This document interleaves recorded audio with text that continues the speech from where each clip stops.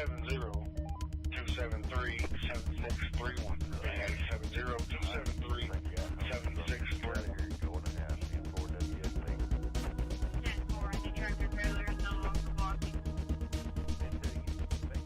That is correct. She was able to get her tractor trailer straight. She is on the side of the road now. No roadblocks.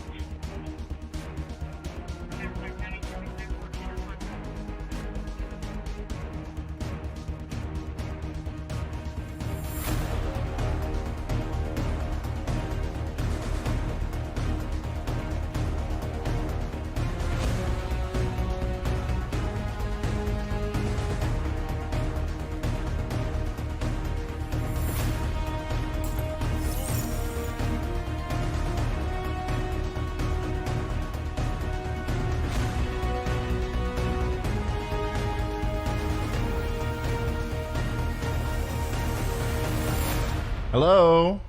Is there anybody out there? Let's see your locations in the chat.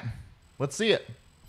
Where's everybody from that's watching today? Welcome to another Ryan Hall Y'all live stream. This is I don't know how many we've done this month in December, but this is too many. It's too daggone many, okay? We have another enhanced risk of severe weather with a, higher than normal chance of seeing tornadoes today in the South, in the South Central area of the United States. Some of the same areas that have been seeing a lot of severe weather this year. So we are here once again to track these storms. We're going to be here from beginning to end. Earlier today, I really thought that we might get away with not doing this.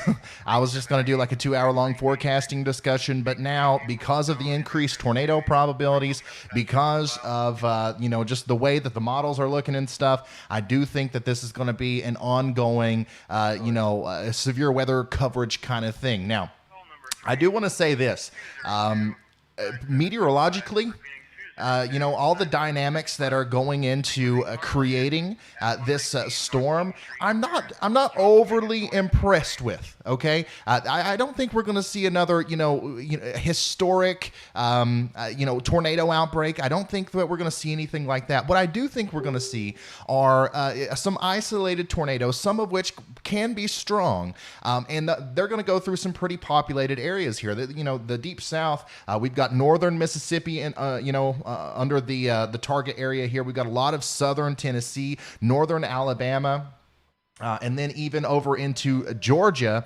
and, southeastern portions of Tennessee. Like, it's this area where there's a lot of, not necessarily big cities, but a whole lot of small towns, speckled across here. So I want to be as informative as possible for you guys. And, even though I personally don't think we're going to see a huge tornado outbreak, when those tornadoes do happen, I want to be here for you. And, it doesn't matter if there's 50 tornadoes or 5. If one of them comes down your street, you're going to be very glad that you were prepared for it. Okay, so that's what I'm here to do for you today. We do have an enhanced risk of severe weather that spreads from Mississippi into southern Tennessee and northern Alabama and northwestern Georgia. We got a huge line of storms here. Let's go over to the radar view real quick.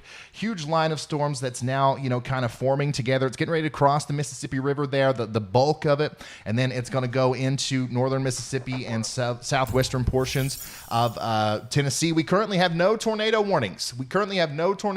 Right now, but we do have a tornado watch. Okay, you see the big purple box? You see this thing right here? If you are in that, you are under a tornado watch. And this includes Greenville, Clarksdale. It includes Memphis, Oxford, Tupelo, Winona, all these places in Mississippi.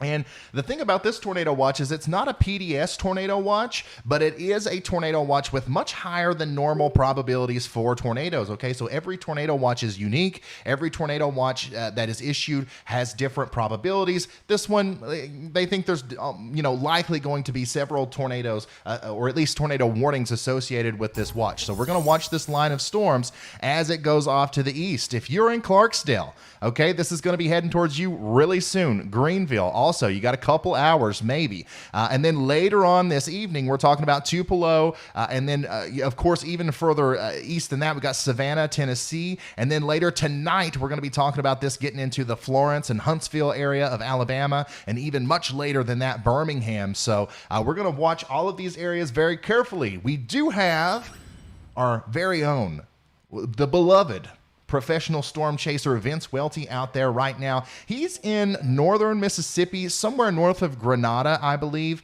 I'm not 100% sure on that, but I do believe he's somewhere there around Interstate 55 in Mississippi.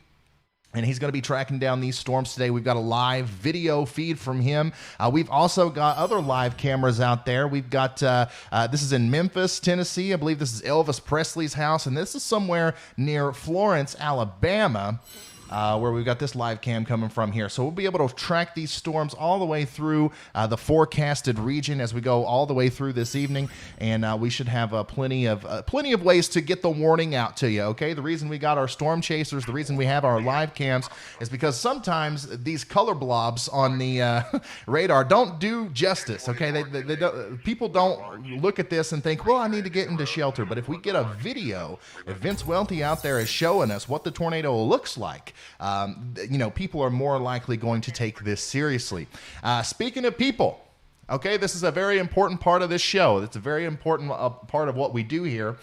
In fact, I think it's the most important part of this YouTube channel and everything that I've done with this channel is you guys. Right now, we have a very unique situation where we have almost 10,000 people watching, and there's not even any tornado warnings yet, okay? I would just about bet that's more people that are watching almost any severe weather coverage right now.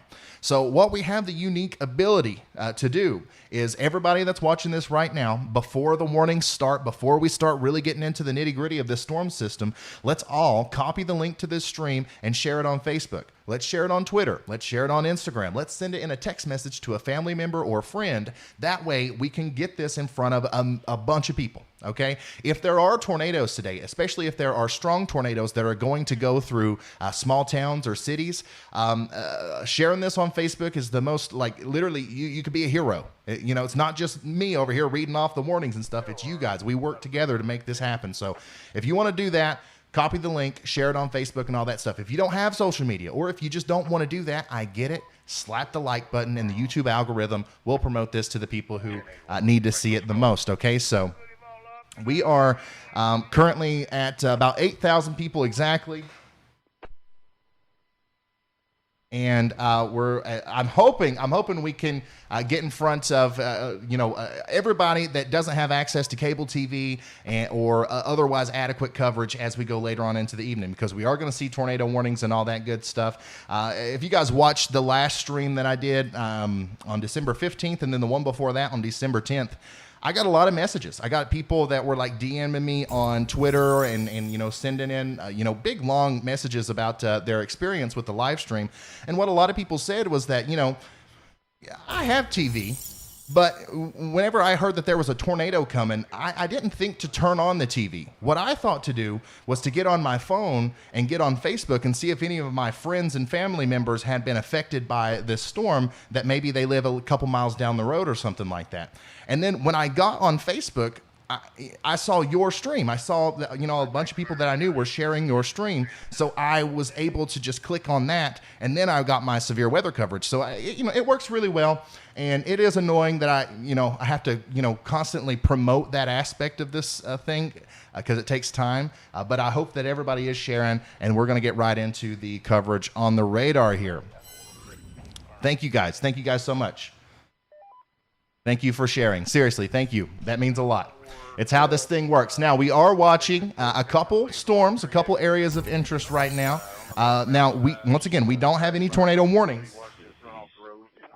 But what we do have are a couple of big-time thunderstorms that are rolling through the Arkansas and northern Louisiana area, okay? All these storms that go all the way up here into eastern Arkansas and even in northwest Mississippi and southwestern portions of Tennessee, they're strong storms, but they're not necessarily severe, and they're certainly not tornadic just yet.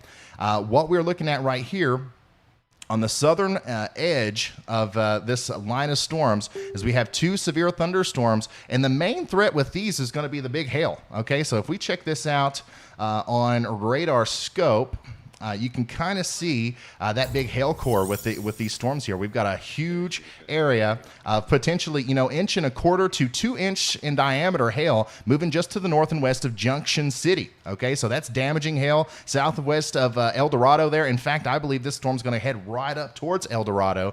So if you know anybody that lives in that area, give them a heads up, because this is definitely going to cause, certainly some straight line damaging winds. And then, of course, you have that hail threat there as well.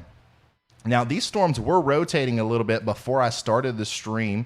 I was looking at this pretty, intensely, just waiting to see what was going to happen with some of these storms. And I remember this storm up here near Heritage, I believe is the name of the town, or Hermitage, south of Warren. That one was showing a decent little amount of rotation not too long ago, but I believe that it might have slowed down just a little bit. Don't hold me to that, but that's kind of what it looks like here. If you're in Hermitage or south of Warren or near Monticello there in southern portions of Arkansas, there is a severe thunderstorm coming through, and I do believe that this one has probably, as of right now, the best tendency to actually start rotating in a significant way. Okay, eventually these storms are going to make it into an area of the this air mass that is so favorable for rotation that all of them are going to be rotating. But right now we're going to have to kind of pick and choose which storm that we kind of focus on. So once again, Hermitage, south of Warren there. And then, of course, as you get all the way into the Monticello area, there's no tornado warning just yet, but this is the storm that I would watch. You are under a severe thunderstorm warning. Keep an eye on the radar here. And as things continue to update, we will make sure you know all about it.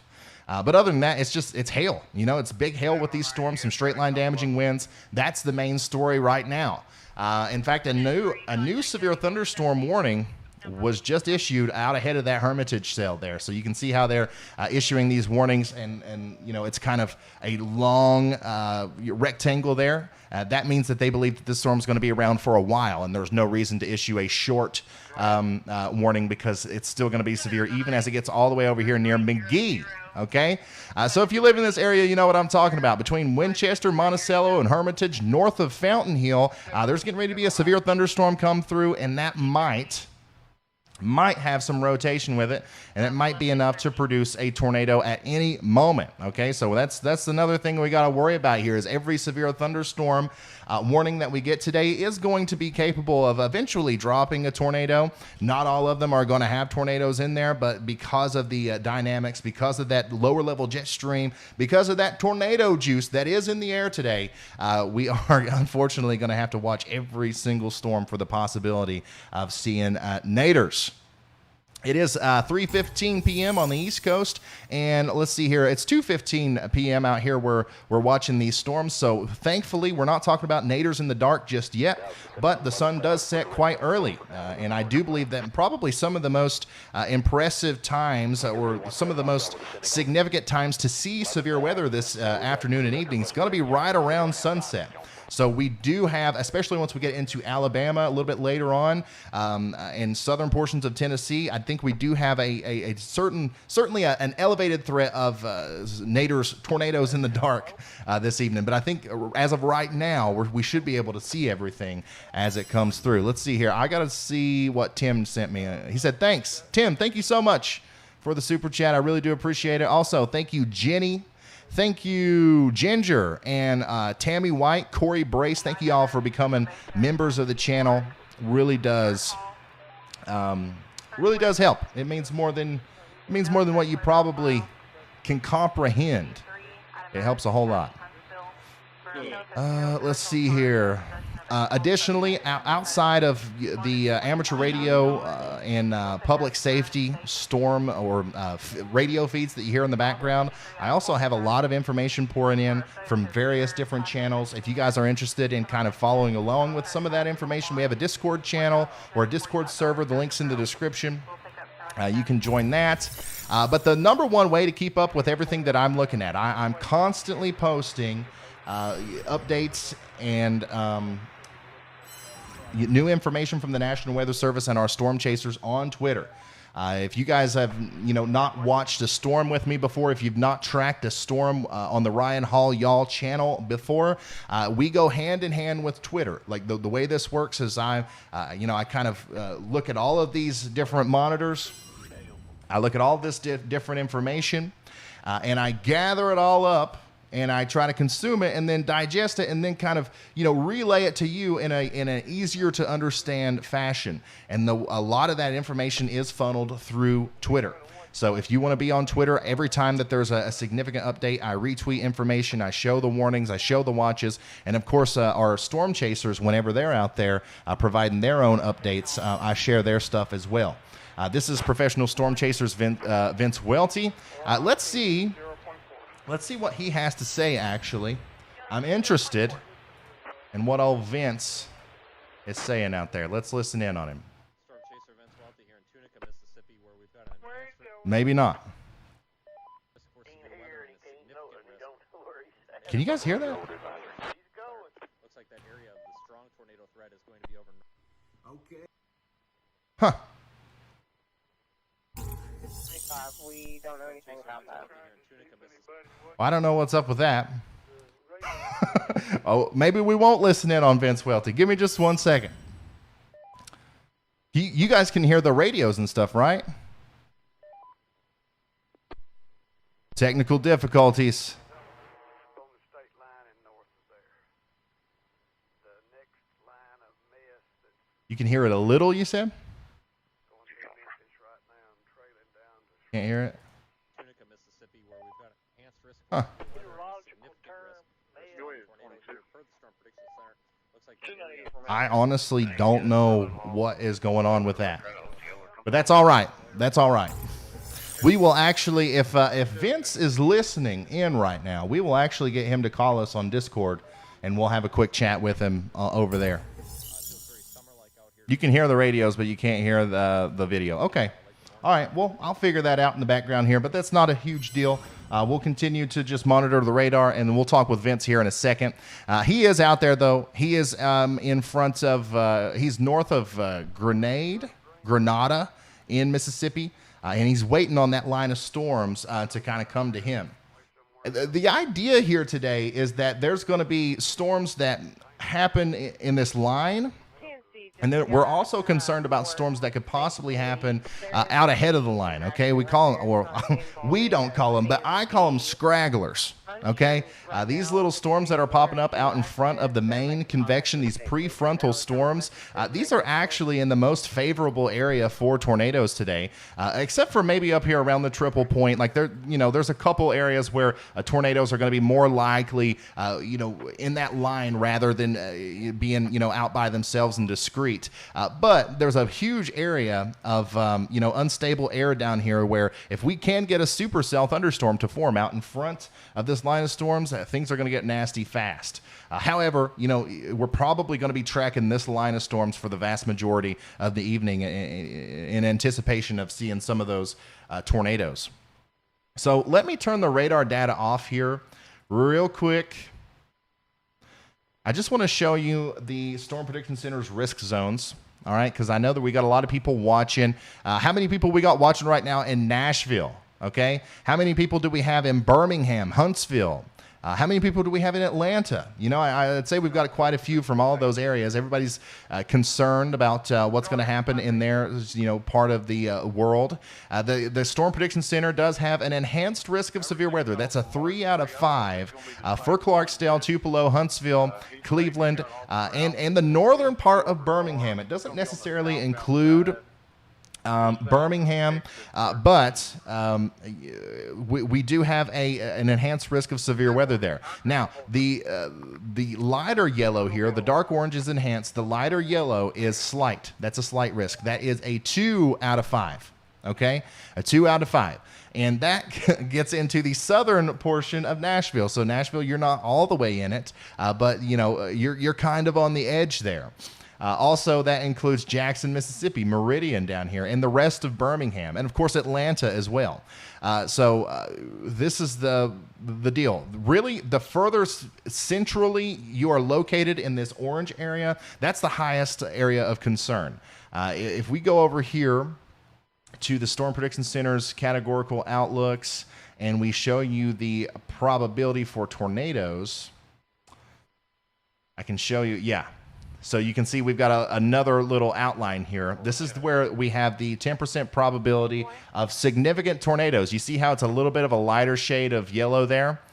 This includes Tupelo, Oxford. This includes Haleyville, Florence, Huntsville, Alabama, Coleman. Everywhere north and west of Birmingham there in Alabama is pretty much under this 10% significant area where we can possibly see, once again, significant tornadoes. Now, the Storm Prediction Center, when they issue their outlooks, a lot of times you'll see a 2% chance of tornadoes or a 5% chance of tornadoes. And, you know, sometimes you'll see 10% chance of tornadoes. That's when we're really talking about a much higher than normal chance of seeing tornadic activity. But sometimes, you know, they'll put that 10% out and then they'll slap a hatched area over top of it.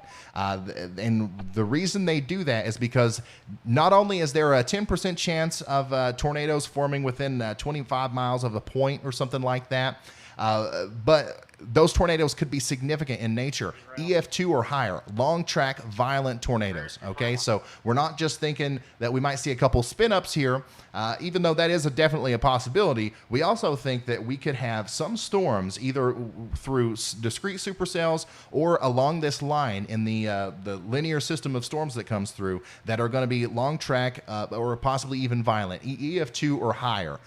That's the kind of thing that we're dealing with today in Tupelo, all the way from Holly Springs on I-22 down towards Birmingham, just to the north and west there, and then of course from Coleman up to Huntsville, Alabama. That's what we're talking about with this is the highest probability of tornadoes today in this area right here.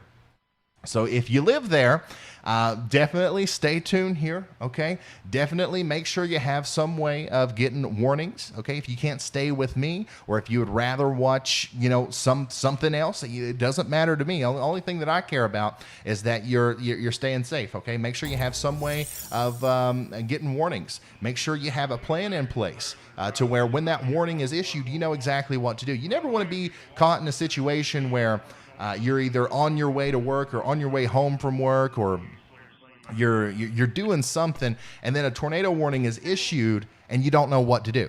Okay, whether or not you get a tornado warning today or not, it needs to be something that's on your to-do list right now to make a plan. Be like, okay, later today between 4, 5, 6 p.m. I'm going to be at work, or I'm going to be going over to my grandparents' house, or I'm going to be at home. Well, whatever it is, know where you're going to be, know where all of the safe spots are, and know what you're going to do when that tornado warning is issued and how you're going to get there. Okay, a safe spot could be considered something like the most interior room of your home. I know a lot of people don't have basements over here, but like the most interior room of your home, or preferably a storm cellar or a basement.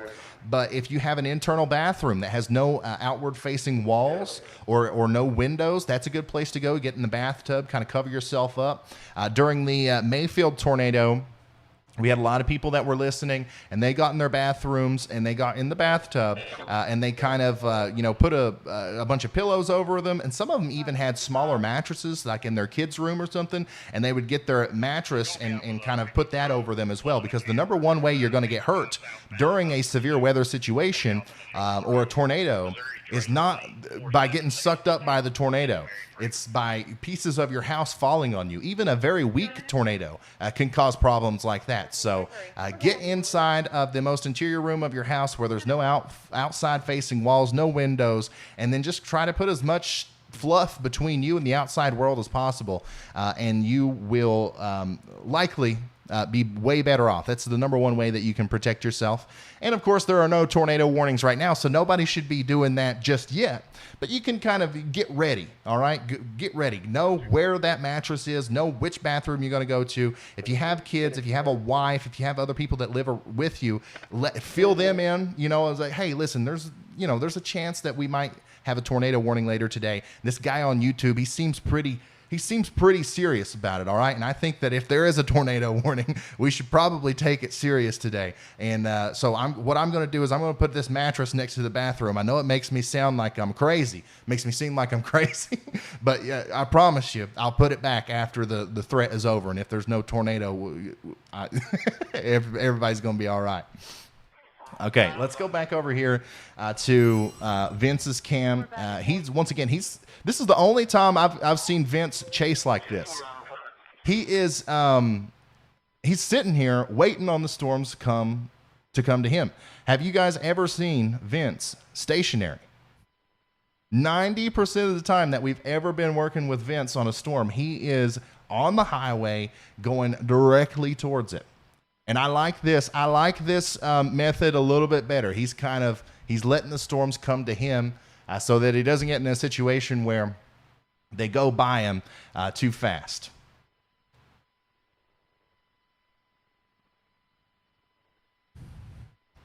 Hello, Vince. Can you hear me? I can hear you, Ryan. How about me? Yeah, I can hear you fine. How's it going? It's going. It's a little bit slow going out here, but a couple of my viewers said you've been trying to get a hold of me, so I figured I'd give you a little check-in here.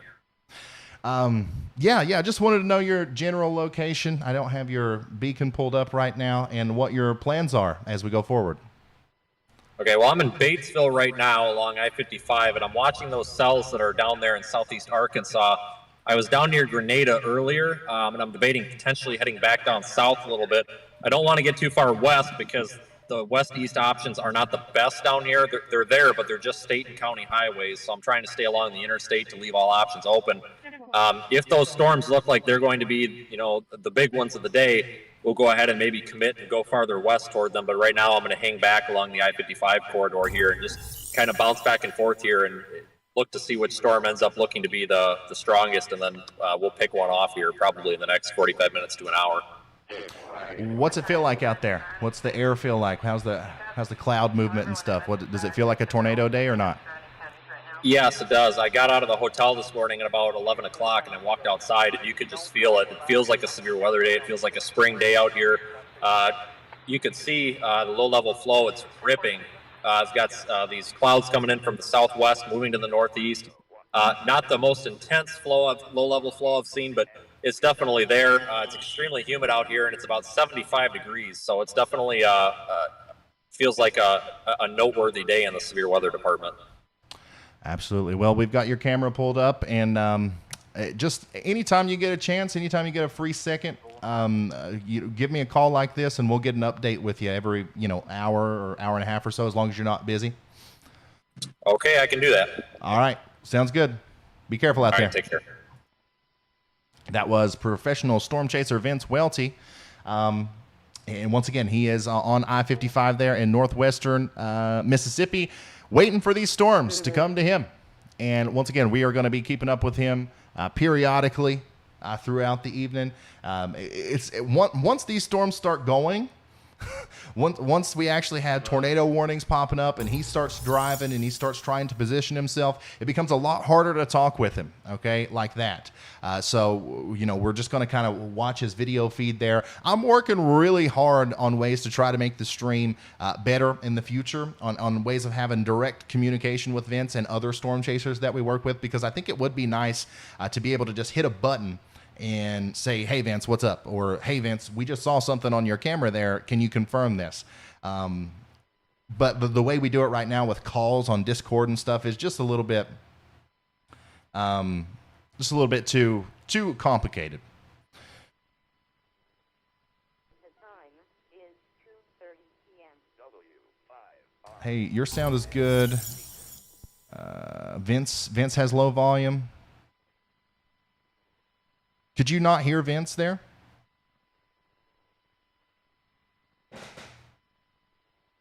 I thought he was kind of loud.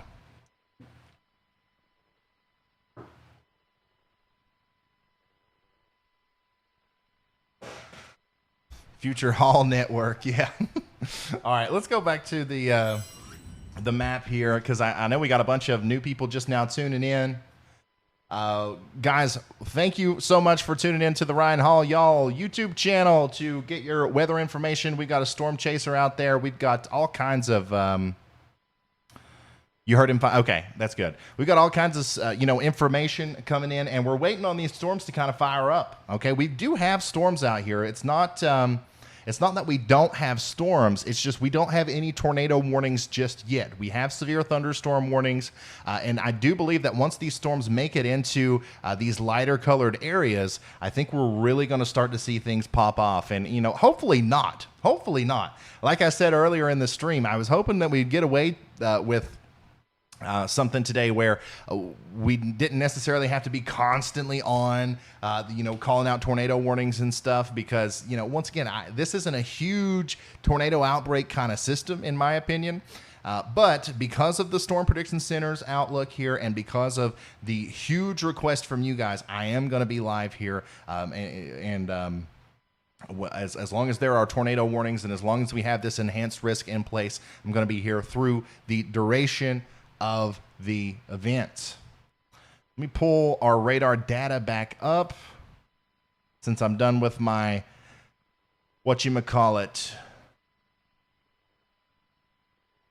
explanation of what's going on here.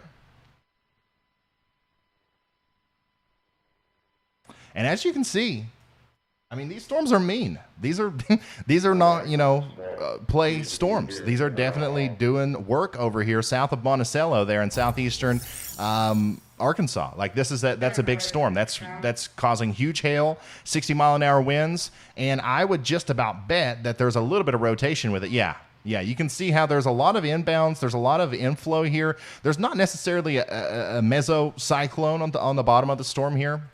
However, there is definitely rotation. These storms are turning a little bit. Every single one of them, you can see these little areas of potential rotation through a lot of these storms. And we're not even in the part of the world over here where the ingredients are really going to come together for a tornadic thunderstorm. So the further east, further north and east that we go with these storms, the more likely it is that we're going to see them spin. And the fact that they are already spinning is not necessarily a good sign. Reed Timmer's out there. Yeah, Reed Timmer is out there chasing. There's a lot of storm chasers chasing today. If any of you guys are storm chasers, please feel free to reach out to me. And if you want to be a part of this, I would love to have a team of storm chasers out there that we communicate with. Obviously, if you're going to be a storm chaser, though, I would hope that you have some meteorology experience or some experience chasing storms in general. So this storm that has that little bit of rotation with it does have a wall cloud. Okay, we got Brian M. Finger out here. I just retweeted this on my Twitter if you want to go check it out. So here we go, guys. It's getting started. This is a picture he just took with his drone there. Look at that. You see the lowering on the bottom of that cloud?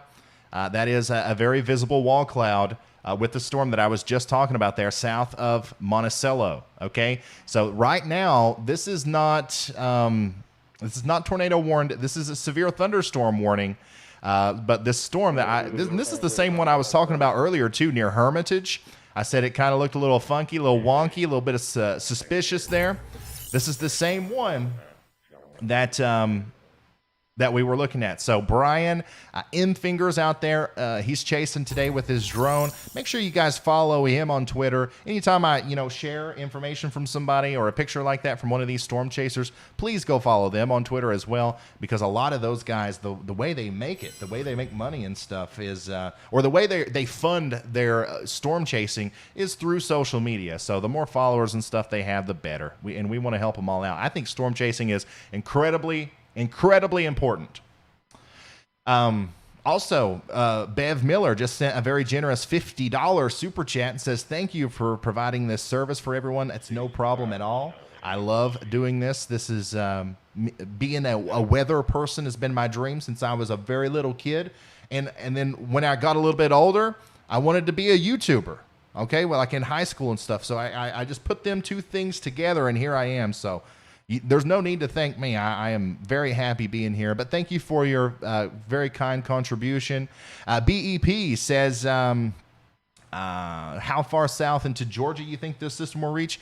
It's going to go pretty far south into Georgia, but the heaviest part, the strongest part of the storms is going to happen in the northern portion of Georgia, especially in the northwestern portion of Georgia, even further northwest than Atlanta. Okay, so you go to the Atlanta metro area, points north and west. That's where the strongest portion of the storm is going to hit, and it's going to be much later this evening. But thank you for that. Let's see here. Crystal says, are you going to be live for the New Year's storms? More than likely. It just depends on.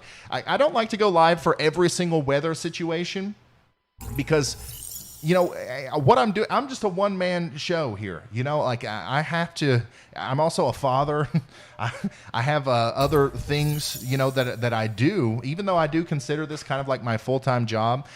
If I was to go live every single time there was a thunderstorm anywhere, I would never have time to do anything else. So what I try to do is I try to only go live during severe weather outbreaks that seem like they're going to be widespread and impact a lot of people. And on New Year's, that could be something that we're looking at, but I don't know yet. I will let you know before then, though. But thank you for your very kind and generous contribution there.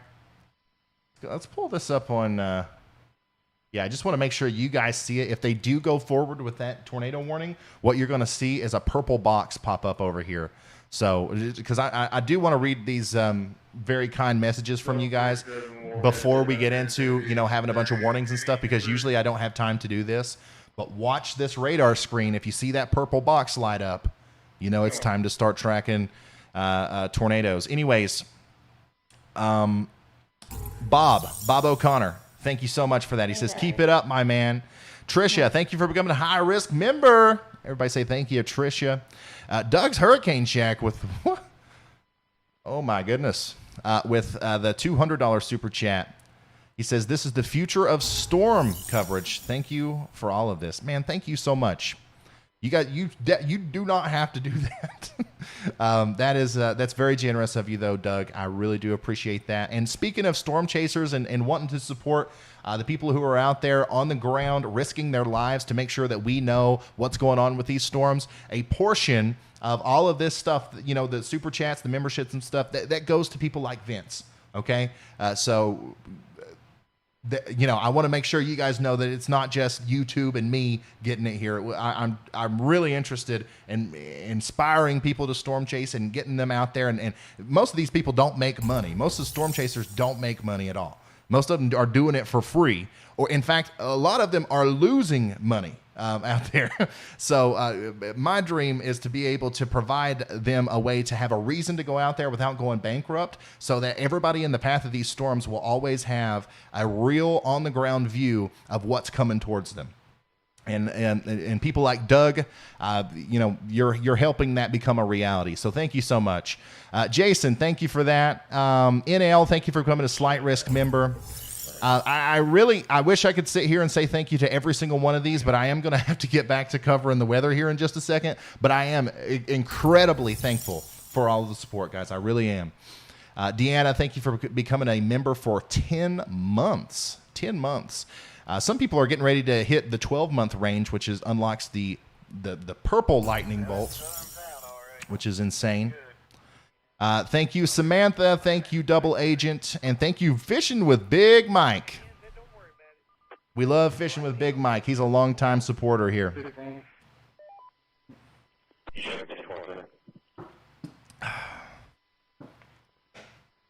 And, of course, every once in a while, I will be taking a break to drink out of a gallon jug.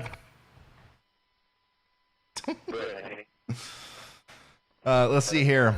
Any insight on the severity in northwest Georgia later tonight, specifically the tri-state area? Yeah, so that's one of the places that we're kind of most concerned with. Let me switch over to this map again. I'll show you this part of the world here, the tri-state region. I guess you're talking about Tennessee, Alabama, and Georgia, near Calhoun there, Chattanooga, and Gadsden.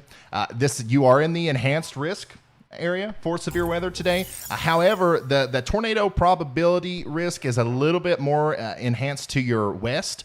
But me personally, I think that the later we go on into the evening, the more instability we're going to have and the more likelihood we're going to have for tornadoes. So I do think that Northwest Georgia is under the gun for some significant weather tonight.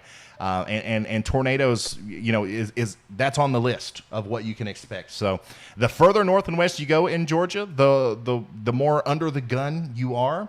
But, you know, it's nothing to be terrified of. Once again, this is not going to be a huge historic tornado outbreak like we've been talking about, it seems like, for the past month or so. This is an average bad day for severe weather, okay? Some people are going to get tornadoes. Some people are just going to get some rain. Some people are going to hear thunder in the distance, and that's it.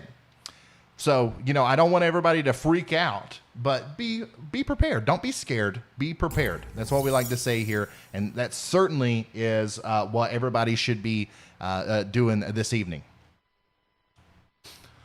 Would you consider covering weather like hurricanes or blizzards because you're so much better than local TV? That's 95. Yeah. So I covered Hurricane Ida this year with Vince Welty. He was in the hurricane.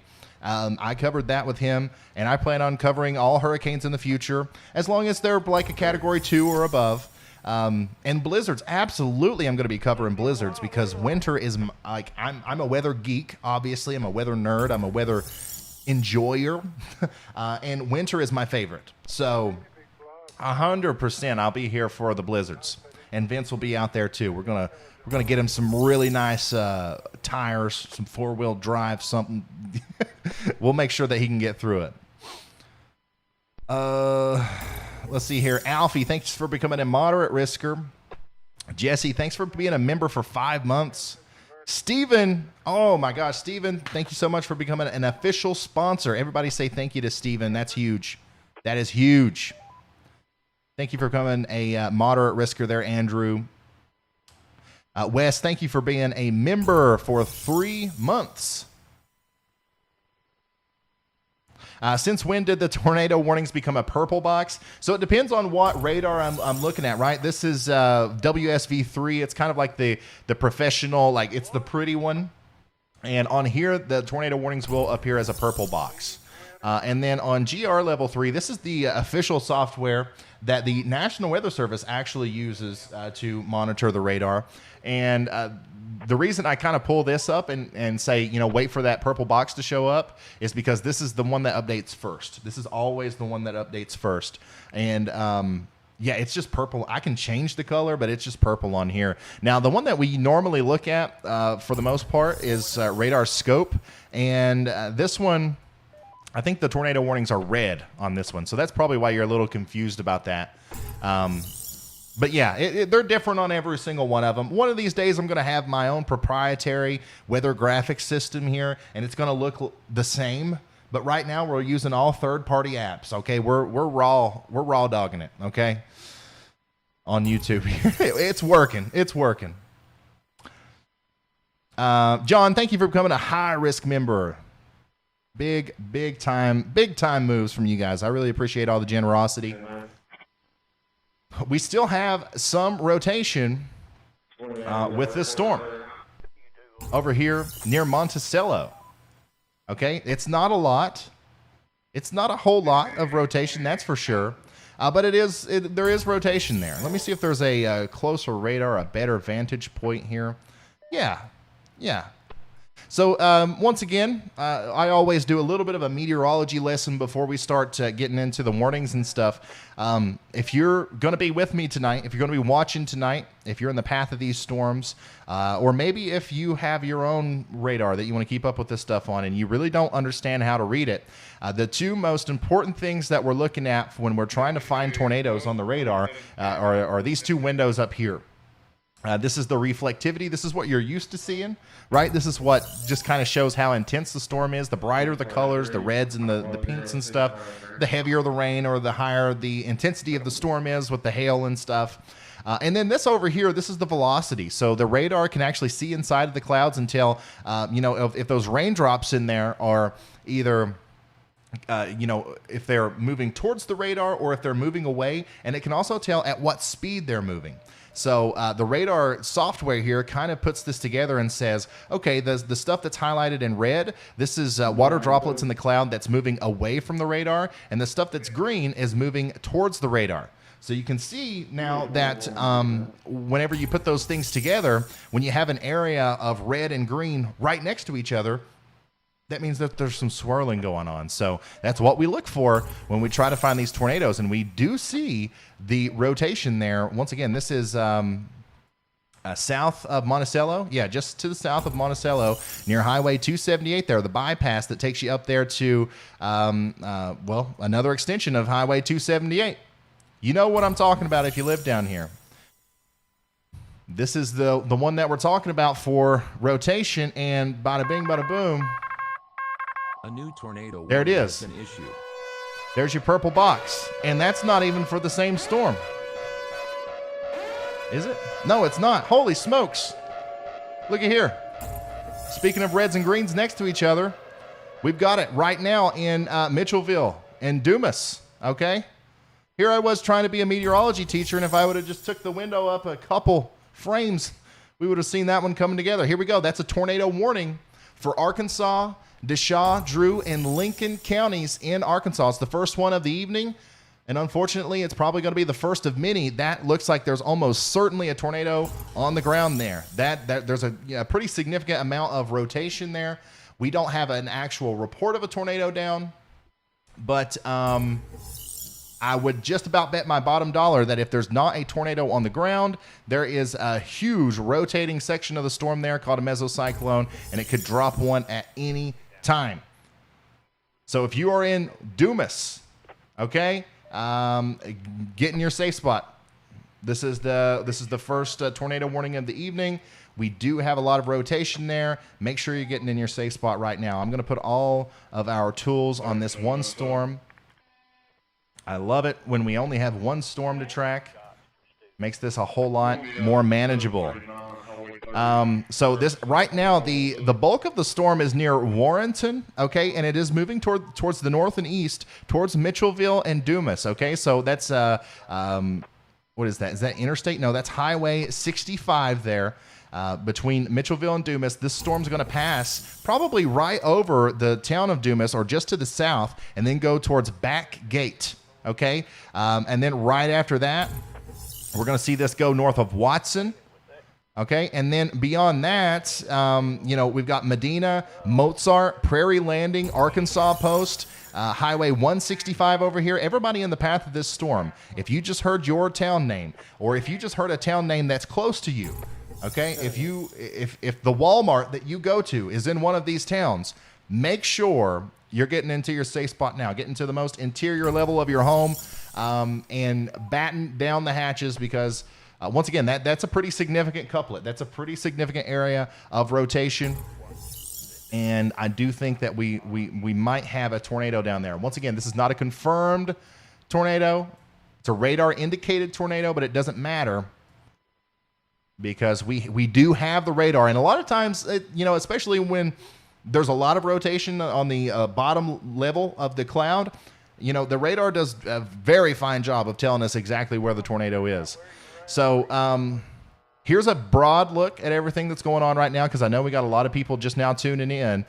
This is our big line of storms, okay? And look at this. Also, we have a lot of these other little ones popping up, okay? We got little bubblers popping up down here. This is kind of what I'm concerned about. This is what I didn't want to see. You see these storms popping up south of Indianola. You see these storms over here near Cleveland. All of this is going to be heading towards the I-55 corridor, and it's going to be entering an area that is primed.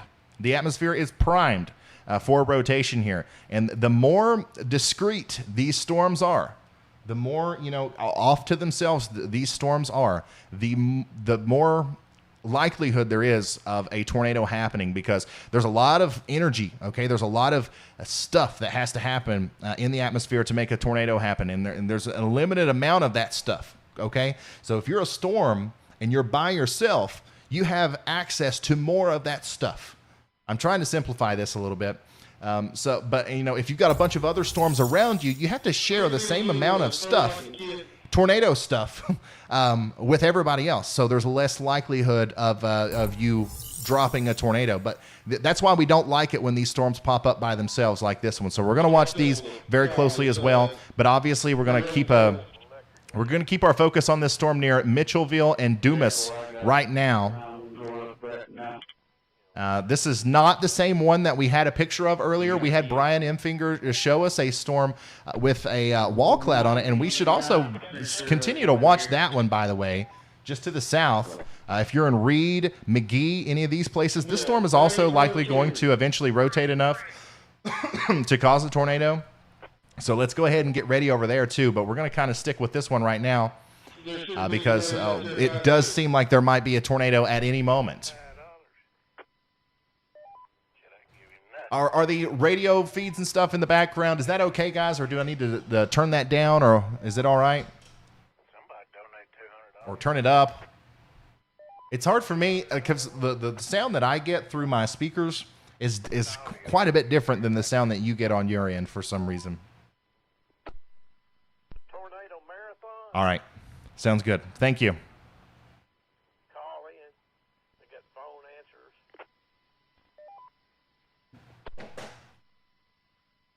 You're gonna have to get a noisy radio or something, Kenny. By the way, I know there's a lot of super chats and members that I'm missing here. When we get really into tracking these storms, I have to focus on that. But I do read all of them at the end of the If I don't read them live, I read them all at the end. All right, I'm going to there we go. I'm going to zoom in here. This is just about to get into the Dumas and Pickens area. So I hope everybody over there is in their safe spot. Once again, this is still just a radar-indicated tornado warning, which means that nobody has actually seen a tornado in that area. Nobody has actually went outside and saw one. We have a lot of police officers. There's a ton of storm chasers out in the area. If there was a tornado, somebody probably would have reported it by now. But the thing is, there's a delay, right? If somebody's seeing a tornado right now, it'll be a couple minutes before we hear about it. So that's why it's important to take these tornado warnings, even if they're just radar indicated, take them seriously and not just wait on the report to come in. So let me pull up the meso scale here. Let's really dig down and see what we've got in this part of the world. Both of these storms, by the way, look mean. And everybody in front of them needs to be in their safe spot. I'm not just talking about the northernmost storm, even though that is the one with the tornado warning. I'm still concerned about this one down here. So if you're in Collins and Mcgee, heed the warning the same way you would if you were in the more northern storm there.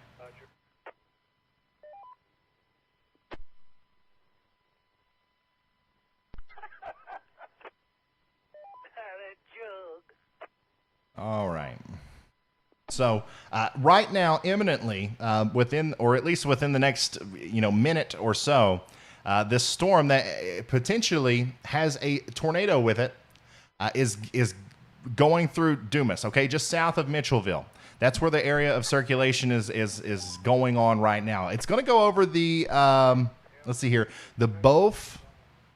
I hope I'm saying that right. The Bof River, and then head over towards Highway 165, okay, towards the Backgate store, okay, south of the Arkansas River. You guys know what I'm talking about there.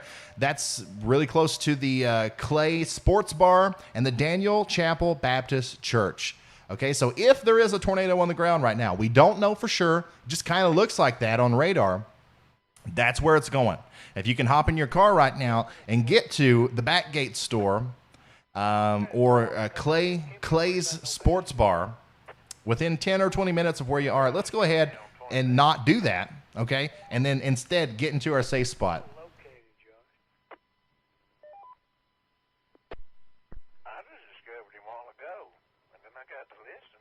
The good news is with every new radar scan that we get, the rotation does look a little bit less impressive. Okay, so I don't know if that's going to continue to be the trend or not, but it does look like the rotation that was there is kind of letting up a little bit. A lot of times storms like this can cycle, though. So we don't need to just write it off. We need to stay in our safe spots. If you're in Mitchellville, if you're in Dumas, if you're in let's see here, Yankopin.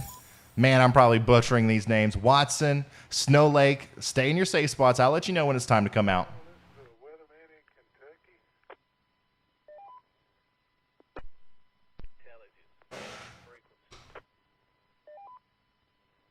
I'm going to take radar scope here. And I'm going to come down. Gosh, man, look at this. I don't know if you guys can see that very well, but the storms that we're tracking are here, right? Here, I'm going to do this real quick. The storms that we're tracking are here. And all the radars are over here, and over here. Literally, these storms are as far away from a radar as you could possibly get. I don't know why this always happens, but it's like it's almost like the tornadoes know that they're being watched and they don't want to be. So they happen where we don't have great radar coverage. And the problem with this is as the radar beam goes further out into the distance, it also gets higher off the ground. So we're not seeing very close to the ground here when we look at the correlation coefficient and the velocity and the reflectivity. We're seeing a little bit higher elevation, which is fine. You know, we can still tell what's going on there, but it's not ideal. We need more radars in this country.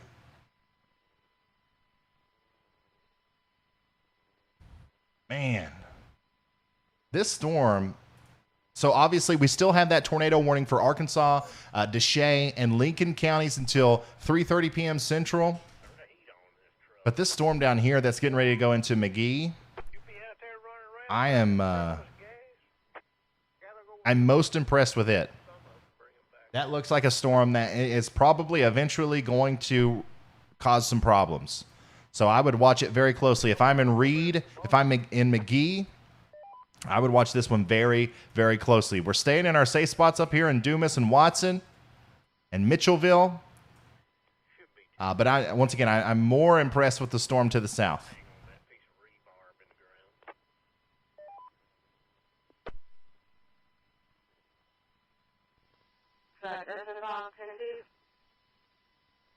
We're good.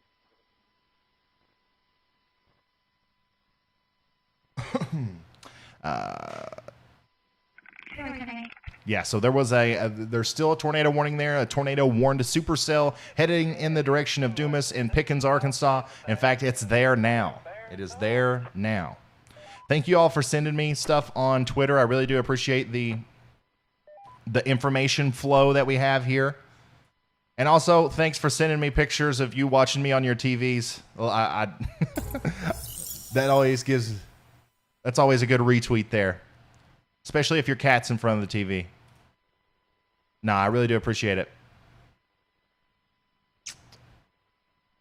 So I'm kind of just looking for any, I know we have a lot of storm chasers out there today. I'm just looking for any new pictures or videos that I haven't seen just yet.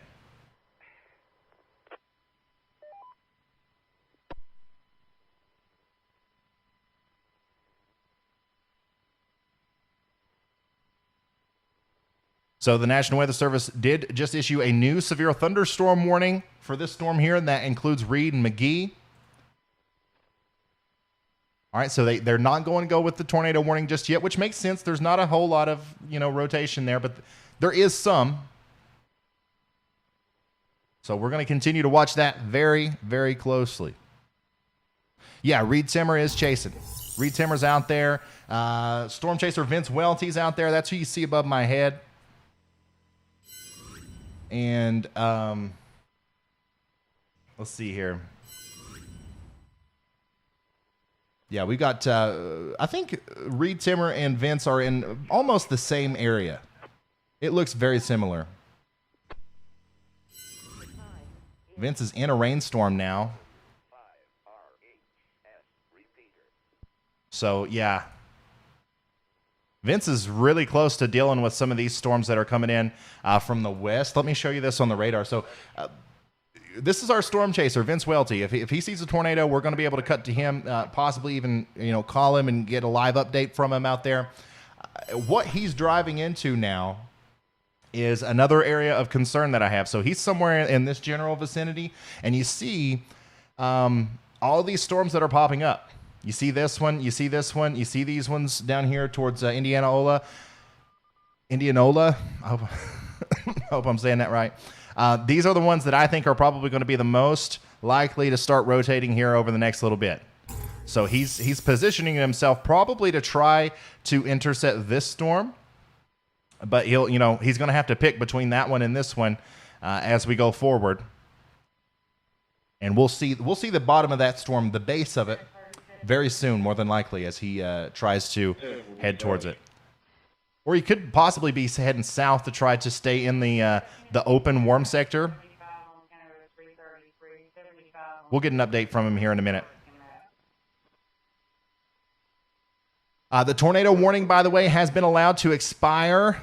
So the tornado warning has been allowed to expire. Arkansas County is no longer under a tornado warning. So if you are in one of those places I told you to take shelter, it's okay to come out, but there is still a severe thunderstorm going through with straight line damaging winds and hail. So just keep that in mind. Now, I think that my attention still is focused on this storm down here. It's getting ready to go through Mcgee. I would definitely continue to treat this storm as if it's tornado warned if I'm in Mcgee. Don't freak out. Don't make any huge changes to what you're doing, but just know that there's a very strong storm getting ready to go through Mcgee, and it could drop a tornado at any moment.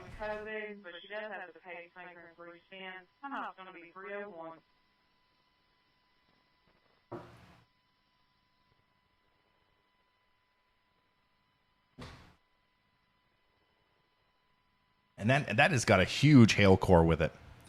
That is a very, very strong storm there.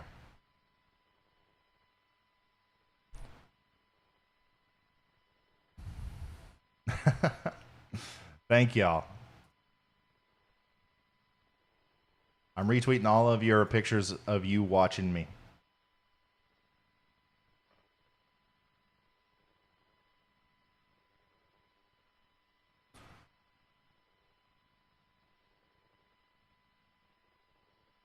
Give me just a second here. I know there's a lot of people asking about what's going to happen downstream.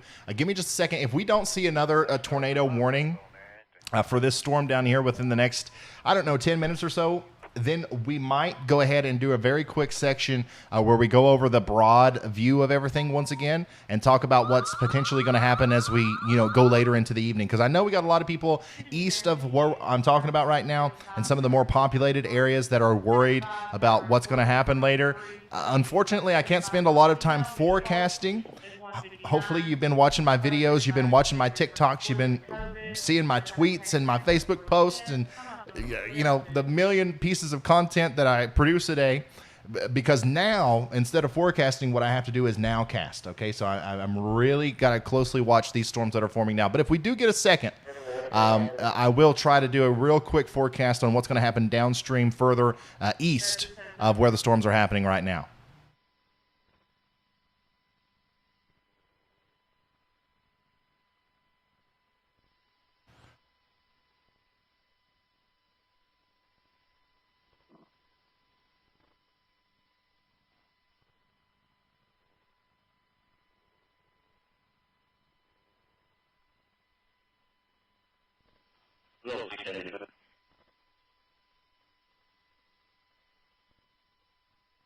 Go back and yeah, man.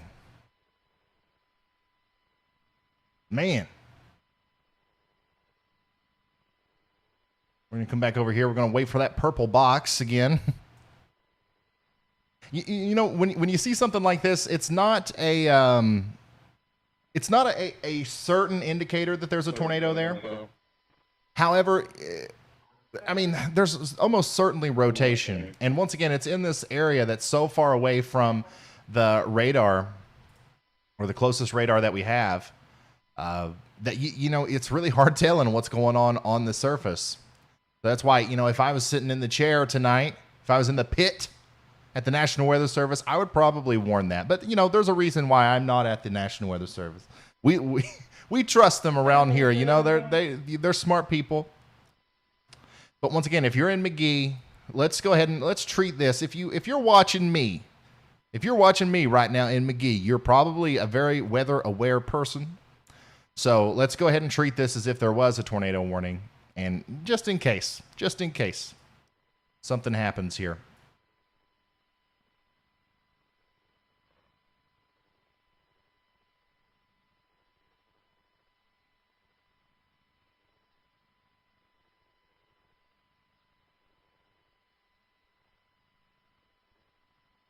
Three, 10, 7, minute, 4.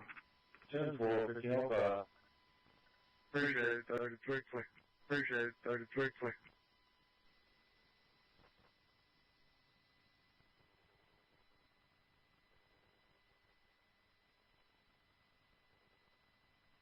Yeah, I'm really watching that southern sail. It's starting to get a hook, and it does have rotation. It's hooked and it is rotating.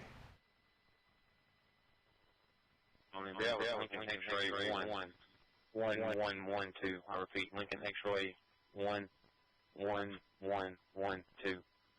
I'm just trying to see if there's anybody out there on that storm in particular.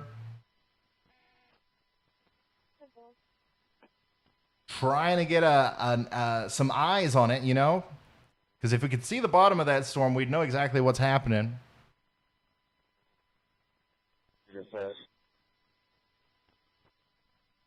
It's broad rotation here. Okay, so another thing, if you're new to this, if you're just kind of learning about reading radar and stuff, you know, just because we do see the reds and the greens next to each other doesn't necessarily mean that there is a tornado, because especially in this case, the rotation is very broad. We're talking about an area here several miles wide. Okay, most tornadoes are not several miles wide. So really what you want to see if you're going to issue a tornado warning, or if you think there's a tornado on the ground, is you want to see these colors, the greens and the reds, be a little bit brighter to indicate faster, speeds, and then also closer together. When they're really close together, we call it a couplet. And then you kind of look at the innermost pixels where the red and the green touch, and you can kind of measure the gate-to-gate shear. And when you get in a situation like that, you more than likely have a strong tornado on the ground. But with this situation, I think that what's happening here is this is a supercell thunderstorm. It is rotating. It's got probably a mesocyclone on the bottom of it, with potentially even a wall cloud, and there's enough rotation there to potentially cause a tornado at any moment. And our radar is just not, it's not in a good position to tell us exactly what's going on the surface. That's why I said, if you're in Mcgee, let's go ahead and let's treat this like a nadir warning. 822, 142 Fields Road, Bahia, 3029 FEIC. Yeah. Running 840-114-595, contact to James View, 79 East Railroad Avenue, Bahia, White Mare, Edinburgh, 62773, / 62725, license 1 5. Welcome. Information only. He does not want to follow the report. He has his own record coming. Judy says Jordan Hall is in that area. Who's that? Also, looking in the backlog here, Douglas Christensen sent another $200 super chat. Says another donation on my personal account, just helping to get those snow tires. Thank you so much, Douglas. That's incredibly generous. I think, yeah, Douglas, he was also the top supporter of the last stream as well. So Douglas, you don't have to do any more. You've done enough. Thank you so much, Douglas. Everybody, all 13,000 of us are very appreciative of you, though. So thank you.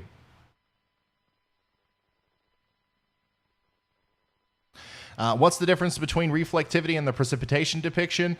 So basically, this is just two different color tables. The precipitation depiction, if it were snowing, it would show up as blue on this one down here. Okay, and it's also just set on a different color table to where you can see a little bit differently. I think probably more intricately some of the details on the reflectivity. So if there's a hook echo or a debris ball or something, I think you can just kind of see it better on this one. So I keep both of these up. This is kind of the expert way of looking at it. You know, this is how you're supposed to look at the reflectivity. But me personally, I kind of think that I can sort of see things that I can't see up here on this version. So I just keep both of them up. These are both just reflectivity, though. There's not a lot of anything different going on there.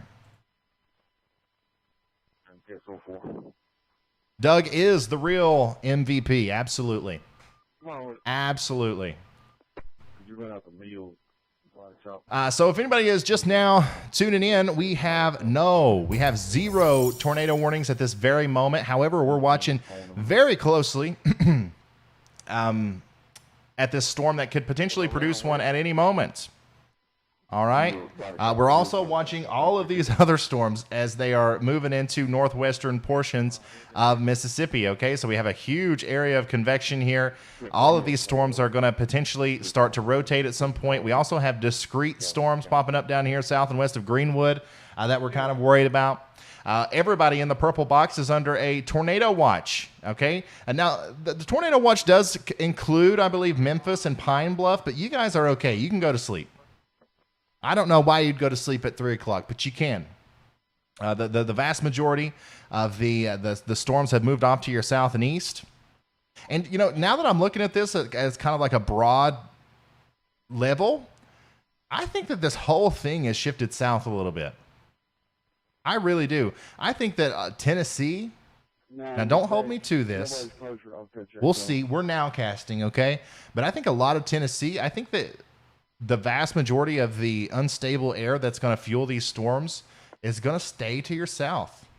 I think that some of the stratiform rain and just some of this mess up here along the surface low track is going to kind of keep you from getting hit by some of the stronger storms. Now, once again, don't hold me to that. You are under a tornado watch. You're under that enhanced risk of severe weather. We're going to continue watching it. But I'm trying to relay some good news. Some good news. On Highway 30. But yeah, I think that some of the stronger storms here, you know, I would imagine that they're going to continue kind of on like an easterly track like that. 37 copy. So but once again, that's just a preliminary observation from me. We'll see. I'm going to be here until these storms pretty much go away. So we'll see.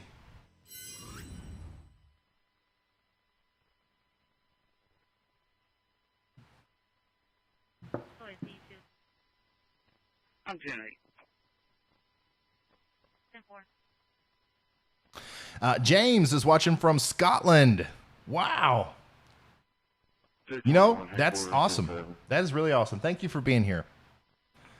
I couldn't imagine watching the weather in Scotland, but I would imagine it's also probably not as interesting as often as what we have here in the States.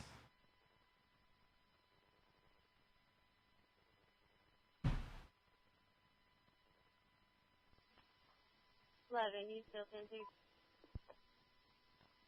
10-2? Judy, yeah, that's what we're hoping for. Hopefully you just get some thunder, some rain, and some lightning, and some stuff like that. You know, everybody's going to get that. If you're in the watch area or the risk area today, you know, if you don't get a tornado, you're going to get heavy rain. You're going to probably get some sort of a severe thunderstorm, maybe some strong winds. But the tornado threat is what I'm mainly talking about when I say that I think it's shifted south a little bit. So,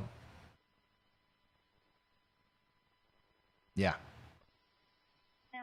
Paul Nora Adam 8738 expired 2006. Heavy rainfall is coming down across much of western Tennessee and eastern Arkansas. These storms are still capable of producing damaging winds, flash flooding, and tornadoes in the Memphis region. Christopher Cooper. Whoop. Christopher Cooper, thank you for becoming a high risk member.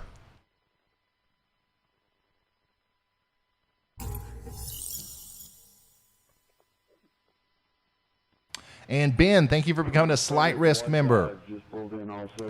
So we do have a tornado watch right now until 7 p.m. Central for a lot of Mississippi, extreme southwestern Tennessee, and southeastern Arkansas. Okay, we're more than likely going to see a new tornado watch issued for northern portions of Alabama and maybe southern portions and southeastern portions of Tennessee and northwestern Georgia within the next 2 to 3 hours.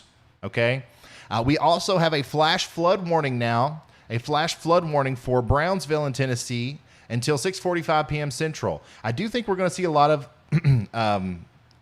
flash flood warnings tonight as well, because the way these storms are kind of progressing over the same areas over and over again, that is going to lead to more than likely a lot of flash flooding, especially there in Tennessee. A severe thunderstorm warning has been issued for Mcgee in Arkansas City and Tiller, Arkansas until 3:45 p.m. Central Time. That's the storm that we're watching here.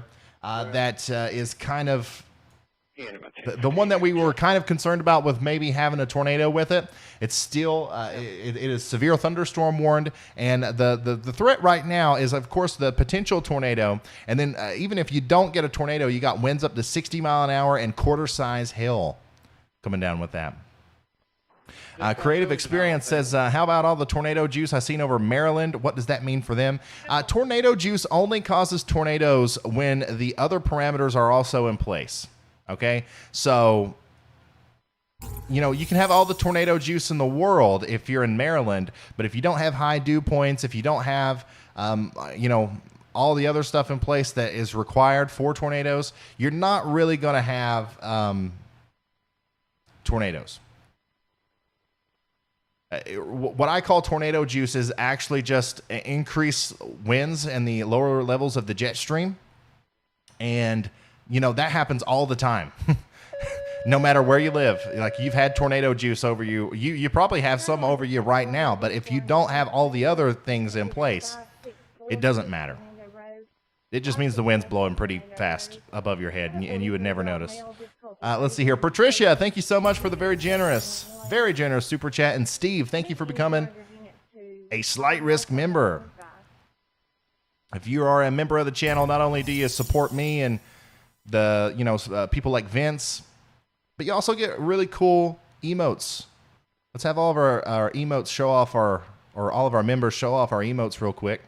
Then you get the little lightning bolt next to your name and access to members-only live streams and stuff like that. It's pretty cool.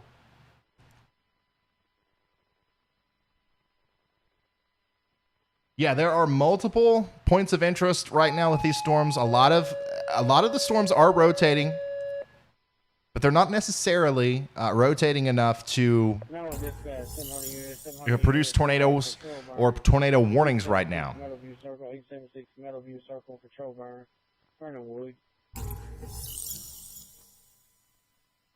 There we go. There's those emotes.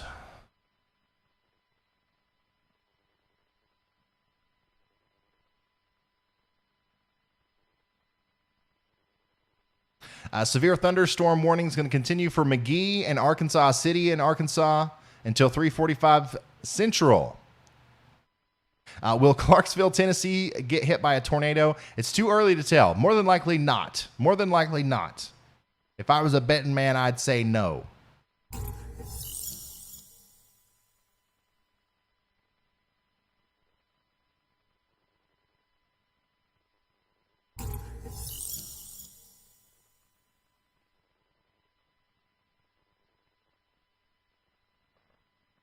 ETA and severity around Chattanooga.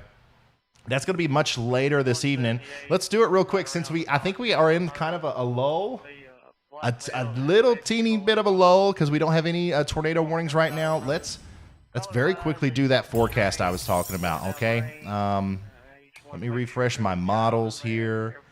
Let's see here, 18Z. Actually, let's do 20Z. Let's go ahead and do that. Precipitation, composite reflectivity type. All right. And we'll zoom into the deep south. Okay. Can you all see that pretty clearly? The text shouldn't be going around the whole bottom, but that's all right. It ain't that big of a deal. So this is what the radar could look like as we go into the future. Remember, if you want to keep up with the time, it's up here. And it's up above my head there, and it's in Eastern time. So a lot of you guys are in Central time, but it's going to be displayed in Eastern there. So here's what the radar kind of looks like right now. And, you can see we've got our main feature here that stretches from western Tennessee all the way down into northern portions of Louisiana. And it's always going to be in this portion of the storm where we expect the likelihood of tornadoes to increase. So keep that in mind. As the storm goes to the east, so will this area. All right, so this area of instability is going to kind of go to the north and east like this as we go later on into the evening. So let's put this into motion. Really strong storms around 7 p.m. or 6 p.m. Central, moving into northwestern Alabama and northeastern Mississippi. We also got to watch for the very small likelihood of some of these storms popping up down here in southern Mississippi to become tornadic. But it does look like the vast majority of middle Tennessee is just going to be, once again, I don't think that this is going to be tornadic. I don't know for sure. Once again, I would still be weather aware, but I personally, in all my years and experience of talking about this, I would say that the tornado threat has greatly shifted to the south here.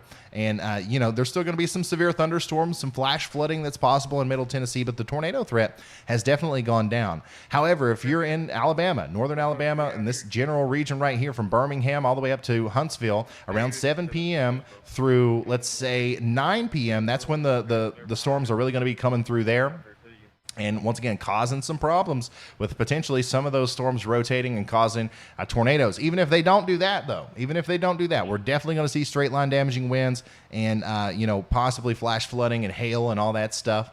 It's going to be a really loud night in eastern Tennessee. Okay, lots of thunder, lots of lightning, lots of heavy rain. But once again, I don't think that you guys have to worry too much about the tornado threat. That's going to be reserved down here for the more southern portion of the storm. And then, of course, it is going to be making its way into northwestern portions of Georgia around 11 or 12 a.m. And they're still going to be strong. They're still going to be very strong storms all the way until, they move out of the area. And in fact, they're not necessarily going to move out and kind of like clear the area like normally when you get a big storm. It kind of gets cool and calm afterwards.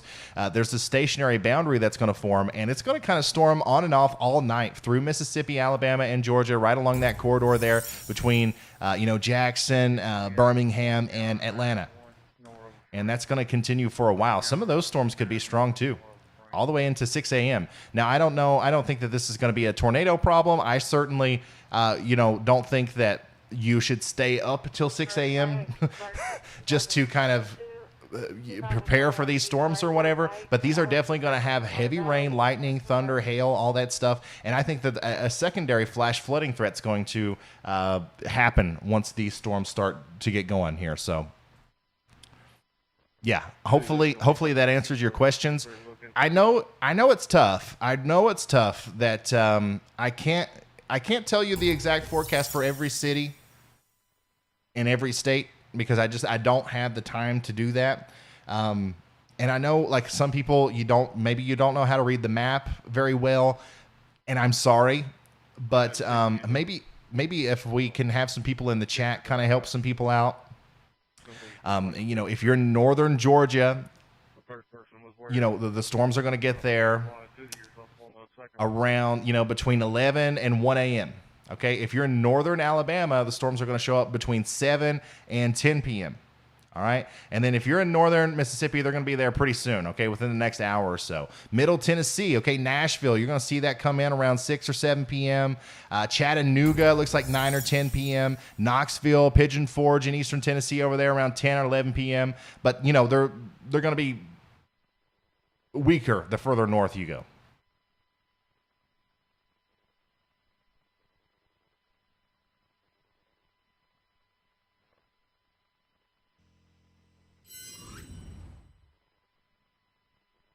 So I hope that answered some questions. I hope that helps some people out there. Thank you, Krista. Thank you, GA Smile, for you. I would like Ryan to give me a personalized weather report. Hey, somebody told me, because obviously I can't do that. I can't do a personalized weather report for everyone. But somebody from, what's the app called where you get like personalized videos from, oh man, I can't even think of somebody famous. It's like, it's made for famous people. It's not made for people like me. But like, I don't know, you can get on this app and you can pay The Rock $10 to say hi to you or whatever. Somebody said, or actually somebody from that app sent me an email and they was like, hey, you should do that. Like you should get on this app and have people pay you $5 or whatever, and you send them a video of you giving them a forecast just for them. And I laughed at them. But maybe one day, maybe if I'm, maybe I'll do what The Rock does and and do personalized Cameo. That's what it's called. I'll do personalized forecast on there. I don't know. But yeah, that like somebody that works at that app reached out to me and tried to get me to do it. Ten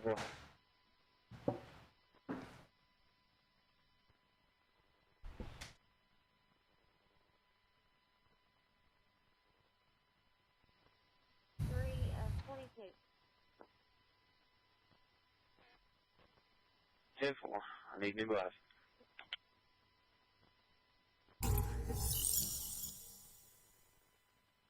Man, there's still an impressive amount of rotation here with this storm. We even have what looks like a little bit of a correlation coefficient drop.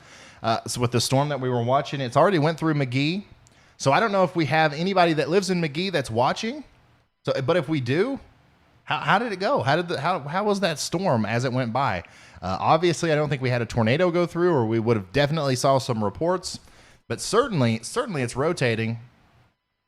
And it still looks quite impressive to me. And it's about to enter an area of the radar, like a radar hole, that's even more void than the one that it's currently in. So we're going to lose our ability to track it here for a little bit. Adam, thank you so much for that. Tilting says, thank you for keeping us informed. You are more accurate than our local weather reports. All weather people get it wrong sometimes, man. Nobody's perfect, but I appreciate that. Matthew, thank you for becoming a member. Y'all are being awesome. Thank you. Soggy Bottom Boy, thank you for that. I appreciate that. Man, I hope this is how the rest of the evening goes.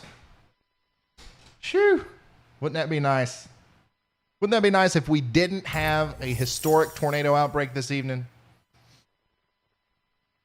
This December has been the craziest month of my weather life. Never seen anything like it. Never.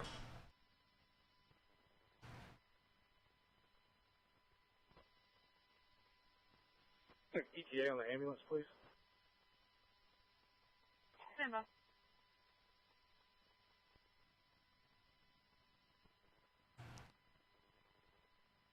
Well, coming right at 3025. Joshua, thank you for that. He says, I knew you were going to be awesome when I saw your username had y'all in it. Keep up the great work, and thank you. Thank you, Josh, for the very generous contribution there. Yeah, so whenever I used to dabble in TV weather, you know, I could, if I wasn't doing this, I could work for some TV news station and do the weather there. But one of the things that a lot of these places, you know, it's not like anybody gave me a hard time. I'm kind of making a bigger deal out of it than what it actually was. But, you know, something that a lot of them mentioned was like, hey, you need to work on your accent. Your accent's pretty strong. You know, a lot of people associate the Southern accent with a lack of intelligence. So maybe you practice saying stuff better. And I'm personally, I don't care. I don't care how I sound. I don't care how you sound. You know, if I'm talking to somebody and they've got some sort of accent, I don't assume their level of intelligence based off that. So when I started the YouTube channel, I figured maybe that would also be a problem here. So I just went ahead and put y'all in my name to own it. All right. Yeah. You know what you're getting yourself into when you click on one of my videos. It's Ryan Hall, y'all. All right. The time is 3:30 p.m. W5RHS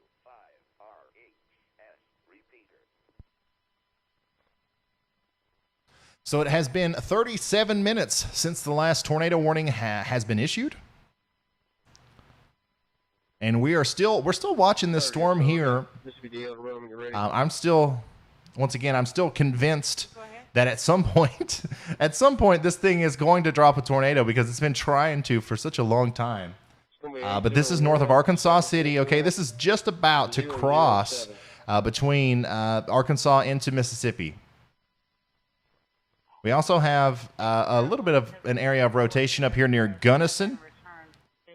So everybody that's in front of this line of storms needs to kind of pay attention. Not time to take shelter yet, but it is time to pay attention to what's going on.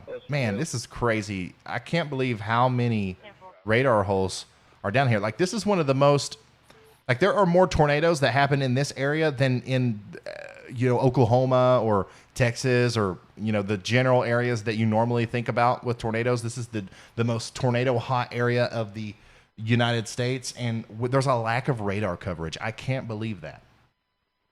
I can't believe it. What state are you originally from? Kentucky. I'm a Kentucky guy.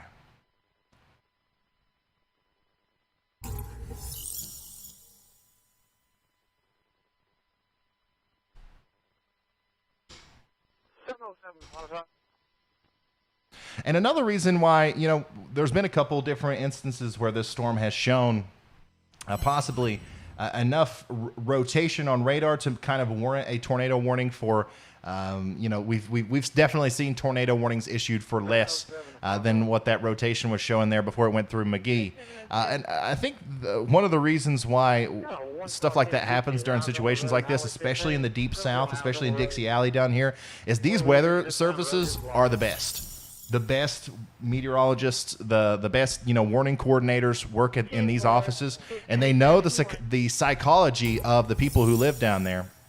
And if they start issuing a bunch of on a day like today, when a lot of tornado warnings are expected, if they start issuing a warning for every little area of rotation, people are gonna become desensitized to it. And then when the real one comes through, when that one storm with a bad tornado is actually coming through, people might not take the warning as seriously.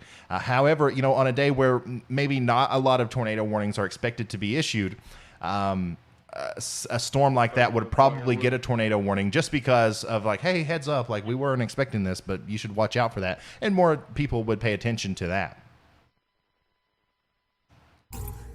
Thank you, Chrissy, for becoming a member. And thank you, Charla.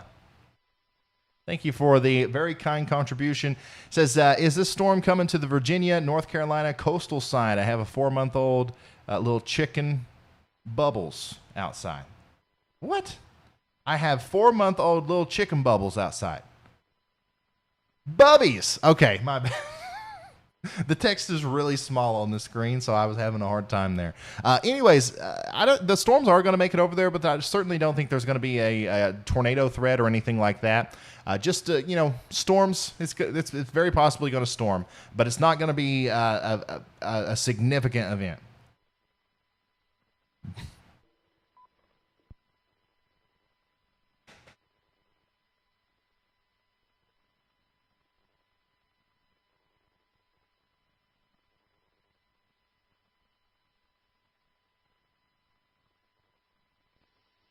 $30.29. Yeah. Bubbles. Chicken bubbles. I'm like, what in the world is a chicken bubble?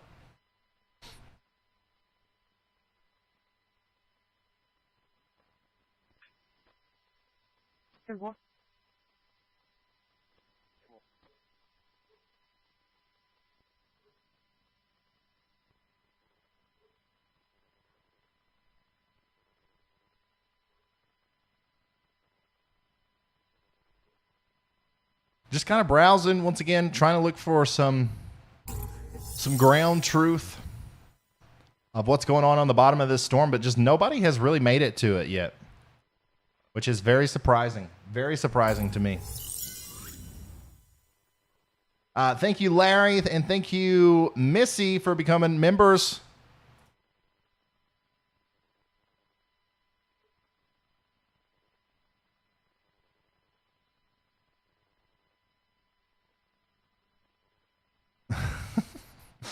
Yeah, somebody's gonna clip that. It'll be another meme.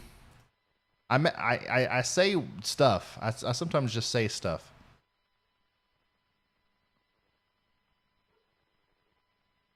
Another thing that we're going to be talking about a lot in the upcoming videos, like I'm going to post a normal video tomorrow, is snow. We're going to have another big severe weather potential coming, over on the New Year's time frame. But on the northwestern side, if we have anybody watching in the upper Midwest, all the way up and through the Great Lakes region, like I think that we've got a really good chance of seeing our first what I would consider a snowstorm coming through with this the January 1st system. Obviously, we're going to talk about severe weather on the southern side, but I'm most excited about the snow.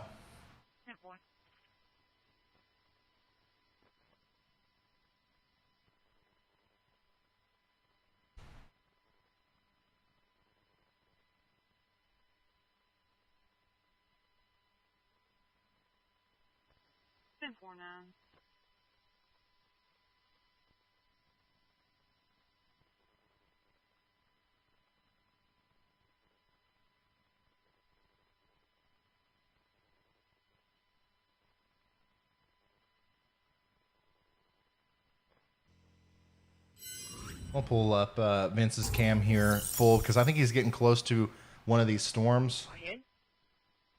And I want a closer look at it. Simple.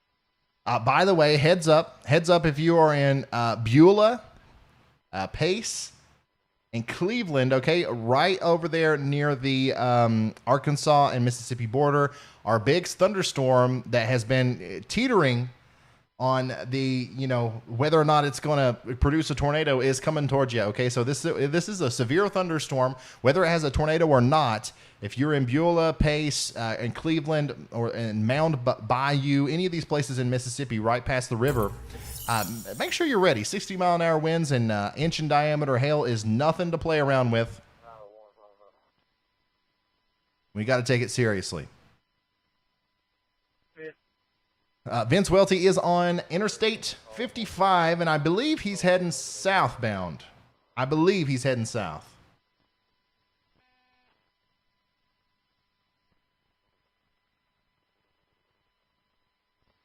Man, will you show me how to source, please? Out of service at 1537. Have a good evening.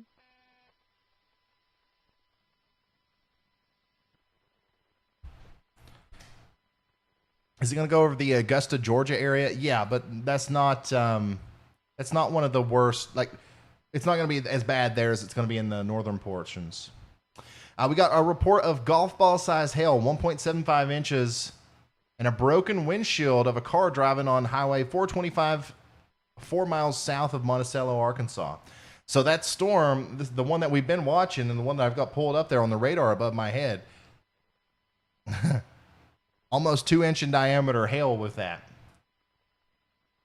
which is definitely going to cause damage to anything that you've got out there that could be,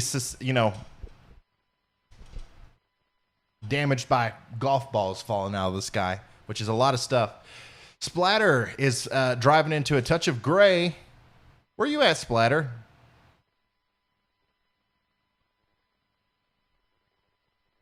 Oh, that's another thing. I know we have a ton of truck drivers that watch this channel. We have a huge amount of, long haul truck drivers and stuff like that. Maybe what I should do now, obviously our trained storm spotters, our storm chasers and stuff, we're going to continue to support them, obviously. But these trucks are out here. They got to be out there anyways, right? A lot of them do change the routes to get around the storms, which is that's absolutely what you should do. But if somebody finds themselves driving through a storm, we need to figure out a way to get our truck drivers that watch to help send in video and stuff, like live video from their cab. That would be cool.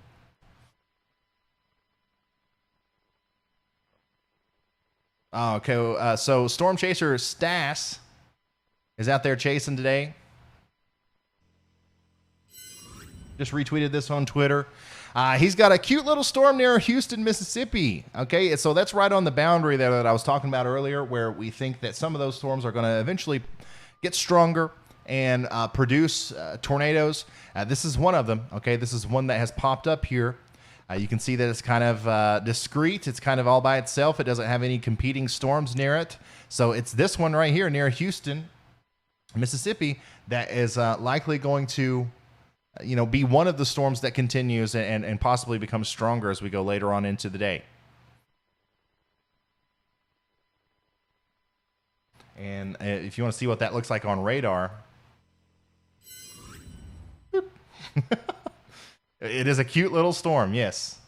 But it is, it's these storms like this that we have to watch, these discrete storms that pop up all by themselves. 1540.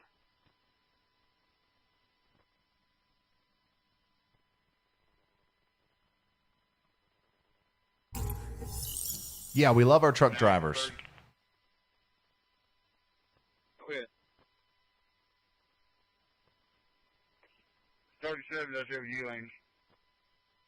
Yeah, boy. How many people do you have in that car? Is it one or multiple or what? Just one, female. 10-4. You got 29 coming out there. I need 37 back over here for calls. Got that bros going.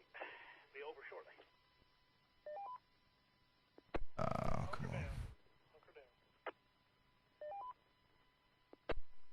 on. So the National Weather Service just issued a new mesoscale discussion. They say the severe risk continues across the tornado watch.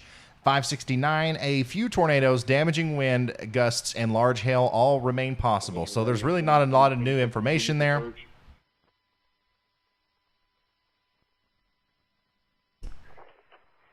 Yeah, it's a cute little storm.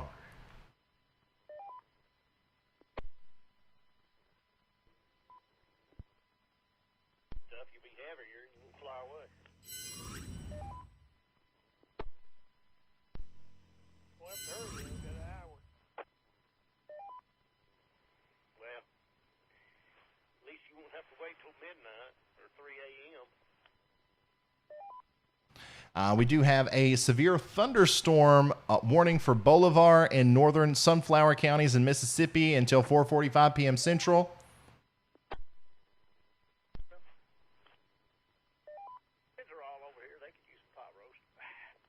And also, in addition to the enhanced risk for severe thunderstorms this afternoon into tonight, there's also a slight risk of excessive rainfall through tomorrow morning across parts of the Tennessee Valley and as these storms move through. So, we watched that simulated radar. This is from Radar Omega, by the way. Another one of the radar apps that we use. 459 here for 30. We'll move this one over here. Actually, over here.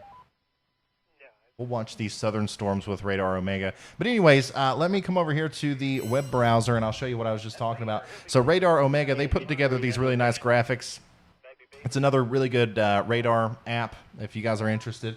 But this is showing, we have that slight risk of severe weather and the enhanced risk today, but we also have a slight risk for flash flooding. And, even though I was talking earlier about how Middle Tennessee and Eastern Tennessee, you guys are going to be missing out on a lot of the tornado threat, you're definitely going to be in the higher threat area for flash flooding later. And I'm kind of concerned about if some of this heavy rain makes it into the mountainous regions, into the Smokies there. I think we're going to maybe have a significant flash flooding problem. So make sure you're ready for that. If you're in a flood-prone area there, anywhere in the yellow highlighted area, it's very possible that we get some flooding later. Some lightning that struck some power lines. The lines are down. They're not on fire at this time, but they was. Train time 1544.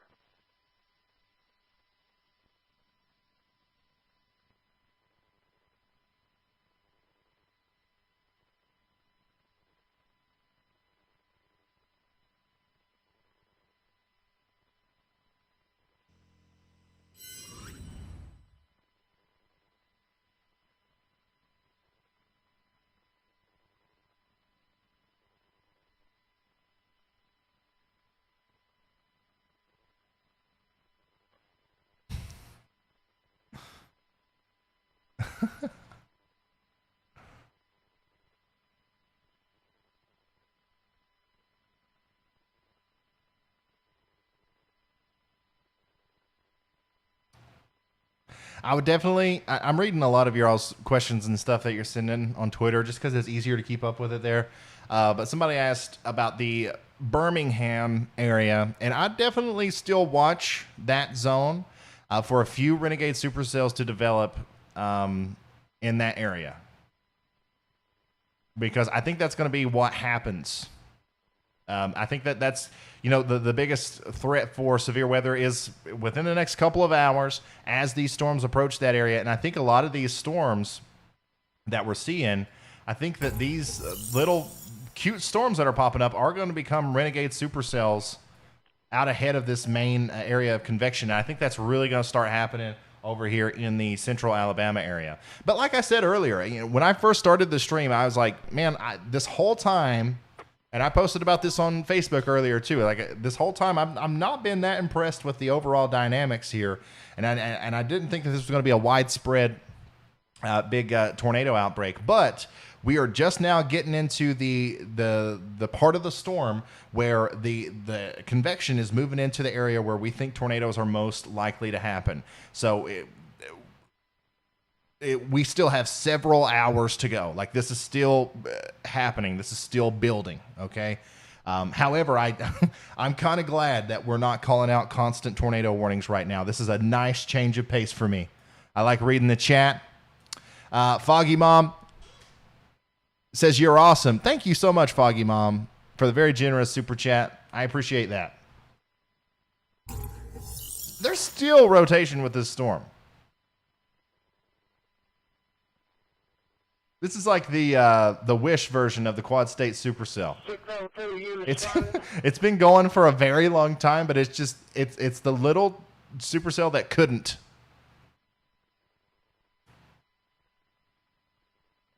You are under a severe thunderstorm warning there in Cleveland, in the Mound Bayou area, and Pace. So just keep an eye on this thing. It's a rotating storm. It's dropped some hail. It's gonna have some big time winds. But we're going to keep an eye on it because I think that thing's going to eventually get into the part of the atmosphere that's going to allow it to produce a tornado. Yes, right now there are no tornado warnings at this very moment. No tornado warnings at this very moment. We do have one severe thunderstorm warning in Mississippi for Bolivar and Sunflower counties, but we got no naders. Samlin, thank you so much. I think I said your name right. Thank you for becoming a high-risk member. That's super awesome.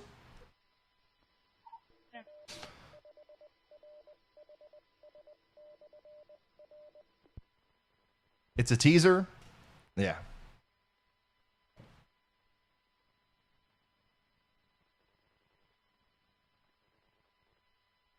What's up, Brandon? What about Gadsden, Alabama? Do we got a chance of supercells? Yes, that's one of the areas where they're especially possible later this evening. Lord have mercy, they done scored again. Scoop and score. Shameful.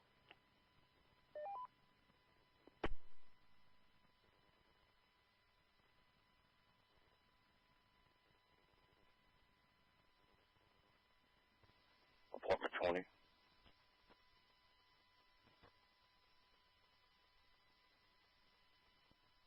Thank you, Tessier. Thank you so much. Hey, Ryan, what do you think will happen in Rome, Georgia? There's going to be some thunderstorms, very slight chance of tornadoes, but certainly some thunderstorms. Oh, it is. It's time to chug. Stay hydrated. Very important. It's very important to stay hydrated when you talk nonstop. It's one of the... There's a lot of moisture leaving, so you got to replenish it. And I know I could get a water bottle. I know the jug is a little outlandish, but it's the way I roll. Jim says, hi, Ryan. You do an amazing job and save many people. Thank you so much, man. I'm just doing this because I like it, honestly. Like, I'm not going to front. I like doing this.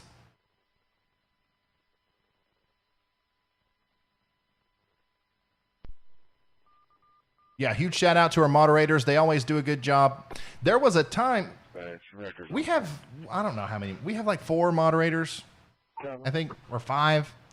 There was a time not too long ago where we still only had 4 or 5 moderators, but instead of having 10 to 30,000 people on the live streams, it was like 1,000 to maybe 3,000. So it's the same people that are moderating, but they're dealing with a lot more people nowadays. 102 smoke. Okay, so the National Weather Service has issued a new tornado watch. So I mentioned earlier how they were probably going to issue a new tornado watch very soon, and they did. I just retweeted that information on Twitter. If you want to go check it out.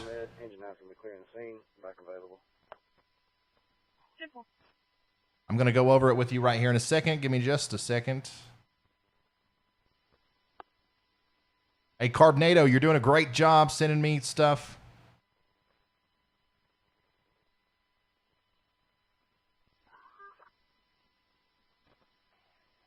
Truck boys are out.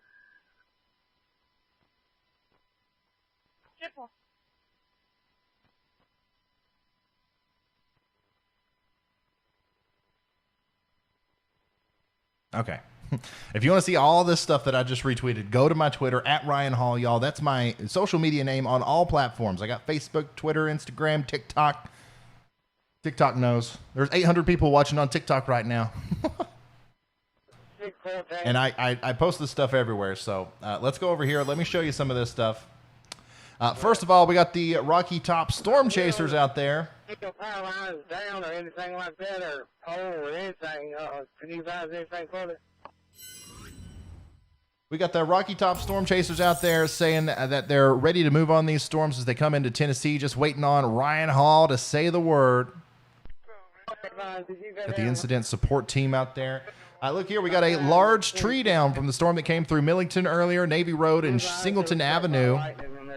This is near Memphis. We got Jeffrey Friedman with that's sale near Vardaman, Mississippi. Is that the same one that we saw near Houston? Because that looks... Actually, hold on. Where is that? Because that's got a protrusion on the bottom part of it. I'm interested. 614, dispatch, I'm on the scene. But I don't know. 614. That's got to be near one of those sales near Grenada, right? I don't know. We'll check in on that. If somebody in the live info stream channel on Discord, if somebody could tell me where that is, that'd be very useful. Anyways, here's the new tornado watch. So let me show you the web browser in the full here. We got a new tornado watch. This is for the northern portions of Alabama, okay, southern portions of Tennessee, and extreme northwestern portions of Georgia. Please, if you have Twitter, please go share this over there.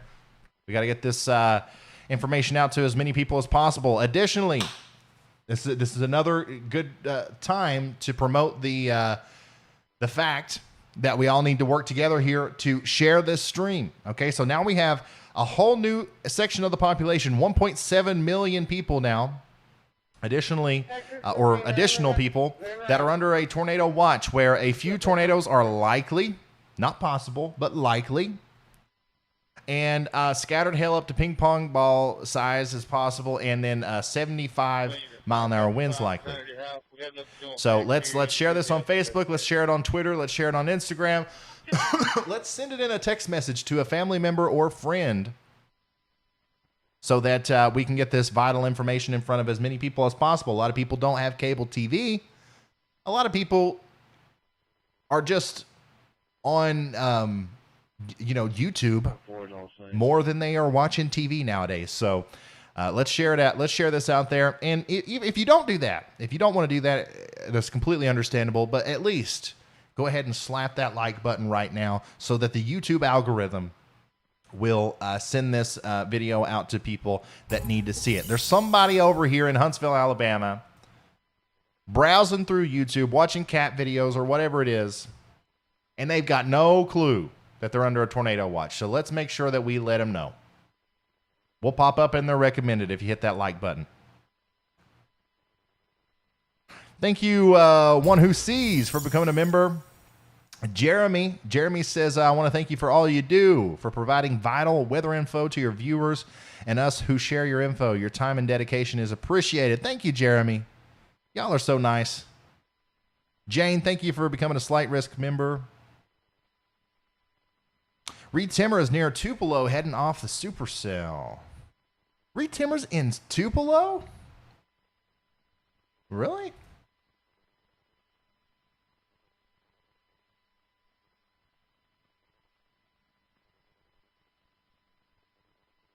I would have assumed he would have went a little bit further east or west. I'm sorry. I'm gonna hang around his location. So that is a very interesting storm, though. If we come back over here to the radar, this is the cute little storm that we saw near Houston earlier. We got that picture from Stas. I retweeted it on my Twitter if you want to see it. But this is it, and this looks like it is turning into a supercell thunderstorm just north of Houston there. This is one that we'll have to watch because as it goes down the road, it's going to come dangerously close to Tupelo.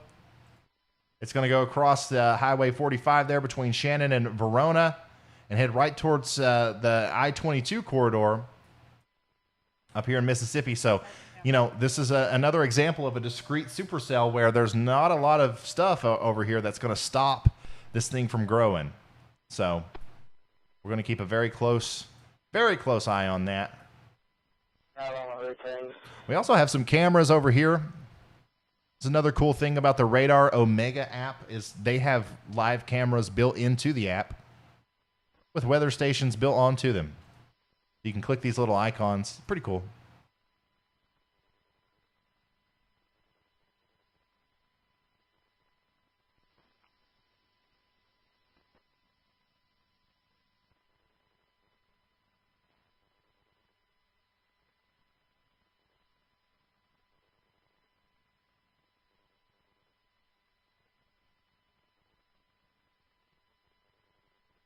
Yeah, this boundary here, you can literally see the boundary on the reflectivity. It goes something like this. These are the storms that we have to watch. Now, obviously, we have to continue to watch these, but these especially are the ones that we have to watch as we go into the future.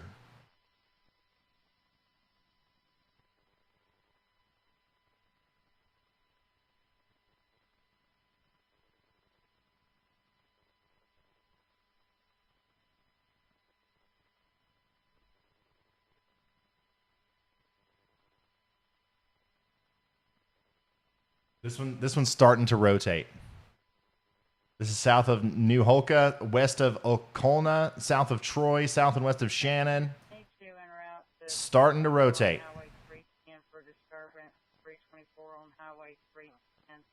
Callers advise it sounds like her neighbors are in a fight. She heard a woman screaming, "Get your hands off me."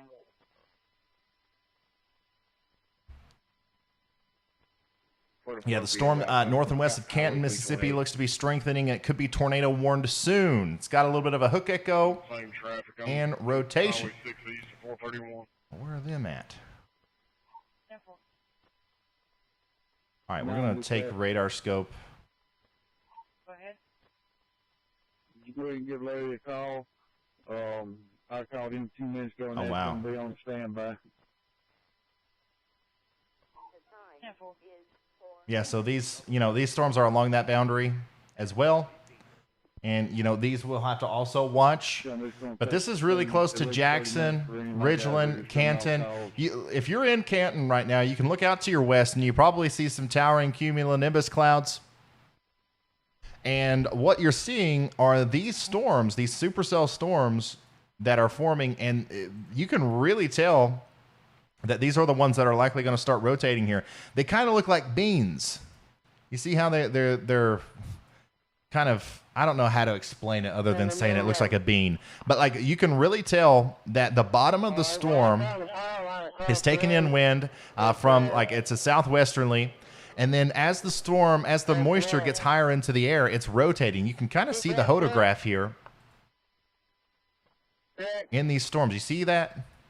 You see what I'm talking about? That is the shape that you look for when these little supercells first start firing up when you're expecting tornadoes. And that's exactly what it looks like is happening here. So I would watch these storms very carefully downstream if you're in Carthage, Jackson, Mississippi, Canton, all these places. It's coming together.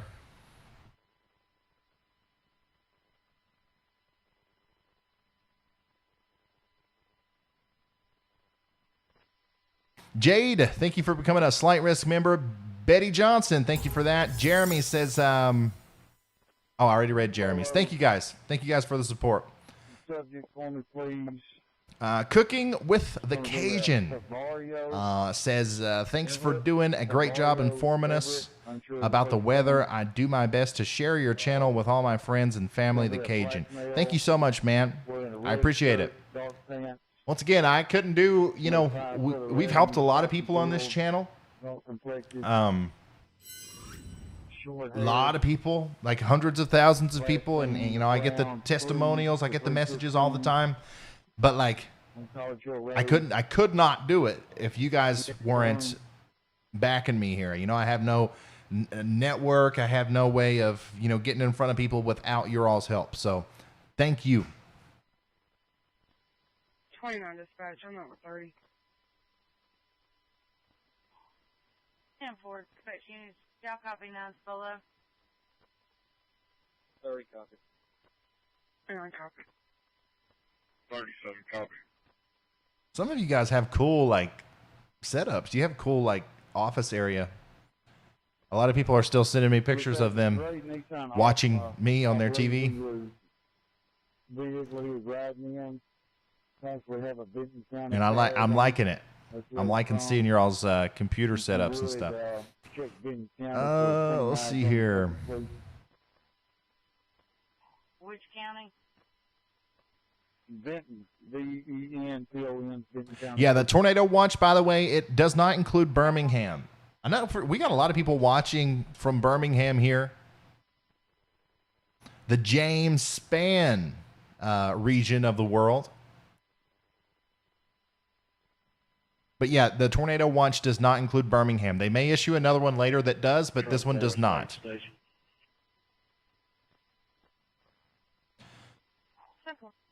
Yeah, I was talking just a second ago about a hodograph and how you could see it in the radar. And one of our people that we follow on Twitter here, Chris Jackson,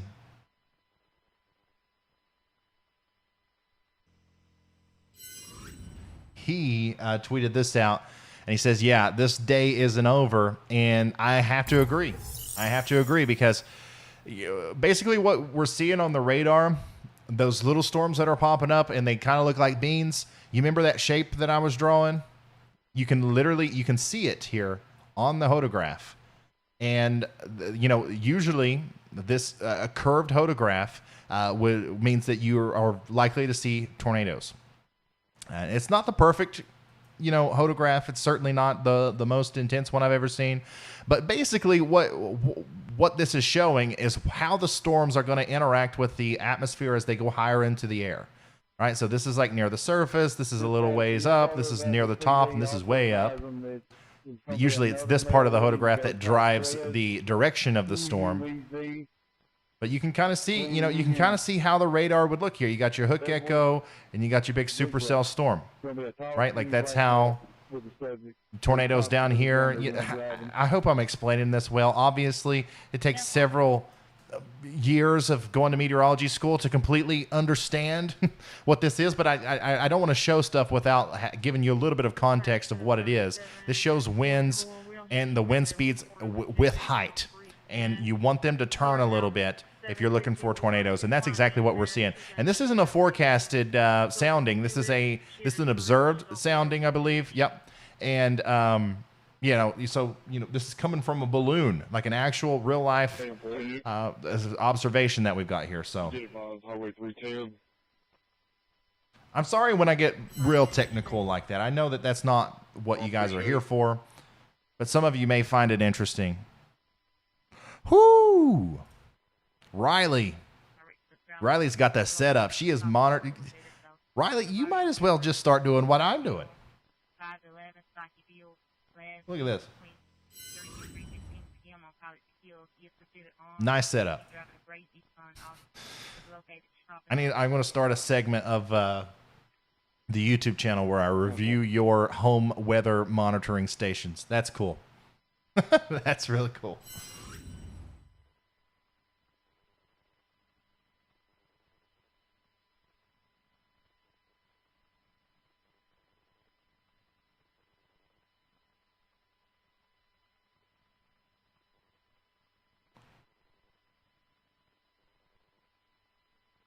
And then, of course, we have Hannah Byram here on a date night viewing Ryan Hall, y'all.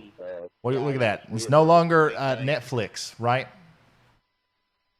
It's the weather.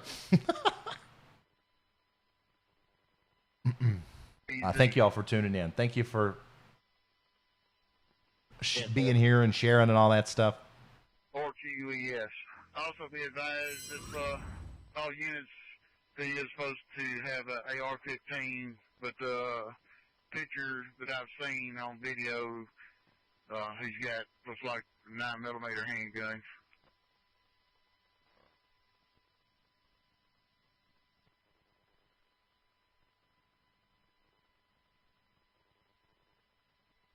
That's the 3744. Contact the MHP. They advise they have someone on Highway 6. Brandon, thank you.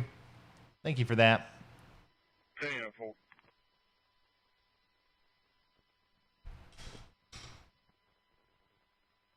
Okay, so we got a new update from Stas. So Stas is chasing this storm, okay? The Houston storm. That's what I'm going to refer to it from now on, even though it's moved past Houston. And it is rotating. You can see it on radar here. Let me see if I can't find a better view of that. Yeah. Yeah, look at that bean. This is definitely rotating. This is definitely got a rotating base on there, and we can see it because Stas just sent a picture over on Twitter. I just retweeted this. If you want to see it up close for yourself, look at that. That's the base. That's the bottom of the storm. That's where the rotation is happening. A big base has developed on this supercell west of Shannon in Mississippi. Dispatch, if you can find a driver's license photo and any kind of identifying information, if you send it to my phone, please. Yeah, so if I'm in Shannon, if I'm in Verona, okay? All these places are in Mississippi, north and west of West Point, south of Tupelo, really close to Tupelo. If I'm in any of these places, I'm starting to prepare for a thunderstorm to come through. Now look at this thing, okay? It doesn't look like the worst thunderstorm you've ever seen, right? Like you've had worse thunderstorms, but it's capable of producing a tornado. This storm is interacting with that lower level jet stream. There's a lot of parameters. There's a lot of stuff happening to make this storm want to turn and spin and cause a tornado. So we got to be aware of that if we are in Shannon, okay? If you know anybody in Shannon, don't freak them out, okay? Don't text them and be like, hey, literally, there's a tornado coming towards you, because there's not as of right now. But there's a very interesting storm that could possibly produce a tornado moving towards the Shannon region right now. So let's get prepared for that, okay? We're going to wait on the National Weather Service to issue a tornado warning before we really start to, tell people to take shelter and stuff. But we got it. Carm, thank you so much for that. Very, very generous of you. And Lindsay, thank you. Once again, y'all being super, super generous today. Really appreciate it.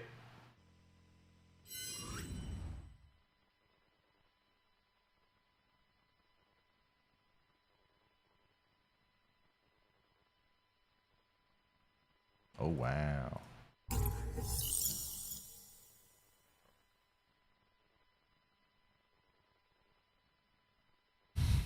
There are literally too many of you sending me your the way that you're watching now that I can't retweet all of them. But I love it. Keep sending them.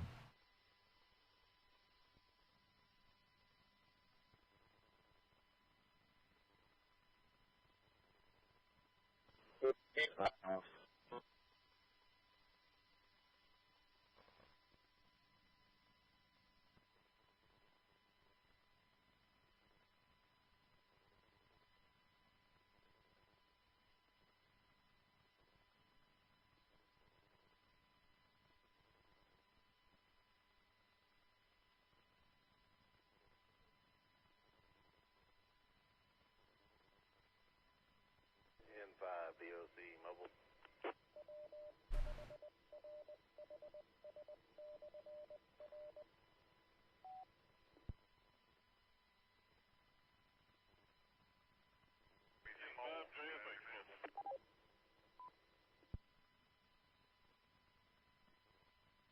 Where's your turn code, right?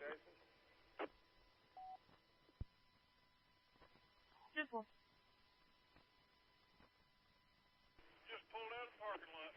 So that severe thunderstorm that moved from Hermitage to past Monticello, Brian, he got a drone video of that, and I just retweeted it. If you want to go look at it up close, he did intercept the storm. Well, maybe over there. It's not over here. Still not sure what's going on with the sound there, but you can see he was in front of the storm. He was in front of what looks to me like the rear flanking, not the rear flanking, but the forward, downdraft on the top of the storm. But you can see this is what happens even if you don't get the tornado today, even if you don't get an actual funnel reaching the ground near you, you're still going to get a big storm like this with hail, damaging wind, blinding rain, flash flooding, and all that stuff. So this is that storm that we watched for a long time as it went through the Monticello region.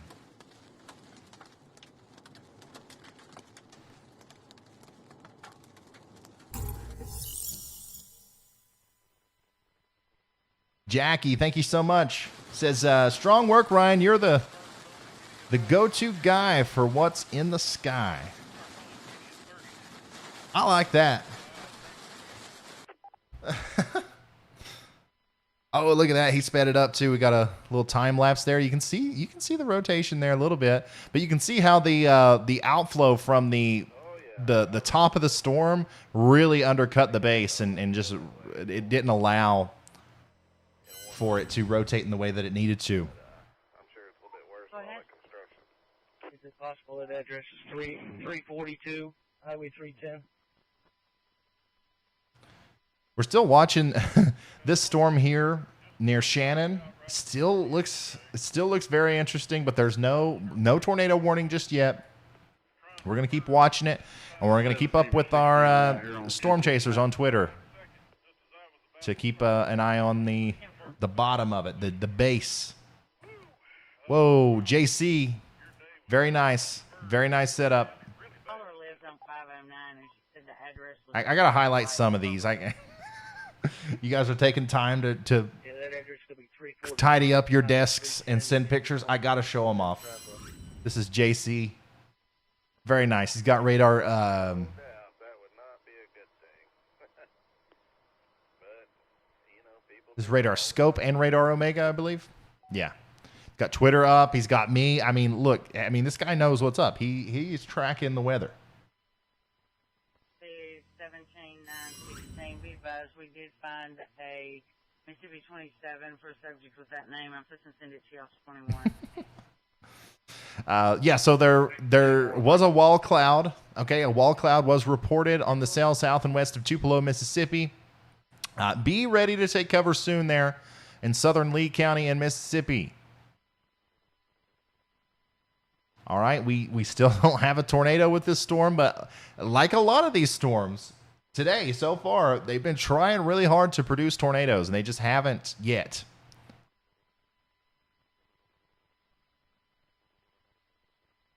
They're really primed. Hey, Go ahead. my son is also watching the stream. Stop. I got 2 issues. Definitely cooled off out here. I think my yard knows what to do. Well, the weeds do. The weeds. This is fun. Not the yard.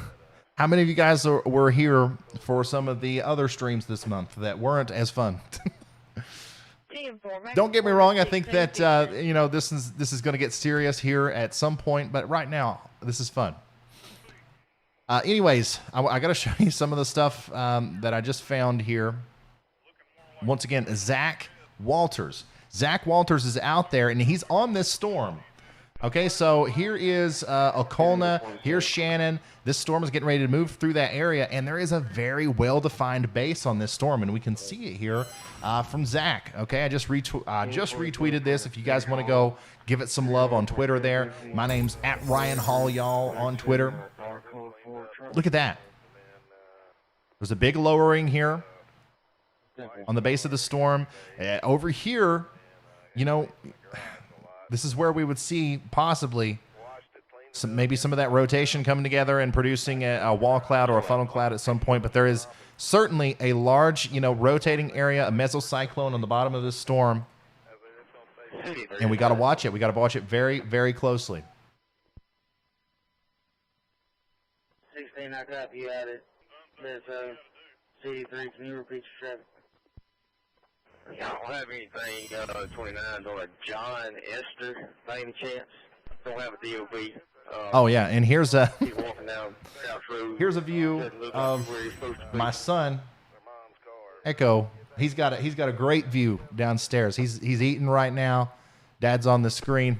This is happening down below me right now. I'm upstairs in the weather room. Hi, Echo.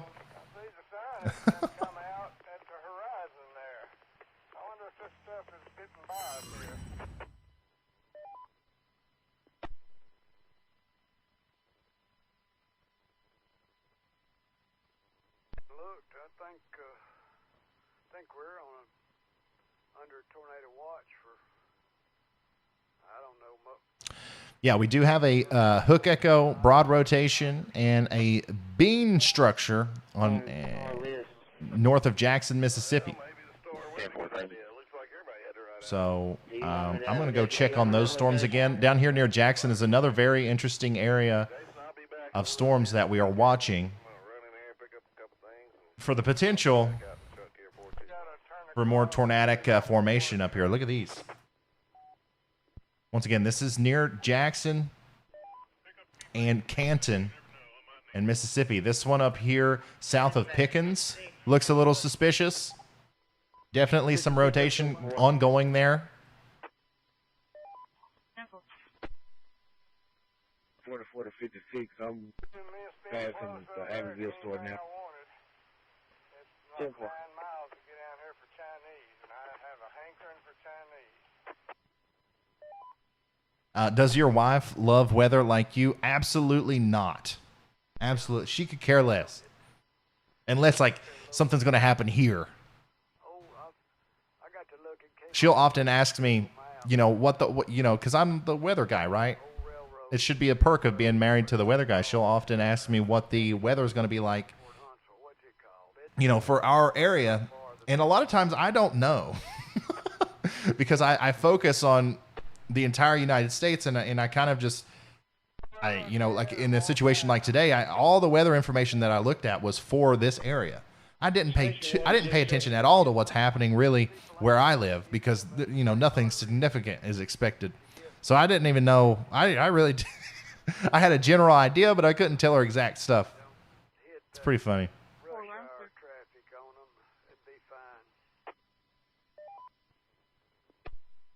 Here's another view of that storm. Better picture of the wall cloud moving northeast off of 45 just south of the Shannon exit. You can see you can really see the lowering there, but I don't see necessarily,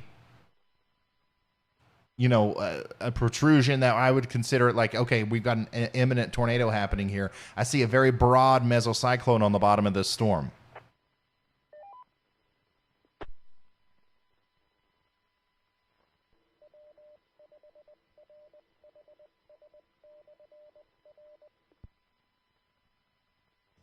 Turn the car off. Let me go run and get my Chinese cables. Alright, NWZ.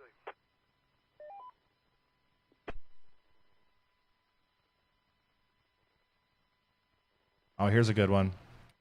From Wes. Man, he's got it going on. He's got the 2-meter ham radio living. I'm sure he's got a CB band, Citizen band radio on there. He's got his navigation, and of course, he's got the Ryan Hall y'all stream up.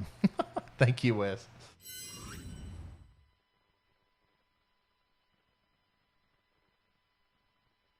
All right, here we go. Another picture from Stas. He's really following this storm, and he's providing a really good perspective on it.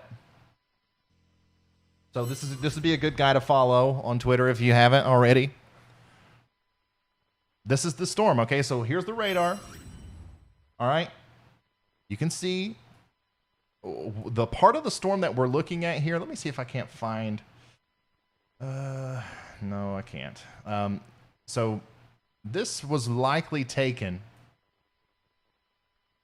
I can't tell exactly where it was taken, but it's either he took it somewhere in this general vicinity, like he's on somewhere along that red line, because the part of the storm that we're looking at here is the bottom part. Okay, the part that is closest to the ground. When you're looking at a storm on radar, generally this part is the part that's closest to the ground, and then all of that moisture that it's sucking up gets put up here into the forward flanking downdraft, and that's what you normally see on the radar. But we're looking at the very bottom portion, and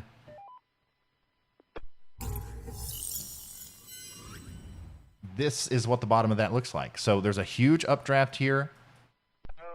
The storm is sucking up all of the air, and then it's putting that moisture and stuff up into the sky. Big cumulonimbus cloud forming up here. This is where you get your hailstones and your heavy rain and stuff. And once all of that moisture becomes so heavy, it starts falling in the form of heavy rain, and your traditional thunderstorm is happening over here. Now, what happens now, the way that this becomes a tornado, is that this area of the storm continues to be unimpeded, right? So there's nothing over here stealing the warm air from it. There's nothing out in front of it stealing the warm air from it. And it continues to kind of draw in the warm air from this way.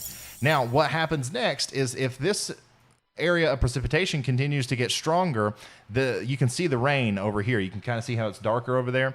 That rain is going to cool off the air behind the storm, and that should circle around and then kind of mix in with the warm air, and then form into the updraft there and produce a tornado somewhere over here.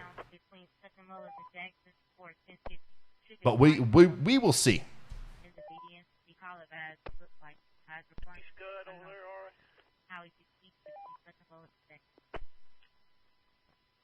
Simple. Oh, Vince has got something interesting here. Vince is a little bit further west.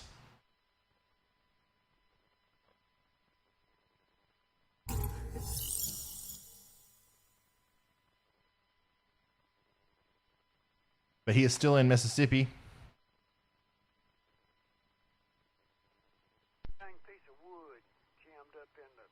Splatter, I'm always looking out. Always looking out for the truckers. Always.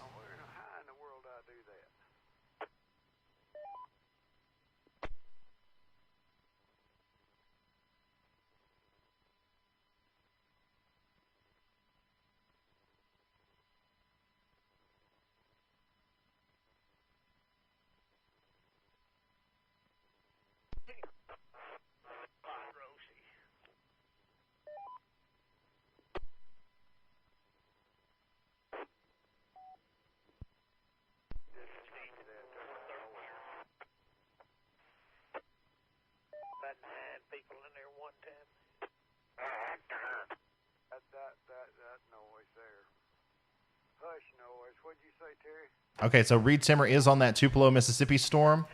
I said, I reckon it flipped up off the road and stuck in there, didn't it? This is a Supercell south of Tupelo. A little bit of an RFD structure back behind, and that lowering tucked up against the rain shaft. Well-ventilated Supercell storm. You can see this very crisp base. Inflow coming in. We're right along that differential heating boundary from the convection earlier today. Just a textbook well-ventilated supercell here south of Tupelo. And we got a lowering right there.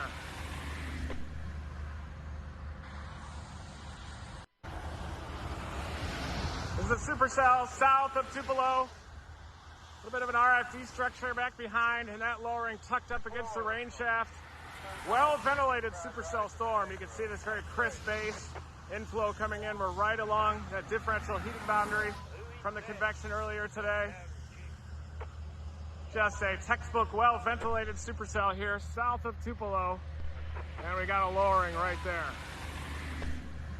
Yeah, so pretty much, you know, he's saying what I was just saying on the picture there.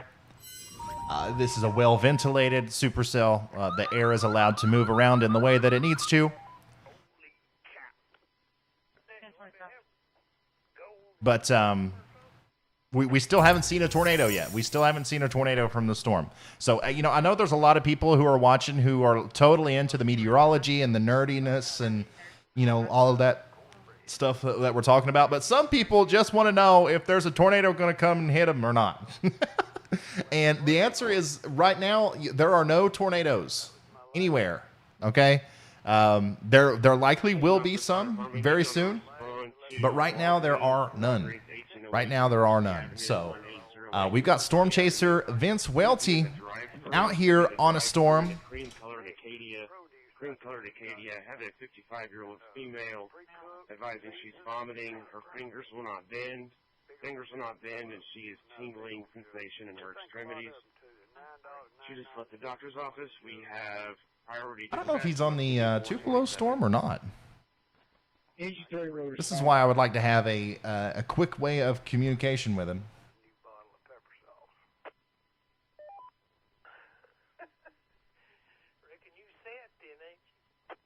Yeah, I promise you guys, we're a lot of the people who are here to get the warnings and to kind of keep up with whether or not you're gonna get a certain kind of storm. As soon as we start getting more information, I am going to start relaying that to you. But right now, we're just waiting. We see these storms. Like, there's all kinds of these storms that are obviously at some point going to produce a tornado, but they're just not yet. So I figured I might as well,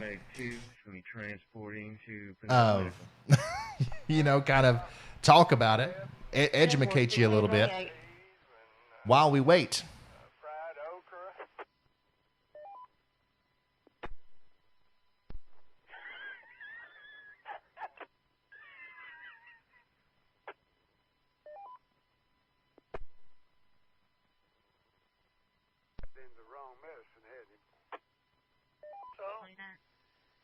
Gunpowder chicken.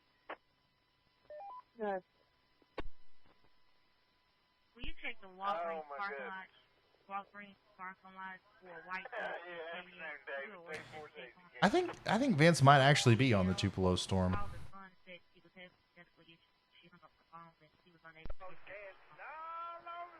But that's quite a far drive for him to have made. I don't know.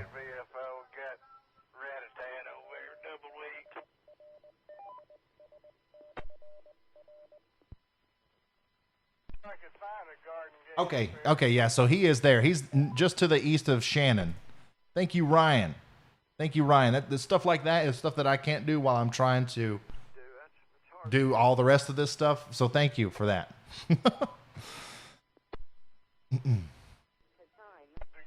Okay, so Vince is on the storm right now that we've been tracking with Stas and the rest of him.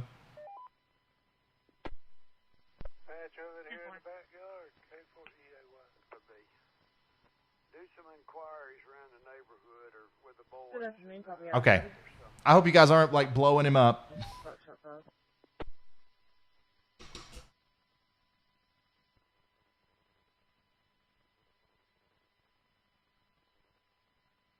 Y'all could grow your own like we do, or anything other than fast food and pizza. Ryan is the Chris Bailey of YouTube. Hey, we got a local here. I love Chris Bailey, man. My problem is the cooking of it, Carl. It ain't the growing.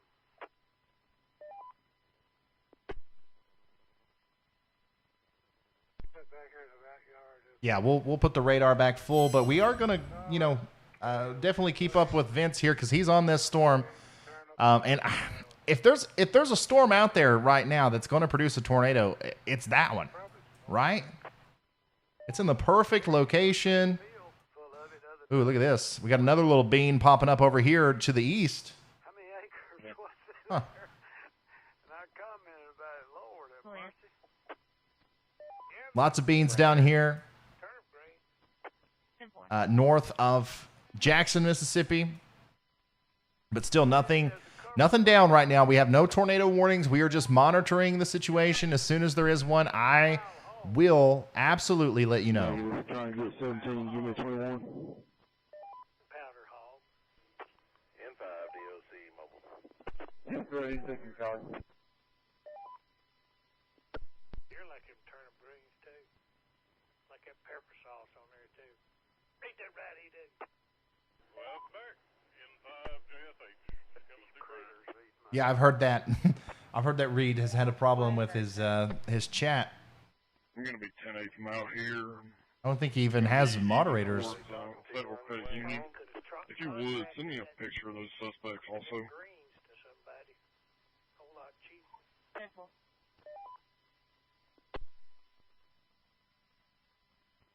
I can see that posted on Facebook. The comments that would flow in from it. I can see that.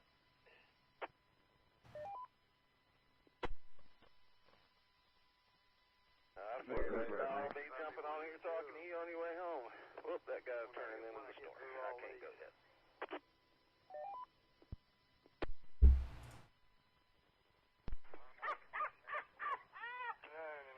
He'd be sitting out there. There's greens growing over there right now. I'm telling you, I don't know. I don't know what is taking these storms so long, but they're going to become tornadic. I've never seen a more healthy bean. Look at that. Look at this. All right. I don't know if they're going to become, you know, big tornadoes or whatever, but there's definitely going to be something happen on the base of these storms here. So if you are in Fulton, okay, let's start naming off some locations because I think that these two storms, at least in the short term, outside of this stuff down here north of Jackson, Mississippi, I think that these two storms are going to become our main focus here for a little while. So if you are in Fulton, Mississippi, all the way up to Red Bay, okay, this general vicinity right here, and then down the I-22 corridor from Hamilton all the way up to Russellville in Alabama, okay, I would go ahead and start preparing to prepare. All right, you're not under a tornado warning, but these storms definitely look tornado-y. And I think that there's nothing stopping them. There's absolutely nothing stopping these two cells from going tornadic soon. And obviously you can see all these little red dots here. This is what all of the storm chasers have chosen these storms as well to try to, you know, intercept. So that is what we're keeping an eye on now.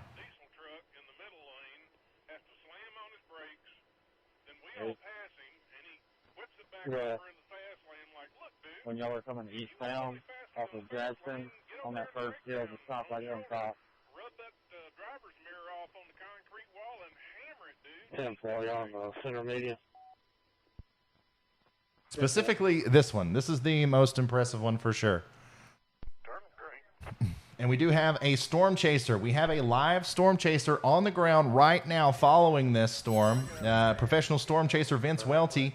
He's trying to get in position to where he can stay parallel with that base as it goes off to the east, because this thing, This thing imminently, like very soon, like it's going to produce a tornado.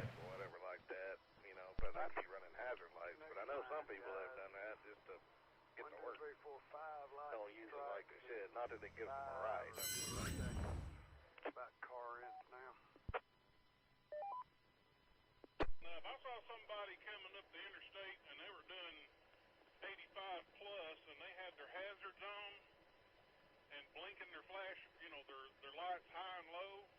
I know that's an emergency. I'd let them through. There's also a pretty decent supercell. So things are starting to pick up here, okay? A lot of the storms are now entering that area where we assumed earlier that, you know, we were going to have a lot of tornadic activity. Okay, so things are really starting to pick up now. So we have these two supercells that we're watching right now in northern Mississippi and northern Alabama, but we also have another really intense supercell down near Duck Hill in Winona, all right?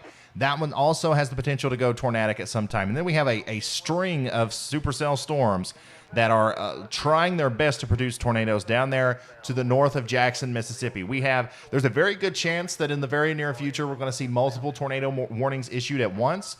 Let's hope that doesn't happen. Let's hope that for some reason these storms just continue to not produce tornadoes for whatever reason. But just in case that's not what happens, I want everybody to know what's on the table here, what's likely coming down the pipe.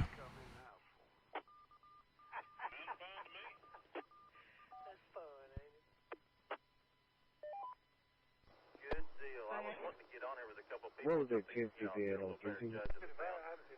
kind of hard to get those things clicked in with. I believe it was going to be near house number 751, 751.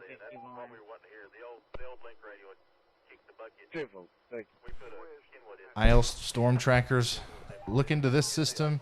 It's push to talk and works nationwide. That would be cool. Thank you, IL Storm Trackers. I will look into that.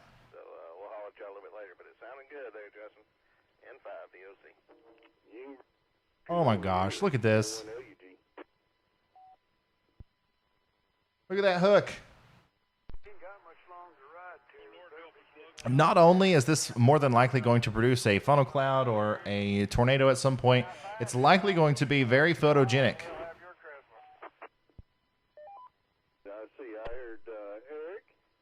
And was it Justin in there? I just turned it on. I've been messing with my mic settings. New update from the Storm Prediction Center. A tornadic supercell or two is possible this evening. Damaging winds also expected, mainly over northern portions of the area. And we're talking about Mississippi, Alabama, that general vicinity. Yeah, it seems to be. I got some feedback last night from the resident. My mic is a little too messed up and clipping out the way, so I got in here and played with the transmission and tried to calm it down a little bit, so I'm hoping it sounds okay. Jason, can you tell the difference? So here's that supercell near Winona. That also looks very interesting. And then we have a lot down here near Jackson, Mississippi. Look at these. This one's rotating. This one's rotating. Lots of rotation.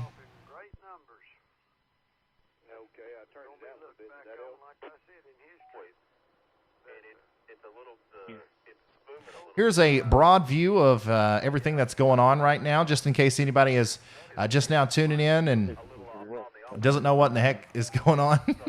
We have a huge area of very nasty thunderstorms moving through Mississippi and southern Tennessee right now.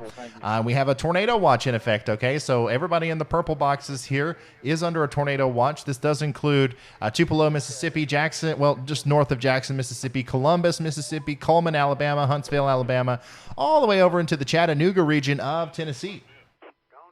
And what we're really watching, the main area that we're focused on here is this boundary area right here. Okay, so storms that form in that general vicinity are spinning. Okay, they are absolutely spinning. You can see very well-defined hook echoes on some of these storms, especially this one that's getting ready to go across the I-22 corridor there near Fulton. Also, we got one up here in northwestern portions of Alabama. Looks like a nice, supercell forming there. And then we got a bunch down here north of Jackson, Mississippi that are also looking pretty suspicious and I do believe could possibly go tornadic at any time.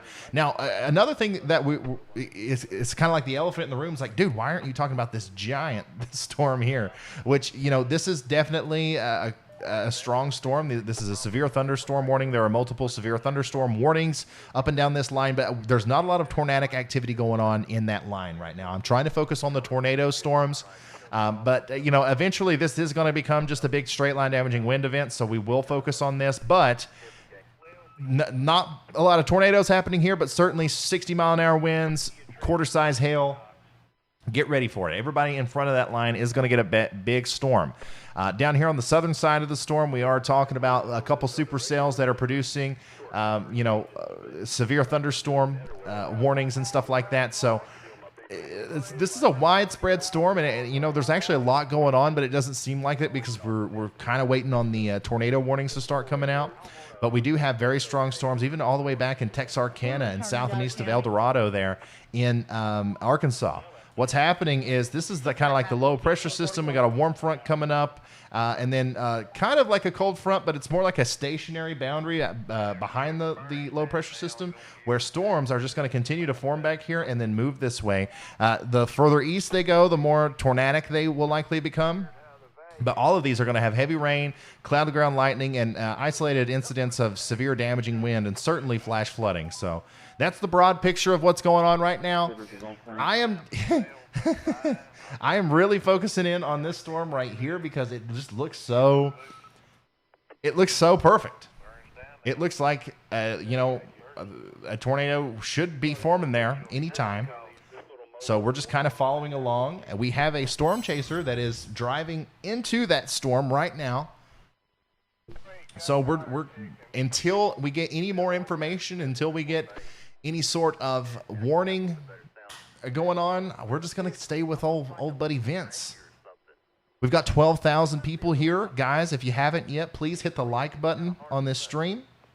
This will allow the YouTube algorithm to kind of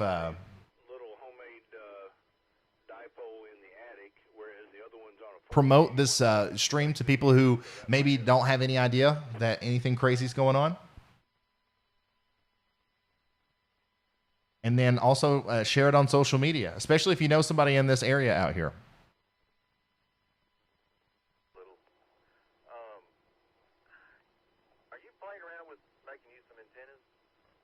So Vince, I think did we lose his stream there? Did we lose his feed? Well, Vince is in pursuit of this storm. He is heading east on 178. It should put him just north of the system, but in the precipitation. Gotcha. Okay. So Vince is trying to position himself. These things are also moving pretty fast. He's trying to position himself to where he can see the base of that storm. But we're going to have to go back to the radar full view until we get his feedback. Rotation is really starting to ramp up there. Well-defined hook echo. If you were watching earlier about my analysis on the picture of the wall cloud that we had. Oh, wow. Hold on, I just saw another picture of the storm. I had to share it. Very nice setup, Missouri WX.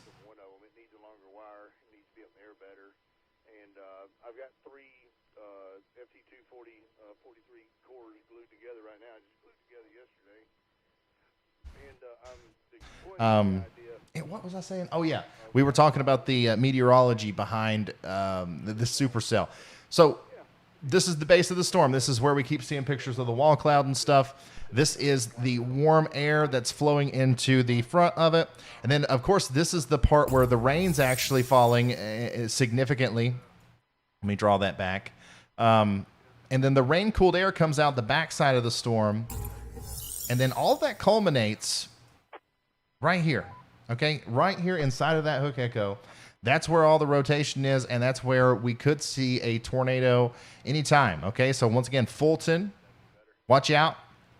Mantachi, you guys need to watch out too.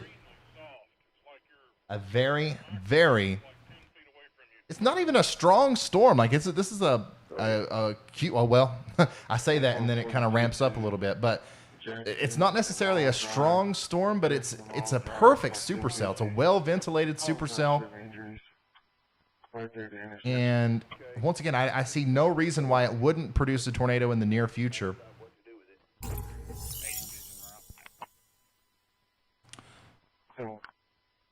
MGTOW Summit says, I lost everything in Mayfield.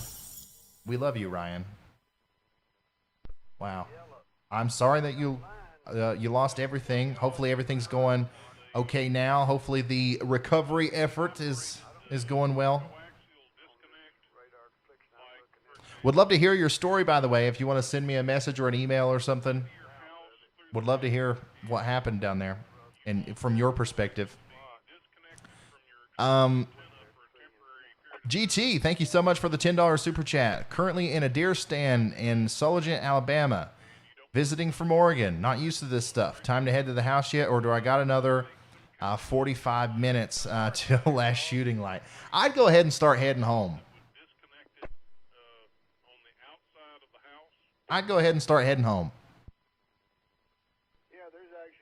You might have some time left, okay? But I don't want to say something and then something, another one of them beans pop up and you get hit by it.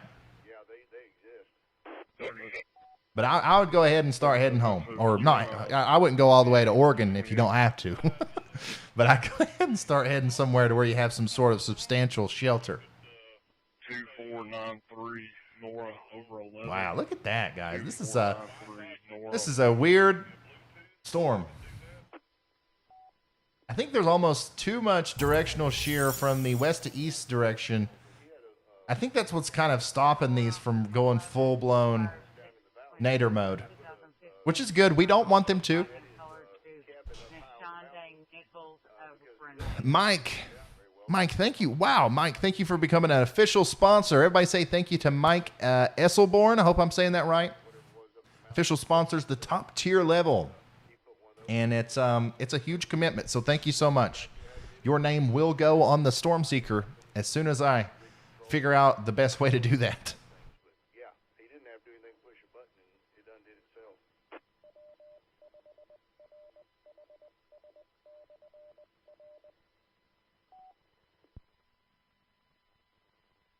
That sounds pretty cool. So if you're just now tuning in, we are watching two discrete supercells in northern Mississippi and northern Alabama that are showing signs of rotation. Looks like there's going to be a tornado at some point with at least one of these storms, but they haven't produced one yet. So we're watching this closely. We are also watching the full picture here, as obviously these two storms are just a small part of everything that's going on. We have a very large system moving through from southern Tennessee all the way down through central Mississippi, and even some storms back here into Arkansas.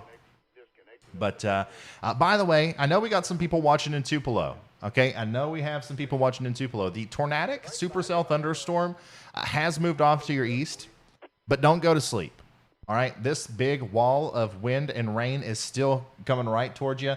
I don't think you're going to get a tornado there in Tupelo. However, I think you are going to get a very significant storm, probably some hail, certainly some winds in excess of 40 miles an hour, maybe even all the way up there in the 50 to 60 mile an hour range. But yeah, definitely Tupelo. No need to take shelter per se, but definitely get into a sturdy structure. If you're out hunting or something like that, you want to be inside for this one.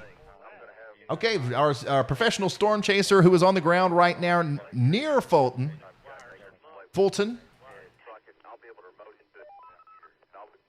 I think he just got onto Interstate 22. So he's behind the storm. Look here. Ryan, in the info stream, if you could verify that for me. But I think he's on Interstate 22 behind the storm back here, and he's kind of running up to it. He's running up to it. So he'll have to go through the precipitation in order to get to the part where we would see a tornado. But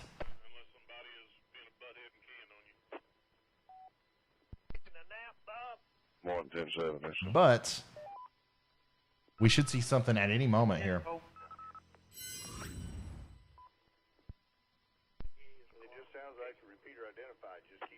The Hippo, thank you for becoming an extreme risker.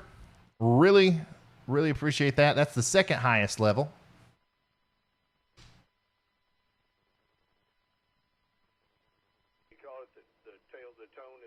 Oh, speaking of Tupelo, we do have a family down there tuned in.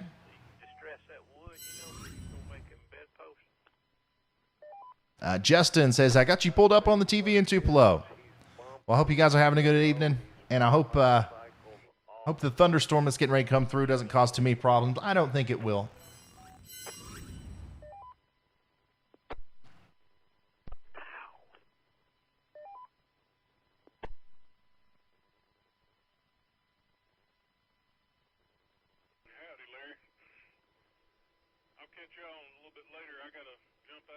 There is currently the only warnings that are issued right now, which is kind of crazy given how much is actually going on out there. We only have one severe thunderstorm warning, and that's for Grenada, Montgomery, and Webster counties in Mississippi, and that's going to go until 5:15 p.m. Central Time. And then other than that, we have Haywood County in Tennessee, who's under a flash flood warning. That's it.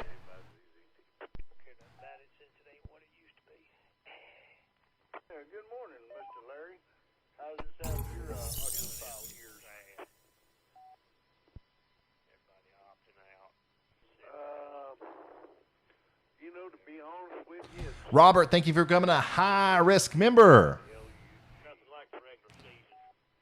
Oh. All right, so we're going to go back and forth between Vince and this radar image here, which is an incredible image. Lots of inflow coming into the storm now. Still a very well-defined hook echo. Look at that. These storms are crazy.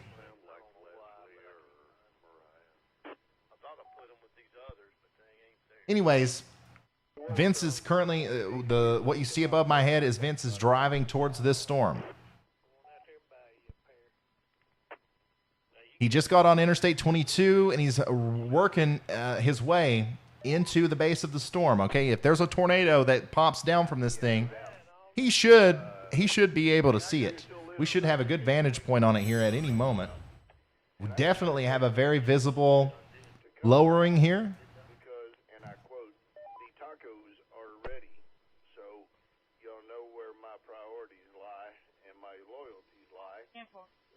I'm kind of going to keep an eye on this. Now, the actual rotating part of the storm is a little bit off of the interstate at this point. So I don't know if he's going to have to get on some sort of secondary road or if he's going to continue to stay on the interstate, go past the storm, and then try to get on the highway and get out in front of it or something. We'll see. We did just get a new severe thunderstorm warning. Yeah, I was just talking about how there was a lack of severe thunderstorm warnings, and then they went ahead and issued them all at once.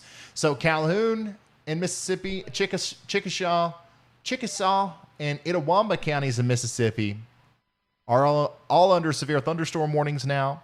And then Ashley County in Arkansas is under a severe thunderstorm warning. And here we go. The National Weather Service has issued a tornado warning for Manatee, Mississippi, and Bellefontaine, Mississippi until 6 p.m.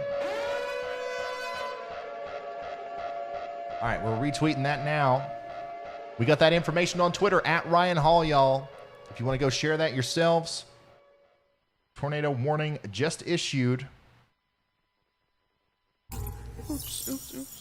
And that's going to be down here to the south and west of the storm that we've been watching. Down here, once again, near Bellefontaine. Okay, we just mentioned these two supercells down here earlier. All right, let me show you this. I know we're kind of interested in what Vince has got going on there. But this is actually a little bit south and west of Vince. We have two supercells, okay? One south of Sweatman, one south of Calhoun City. Both of them are rotating, and they went ahead and issued a tornado warning for this one right here. Remember, that's Clay and Webster counties in Mississippi. This is a radar-indicated tornado. We don't have a report of a tornado on the ground just yet, but we definitely have an idea or an inkling as to like the fact that there could be one here. Kind of suspicious. He's requesting to speak with And you see, this kind of doesn't make sense to me either. There's not a report of a tornado, and I'm not necessarily seeing any more rotation with that than I did some of the other storms. But once again, we love the National Weather Service here on this channel, and we don't question them. If we are in the polygon here, if we are in this red box, we're taking shelter, okay? Bellefontaine, get in there. Get into the most interior room of your house, internal bathroom preferably, with no windows, all the way up there into, man, these names. Hohenlinden and Monte Vista, and Fame, okay? All of you people here in this portion of Mississippi need to be getting into shelter. Now, this is south of Tupelo, and these supercell thunderstorms are going to continue to go to the north and east, south of Tupelo. So there's a lot of places here along the Highway 45 corridor there that are going to experience some very strong storms and possibly some tornadoes.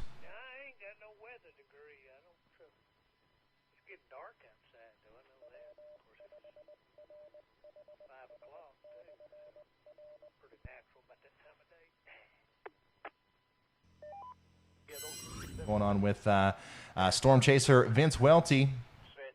He's still very close to the base of that storm there that's going through Fulton, or just to the north now. And I'm telling you, I keep expecting at some point after he makes one of these turns, we're going to see something very interesting here. Because that's one of the most well-defined hook echoes I've seen on a small storm like that.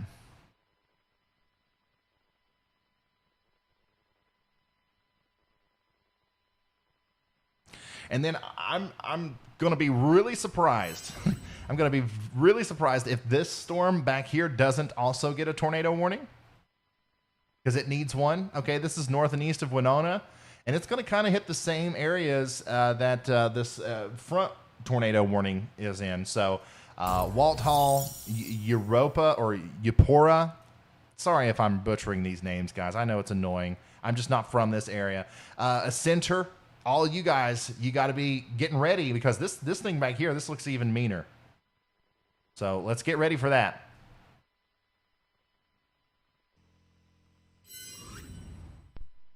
I'm telling you, something's going on over there on Vince's camera. We got trees in our way, but let me show you real quick what we're looking at here.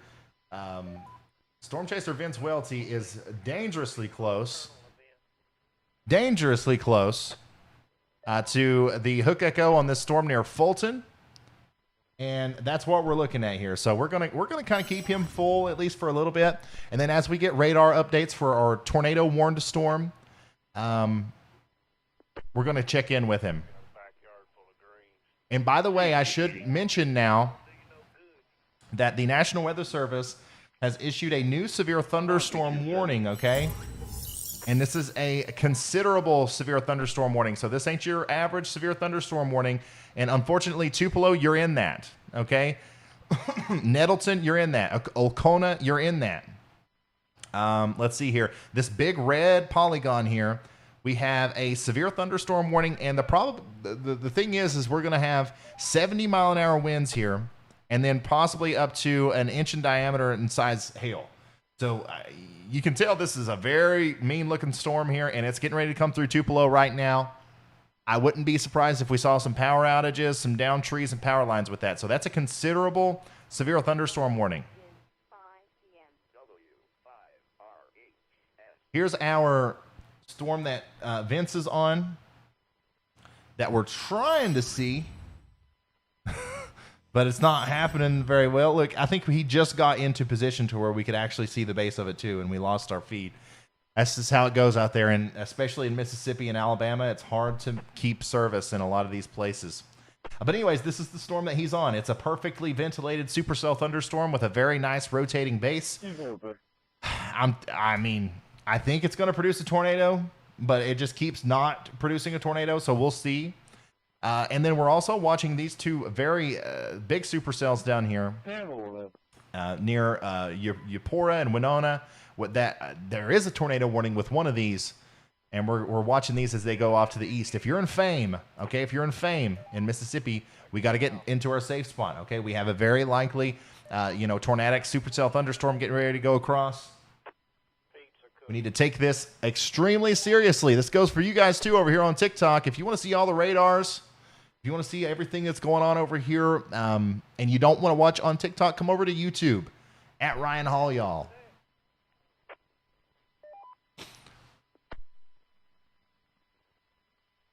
I told you guys things are just going to start picking up. I was hoping it didn't, but it was inevitable, unfortunately.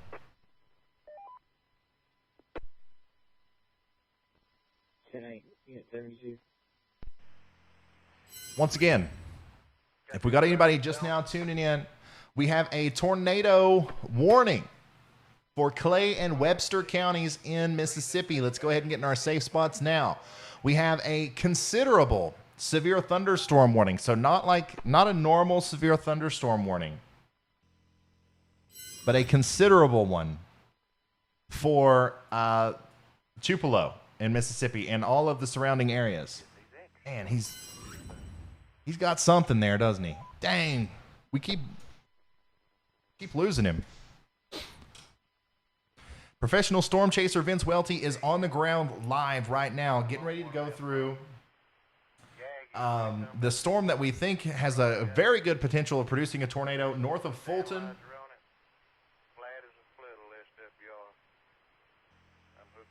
He's on this storm right here.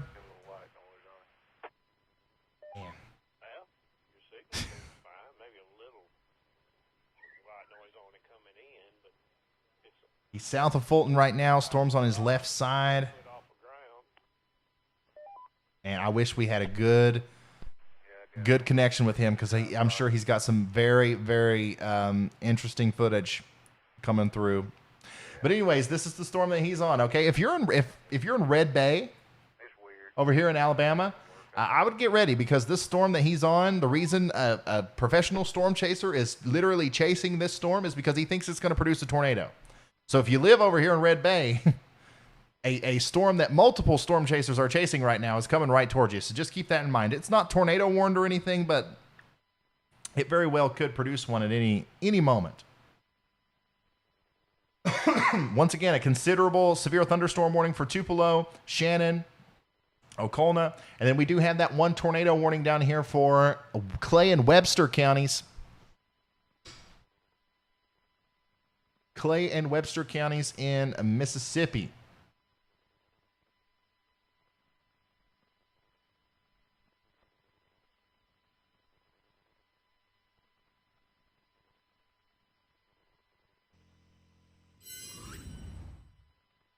Wow. Wow.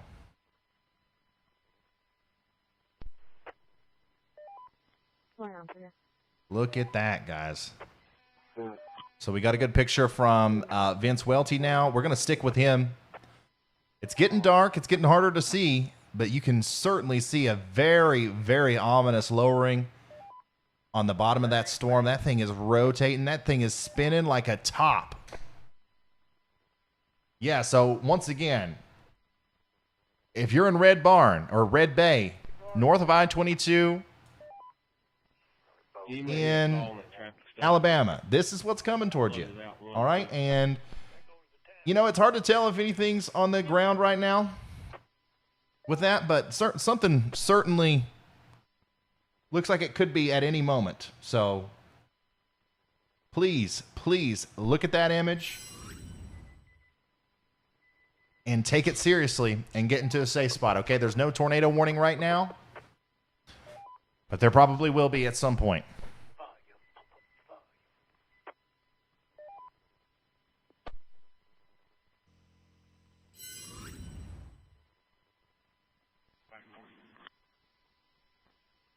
Very impressive wall cloud lowering there.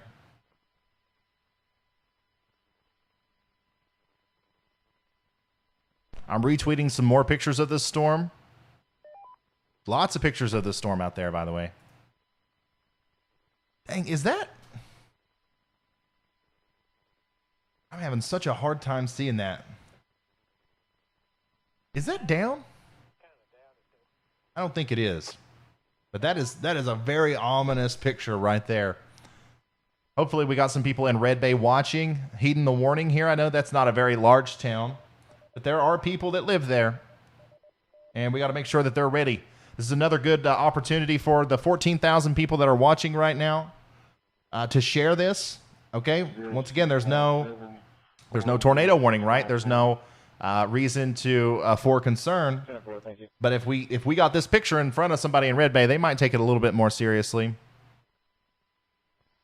Certainly no reason to panic. Shaquille Simmons attacked her and then pulled a gun on her child. She left the scene of the incident. Oh, is he turning? And out to the sheriff's department. Where's he going? God, look how fast the clouds are moving. When he kind of just was sitting there for a second, you could really see the clouds are booking it left to right. Lots of left to right motion there.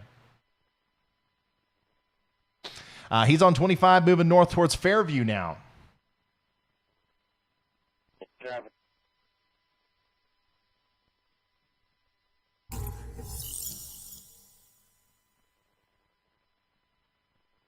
Okay. National Weather Service has issued a tornado warning for Woodland, Mississippi, Egypt, Mississippi, and Treblik, Mississippi until 5:45 p.m. Central Time. That's going to be for Calhoun and Chickasaw counties. Okay, Calhoun and Chickasaw counties in Mississippi are under a tornado warning now. All right. Oh, he turned around. Okay. So we're gonna keep an eye on Vince because he's on the bottom of this storm here. This thing's gonna drop a tornado at some point, guys. Like, I know we've been following it forever, it seems like, but if this storm over here catches up with it, it's probably gonna kind of destroy this. But if something happens before then, we're gonna see it here from Vince Welty's stream, okay? But real quick, I do got to update you on some of these other tornado warnings. And once again, just like I was saying earlier, that secondary Supercell, the bigger one, finally got its tornado warning. So hopefully you were listening to me down there in Walt Hill and Clarkston. You got in your safe spot. And now they've also extended this one up here into Woodland and Treblik, okay? And that's south of Okolna near Egypt. All these places are under a tornado warning now. Let me show you this. Let's look at it on radar scope. Since we do have our warning here, there's two very strong storms here. Both of them look to me like they could produce a tornado. Both of them do. And they're moving right towards Manatee and Woodland. Okay, so if you're anywhere near those areas here in Mississippi, south of Houston, make sure you're getting into your safe spot now. You got to go. Joanna, thank you so much.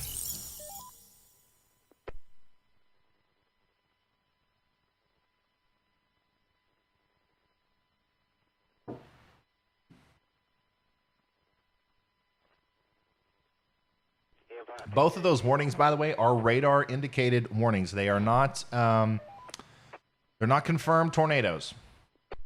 Doesn't mean that we shouldn't, take them very, very seriously, though. Brad says he's not even on here. I'm sitting here watching him right now. Our storm is just now working into Tupelo as well, our considerable severe thunderstorm. Remember, if you're in Ashley County, Prentiss, Tishomingo, Grenada, Montgomery, or Webster counties, you're under a severe thunderstorm warning, and specifically the Nettleton to Tupelo area is under a considerable severe thunderstorm warning. It's not a normal severe thunderstorm. It's 70-mile-an-hour winds and inch in diameter hail. Yes, 7. 7, this is Radio C. Service, please. Out of service at 1709. Have a good evening. Thank you. You too, ma'am. Don't want them renegades. Thank you. Yeah, them down there around south of Red Bay right now. That's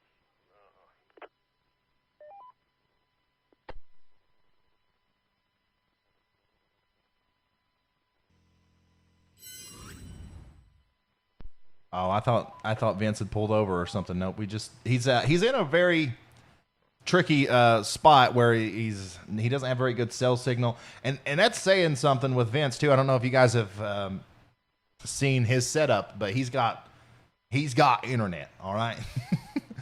Vince Welty, he's got a million antennas and he's got data from every single cell phone provider all wired up in his car there. He's got it going on. So when he doesn't have internet, you know he's in a dead zone. If you're just now tuning in, I know we got a lot of new people here. Clay and Webster counties in Mississippi, as well as Calhoun and Chickasaw counties in Mississippi, are under tornado warnings. Okay, we are not 100% sure whether or not there is a tornado down on the ground in those counties, but what we do know is that the way the radar looks in the National Weather Service, that they believe that there definitely could be one down or one getting ready to happen. So please get in your safe spot if you're in either of those counties.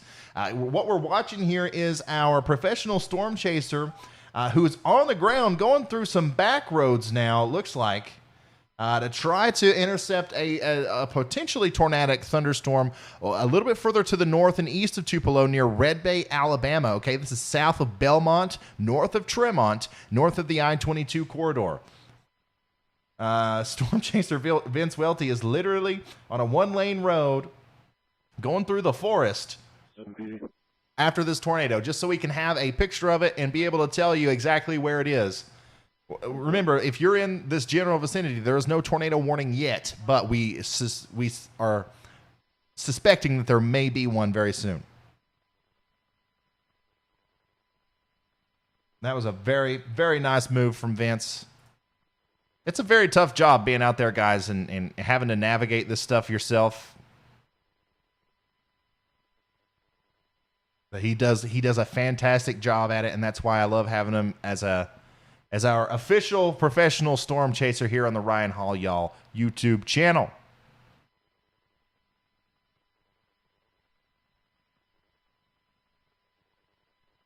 Tupelo News is reporting strong straight line winds.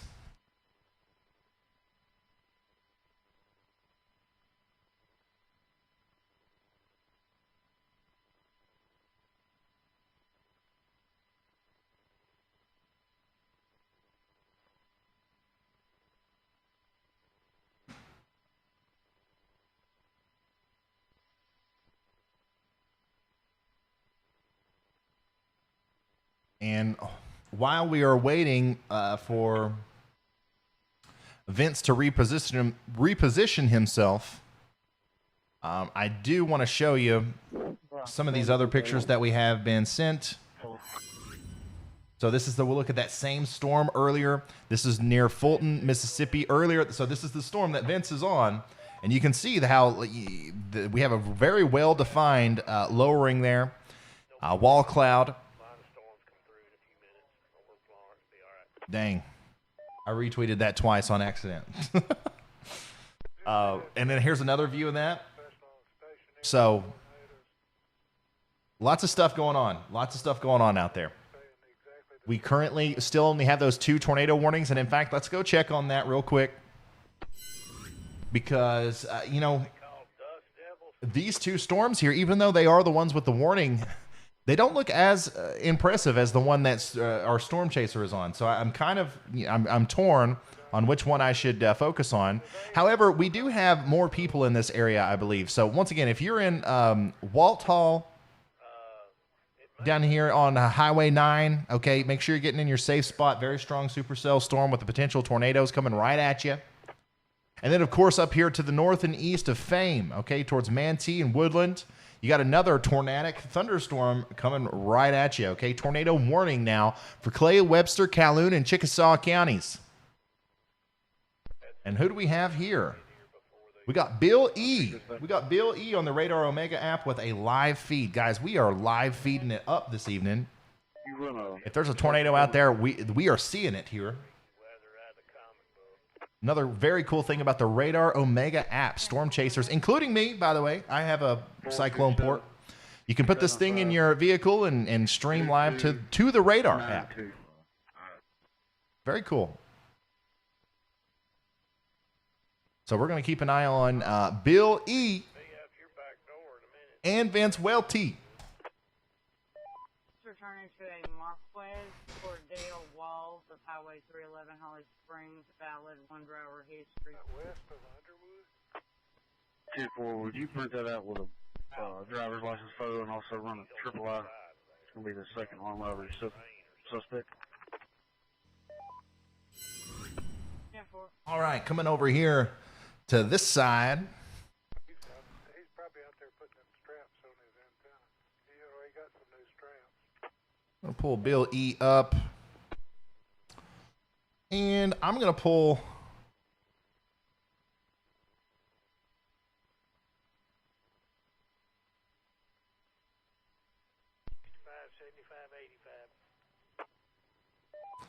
I'm just pulling up some more cameras over here, guys. Give me just a second. This is the one thing. This is the one thing I need a production assistant for. Is just kind of managing the back end with pulling all these cameras up and stuff. Speaking of help, if you are interested in helping here on the channel, we are looking for people to potentially help with some of the stuff that we do, whether you're a weather analyst, a moderator, or a researcher, you can apply. And I think hopefully one of our moderators can post in the chat the link to the application if you want to, guys. It's on my personal website. That's the landing page with all the different applications on it. All right, we'll pull up Reed Timmer. I'm not going to show him much because I don't have permission from him to be showing his live stream. I'm sure he wouldn't care. Reed Timmer is a friend of the channel. But I once again, I respect these guys. I think they're doing the most important thing out there.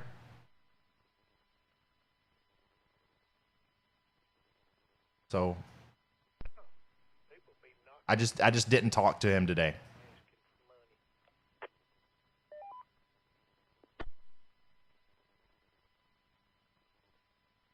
Okay, should be set up. I should be set up now. Let's turn back around. Okay, I'm back here. No new tornado warnings. Still got Clay, Webster, Calhoun, Chickasaw counties under tornado warnings.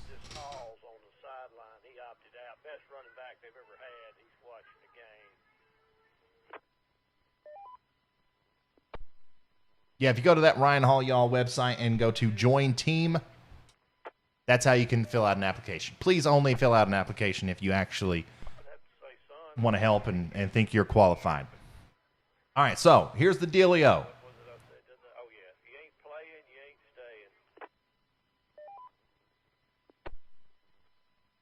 We got, once again, 2 Supercell Thunderstorms down here in Mississippi.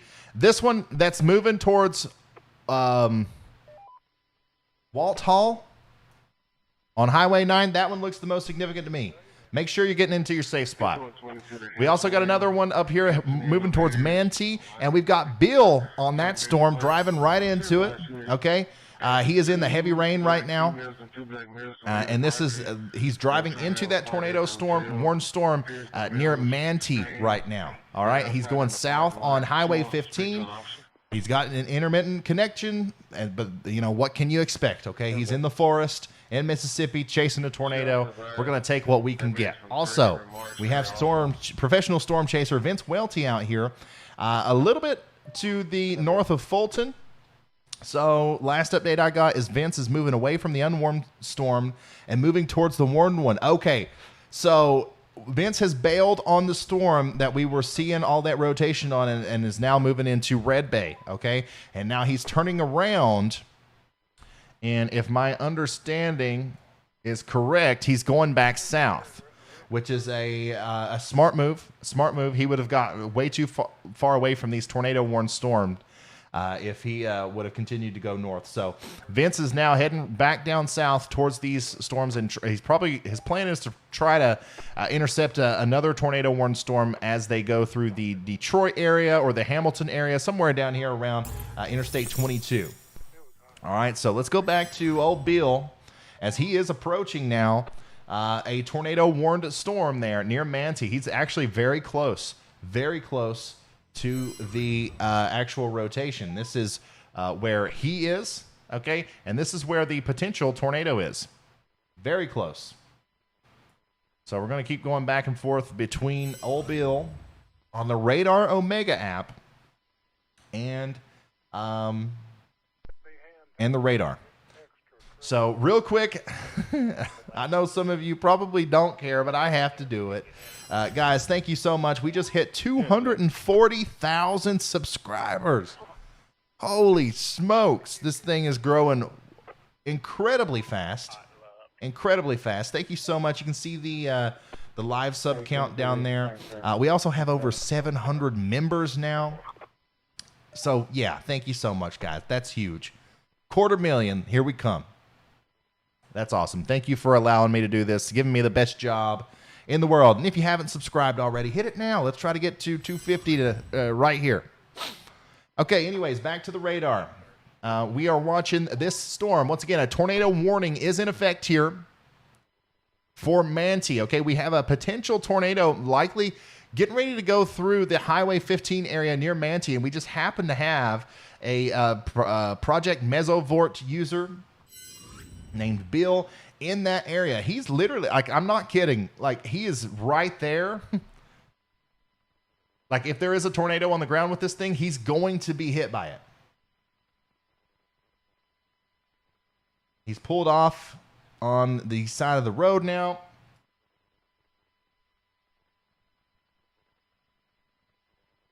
And I don't know if we're going to be able to see anything with this rain. But seriously, like, he's right in the path, right in the middle of that rotation there. Remember, this is on the Radar Omega app.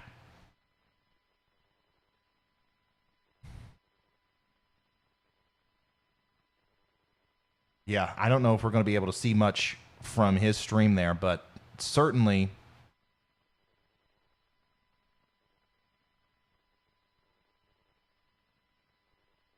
he's in the direct path of that tornado if there is one down.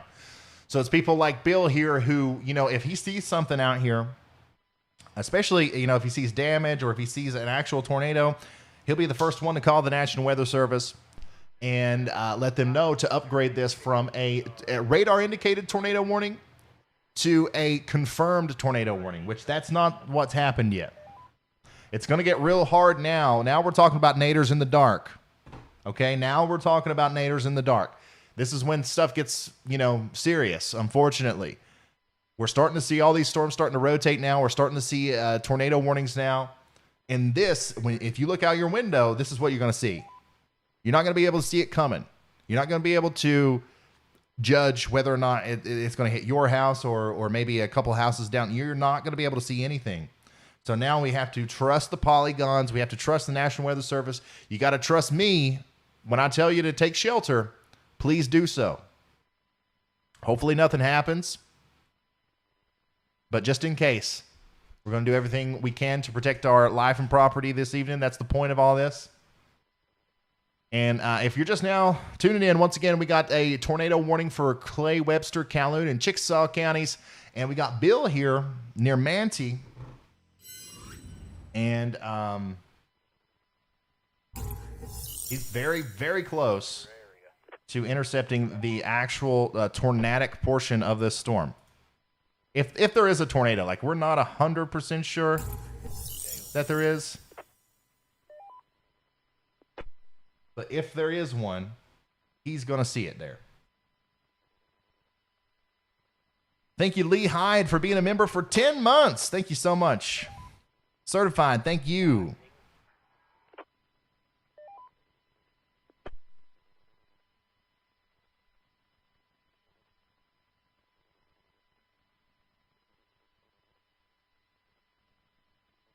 So the area of rotation is literally going over Bill right now.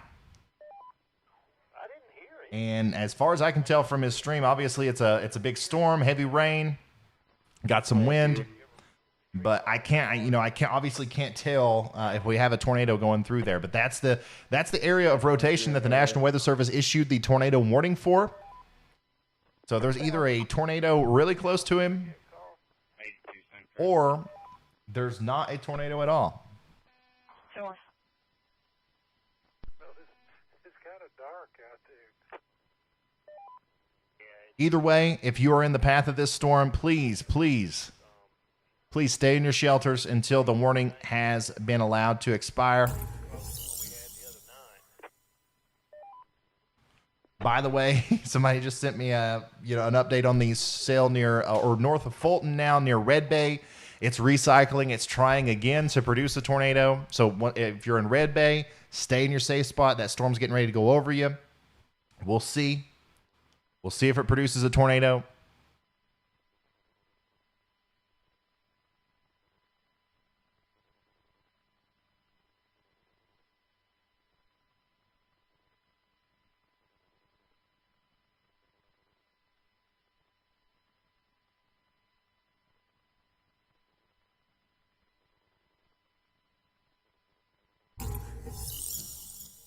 No problem, Angela.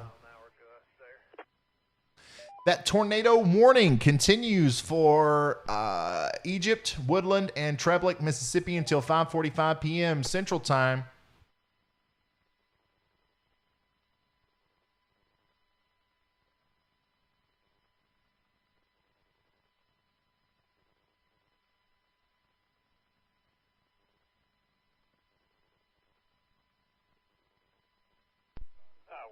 Let's check in on some of our other storms here.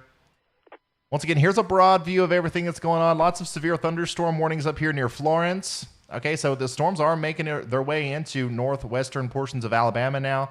The northern half of this thing is moving a lot faster than what I think a lot of us thought that it would. But we have, a very strong storm. It's not a severe thunderstorm, but it's a very strong storm moving through Florence now. Also Russellville, okay? And then that storm that went through Red Bay that produced the funnel cloud or the wall cloud, whatever you want to call it. It's moved past Red Bay now. You should be good in Red Bay. But all of this is congealing into like a big mess of heavy rain and strong winds and stuff. That's going to be moving towards Rogerville, Town Creek, Hillsboro, all these places, Lexington, and northwestern Alabama. Get ready. Stronger storm just moved past Tupelo, and now that's moving towards Fulton, okay? So I'm interested now to kind of get an update on where Vince is.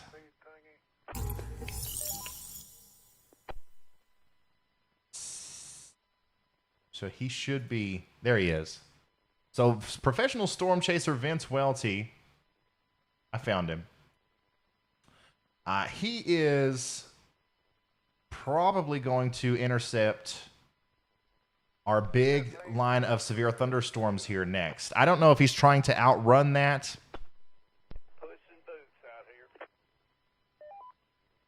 He's over here near Smithville. You can see this big line of thunderstorms over here with our considerable severe thunderstorm warning. He could stay where he is and kind of like intercept that and get some strong winds and stuff. But I think he's actually trying to continue to dip south and probably try to intercept some of these, the stronger storms with the tornado warning there near Aberdeen, potentially. So we're going to keep up with professional storm chaser Vince Welty. We're also going to continue to keep up with Bill, who The tornado warned storm just went right past his location. So we're going to see if he maybe highlights some damage or anything that may have happened there. But as of right now, everything looks okay.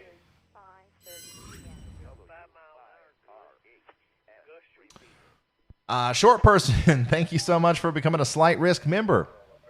Michael Newsom, thank you for the very generous contribution. Grace Case, thank you so much for the very generous contribution. Says, my cat's watching you, but it's just my laptop, and I hate Twitter. So you'll have to believe me. I believe you. Thank you. Oh, that's funny. Laura has been a member for 8 months.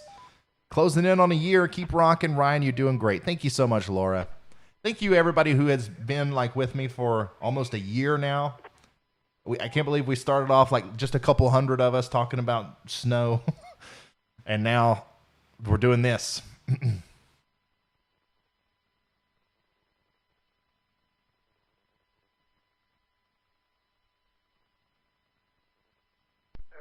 24, your highest so far. Oh.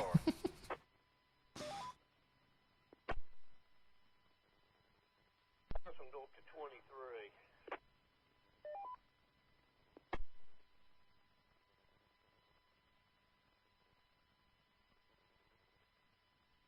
Proud of it, ain't no higher than that. 23. 60, 70,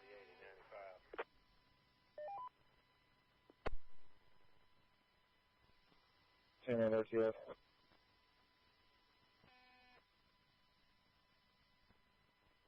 Just browsing, seeing if there's any more like picture updates from our storm chasers.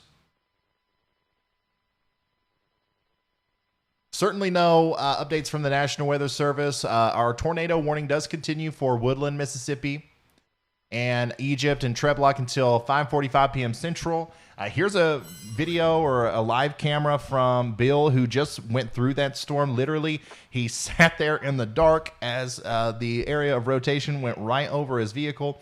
But as far as I know, we didn't see any evidence of an actual tornado down. So even though we do have tornado warnings right now, we still don't think that there are any tornadoes on the ground right now. So that's a good sign. That's a very good sign.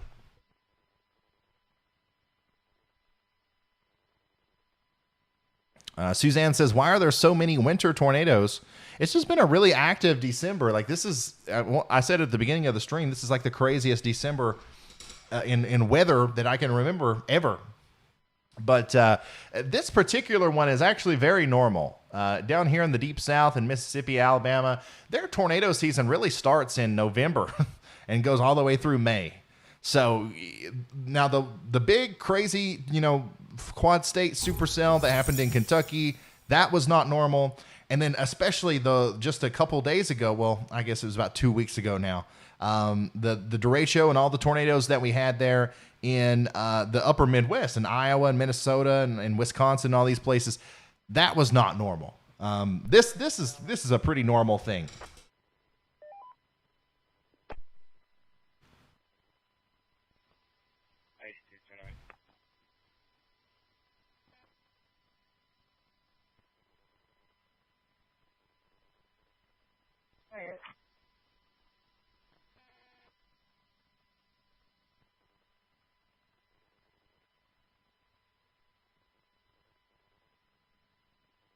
Yeah, somebody said, I don't think tornado season ever stops there. It doesn't. There's always a chance for tornadoes down there. But usually from like June, July, August, and September and October, like you don't really have to worry too much about it. But November through May, absolutely.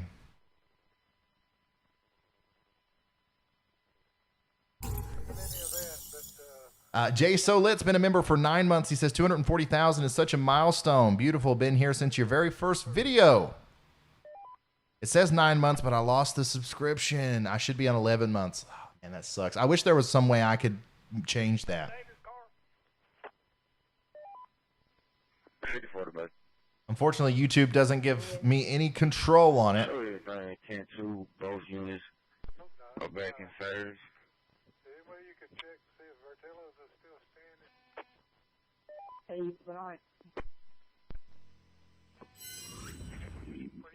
Both of them agreed to give each other peace.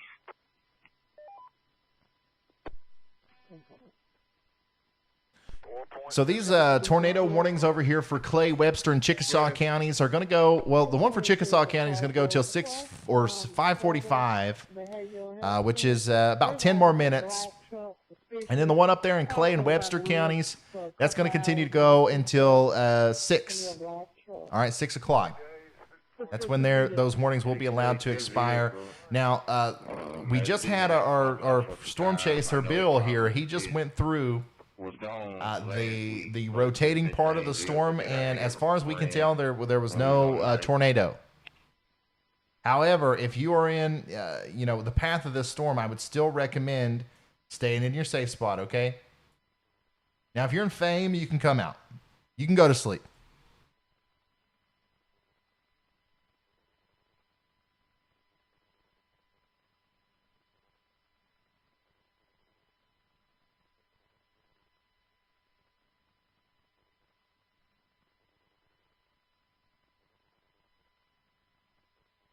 Antenna working okay?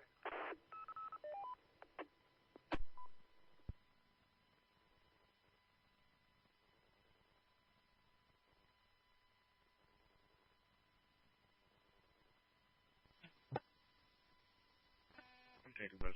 28 degrees Monday. 27. While widespread severe weather has been a little bit less active than anticipated today, there's still a window of opportunity, especially in the extreme northeastern Mississippi and northern Alabama.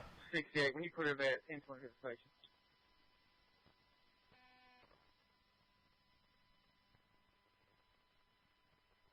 Run on antifreeze Saturday.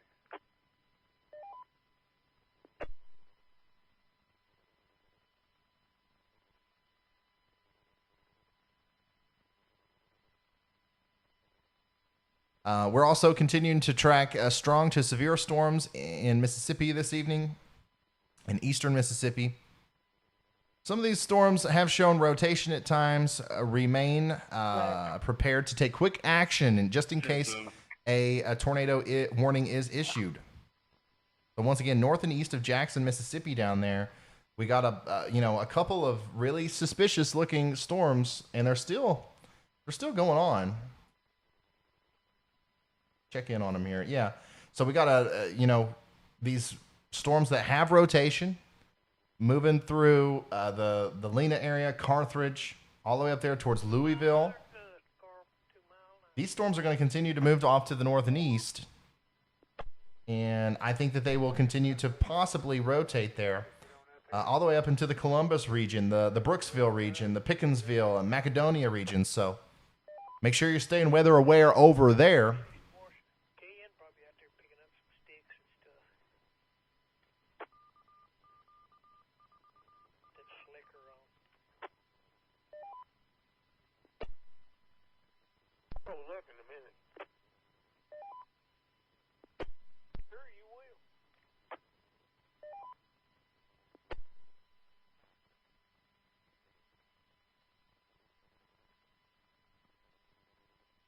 The National Weather Service did issue a new considerable severe thunderstorm warning there for Chickasaw, Itawamba, and Monroe counties. Look at that. 70-mile-an-hour winds and up to an inch in diameter hail is possible all the way through Okolona, Smithville, Armory, Aberdeen. That is a very significant storm. And, 70-mile-an-hour winds, that can do damage. Okay, a weak tornado. Not a lot of difference there between 70-mile-an-hour straight-line damaging winds and a very weak tornado. So please just try to remember to take these considerable severe thunderstorm warnings just as seriously as you would a tornado warning, especially a radar-indicated tornado warning. Caller advised their neighbor's light post is sparking. Come up's going to be 538. What is the name of the team they were playing? Gonzaga, ranked number 4. Oh, okay. KB4AO, clear. Thank you, Jay. Good clear to you. Cakes for you. Happy New Year. Good. Show me in service 18332. 18332 in service, Steve.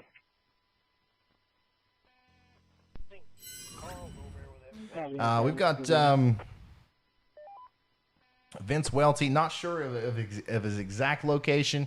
If we've got anybody in the live info stream channel, if you can kind of pinpoint where he is for me, but I do believe he's somewhere south of Smithville, facing west. He could be actually waiting to intercept this considerable severe thunderstorm. That might be what he's doing actually.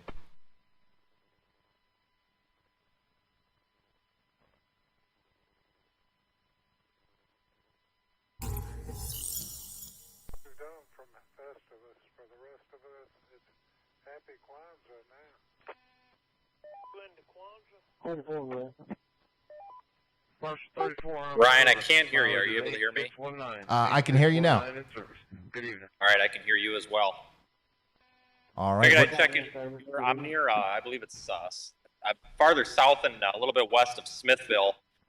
Looks like right now we're going to be heading and seeing if we can intercept winds out of this line. I'm not quite sure the tornado threat's going to be there with these storms lining out. I'm not sure if you would agree with that or not based on radar.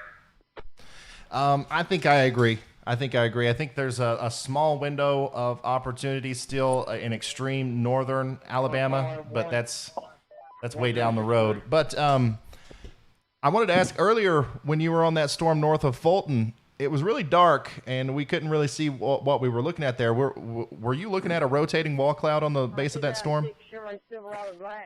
Yeah, it looked like it. Looked like there was a little bit of rotation in that storm. Looking up the storm, you can see some torque in the storm, kind of a corkscrewing, but it wasn't anything too hard, or it wasn't cranking that hard. Right. I was kind of debating if we were going to go after it or not, and I see a couple of minutes ago it tightened up again on radar, but it looks like it lost it again. So there was some rotation in it, and I did see a couple of spotters report that on the local storm reports as well. So looks like several people were seeing that too. All right. Well, we can see all the lightning and stuff coming in on your camera, so be careful out there. And if you got anything else you want to say to us, just let us know. All right. Okay, we'll do. All right, we'll see you, Vince. So that was Vince. Pretty much his plan is to do, what I was thinking there. And he's going to kind of wait to intercept this considerable severe thunderstorm as it comes through.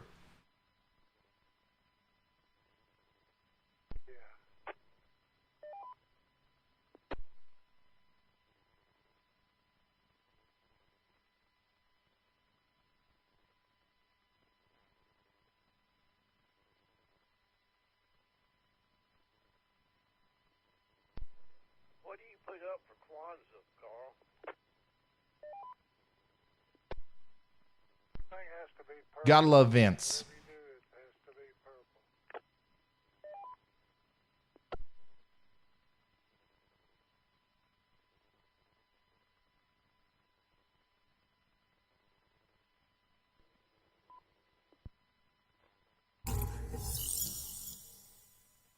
Remember this, every time I say there's a considerable severe thunderstorm warning, that means that there's winds in excess of 70 miles an hour and hail around 1.25 inches in diameter. So this is the considerable severe thunderstorm that's getting ready to go through Amory, south of Smithville.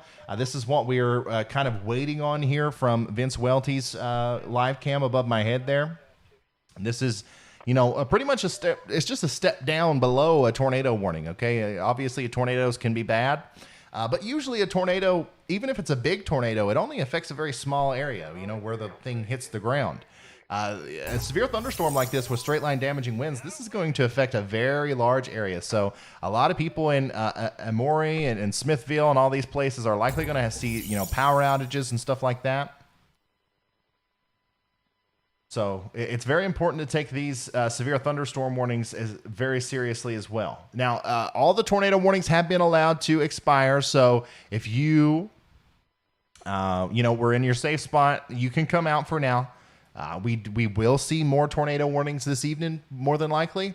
So stay weather aware, but you're fine. You can come out of your safe spot. 6 Rescue 10. I just read it's a light pole that's sparking. I'm going to disregard if that's Roger. That's definitely 406. I think we can probably handle it. Yeah, these cells here, they need to be watched. It's like this line of storms.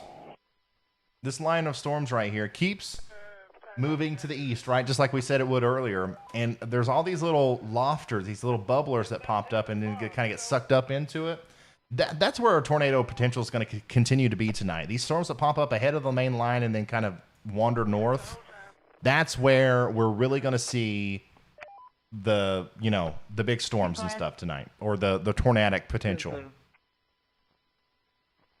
Very, very thankfully, though, that this has been quite less active than what maybe the Storm Prediction Center thought and stuff like that. But certainly has been active.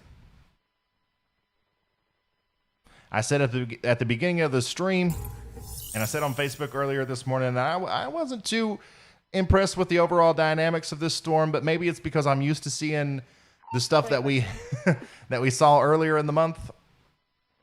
But that doesn't mean that we shouldn't take every single warning seriously, because there are going to be a couple tornadoes tonight, no doubt about it.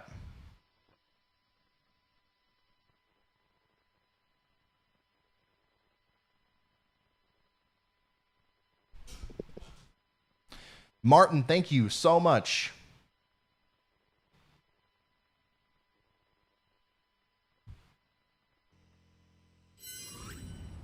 We got professional storm chaser Vince Welty on the move now.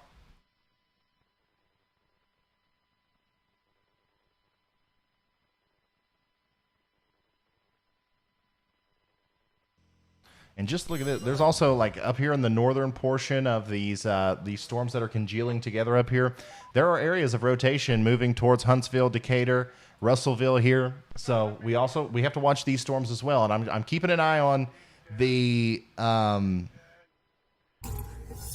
radar and the warnings and stuff. I want to see the Vince intercept this considerable severe thunderstorm, just so people out in front of this know what's coming for them.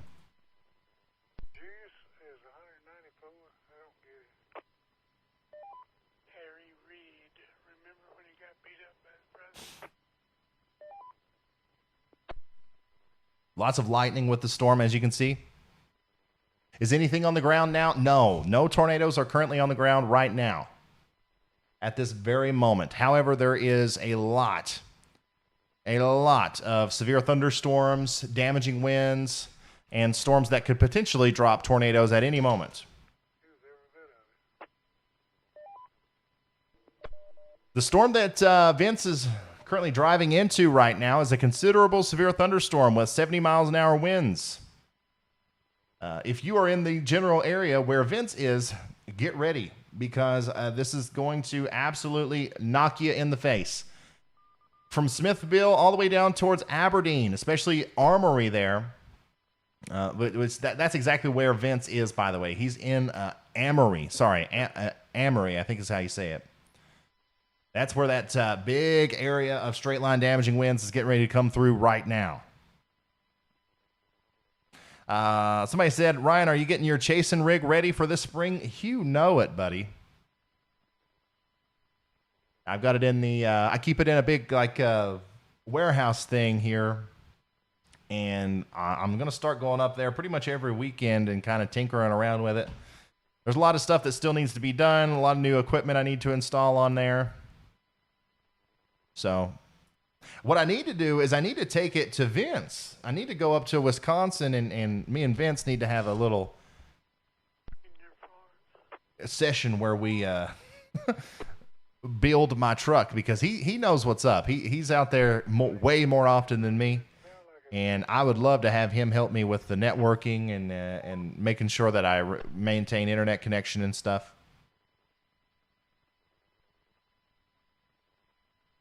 More than likely, what the reason why this storm has underperformed a little bit, and it's one of the reasons why I was also not very bullish on it in the beginning, is because of the morning convection that we had. We had some really heavy rain move through Mississippi, Alabama, and Tennessee earlier today that wasn't forecasted, and that kind of dampened the overall instability out here.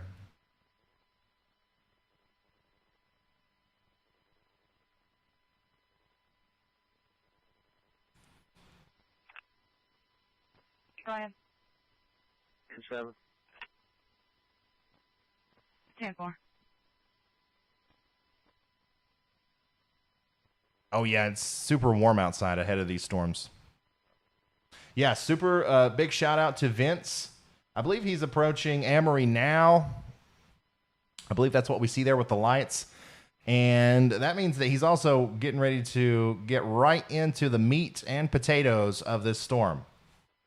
I'm gonna pull him back up right here in a second, but this is you know where Vince is pretty much, and that's the storm that he's getting ready to go into. Once again, a considerable severe thunderstorm.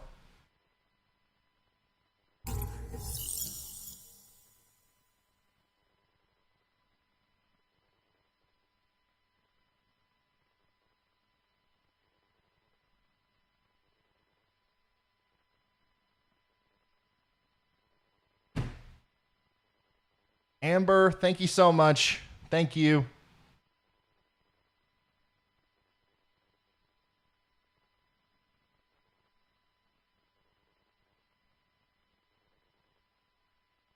People were asking about Reed Simmer. I think he's all right. Yeah, he's still out there.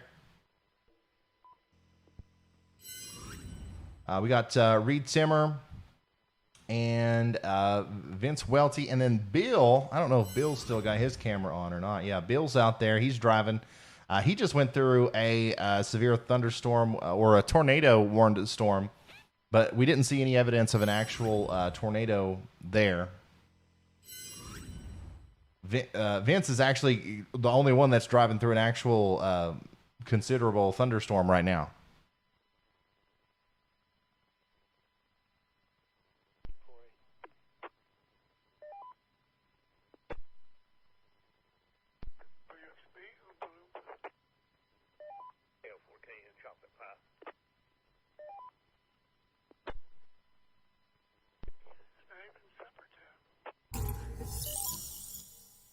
Thank you so much, Tamara.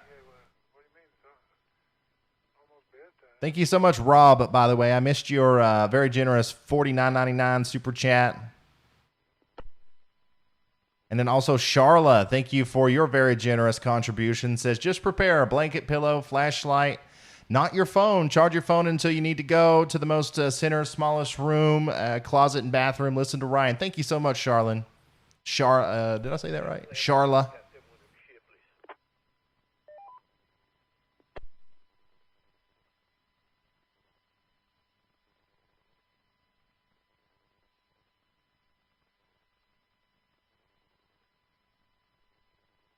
So this is the storm that's going through Amory right now, heading towards Hatley.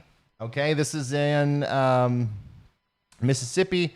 Real close, though, to making its way into Alabama. All right, this is a considerable severe thunderstorm.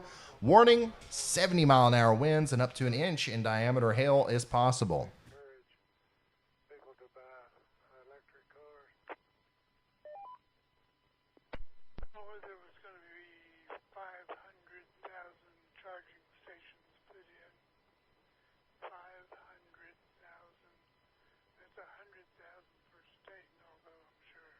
Oh, that was a close bolt. That was a very close bolt.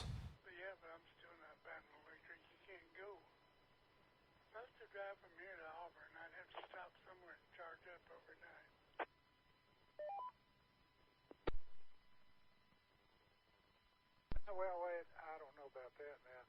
I think you might could get one of them $80,000 Teslas and make it all the way down there.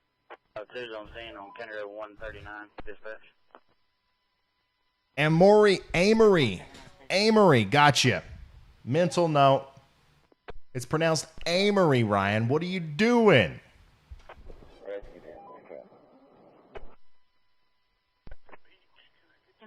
So I'm not sure of exactly where Vince is at this exact second, but he is definitely getting into the heart of the storm now. And you can see the winds whipping around out there. We obviously got some heavy rain. And then, you know, it's hard to tell exactly how fast the wind's blowing. But of course, according to the National Weather Service and according to those velocity scans, I do think we are seeing some of those, wind gusts approaching hurricane force here in eastern portions of Mississippi. Now, this is, once again, a considerable severe thunderstorm warning. We have regular severe thunderstorm warnings down here towards Aberdeen, Caledonia, West Point, okay? All the way down here. A lot of eastern Mississippi has severe thunderstorm warnings. We also have very, very impressive looking supercell thunderstorms down here near Louisville and Philadelphia. We're going to need to check these out. We're going to have to inspect these with our other radars to see if there's anything going on there with maybe some rotation, because once again, those are discrete supercells. That's exactly what we don't want to see. And then we have this big line of storms extending all the way up into northwestern portions of Georgia. None of these storms, not Georgia, but Alabama, none of these storms are severe thunderstorm warned right now, but I would assume that they're probably going to look very similar to what Vince is in right now, okay? Down trees, down power lines, power outages, all that good stuff can be expected over the next couple hours if you get hit by this big wall of wind and rain.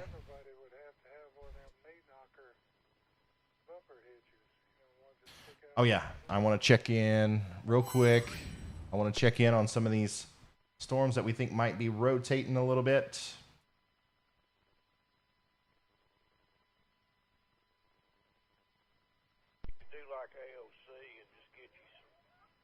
Wow. Yeah, they're rotating a lot of it.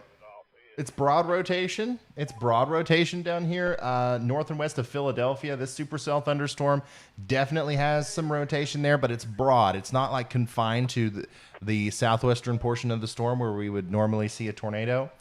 And then the whole storm up here near Noxapater. I'm sorry if I'm saying that wrong. South of Louisville. Literally the entire storm is spinning. So we still have a lot of rotation here with these storms. So we're going to keep a very, very close eye on these. But there's something about today, guys, that I'm telling you, every time it looks like a storm's going to produce a tornado, for some reason they just haven't. So let's hope to goodness that's what continues to happen here with these storms down here in Mississippi.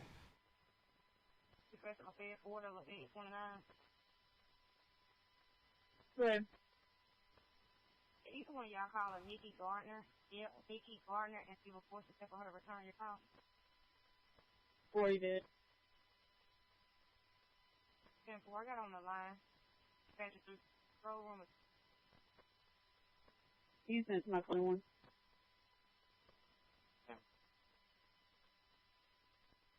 Check.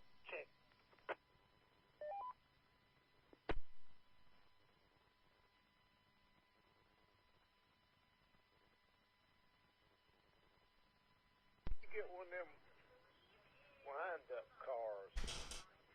Carl, you remember as a kid they had them things? Or that one with a rubber band in it? You could just wind it up. If you are in northern Mississippi, you can go to sleep. The tornado threat is done in northern Mississippi. This line is exiting northern Mississippi now.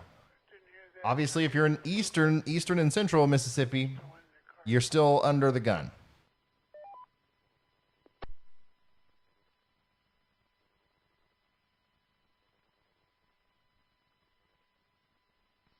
Northeast has been notified. They'll be en route. That's 10-4. We still haven't found anything sparking yet. We're still looking. We got a new severe thunderstorm warning for southern Monroe County in Mississippi.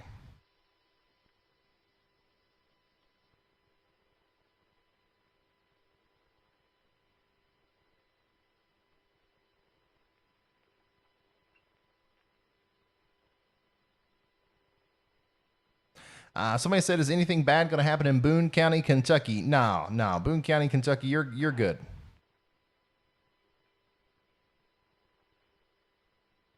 Remember, we do have those 2 discrete supercell thunderstorms near Carthage and Philadelphia, Mississippi. And I still think that they might be trying to develop tornadoes, but a lot of the storms tonight have tried very hard and failed. That doesn't mean that we shouldn't take this seriously, though. Let me come back over here to the radar. Look at this. Philadelphia, Mississippi. Supercell thunderstorm. Rotation. It's all happening. It's all here. However, there's not enough evidence just yet for a tornado warning from the National Weather Service. So, if you live in the northern portion of Philadelphia in Mississippi, please just be weather aware. Okay, no reason to take shelter just yet. There is no tornado warning, but that's a nasty storm even without a tornado.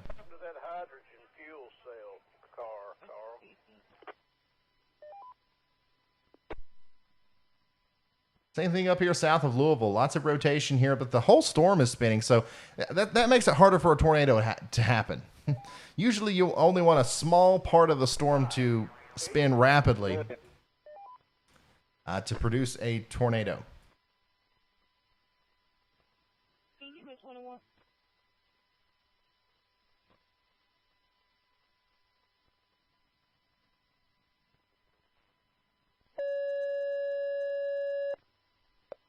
Somebody double with call. 911 dispatch 500 and 500 units. Medical assistance needed at 134 Tucker Road. 134 Tucker Road.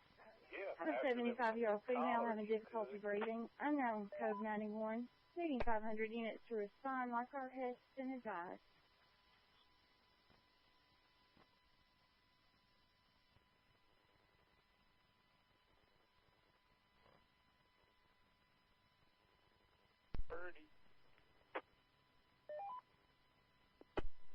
Ridiculous thing I've ever heard. Pull out.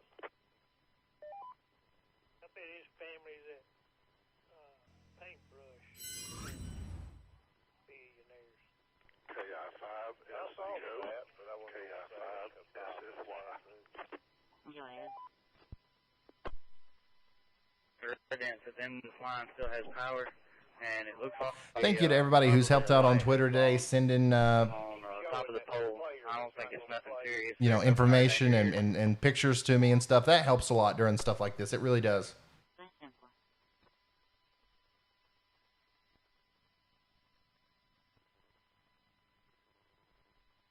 It'd be ironic about him standing on the sideline and somebody had a play that rolled over out there and he got rolled up in it. If everyone northeast can come out, or do you think we need them? Thank you. All Valley works. Is this going to strengthen as it gets into Georgia? No. Northwestern Georgia, you're likely going to get some severe weather, but I wouldn't say that it's going to strengthen. It's going to stay about the same pretty much. Let's get down this side. You got a Castle northeast. We'll be clearing shortly.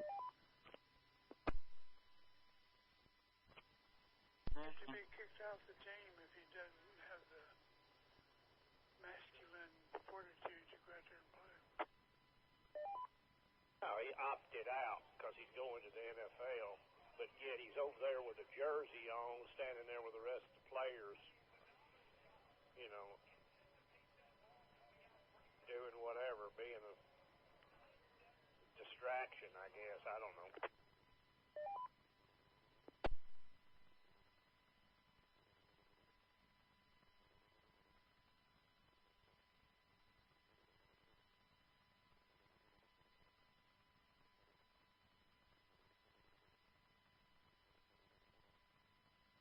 It has been 57 minutes since the last tornado warning was issued.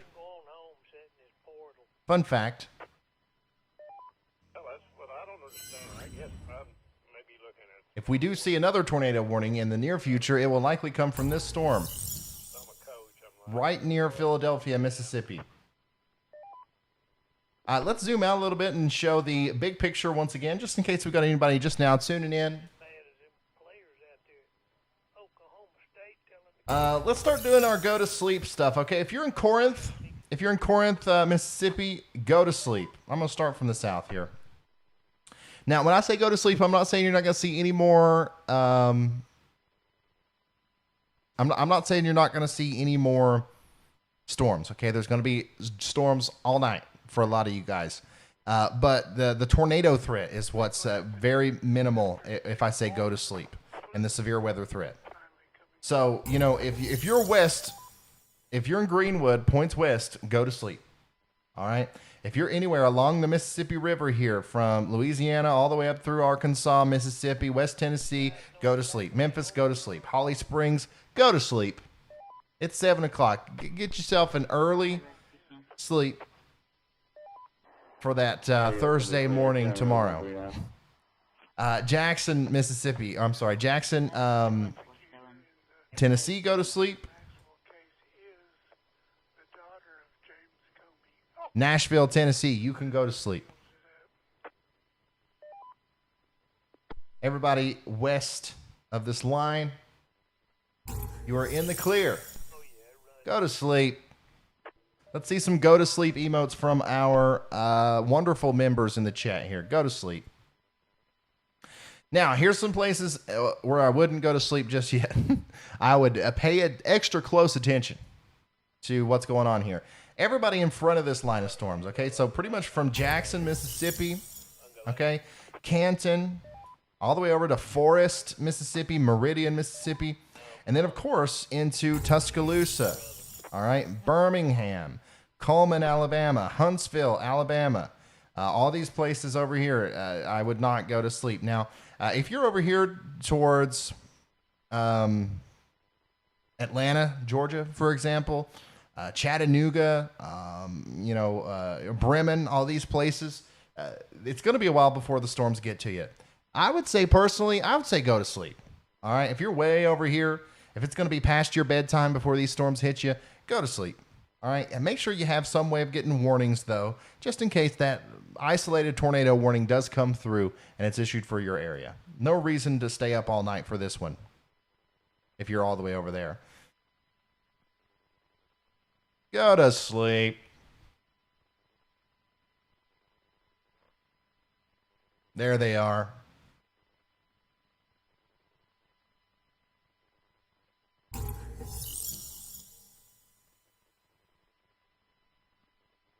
I think some of the people who are new, who haven't watched any of the other streams, they're probably wondering, like, why would you go to sleep at 6 p.m.? Usually we do this much later at night for some reason. If you don't want to go to sleep, you don't have to. But if you want to, you can, is what I'm saying. It's not bedtime.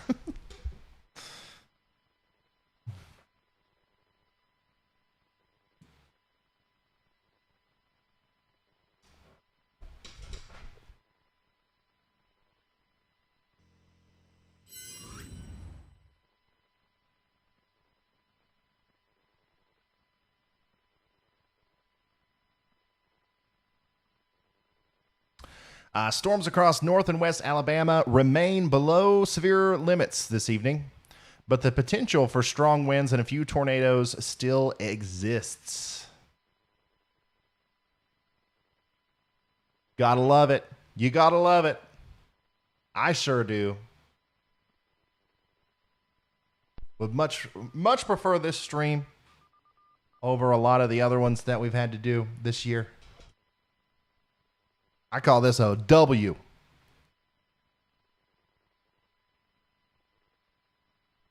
Brand new watcher. I'm a weather junkie. Love it. Yeah, I feel like this is, if I wasn't the, if I wasn't doing this channel, I don't know, if I wasn't the one that was like making this live stream and in these videos and stuff, I would eat this channel up, man. I love the weather too, and I've always wanted to find a you know, kind of like a casual community of fellow weather watchers and weather lovers and stuff like that. And I think that we've got the best. I think we have that here, like far more than you can get it anywhere else on the internet. Medical assistance needed at 134 Tucker Road. 134 Tucker Road. Have a 75-year-old female having difficulty breathing. Unknown code 91. Thank you, DJ, for becoming a member. Thank you, Nurse Jess, for the very generous $10 super chat. Thank y'all. Thanks to all the new members. We do have, what do we got? 718 members now. Absolutely crazy.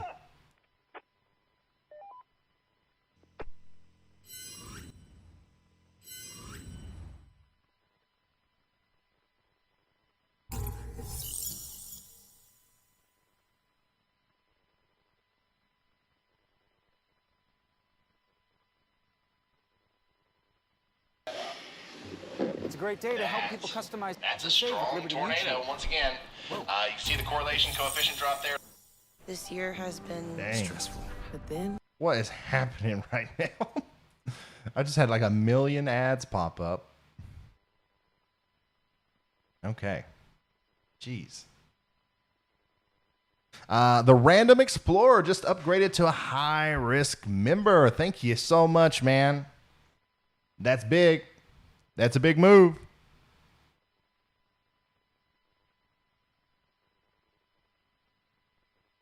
Sam P just said, you are literally the best live streamer that there has ever been on the history of YouTube. Now that's a compliment. Thank you. I appreciate y'all. Let's go check in on our rotating supercell that is passing just to the north of Philadelphia. Once again, no tornado warning. No tornado warning with this, but this is a rotating supercell. Likely some straight line winds there. Likely some hail, but it's below severe limits, so not much else to say about that. Here's another big, broad look at everything. Line of storms, once again, from northern Alabama, trailing all the way down through south central Mississippi. We got 3 severe thunderstorm warnings for Monroe, Clay, Itawamba, and Monroe counties in Mississippi. And then we got these 2 stragglers down here. These 2 renegade supercells. All right. Once those storms kind of like meander and get sucked up into the main line here, I think that our tornado threat, our tornado like probabilities are going to go down significantly. I really do.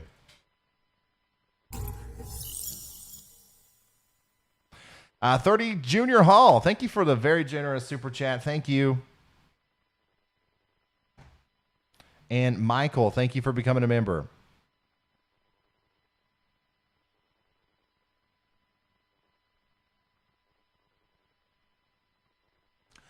So somebody just sent me something very interesting. This was, about an hour ago. Multiple people are reporting that it's raining fish in Texarkana, Texas. No reports of tornadoes or waterspouts, although there was some weak rotation in the storm.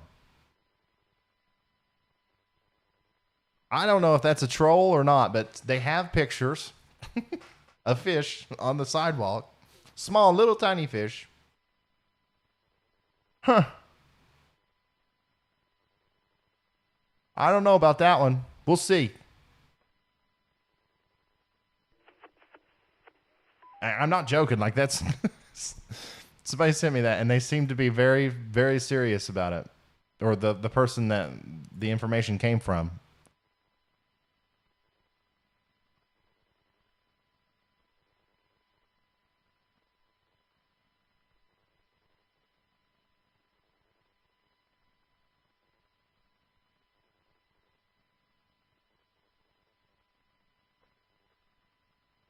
A fishnado.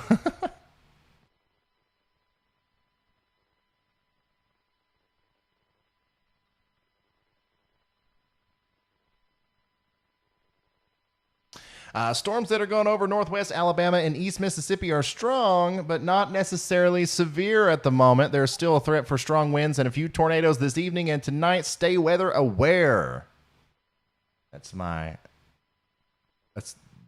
all you need to know. By the way, a new tornado watch has technically been added or kind of reissued there until 10 p.m. for a lot of western Alabama.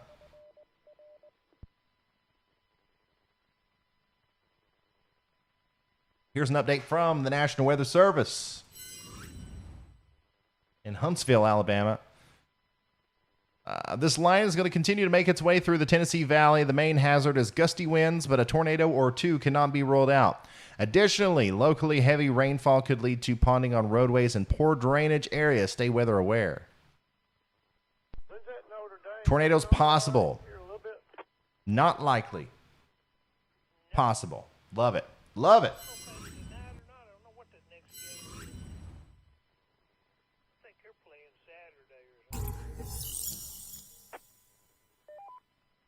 Thank you, the Shannon S.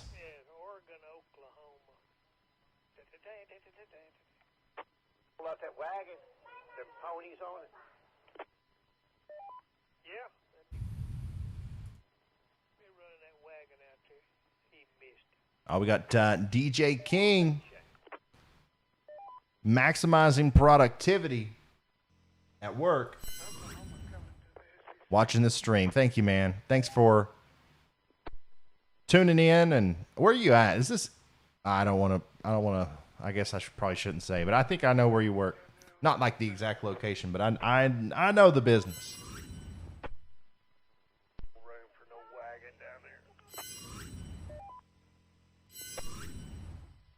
PD to 23. Yeah. Could you be en route to Blue Sky on Highway 6 for accident? No injuries. Black Ford Escape and a black Toyota. Cool.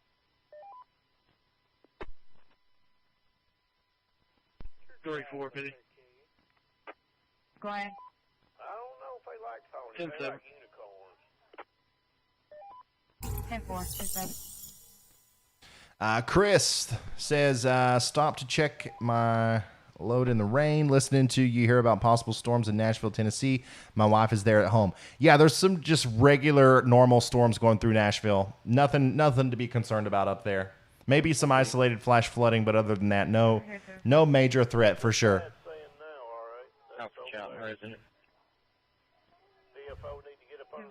Rotation is still there in that Philadelphia storm, but not near. It's really nothing much, honestly. It's really nothing much.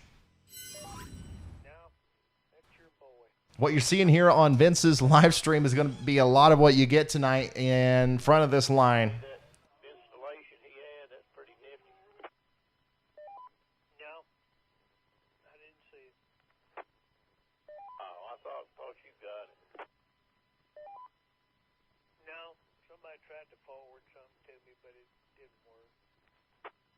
Well, it's gone now. See if I can get it back. He moved over there. Kevin Sharp got the kiddos in front of the TV there. I don't know why this is so entertaining to me to see pictures of you guys like taking pictures of me on your TVs, but I'm loving it. Seriously.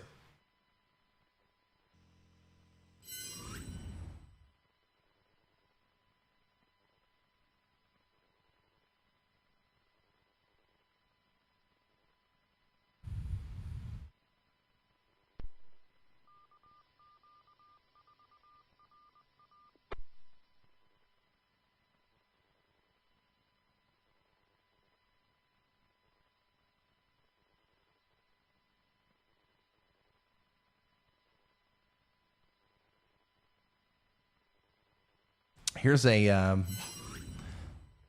news article from the Texarkana Gazette. Rainstorm drops fish on Texarkana. This is today. Among the places that have seen fish are a tire store on Summer Hill Road and a Texas High soccer practice. An Arkansas side resident and her husband were leaving their home to go out to lunch on Wednesday afternoon when they discovered about 20 small fish scattered around the backyard. There were every bit 20 fish out there. We were flabbergasted, the woman said. She asked that she not be identified. We had no idea where they came from. Somebody could be playing a prank, but I've also heard about things like fish or frogs falling from the sky when it rains. I've heard about it, but I've never seen it, she said. A rain of animals has been reported throughout history. One hypothesis is that tornadic waterspouts can pick up creatures such as fish and carry them for a distance. However, this phenomenon has never been witnessed by scientists. Another likely explanation is that there's no falling. The animals. Wait. Another likely explanation is there is no falling, and the animals are driven by winds. So they kind of just scoot along the ground. The fish are about the size of a goldfish and were silver in color. Look at this. We got pictures. That's not just sliding across the ground for however long it would take for somebody to be surprised by that. This fish is one of about 20 small fish found Wednesday in the backyard of a Texarkana, Arkansas home. Look at that. Well, there you go.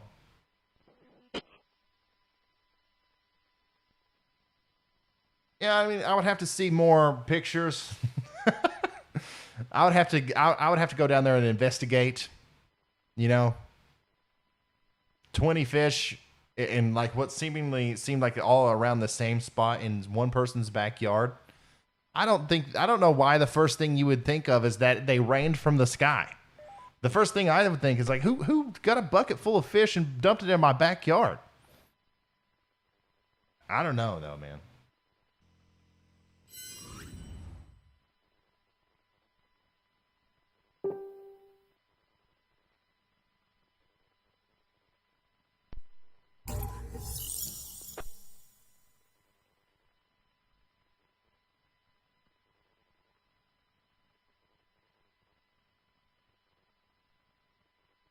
Hey, Sherry, thank you so much for becoming a member.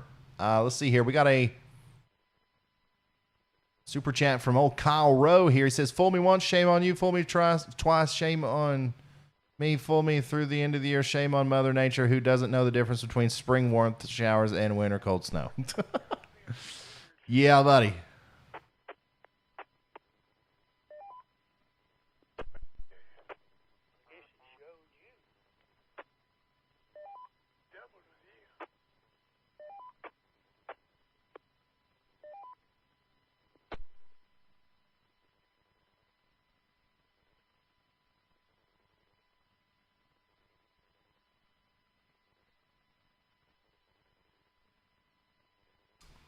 I believe due to the cold pulling nature of these storms, we dodged a bullet today.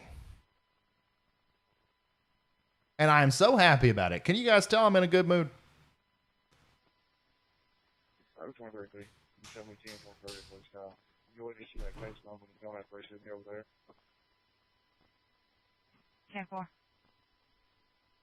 10-4. Jackson, thank you for that. Daniel, thank you so much for becoming a high-risk member. 10699.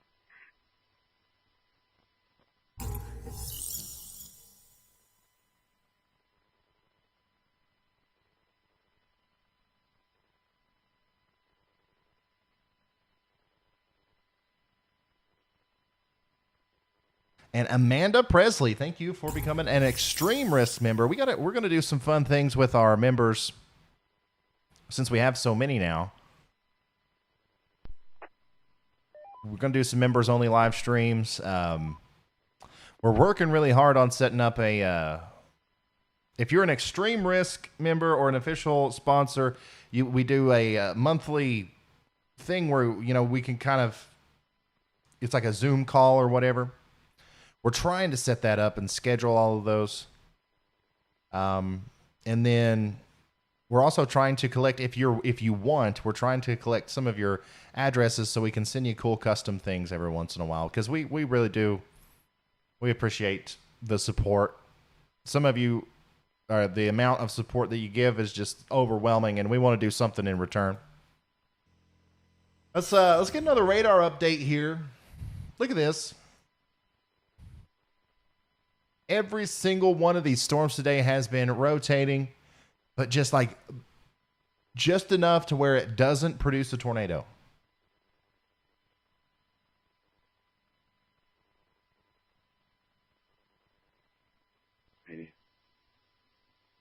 Right. Will you put me out for child, my residence, please? 10-4. 24, Peter. Ryan. Show me out for child, 30 minutes. 10-4. At this time, there are no tornado warnings. In fact, the last time a tornado warning was issued was over an hour ago.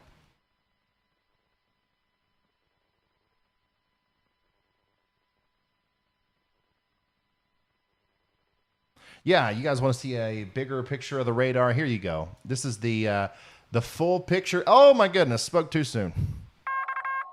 Look at that. A new tornado warning has been issued. That literally just got issued. Just now. Like, I don't know how in the world this picked that up so fast, but Fayette, Lamar, and Marion counties in Alabama are under a tornado warning. All right, let's retweet that. Let's go on Twitter right now at Ryan Hall, y'all. Retweet that information. And let's zoom in. This is not the storm that produced the tornado warning. That is actually up here somewhere. Aha.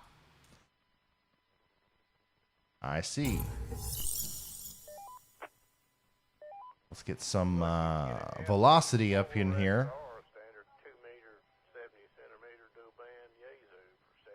Oh, wow. Yeah, so this is what we call an multi-quasi-linear convective system tornado. And we do have a little bit of a hook here. We have a little bit of a notch on the front edge of this storm moving into the Beaverton area. Okay? And I think somebody said we had let me pull all of our tools over here. Yeah, look at that. You can see very clearly there. The rotation just to the south and west of Beaverton. Okay, so this is in Alabama now. A tornado warning in northwestern Alabama. Along this line of straight line damaging winds, we've had a spin up here, and we do have what looks to me like a tornado south and west of Beaverton. All right, I'm pulling everything over here since that's really all that's happening right now. Look at that.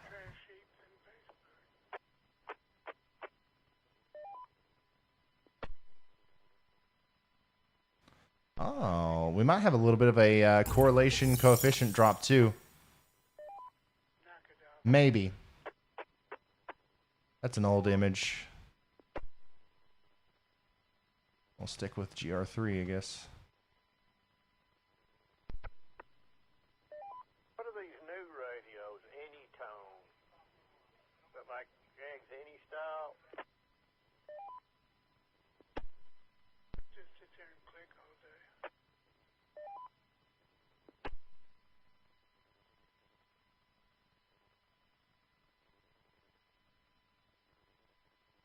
So if you're in Beaverton, make sure you're getting in your safe spot. Okay, also Gwyn, and then Winfield, Glen Allen, and Bazemore. Well, one thing that I'm kind of shocked by here is how big that tornado warning is.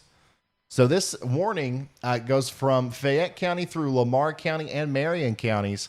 And look how long it is. Like, they're expecting this thing to be around for a while, which is you know, surprising due to the nature of the storm. Look at that. Yeah, there's probably a tornado there just south of Beaverton right now. Let's get in our safe spots. And Gwen, or Gwyn, however you say it.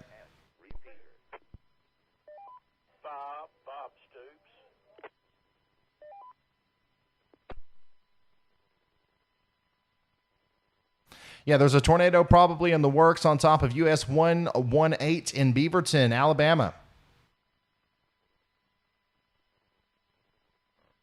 And there is what looks like a little bit of a TDS, a tornado debris signature down here. So this might actually be the first actual tornado that we've seen this evening. 50-watt dual band cell phone controlled. That's right. That was a good one. Oh, yeah. There's probably a little bit of debris there if I'm looking at this correctly. So thankfully, this is going south. If there's an actual tornado on the ground, this is going to go south of Gwyn. But I would get in my safe spot if I lived in Gwyn. Also, Winfield, you're next in line. If this thing can manage to stay together, this is going to hit you head on. So let's go ahead and get in our safe spots in Winfield. One without the Bluetooth microphone for $150. Beaverton is a teeny place with a population of 182.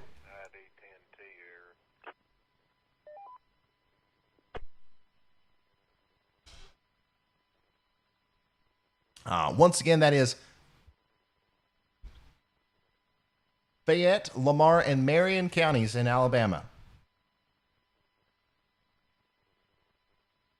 Yeah, it's moving very fast. It'll be in Winfield before you know it. And if there's a tornado down with this, which we still don't know for sure, but it'll be moving through the Winfield area momentarily.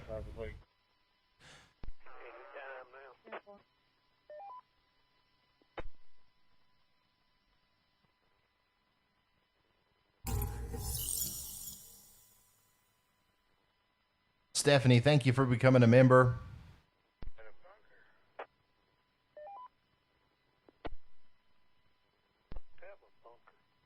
Tactical Reaper, you got it on going on, man. You're watching James Spann and me at the same time. I can't think of a better way to be the most informed person.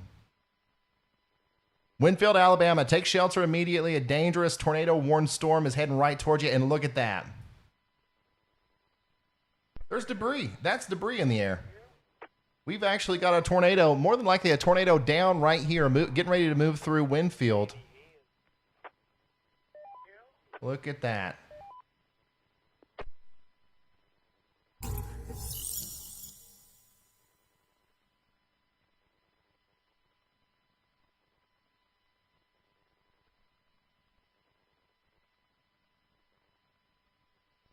Dog. Collar's in trailer 107. The one that made the complaint. I believe the subject. His name's Steve. You guys know what I'm going to do. I'm going to zoom in here on the mesoscale. And if this thing looks like it's going to get close to Winfield, I'm going to let you know some landmarks that this could be approaching very quickly. Once again, this is moving fast. Right now it's south of Gwyn. Sorry, I know I'm screwing that up. Right now it's crossing over Highway 107, okay? Or it's getting ready to cross over Highway 107. If it makes it past there, then it's pretty much going to parallel Highway 10, okay? Highway 10 right across Coffee Creek. And then if you know where Stitches and Design Embroidery is, okay, to the west of Winfield, that's kind of the path that this is taking. It's going to take Highway 10 right into possibly either the southern side of the city or right through the middle of it, okay? So Winfield looks like a little bit of a bigger place, okay? It's not huge, but we got a Walmart here. We have several schools. We got the middle school, the elementary school, and the high school here at the B&T Express. Yeah, this is a decently little populated area. So we got to make sure that we are, if we know anybody down there, let's let them know, give them a heads up that there's likely a big storm coming with a tornado in it.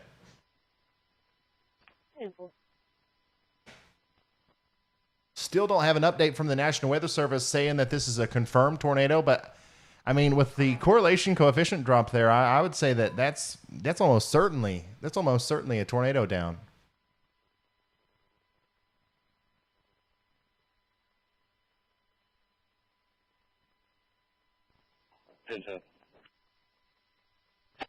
Tornado heading towards Winfield at this very moment. Take shelter now. If you are in Winfield, if somebody just sent you a text message, if you just saw this on Facebook and you're just now tuning in, hello.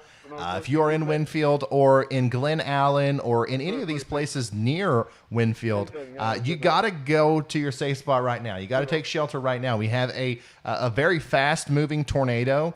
We don't know what size the tornado is. We don't know how intense it is, but we're pretty certain that there's a tornado on the ground moving right into the Winfield area right now. Okay, so if you have the ability to get into a sturdy structure, okay, find some shelter. If you're at home, hopefully you're at home, get into the basement if you have one. If you don't have a basement, get into your storm cellar if you have one. If you don't have that, get into the most interior room of your home, preferably something with no windows, something with no walls that face the outside world. Hopefully you have a bathroom, okay, kind of like in the middle of your house, maybe like a guest bathroom or an internal bathroom. Get in the bathtub and then throw something on top of you. Throw blankets, pillows. If you have kids and they're into riding bicycles, throw their bicycle helmets on them. Because the number way you're going to get hurt in a situation like this is by pieces of your house falling on you.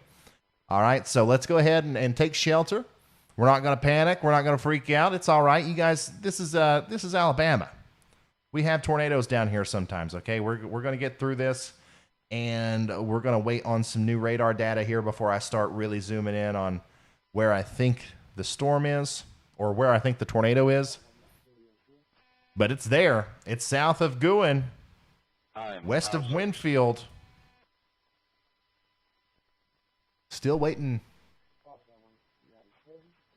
Yeah, no update. No tornado, no reported tornado update there. So, we're kind of just guessing, I guess, that there's a tornado on the ground. But, I mean, certainly looks like it to me. Highway 311. We've seen a lot of tornadoes here recently. And this kind of looks like them.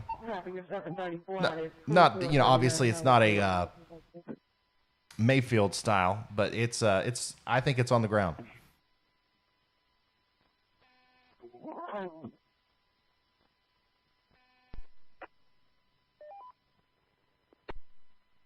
Remember, that's a tornado warning for Winfield, Guin, and Glen Allen, Alabama until 7:15 p.m. Central Time.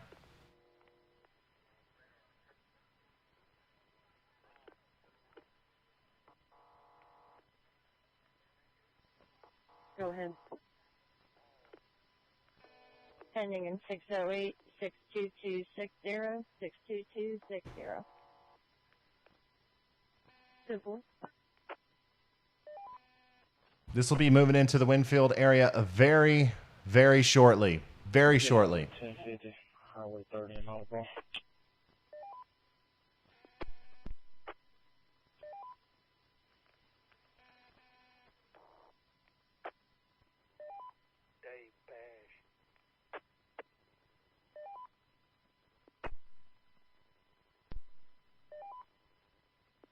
Look at that hook.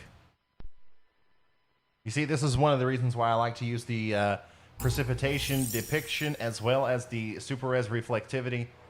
I think you can see, how significant that rotation is in the hook there. Much better on this version.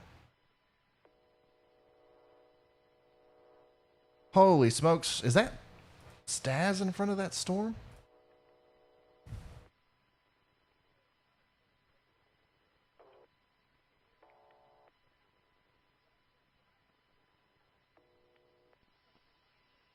I think it is.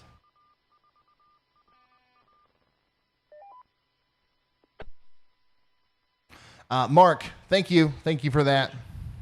Very, very appreciated. Case number 10700 10700.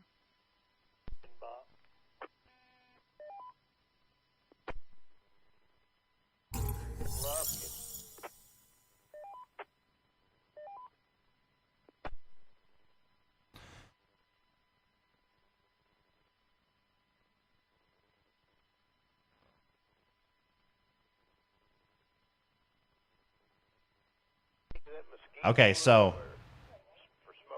once again, this thing, if there's a tornado on the ground, which I think there is, this thing is going to go through Winfield within the next couple of minutes.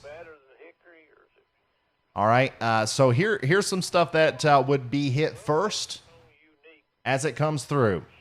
Stitches and design embroidery. Okay, the area where Highway 69, 10, and 36 kind of conjoin north of the Siloam Cemetery. So if you live in this area, you can kind of put a picture in your head as to where that is. And I think that's around where the tornado is right now. It's going to approach the downtown Winfield area from the southwest near, let's see here, Lux Palilia Creek. I hope I'm saying that right. And East Branch Creek. All right. And then that's going to come up near the Harmony Grove Baptist Church and Komatsu Mining Corporation. And then from there, it's kind of like, it's just going to be in the town. Somewhere, like it doesn't really matter which fajita grill Mexican it's getting ready to go by. Like the whole town of Winfield just needs to be taking shelter right now.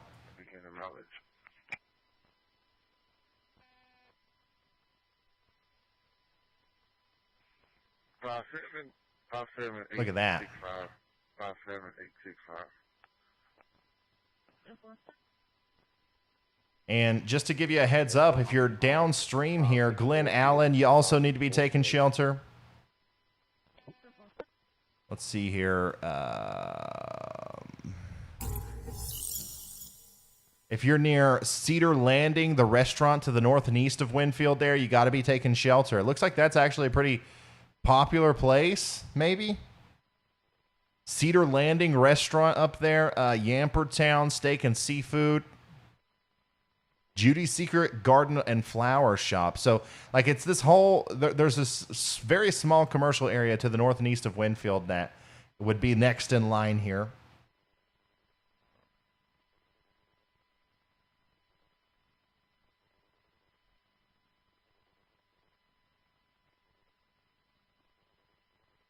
Once again, if you're just now tuning in, there's very likely a tornado either in Winfield or near Winfield right now.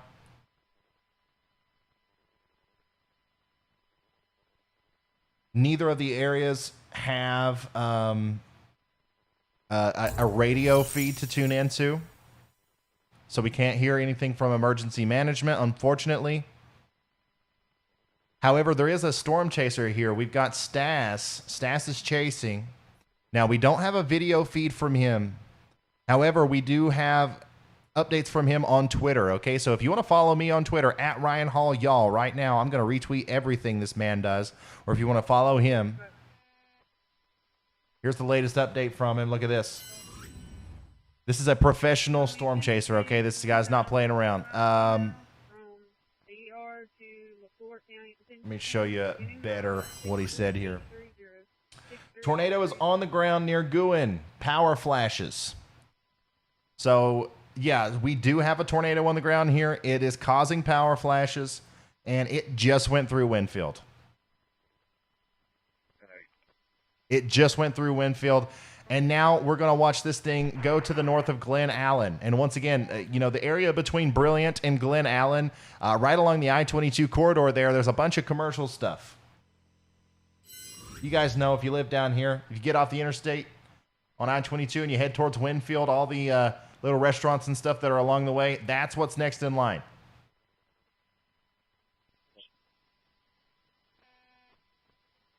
Go ahead.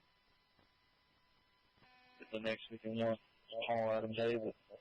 Once again, we have a trained spotter that has told us that there is a tornado on the ground, and we still don't have a confirmed tornado warning from the National Weather Service.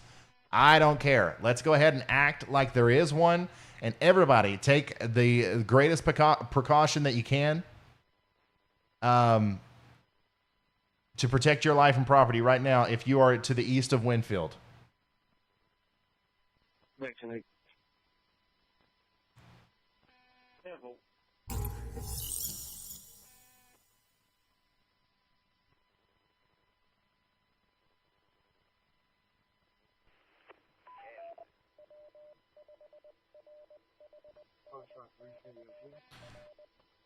We have a tornado near Winfield, Alabama, confirmed by a professional storm chaser. Take cover now, Glen Allen. Now, this is, this is a very interesting situation where we have, this is along a line of storms, and it's the part that's producing the tornado. It kind of looks like a supercell. Okay, you can see the inflow. You can kind of see the rear flanking downdraft on the backside there. So, I don't know how much longer this is going to last, how much longer this could stay on the ground. But we're just going to assume that it's going to stay there for a while. And let's go ahead and get ready in Eldridge as well. We're going to hope that it dies out before it gets there, but it's better to be safe than sorry. Complaining is a 1280. Copy.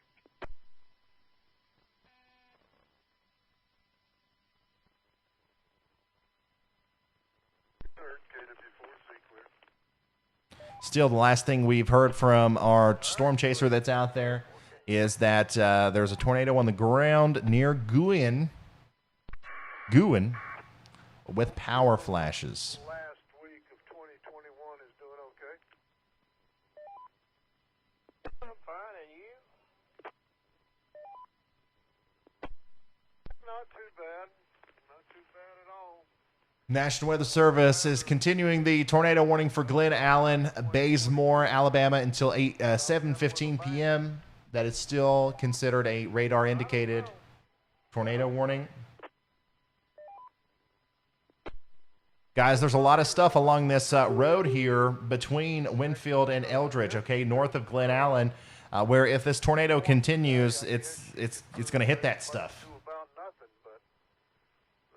We got the Bankhead Highway.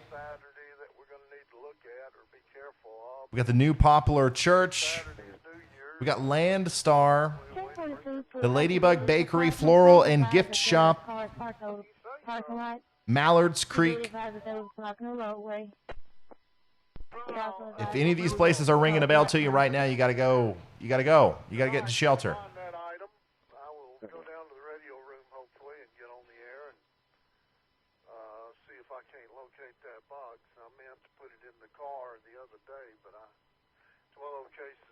Thinking about it when I go down there, and when I'm thinking about it, I'm not down there.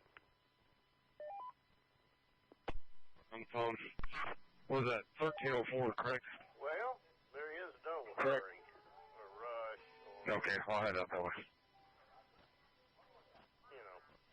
It'll be just off of Clear Creek. convenient. Don't make a special trip down there.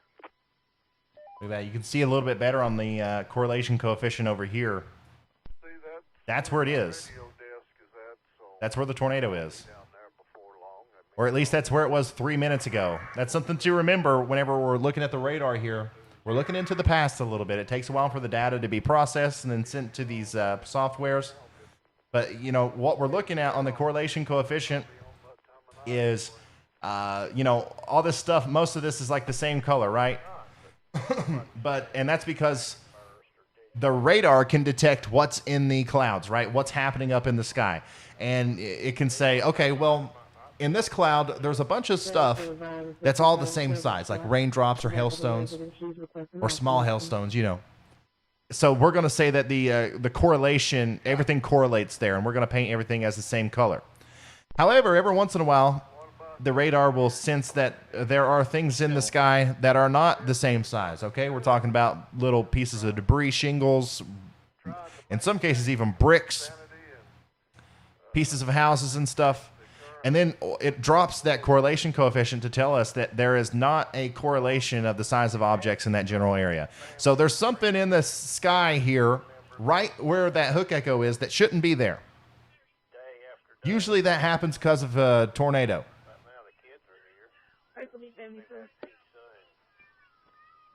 Jim Parr, thank you for that. I really do appreciate it. 130 Highway 51 North, 130 Highway 51 North. It's going to be our security lights on alarm. No keyhole. Well, I never guessed, Bill. Never would have guessed you had company. It's all right. They entertain themselves. They do. Once again, if you are in north of Glen Allen, okay, along Highway 118 there, south of I-22 from Rock City to Glen Allen all the way to Texas. Not the state, but the little town there in Alabama. You got to be getting in your safe spot if you're not there already. KW4's the, bid to do for now. Okay, Gary. KO4K.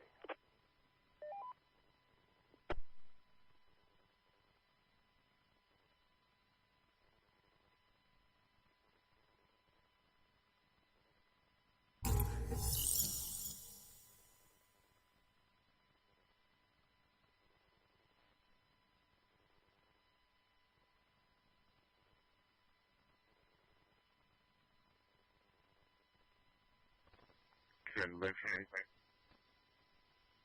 Right. 7213. Good one.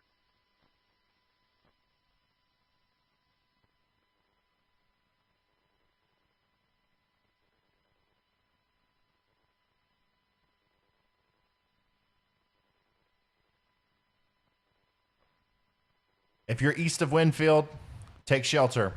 We still have a hook here. We still have some rotation. We still have that correlation coefficient drop. However, I don't believe that this will last a long time. I think we're going to start to see some occlusion here.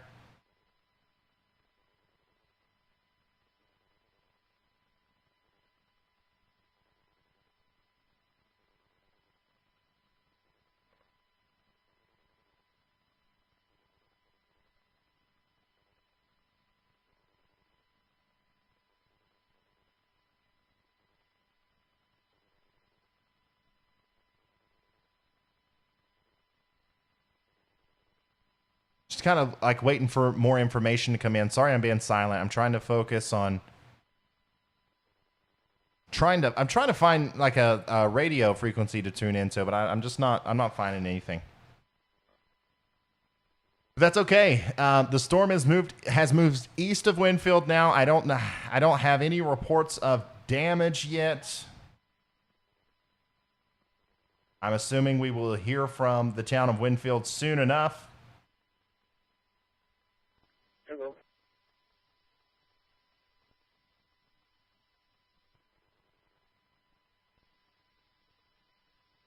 Here, 49. Did we get EMS around? But the good news is on the last couple sweeps here, the last couple frames, the rotation has calmed down quite a bit.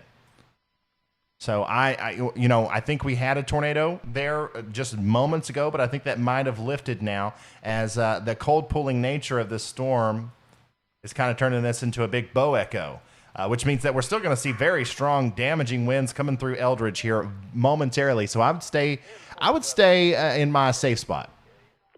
I would not come out just yet.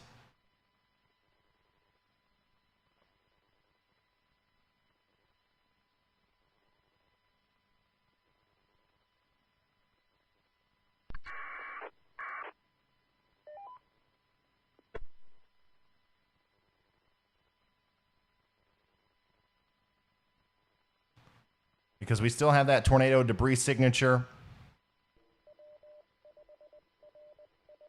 So we're gonna continue to assume that the tornado is down there. Still riding along Highway 118.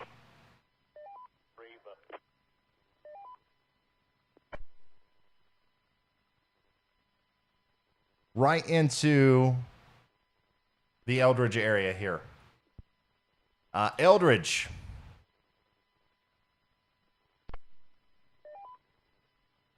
This is a very small town. But this would be, if you're in Eldridge and you're thinking, okay, where's this tornado now? It's going to approach from the west. Okay, it's near the Ladybug Bakery, Floral, and Gift Shop right now, if you know where that is, on Highway 118.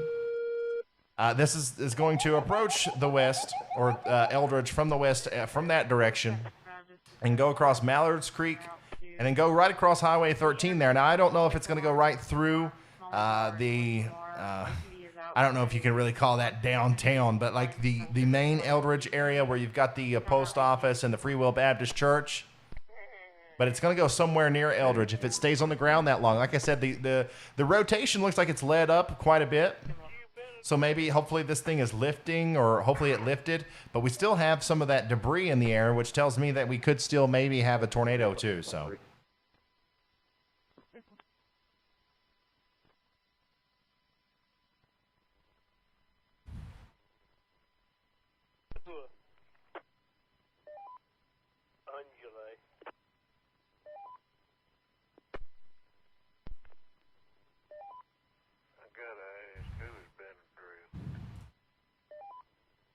Oh, and we do. We had a tornado go through Winfield. We've got pictures of damage coming in now from our wonderful storm chaser Stas.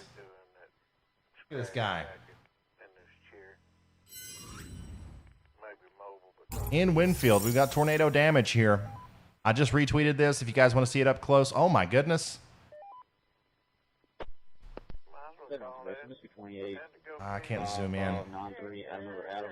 5593, Adam over Adam. See on Bronco. When I'm going 300 ball into highway. Look at that. Forward, gray in color. Robert or Shelley Hudson out of Horton. Once again, what you're looking at here is damage from the town of Winfield. We just watched as this tornado went through, and I'm telling you, we never got an elevated tornado warning, but it was very obvious that there was a tornado going through there. So if you're in Eldridge, we don't know for sure yet. We don't know for sure if it's still down, but let's just assume that a tornado capable of doing this kind of damage is getting ready to come through the northern side of town. So if you're at Eldridge, please stay in your safe spots. And if you haven't yet, take shelter now.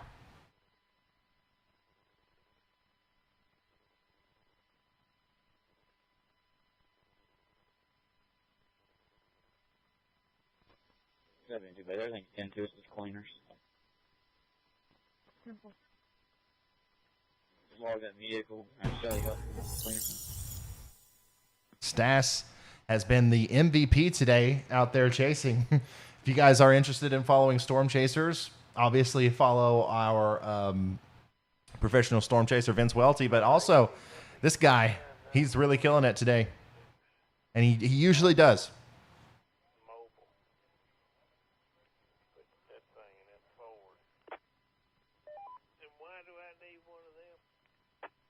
7:57 p.m. was the last update, and we still had what looks to me like a debris ball here north and west of Eldridge. There's two storm chasers here on I-22. Let me take you back to the radar here. There are two storm chasers here on I-22. And if these guys have some sort of, way that they're getting information out to me, please feel free to send that to me on Twitter, or if we can get it in the info stream on Discord, I'll pull that up. But we got Jamie Crane and Ryan Carty right in the path of where the potential tornado is. So I don't know if we have any way of hearing from them or not, but I'm sure we'll hear something sooner than later.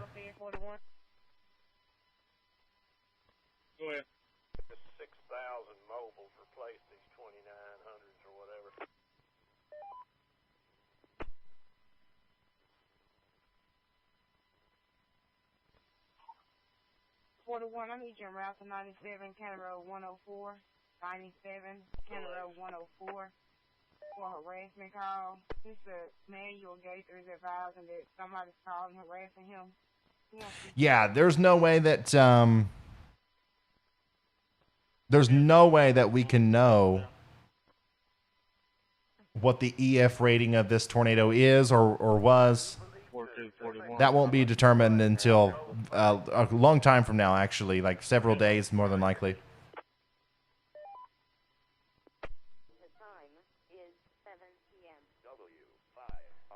Don't fall into that 1,000-watt stereo racket. That on the peaks, 20-watt peak, into to a 600-ohm load or something.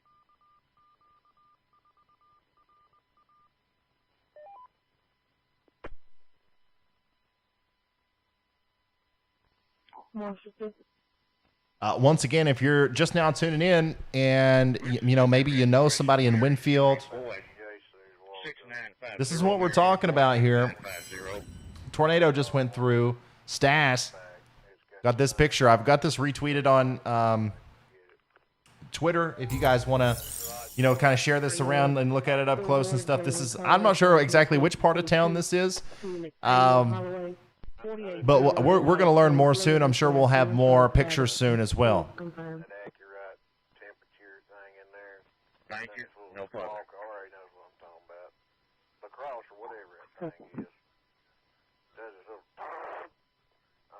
Brian, thank you for that. He says, pray they stay safe. I don't understand such people, but they do render a great service. Yeah. Yeah, you know, going out here and purposely putting yourself in the path of tornadoes is crazy. It's crazy. I do not recommend doing it. But the people who take the time to, you know, do the training and learning about meteorology and becoming a trained storm spotter and all that stuff, and then they spend their money and they risk their lives to go out there and do it, like, holy crap, do I really appreciate those people. Because look at what just happened. Look at what just happened. We had a tornado warning, right, for Winfield. And, you know, Winfield, this part of the world, they get tornadoes and tornado warnings all the time. I would say that the people of Winfield have been under a tornado warning a lot. And 99% of the time, nothing happens, right? Because a lot of the times, the tornado warnings are issued as a preemptive effort to try to get people to take shelter just in case there is a tornado. Now, you know, obviously the people at the National Weather Service are extremely smart. They can read this radar. They can tell where the tornado might be. And then they issue that warning to try to get people to take shelter. But what happens a lot of times is if it's a radar indicated tornado warning, people don't really pay attention to it because that happens so much. And like, we would never know if it's a confirmed tornado if it wasn't for storm chasers like Stas, okay? We can't rely on just everyday average Joes who are supposed to be taking shelter to go outside of their homes and kind of look around and see if there's a tornado in the middle of the night. You got to have dedicated storm chasers to do that dangerous job so that the actual people can stay in their homes. And then once again, look what happened. He tweeted out within seconds of him seeing power flashes that there was a tornado on the ground. And I got to say in front of, 12,000 people, hopefully some of them were in Winfield, that, hey, there is a tornado on the ground. All right. A lot of people, that information would have never made it out. Nobody would have even known that it was more than a normal just, you know, tornado warning if it wasn't for storm chasers. So that's one of the reasons why I think it's so valuable to have these guys out there.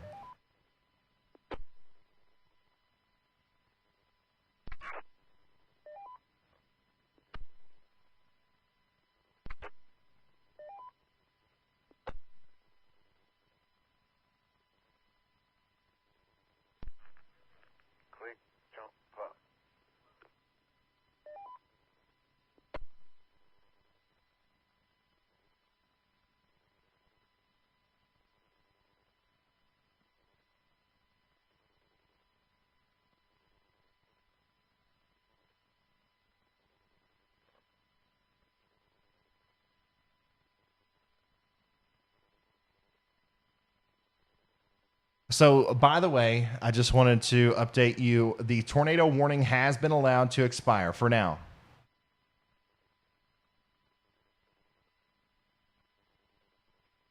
But now, my focus is shifting down here to the south and west. If you're in Fayette, If you're in Fayette in Alabama, there's a very strong storm coming that could possibly produce a tornado at any moment. Look at that.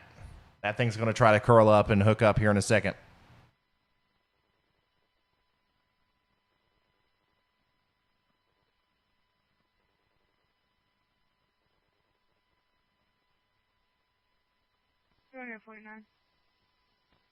Show practice on scene. 10-4.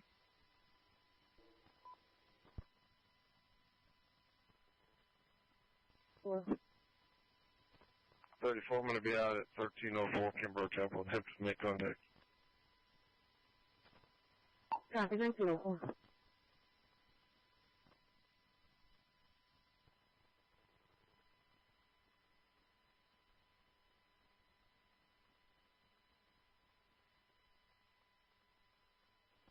Do we have a show you 10-8?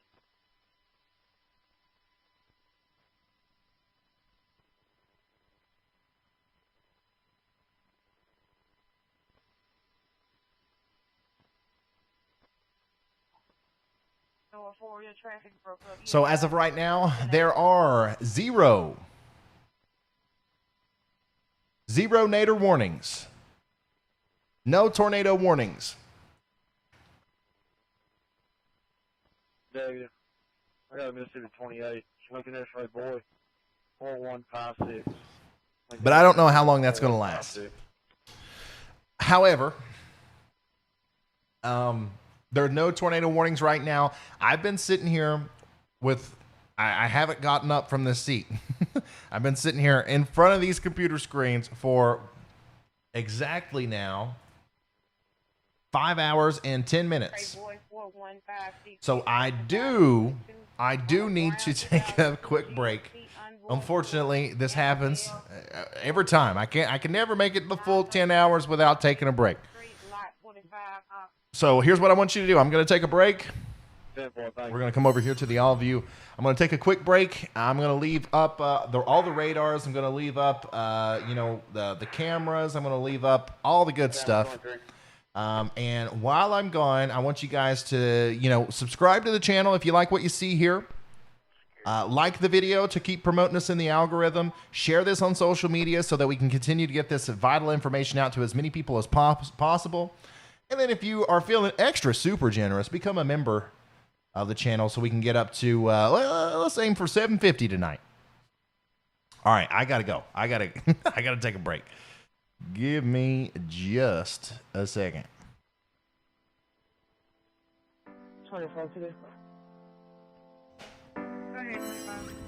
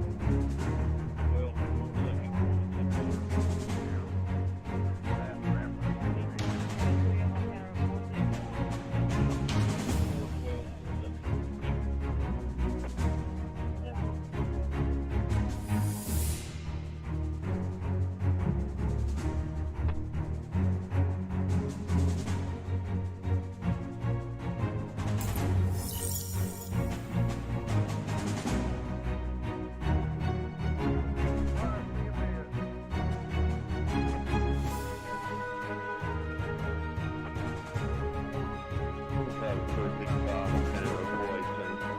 455 and a Poison.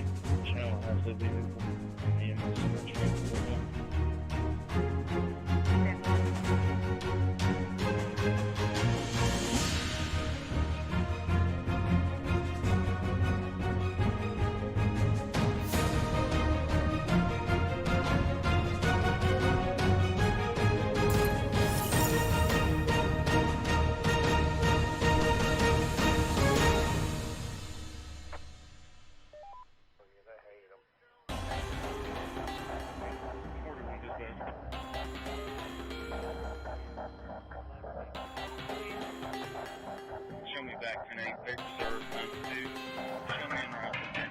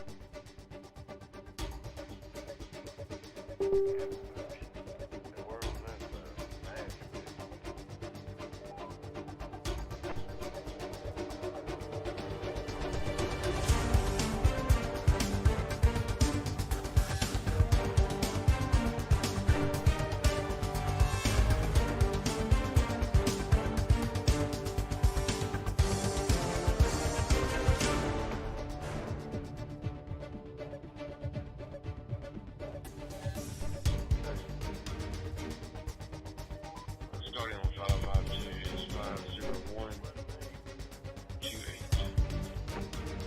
Copy 50128.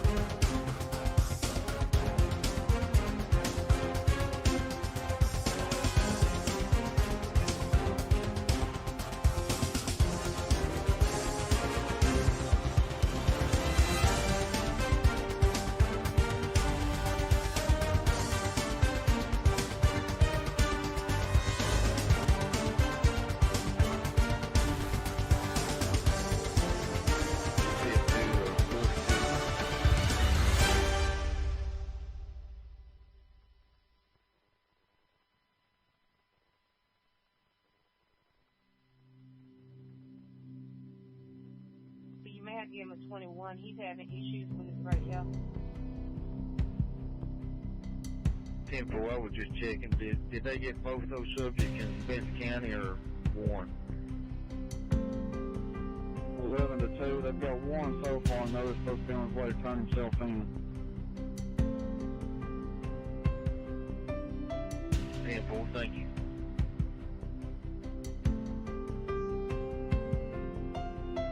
USO on 10-7.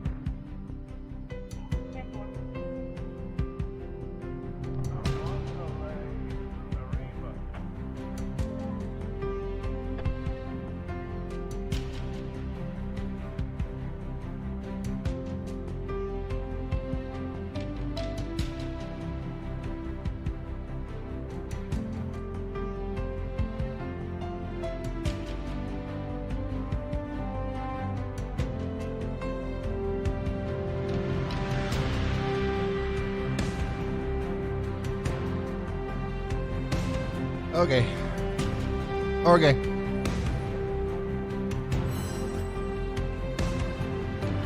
I don't know why. I don't know why that old video of Reed is playing there, but we'll take it.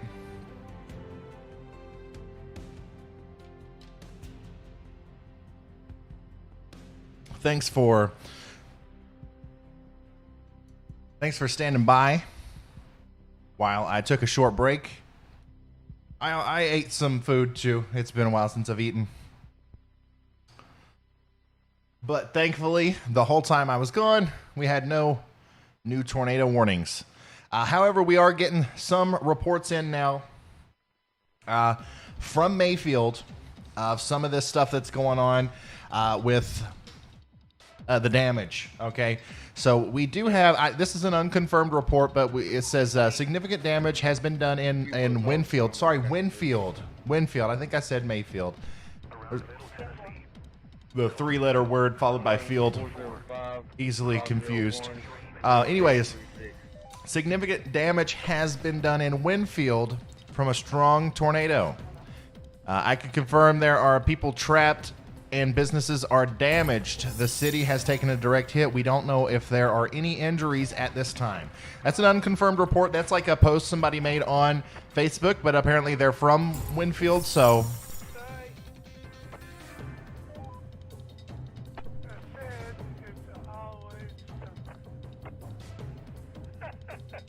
Need a report number for domestic violence, simple assault.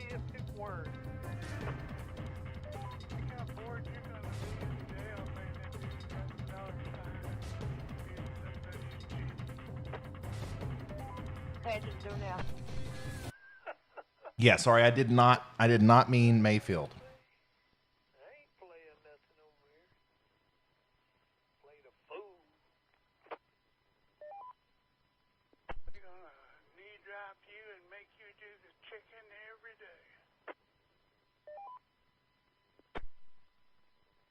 We currently have no tornado warnings, but we do have severe thunderstorm warnings for Green, Pickens, and Sumter counties in Alabama.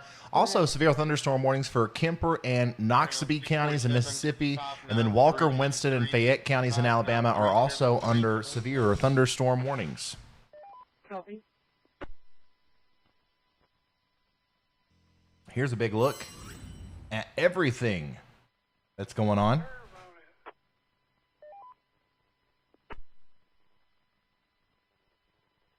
Main area of concern now is going to be right in here.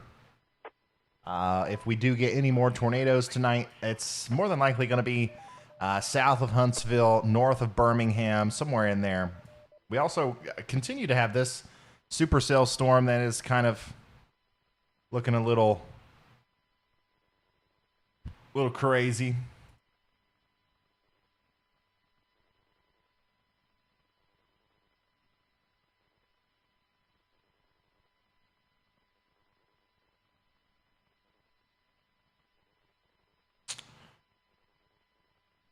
Yeah, there's a, this is another example of a very broad rotating storm. The whole storm is seemingly rotating.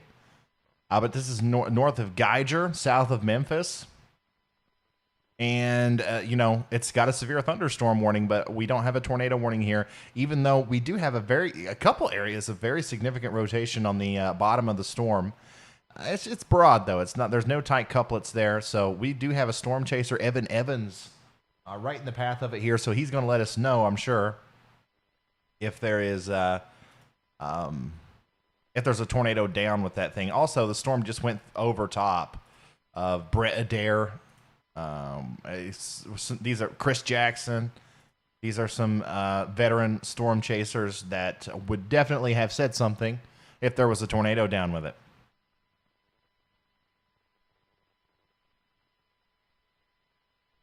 Show me checking Soko. Simple.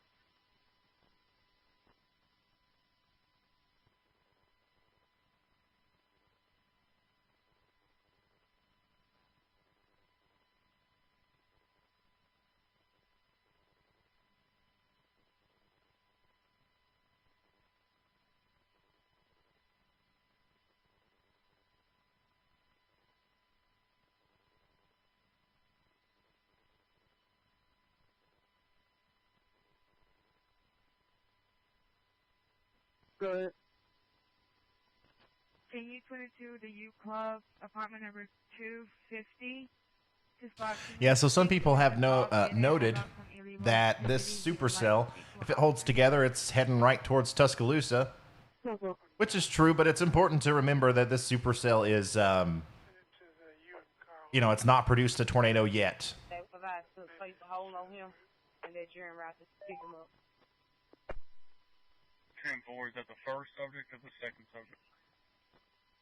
First subject.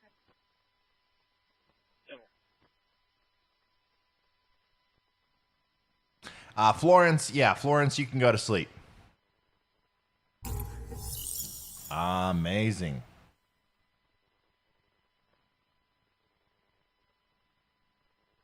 Look at this.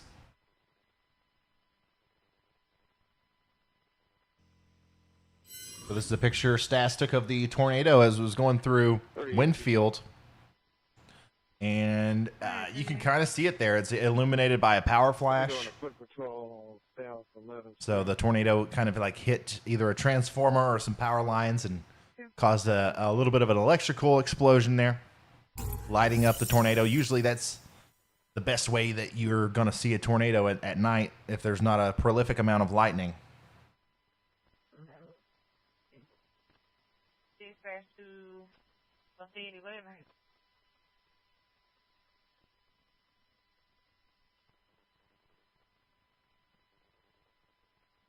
And here's that damage photo once again.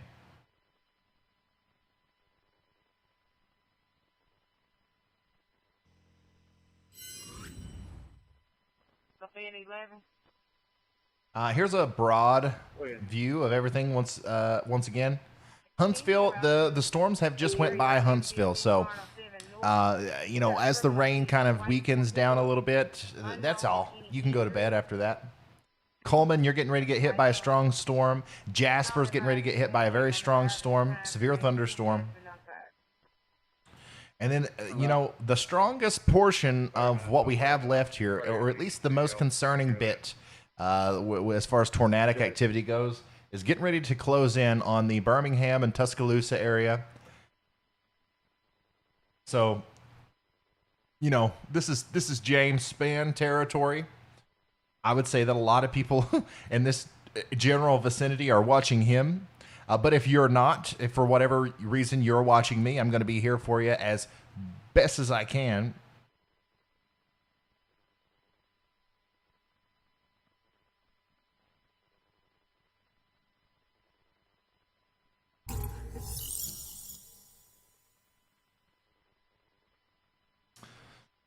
Are you going to be streaming this tonight when it hits northeast Georgia?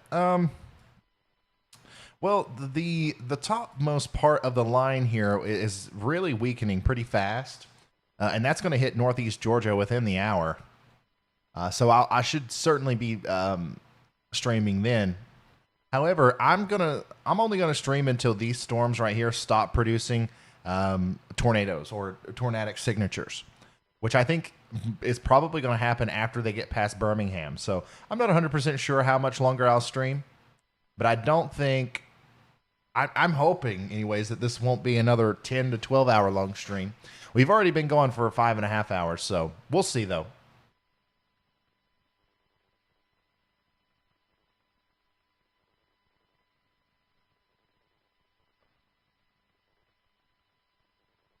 A lot of people are saying they're watching both of us. James Spann's he was on vacation, but he came back just for this. I do not consider me and James Spann competitors. I want to let that be known. I love that man. Not a white truck. Careful.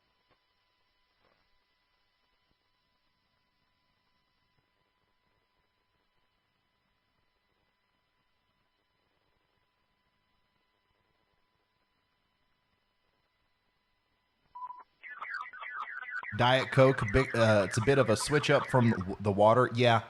Usually if the stream goes beyond 6 hours, I mix in a little bit of Diet Coke or Mountain Dew Zero in the mix. It's a bad habit of mine, I know, but it keeps me going. I managed to get the vehicle out of the ditch. He's on the side of the road. With his lights on. Careful, I'm going to pull up here in just a second.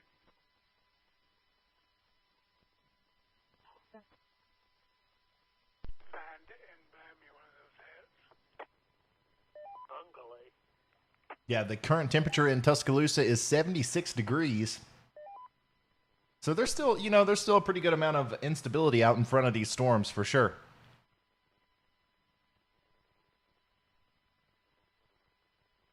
Not as fast, 23.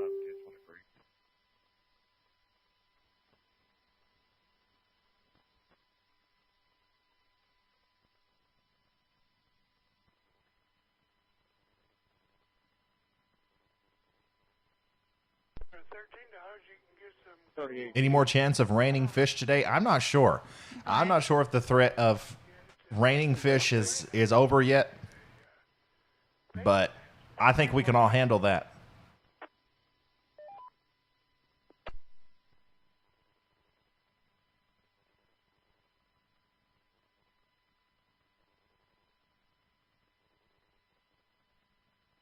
Warrior, thank you so much for that. He says, thank you for your hard work. You rock. No, you rock, man.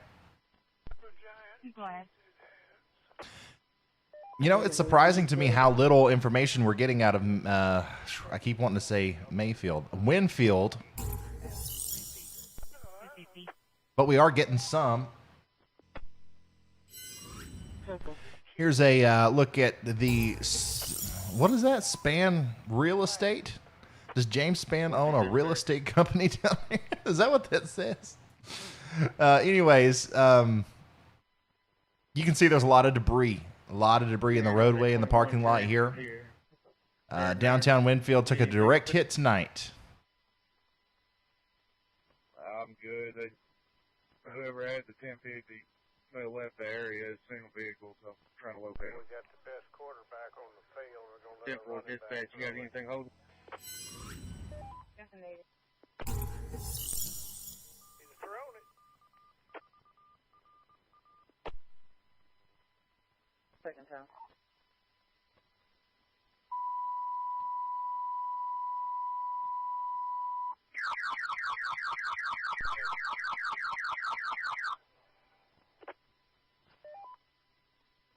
Section 8 EMRs, be en route to 123 Randall Road, 123 Randall Road for a 64-year-old female vomiting for several days. Extended ETA on white car, zone time 1930.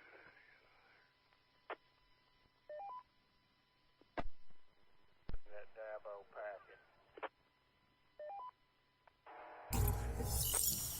Yeah, so a damaging tornado did impact Winfield tonight.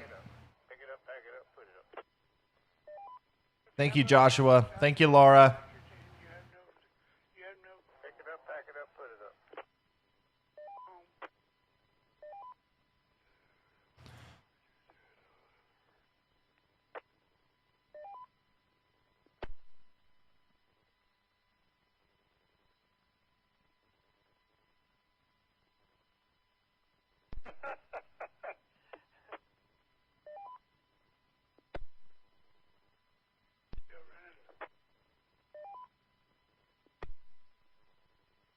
Here's some more damage pictures from Winfield. This is from Allison Span.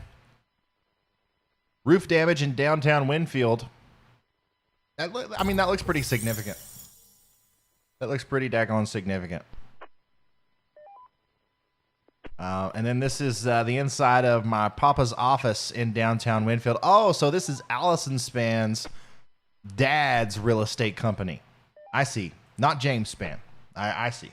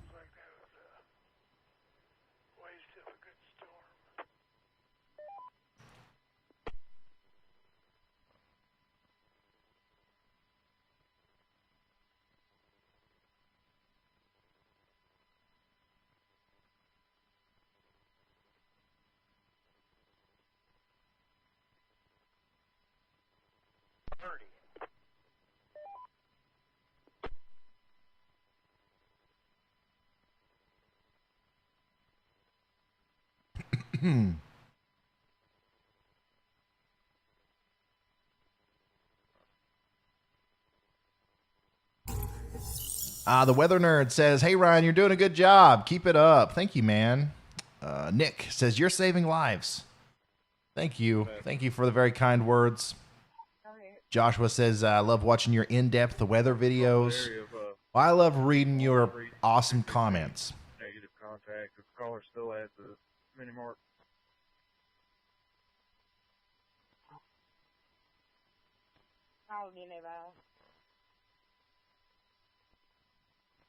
Careful.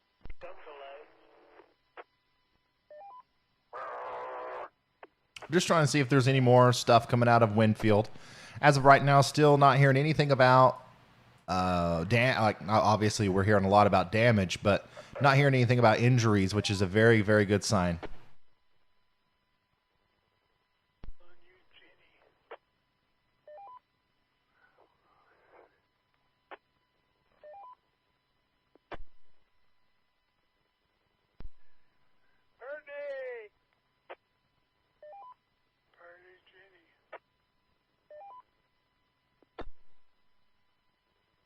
Very good sign. Indeed.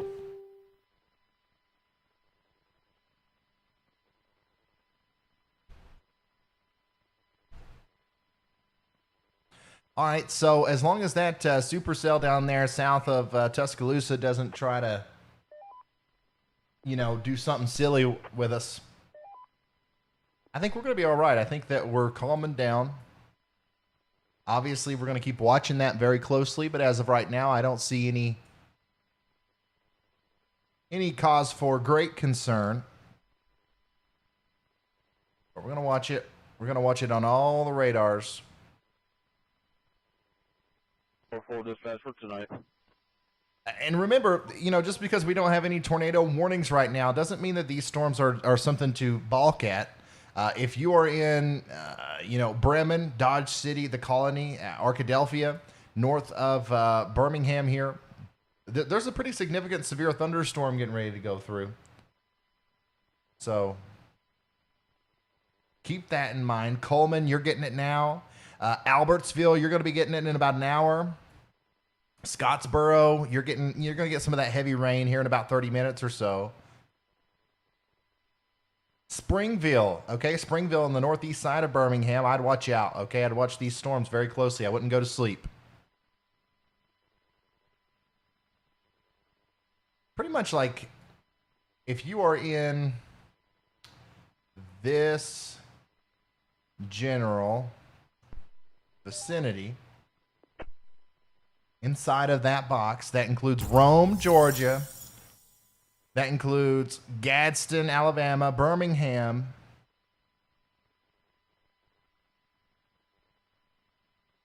All these places, I would I would be weather aware. I would like really pay attention to this. But if you're outside of that box, you can go to sleep.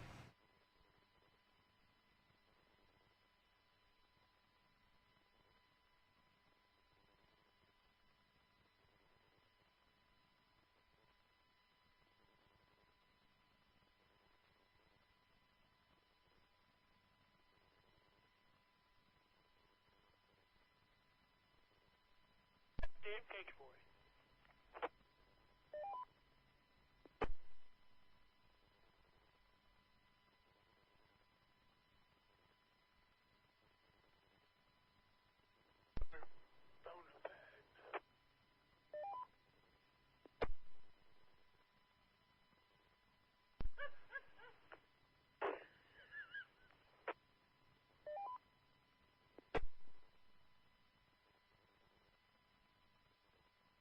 Eight people were briefly trapped inside of Winfield's Pizza Bar when the roof collapsed. They were not hurt. Okay, so that's what we were hearing about, possibly some people being trapped in the pizza bar there. They were not hurt in Winfield.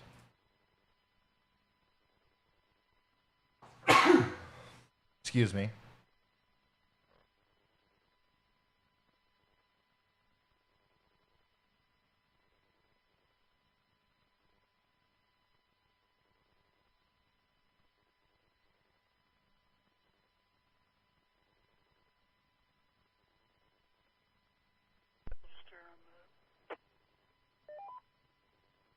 Still no reports of injuries, which is very good.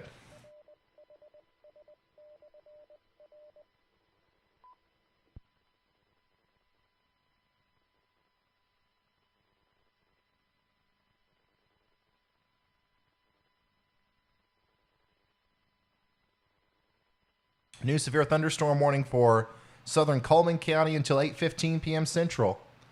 And these severe thunderstorms, guys, they're pretty intense, so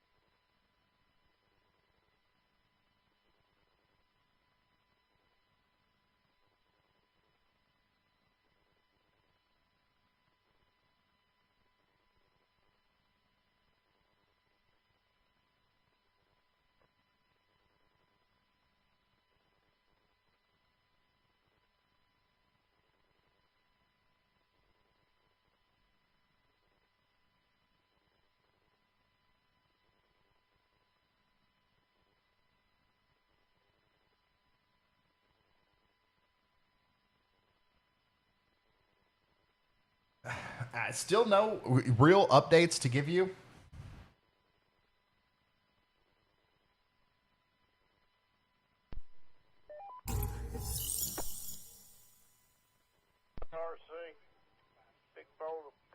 These storms are rotating, but not enough to produce tornadoes as of right now.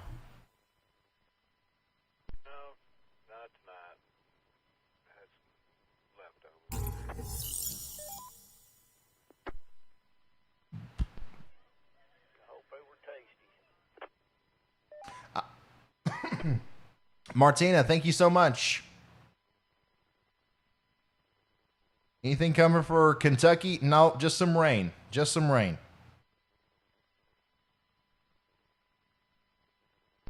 Yep, pretty good. Getting ready for that meal tomorrow night, that anniversary meal. So, yeah, we'll eat good. The storm is crazy up here in the mountains of Grundy, Tennessee. Yeah. I'm back at the store. None of these. Yeah. So there's a There's a decent little line of storms that spreads from central Kentucky all the way down through central Tennessee or eastern Tennessee. Gonna get some pretty decent little gusts of wind, some heavy rain, lightning, and thunder, and all that stuff, but absolutely no severe weather expected up there. Chattanooga, you're getting ready to get it. But no tornadoes. No tornadoes right now. Out there in front of Lowe's. It's a good one. Not the donut shop. The other one. Can't think of it.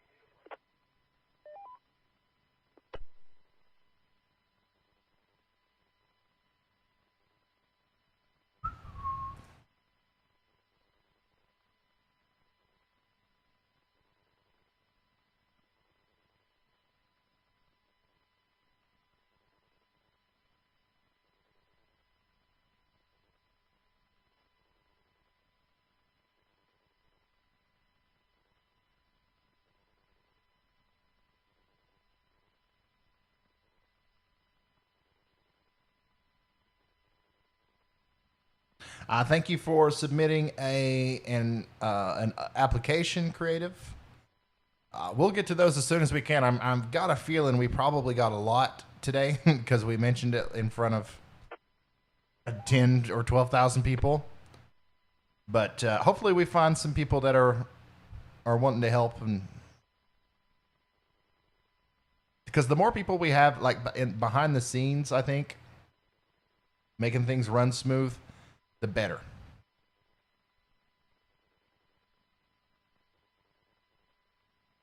There are no tornadoes at this time. In fact, the last tornado warning was issued an hour ago, over an hour ago.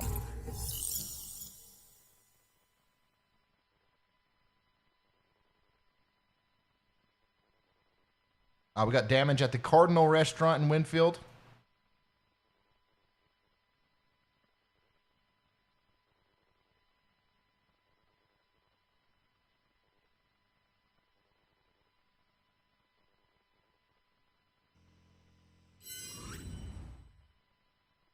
So that looks like the whole backside of the restaurant is torn off here. You can also see some, insulation and stuff flung up in the trees. Still no reports of injuries from Winfield. I think that, even though the town took a direct hit from this tornado, I don't think the tornado was necessarily strong enough to cause, widespread, like catastrophic injuries and stuff like that. Probably. Hopefully, anyways. It is still early. And like I talked about this in some of the other tornadoes that we covered this month. And in the very beginning stages, right after a tornado hits your town, the first thing you do if you're the emergency manager or if you are just somebody that lives in this area, you don't just immediately go on Facebook and Twitter and start talking about it. You help people out. There's people down there helping people. There's search and rescue going on, all kinds of stuff. It'll be a while before we hear the full story of what happened in Winfield tonight. But we saw it. We saw it on radar, and it definitely looked like there was something significant that went through the town there.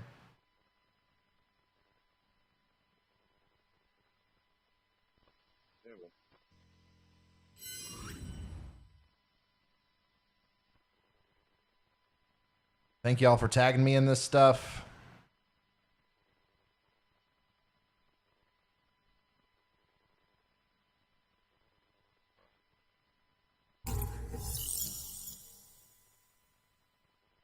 It's crazy. Everybody that's sending out like damage pictures and stuff, they're tagging James Spann and Ryan Hall.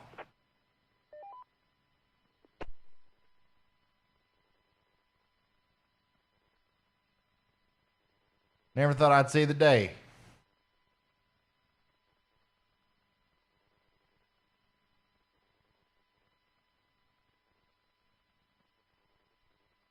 We got DFW Storm Chasers out there doing some cool work. He's listening in, keeping track of the damage reports in Winfield. Looks like the pizza bar was hit, Wakefield's pharmacy, the Cardinal Drive-In. And that's all I can tell right now. He's got it marked here, the places that have been hit. So that's literally right through the central part of the town. Here's Bankhead Avenue. That's the reference point I was given when I was calling out the warning. It approached from over here. Looks like it went right through the center of town like that. I'll retweet this just in case anybody wants to see that.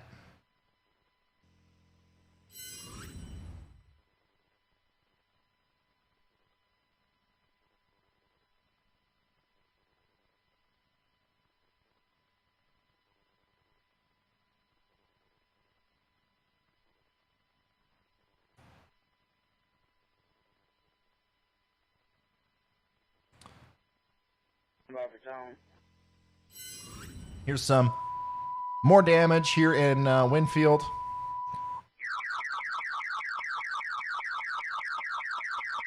It's hard to tell what's going on in that picture, but the one thing you can tell is there's a bunch of people out. A bunch of people out helping each other. Love to see it. 975 Walter Road for a 66-year-old female, low blood pressure.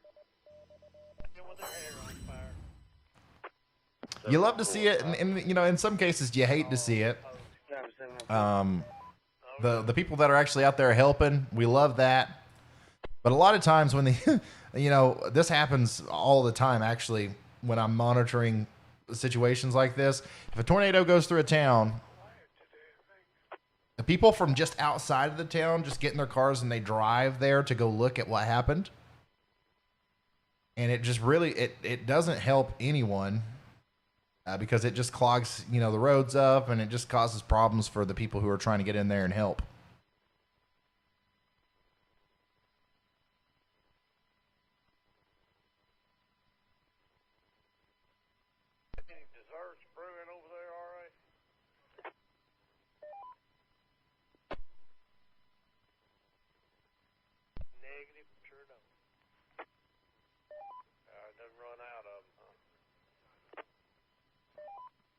I got pralines and turtles, peach cobbler in the freezer.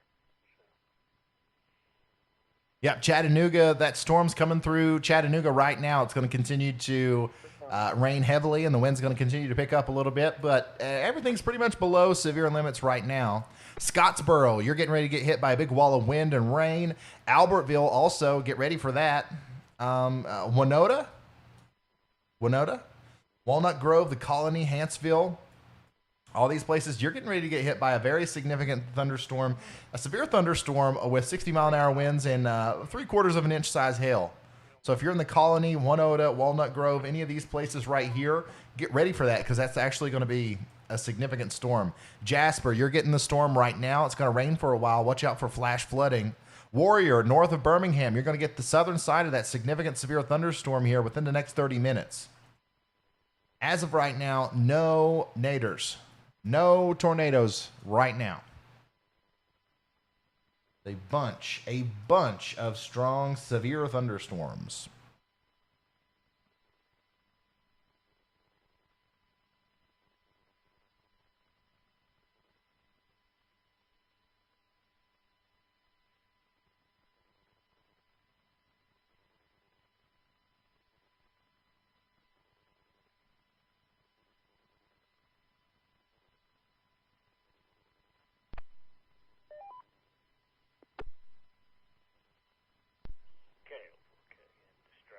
You know YouTube's got Zen commercials.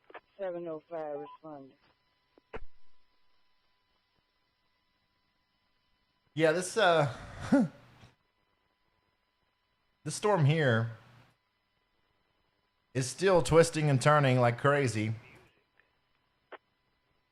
You know, I'm kind of like on the edge of my seat here trying to figure out what's going to happen with this thing.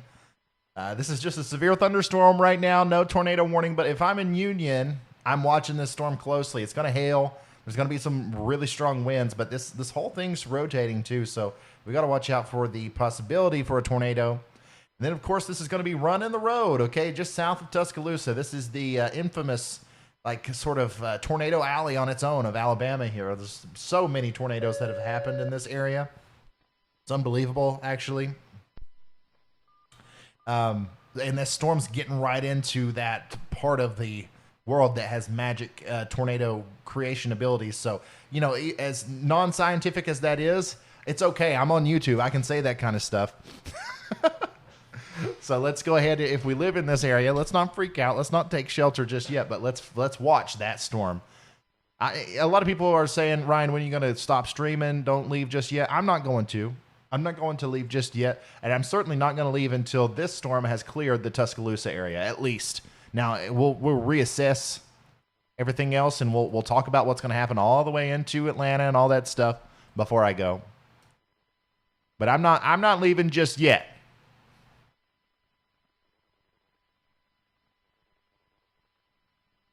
Ryan, is that one in the Union area going to head towards Tuscaloosa? I have family there. So right now, it looks like the storm's actually going to miss like downtown Tuscaloosa to the south.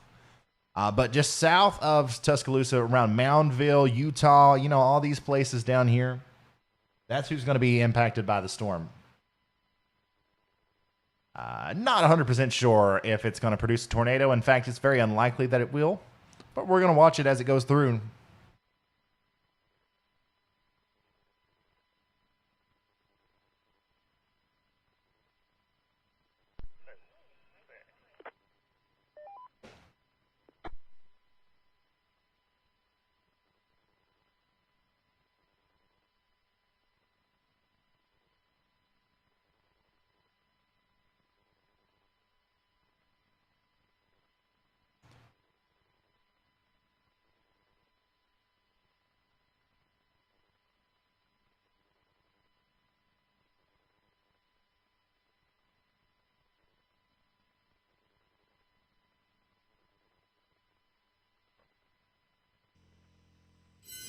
Here is some more damage in Winfield.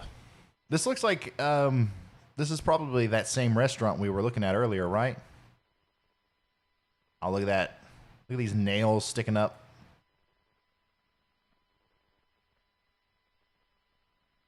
That's something that a lot of people don't normally think about, is the cleanup effort, the cleanup process after a tornado hits is almost as dangerous as the tornado itself.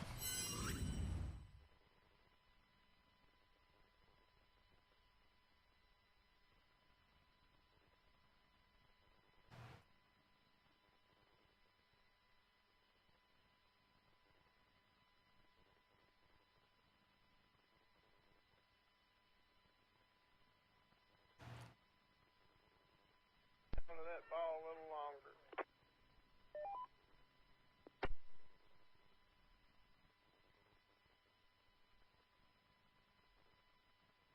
Four 705. What's your 20?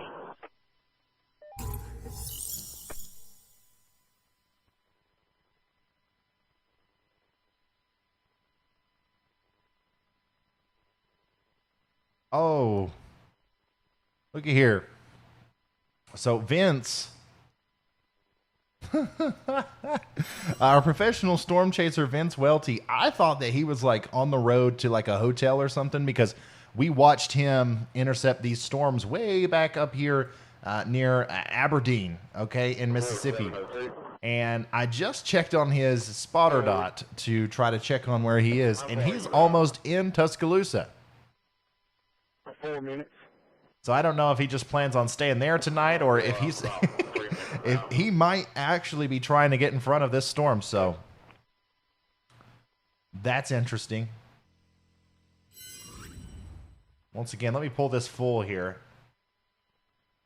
This is the storm that we're watching right now. That may or may not try to become tornadic. This is Tuscaloosa, and then this is where Vince is. He has made it a long ways. My guess is that he is probably going to he's probably going to try to cut through Tuscaloosa and then intercept the southern portion of this storm somewhere down here east of Moundville. Or he's just going to Tuscaloosa to spend the night. I'm not sure.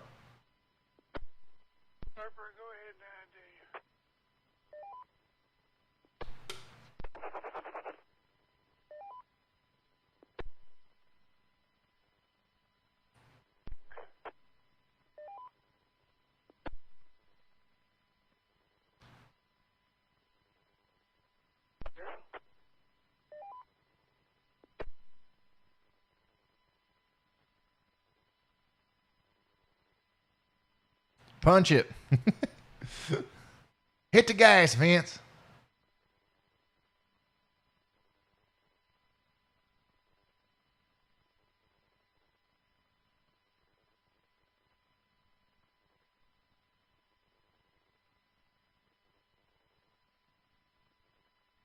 We should get, oh, there we go. I was going to say we should get signal back from Vince as he gets closer to Tuscaloosa, and we've got him back now.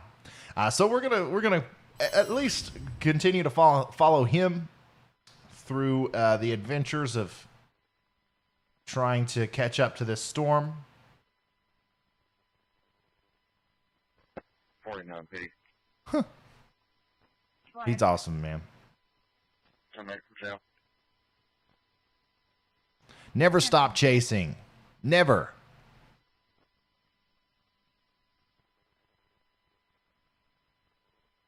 And that goes for anything, not just storms.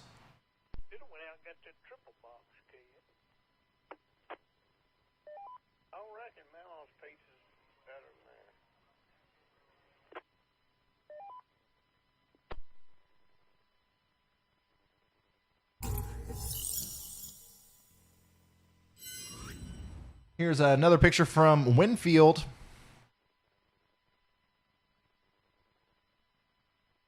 This looks like another view of the roof or whatever this is that we saw from Stas's picture from this direction. So Stas was over here taking a picture, pointing in this direction. At the same time, this person had their window down, taking this picture.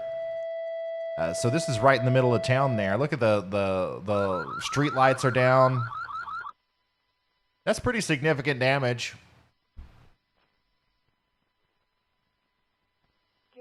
County EMRs. I need you to ride to 907 Cumberland Ridge Road, 907 Cumberland Ridge Road.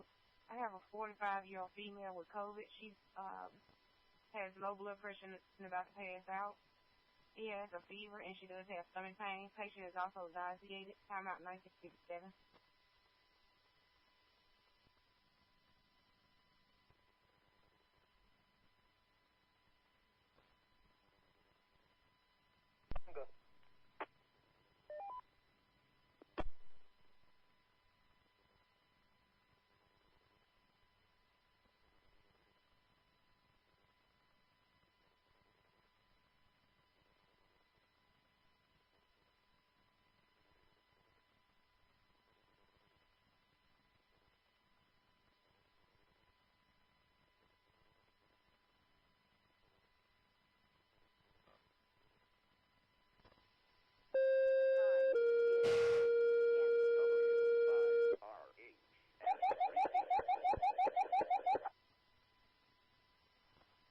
I need you to ride to 907 Cumberland Ridge Road, 907 Cumberland Ridge Road.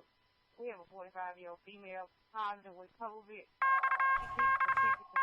The National Weather Service has issued a tornado warning for Cordova, Alabama and Sipsey, Alabama until 8:30 p.m. Central Time. I just retweeted the graphic information on that tornado warning.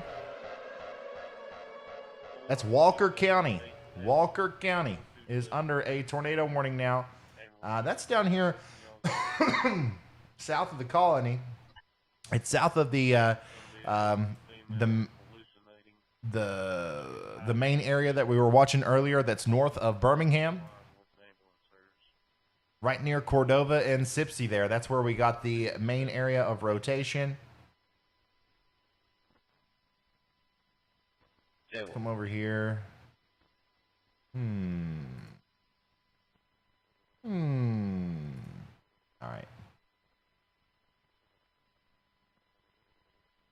Yeah, so we do have a pretty significant amount of rotation there.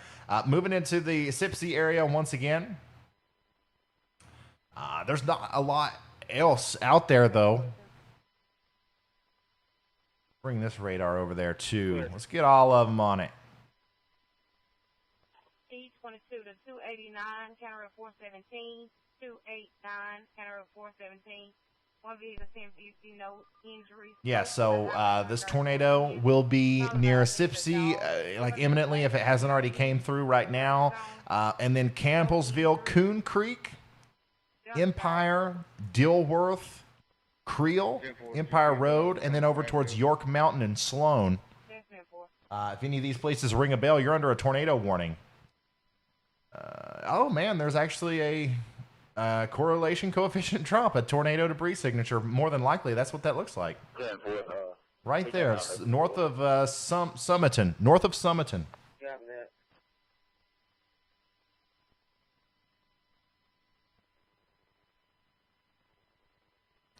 Walker County. Keep that in mind. Walker County in Alabama is under a tornado warning.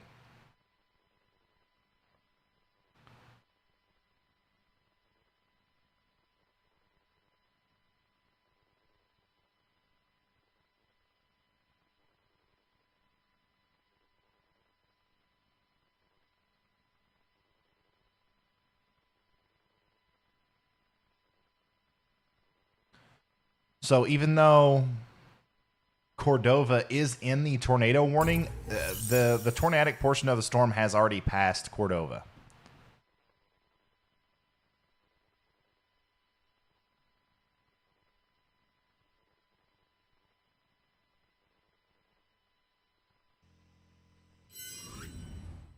Here's the graphical information on that. 9,000 people in the path of this storm. I think that includes a lot of the Cordova area, which is not necessarily in the path of the storm. We got Sipsey, though, and then all those little towns, Coon Creek, out to the east of Sipsey. South of Arkadelphia. Okay, radar indicated tornado, penny-sized hail possible.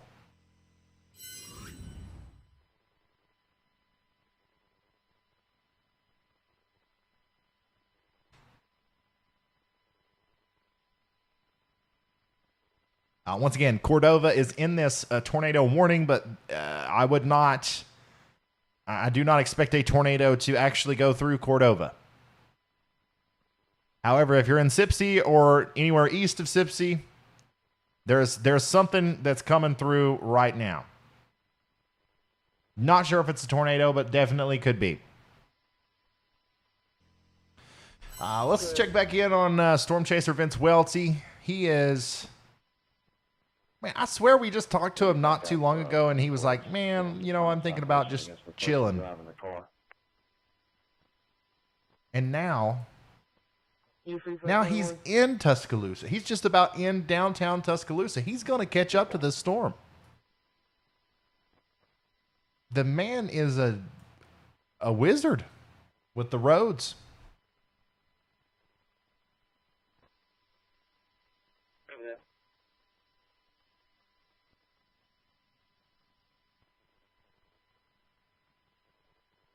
So here is a broad picture of everything that's going on right now.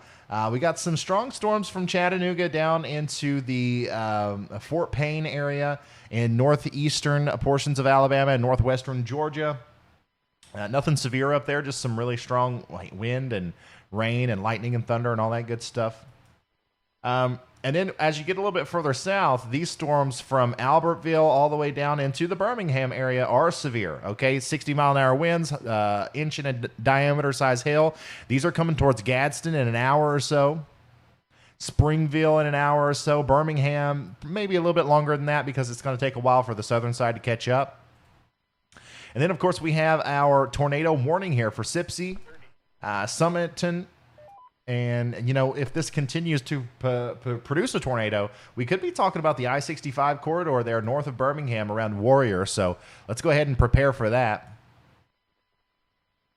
And then we got another strong thunderstorm, a supercell thunderstorm, getting ready to go through Moundville, north of Utah, right around Interstate 59 there. So we still got a lot of activity going on right now, even though today has certainly been less active than maybe what the Storm Prediction Center's outlook made it seem like it was going to be, which is always a good thing. We are not complaining about that.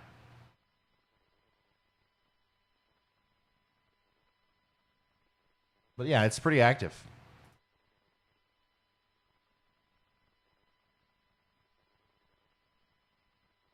Actor Dye said the power just went out in Grant, Alabama.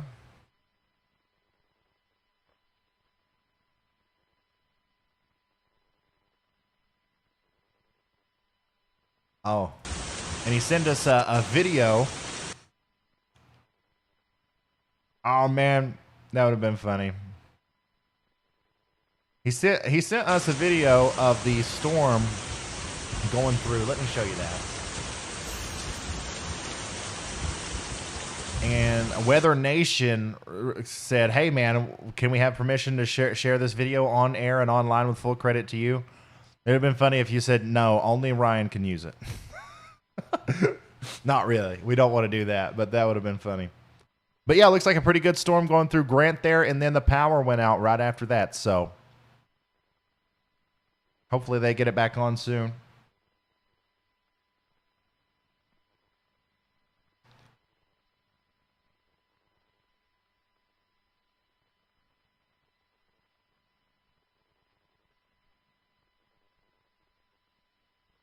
We're going to continue to watch the Sipsey storm over here. And then we're going to take radar Omega downtown to the Tuscaloosa storm. Pretty simple. Our family don't know anything about scissors. They did something. Had to run out there with that loaf of bread stuck out there. out there. Look, I got it here.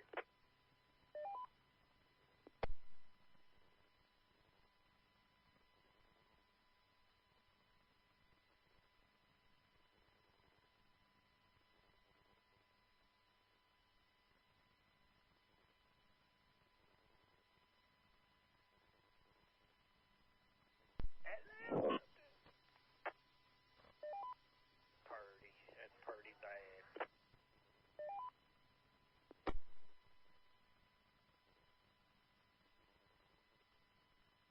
Put the Gatorade bucket on that. Severe thunderstorm warning for the entire county of Blount County, Alabama. Be indoors and stay away from windows. That storm also has a potential mesovortex circulation on it, so we got to watch it closely as well. Female, blood pressure is 81/50. Pulse rate is 74.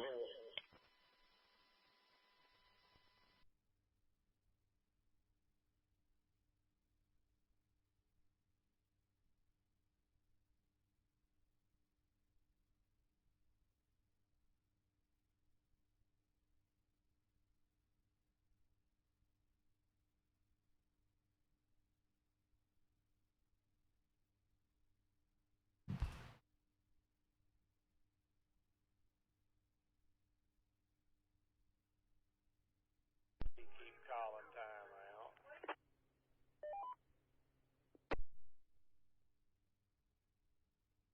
out. So we still do have that tornado warning there for Walker County. This is east of Jasper, and I'm not 100% convinced that we have a tornado here, but you know, if you're in the Coon Creek area, let's stay in our safe spot. However, if you're in Sipsey, it's okay to come out now. And obviously, if you're in Jasper, there's no reason to be in your shelter right now.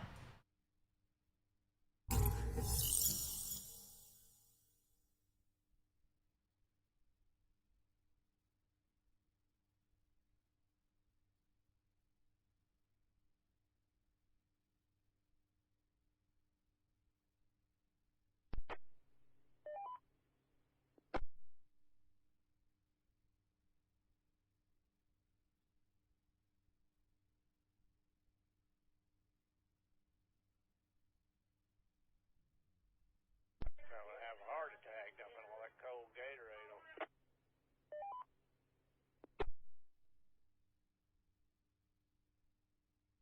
I think I need to find a movie to watch.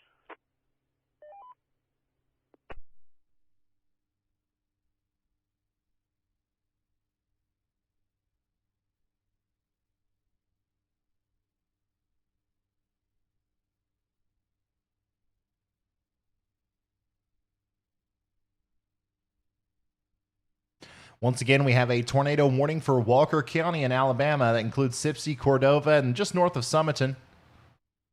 The rotation does not look very interesting at all. The hook echo portion of the storm is sort of non-existent at this point. And we do have a drop in the correlation coefficient, but this could honestly be hail at this point. More than likely what it is. So, you know, if you're out in front of this storm, certainly, you know, definitely take it seriously, because even if there isn't a tornado on the ground, there's some big hail and some strong straight line damaging winds.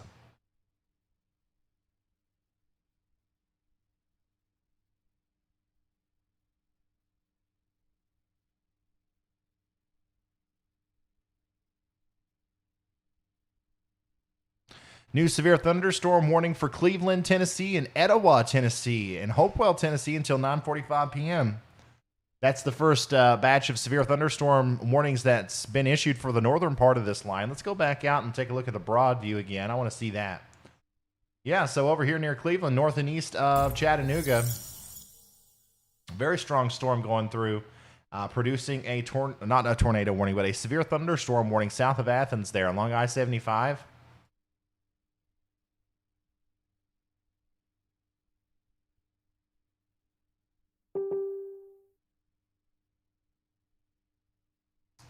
Looks like the tornado watch has also expanded a little bit further south into Alabama and also to include Birmingham. So They did expand the tornado watch to kind of include this area right here, as far as I can, like, we don't have that graphic update yet, but from what I saw from the text product, that's what it looks like.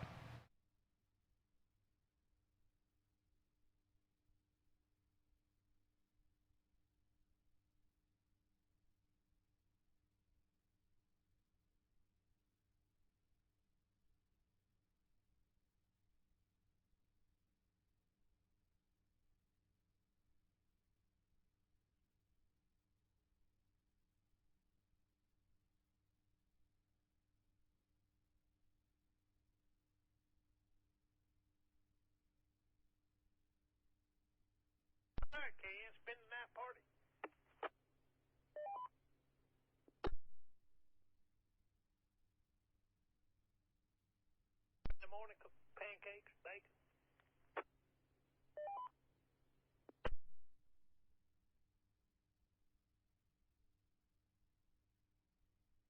Once again, just browsing, looking for any new sort of information that we might have out there about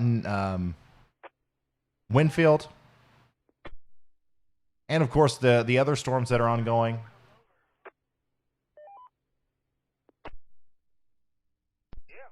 Currently, we only have 3 warnings in the whole shebang.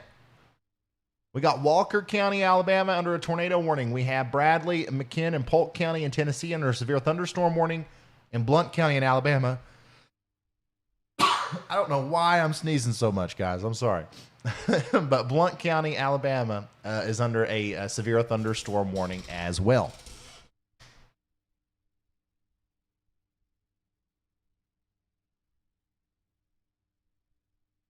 So Vince is, he's parked. So I'm starting to think he's not actually in pursuit of this storm. But I could be wrong still.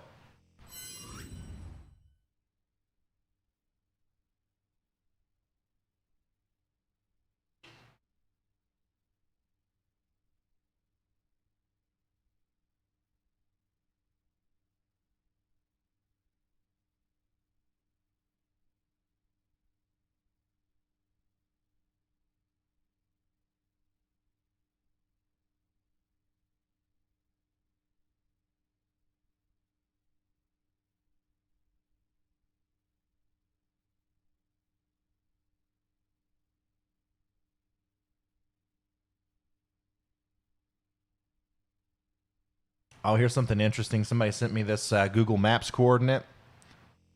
And this is the same shot of Winfield. Oops. What in the world did I do? Anyways, this is the same shot of Winfield. Oh, I see what I did now. That we saw with the tornado damage, but this is before the tornado hit, obviously. Over here's where that big roof was blown over. These are the streetlights that were blown down. Thank you for sending me that.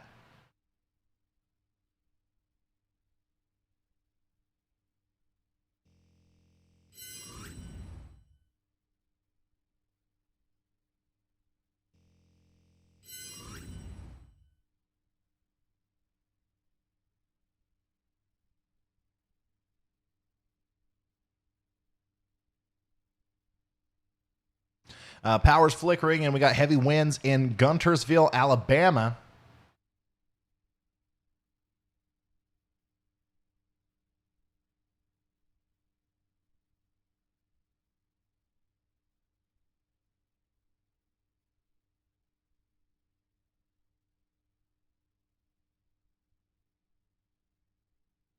But here's an update on that tornado watch expansion. Once again, this does include Tuscaloosa, Birmingham, Gadsden, Anniston, all these places here. Just a little bit further to the south is all.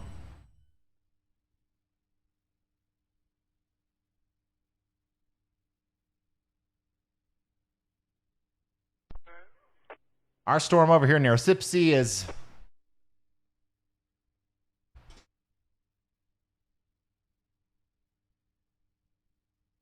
very interestingly not producing a tornado currently. But we do have a new tornado warning. Man, that was so confusing. I keep looking up at my warning tab here. Has been issued. The literal second that new warnings are issued.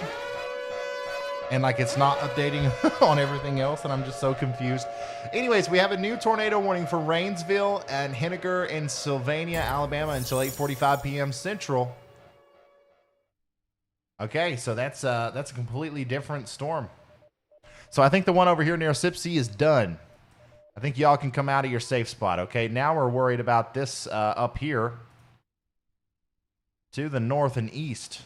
Quite a bit to the north and east, too. And I see exactly what they're concerned about already. Just looking at the precipitation depiction, you see the little notch there of inflow. You see the rotation there. Now, if we can get the rest of the radar to load, that'd be cool, too.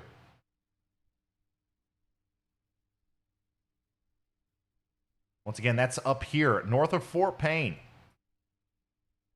There's a tornado warning for southern Jackson and DeKalb County and, until 8:45 p.m. Take cover now.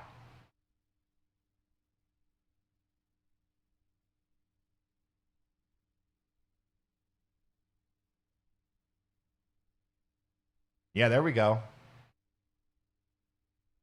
Now that looks pretty serious. There's a very strong area of rotation there. This is going to go through Powell and Sylvania and south of Hennigar, north of Rainsville. It's going in that general direction there. So if you're in Powell, in northeastern Alabama, if you're in Powell or Sylvania, you got to go. You got to get to your safe spot right now. We've seen this happen a couple times tonight to where these storms kind of, spin up a tornado real quick, and maybe it don't last a long time. Maybe it doesn't stay on the ground for very long at all. But while it is on the ground, it's very capable of doing damage. Very capable of doing damage. And we saw what happened in Winfield. Tons of businesses and homes damaged. So, something similar could happen in Powell or Sylvania. We're not saying that that's exactly what's going to happen, but we're going to have to assume so. All right, that way we all get into our safe spots and we don't risk it too much down here. Okay, so hopefully we're already there in Powell, and we're on our way there in Sylvania, and we're gonna stick with this one. Okay. This is the main focus right now. This is definitely the most serious situation right now.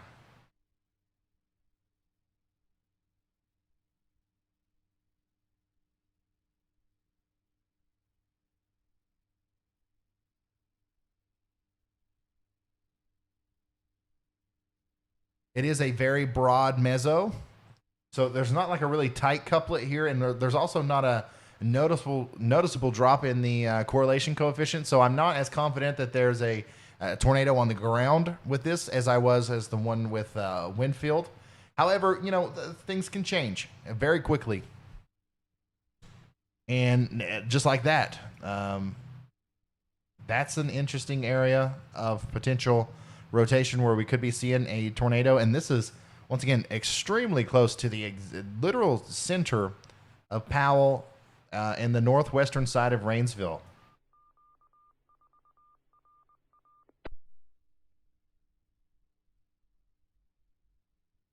So if there's a tornado, it's going through Powell right now.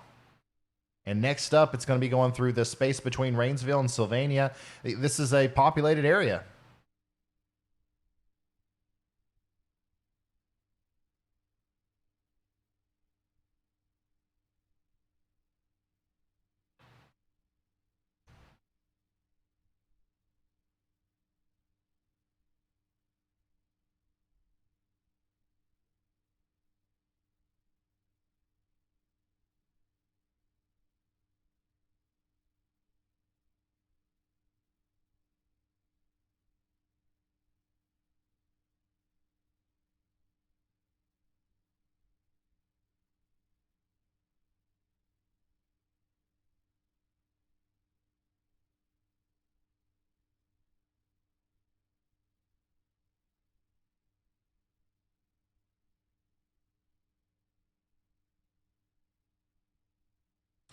Which towns are going to be directly impacted? So right now it does look like Powell. Looks like Powell's going to be taking a hit from whatever this is. We don't know for sure if there's a tornado down once again. But if there is, it's going through Powell, and then right after that, it's going through Sylvania. Pretty much the area between Sylvania and Rainsville. Let me bring that up here. Let me try to explain a little bit better about what I'm talking about here. So the area between Rainsville and Sylvania includes stuff like the Mountain Mall. Okay? You know where the Mountain Mall is if you live in this general vicinity. You know where the DeKalb County Public Lake is. Okay? We're talking about south of that. The Sylvania Pharmacy, the Upper Sand Mountain Parish, Denny's Paint and Body Work. So that's kind of where, if there is still a tornado on the ground by the time it gets to these places, that's where we're thinking it's going to go through, okay? Then it's going to go over Blue Pond Boulevard east, okay, to the east of Highway 75. And then it's going to go towards Moonflower Farms and the Pine Grove Methodist Church, but we really don't know if it's going to be on the ground that far off to the north and east. We're mainly concerned about that area between Sylvania and Rainsville, which is, you know, Denny's Paint and Body, Sylvania Pharmacy, all that stuff. Look at this.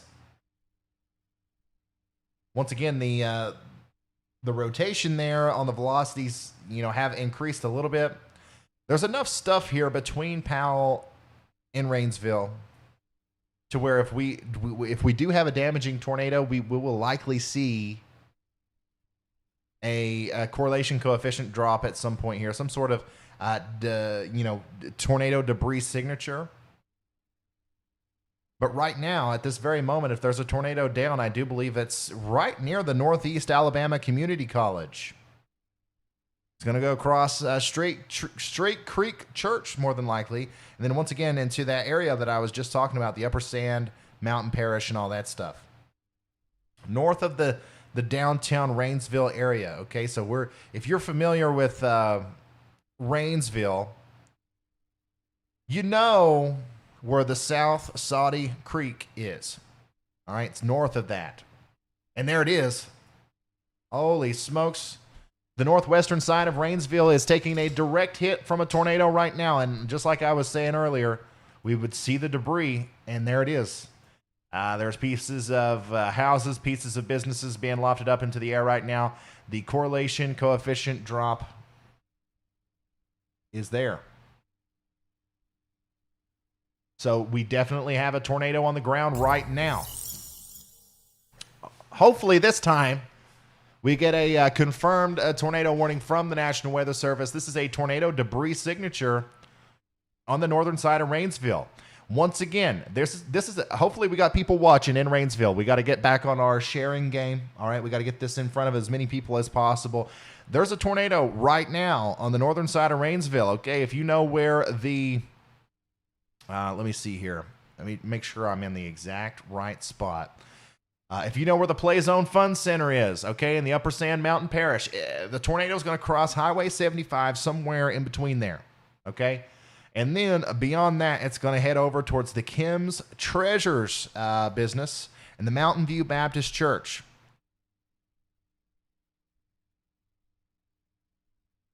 That's a damaging tornado, likely ongoing in Rainsville, in the northern portion of Rainsville there.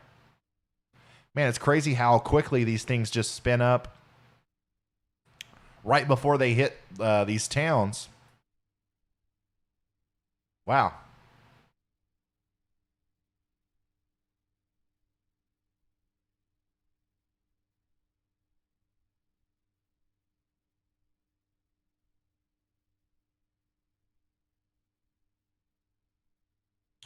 We're going to hope that this was a quick spin up and we don't see this continue.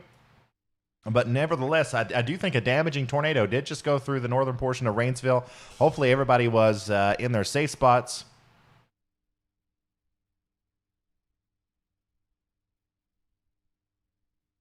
It's going over the the road, the Highway 75 now in the northern side of Rainsville. Right there near the Play Zone Fun Center, north of the Northeast Alabama Agribusiness Center. We're going to see this go across Caney Creek next, okay, and then it's going to go across Highway 180. And then once again, Kim's Treasures, Oak Grove Meadows Mobile Homes, Town Creek Process and Storage Solutions, Cunningham Bridge, Church of God, all these places. You got to be ready. You got to be getting in your safe spot right now. If you know where these places are, if you live close to them, you got to go. There we go. The National Weather Service did upgrade that warning to a confirmed tornado, an observed tornado warning. So we're going to go ahead and retweet that graphic information there so we can get this retweet line going on Twitter. So I just retweeted this image right here. Let's all come together and try to share this to as many people as possible. 27,000 people in the path of a damaging tornado here. Downstream. We got Valley Head, in the highway or Interstate 59 corridor there. So thankfully, I do think that that was a brief spin up. I don't know for sure. We're going to keep an eye on it. But hopefully it kind of lets up a little bit and doesn't continue. And that's kind of what it looks like is happening here. You can see that correlation coefficient. It's kind of letting down a little bit. But it's crazy how it spun up right there, almost like it was aiming for Rainsville. But I would say we should not let our guard down, especially if we're in Valley Head or if we're on Interstate 59. I don't know how many people we got listening that would be driving down the interstate, but more than likely some. If you're, south of Fort Payne, let's pull over on an exit, let's not go into the tornado warning here. It won't be long before the storm passes, so let's pull off on an exit and get some McDonald's or something. So if you're south of Fort Payne, heading north specifically. Now, if you're north of Trenton or Morganville heading south, let's do the same thing. Let's get some dinner, okay? And we'll wait for the storm to pass. We don't want anybody on the interstate down here when a potentially damaging tornado is going right across it.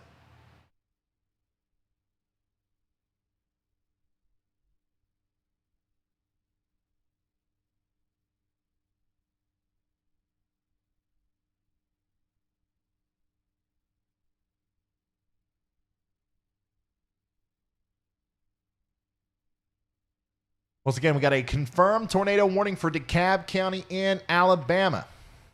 Confirmed tornado warning for DeKalb County in Alabama. Let's see here. There should be something for this general vicinity here. What is that? DeKalb County. And we got a new tornado warning. The National Weather Service has issued a tornado warning for Bibb, Hale, and Tuscaloosa counties. Looky there.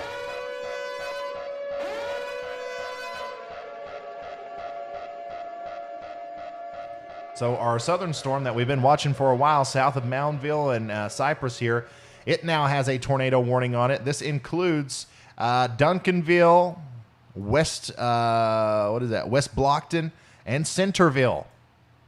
The tornado warning does include Centerville. So now we have two ongoing tornadic thunderstorms. This is the busiest it's been all night. Here we are about 6 hours in or something. And this is the first time we've had two tornado warnings at once, really. We got that one up here near Hannagar that's a confirmed tornado. And now we have a radar-indicated tornado down here south of Tuscaloosa. This is the storm that we've been watching for a very long time. And Brent is also included in this general vicinity here. So there we go.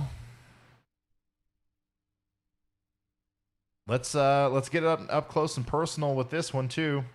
Yeah, it's forming a very well-defined hook echo there south of Moundville. Look at that.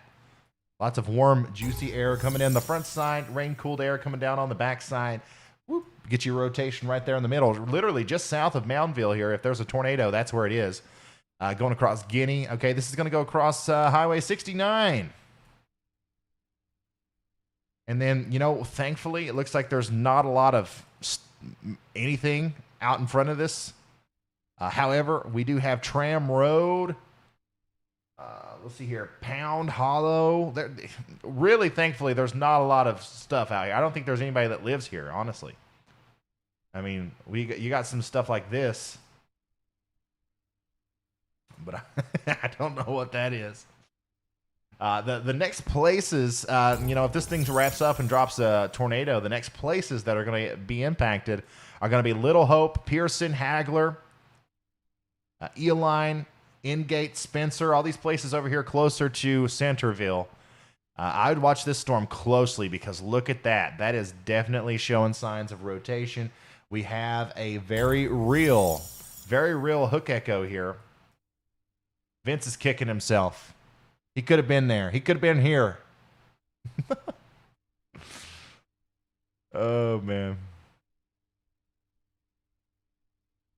But yeah, okay, so now we're literally watching two tornadic thunderstorms unfold. This one looks insanely better now with the new update. It looks like the rotation has definitely calmed down a little bit, but we still have a tiny bit of a correlation coefficient drop there, so we might still have something down. But I'm going to kind of focus on this storm now. I'm going to switch to having radar scope down here.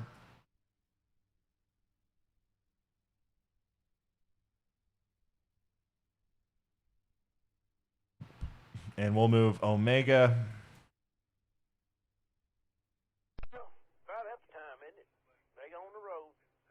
up here. Definitely still some rotation, but not nearly as bad as what it was.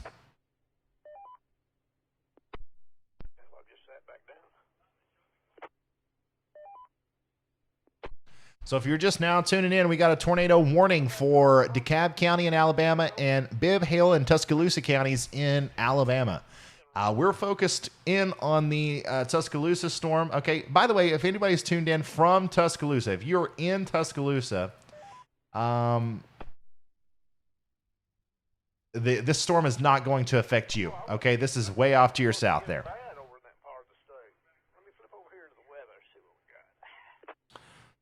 Hunter's HD Gold just sent a very generous super chat and says, make sure you wear your safety glasses during storms.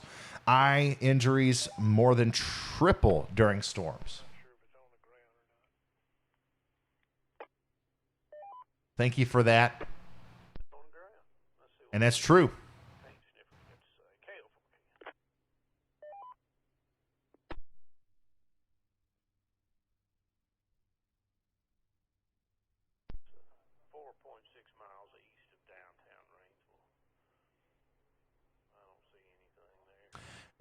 Really interested in the storm structure here in Moundville.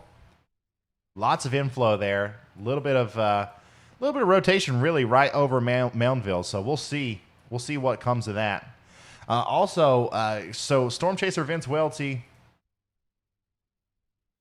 trying to see where he is exactly.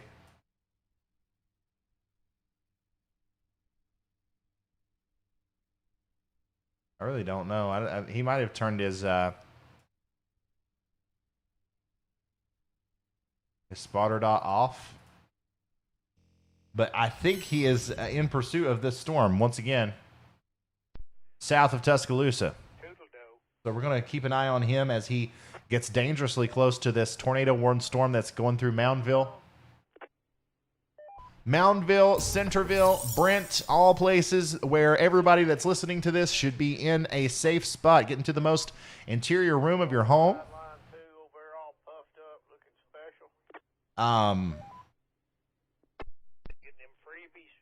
Grab a helmet, grab a mattress, grab something, get into the most interior room, get into a bathtub. Put that stuff over top of you, because the number one way you're going to get hurt if a tornado hits is if stuff that your house is built out of falls on you. So protect yourself from flying and falling debris. Maggie Madison, thank you so much for the super chat. Truckers who are always on the roads regardless of the time of day. As a trucker, I thank you for being so specific on the locations and highways. We can't just stop off for dinner just anywhere. Well, I mean, if there's a tornado crossing the interstate in front of you, I don't care, man. I'm stopping and getting at McDonald's. I'm not driving through a tornado. But once again, I'm not a trucker, so I don't know. I don't know the ins and outs of how all that works.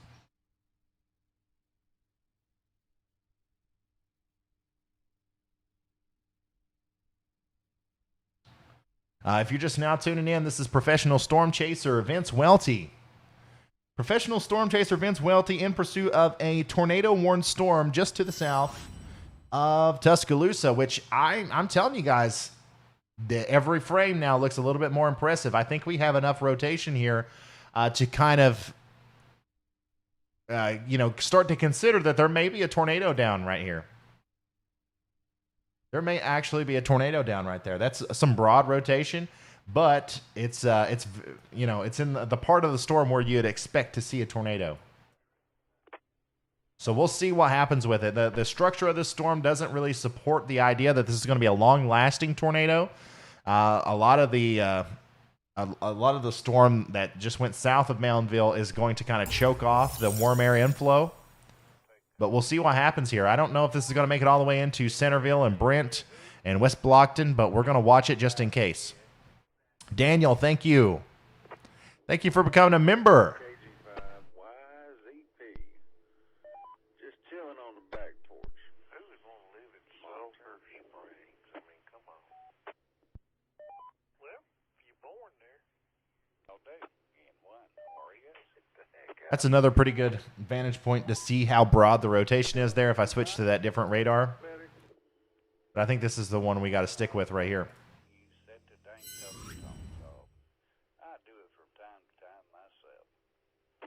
So what you're seeing on the screen right now is professional storm chaser Vince Welty, who is literally driving through this Supercell Thunderstorm to try to get to the bottom side of it, to literally try to get to the bottom of it.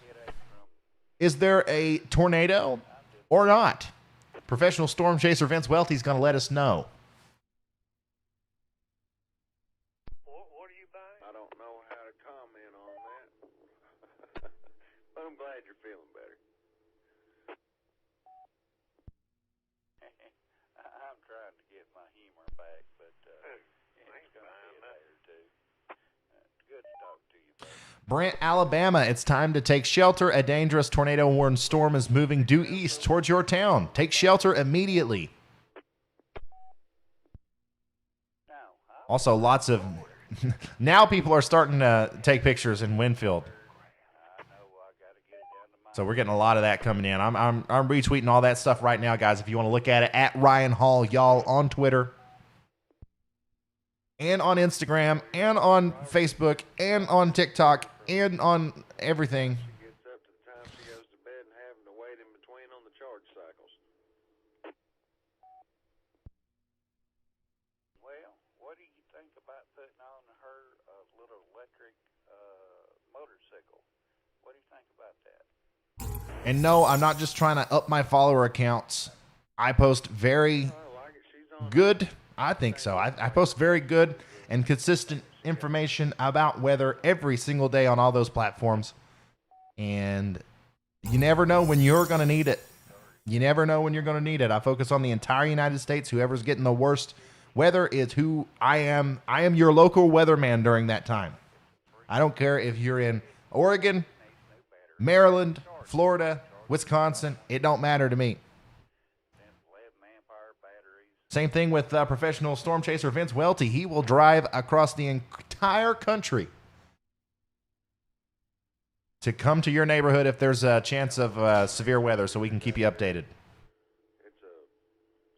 And he's done it this year. He's something like over 100,000 miles this year alone, I think.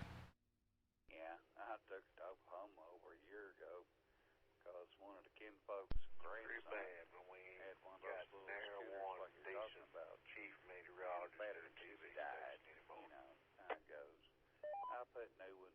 charged at that bull. They brought him out to the. Brad's about the only one left. The rest of them. And it's gonna trickle down. And he made up that 60 foot real quick. Yeah, the storm that he's having to drive through to get to the tornadic, section is intense. So Vince is, let's see here. Vince is on Highway 82.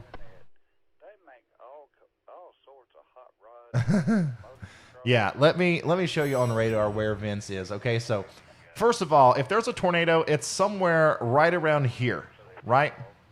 Actually, let me take this full here because I want to explain this to you so you guys know what Vince is doing right now.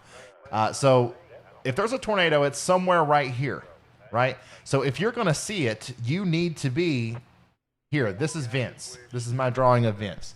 That's where you want to be. You want to be in front of it so you can see it coming and you can get out of its way once it comes by you. Where Vince is here. So he has to drive through the hail core, the damaging part of the storm, find some back road, and then get in front of it that way. And that's what's happening right now. Professional storm chaser Vince Welty is in the forward flanking downdraft of this very severe thunderstorm that is likely producing a tornado or may produce one in the near future to try to get in front of it. Yeah, I think that scooter goes 14 or 15 miles per hour is what it said, and Addie Ray, she don't weigh that much, so people like James Spann and them locked in a set contract, and then when it's over, so he'll probably be dipping out at some point, Like I said, I got to know Naughty, thank you so much for the 5. Much thanks from Chattanooga. You helped keep us calm after Easter of 2020. It's no problem. What I'm here for, don't be scared, be prepared. And don't listen to all them other people. Gosh, man, I got so tore up looking at Facebook and some YouTube accounts, and people really, really, really wanted to scare people with this storm coming up for whatever reason, calling it a superstorm and this and that. Ugh. Don't be scared of the weather, guys. That's never, if you ever are watching, somebody tell you the weather and they are purposefully scaring you, you're not watching good ones. This is an intense storm that Vince is in, by the way. This is another, situation where you got to really respect these guys. They're crazy. I don't know what's wrong with them. Actually, I do, because I do it myself sometimes. But we love it. We love that they're out there, and it's really important information. When he gets in front of this thing, we're going to know. We are going to know if there's a tornado to be worried about there in Centerville and Brent and West Blockton. And we wouldn't if we just had these colors, If all we had was these colors, I mean, you don't get me wrong, the colors are nice. But if that's all we had, it wouldn't be nearly as streamlined of a warning process.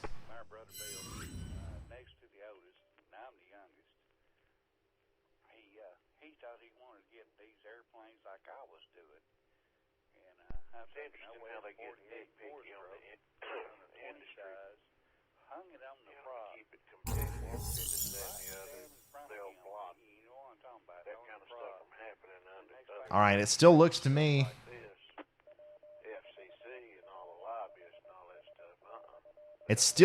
like this storm has enough rotation in it to potentially be producing a tornado. So we should see very soon. I mean, we got Vince here. He should be punching through the core. So remember, if you're in Eoline or Brent or Centerville or Duncanville, you got to be in your safe spot right now, okay? Because this storm is chugging right along.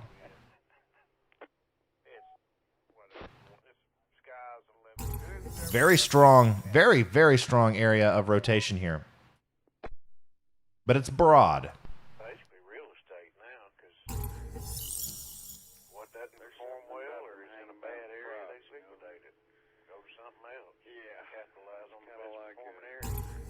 Juanita, thank you so much for the support. He just hit a big pond of water there. And look, you can see the contrast in the clouds now out in front of him, which tells me that he's just about out. He's just about in front of the storm. So we should, if there's a tornado with this thing, we should have a visual on it soon.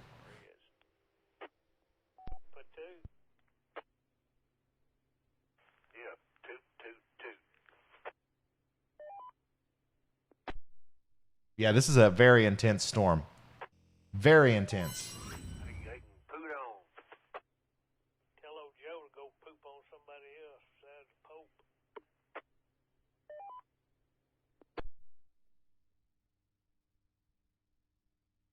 Oh, that's why I couldn't see it. He's literally right next to somebody else.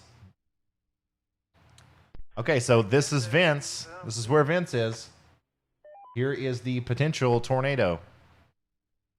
Okay, Tyler. Got it. We're going to see. We're going to see right here if there's one down or not. Byron, thank you for becoming a member. David Stormberg. Or Stromberg. Thank you so much for the support.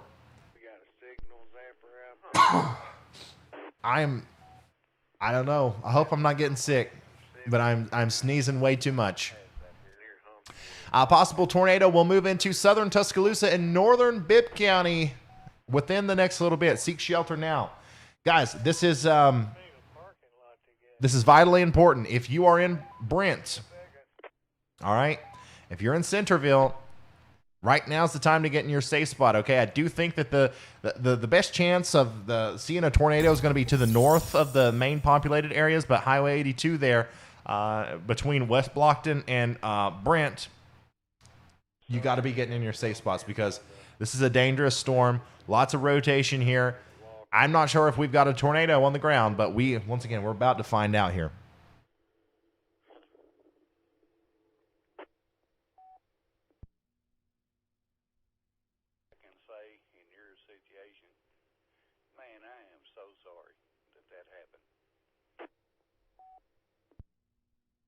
Well, we're not the manufacturer, so it's not like it's our fault.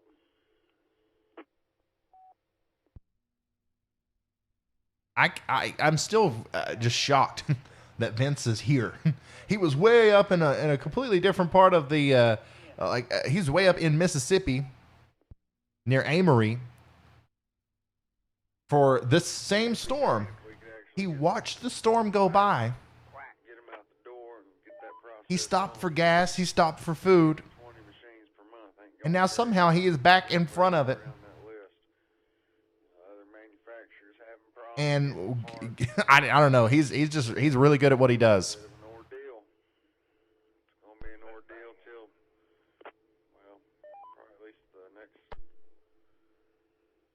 We are in Alabama here. We're looking at Bibb, Hale, and Tuscaloosa counties.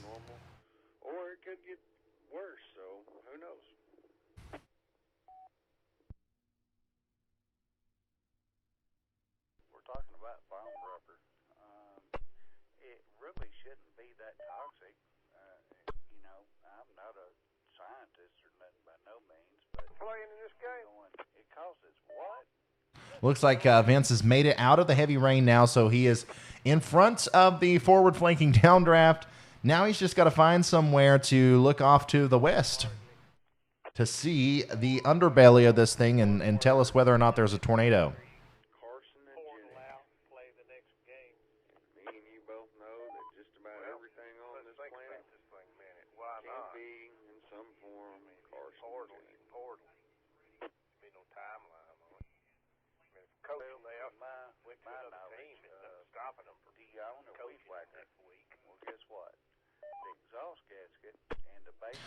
Also, there's an 80% chance of a new severe watch being issued shortly for much of northern Georgia and possibly even including southwestern portions of North Carolina and northwestern portions of South Carolina.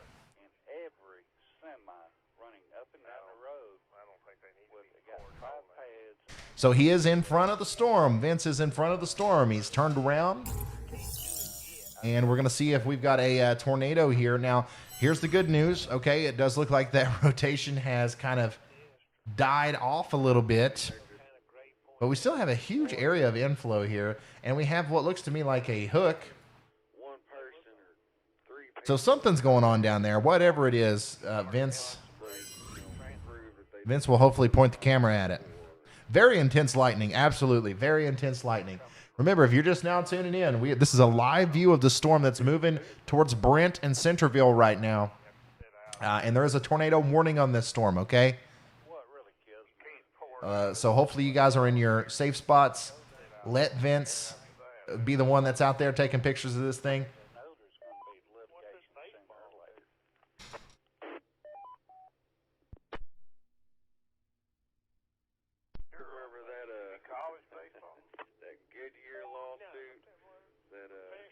Tornado warning continues for northeastern hail, southeastern Tuscaloosa, and west central Bibb County, Alabama, until 9:15.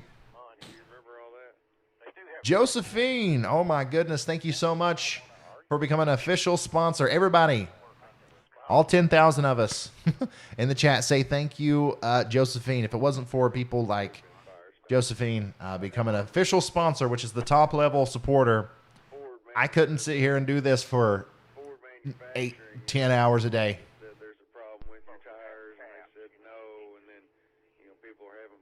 Thank you, Josephine. Seriously, that's big.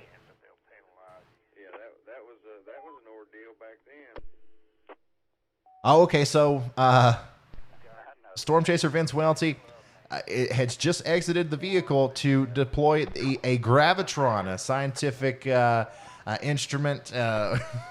A potato. He's actually deployed a potato out in front of this storm to try to capture some scientific measurements there. I don't know if you guys have kept up with Reed Timmer, but he's been using the gravitron things, trying to place them in front of tornadoes, and Vince has been helping him do that. So that's more than likely what's going on right now. Hey, Josh, thank you for the 10, man. He says, have you ever been offered a job by news companies? You're a better meteorologist than most of the people on TV. Yes, especially here recently. But no, I would never take one. I would never do it. I don't want to do that. A lot of news companies are going to try to do what I'm doing here. Like, they're going to, put their meteorologist in front of a computer and do it for an extended period of times instead of just breaking in here and there on TV. So, things are going to change, I think, in the weather broadcasting world. But yeah, and I used to work in that field, and I just didn't like it. I did not like it. I like this much better. And as long as you guys are around, as long as you tune into these streams, this is honestly probably what I'm going to do for the foreseeable future. Like, this is my job. Okay, so Vince is back on the road, and it does seem like there's something going on here. Still not 100% sure if we've got a tornado down, and I don't think we got a real good visual. But Vince is in this general vicinity somewhere. So we'll see. Doesn't matter, though, if you're in Brent and Centerville and West Blockton. Let's stay in our safe spot because we are still in a tornado warning, okay?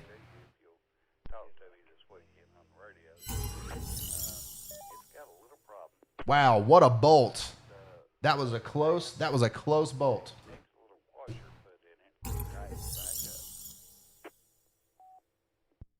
Cindy, thank you for becoming a high risker.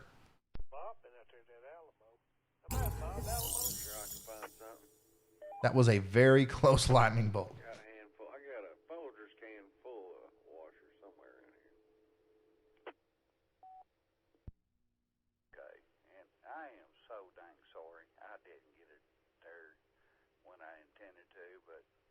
I'm sorry, life happens. Joe? That's a piss poor, oh, excuse me, a pee poor excuse, but it's coming.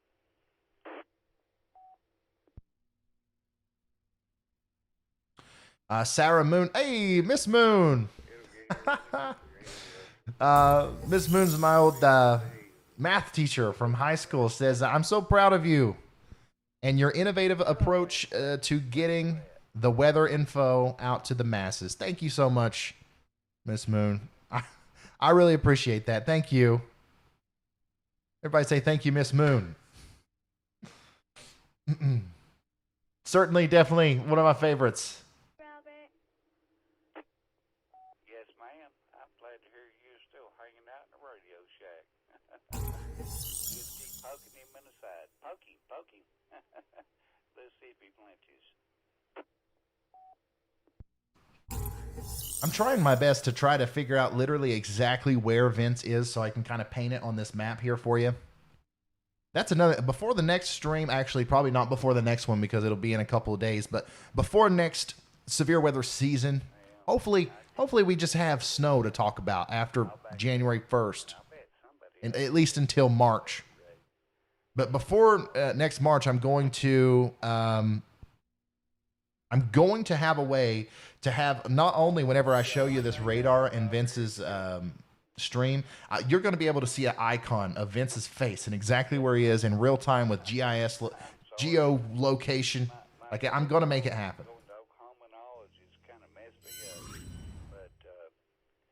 Wow, look at that. Look at that, Miss Moon. There's thousands of people saying thank you, Miss Moon. That's super awesome. That's made my night. Thank you, Miss Moon. You know what I'm talking about.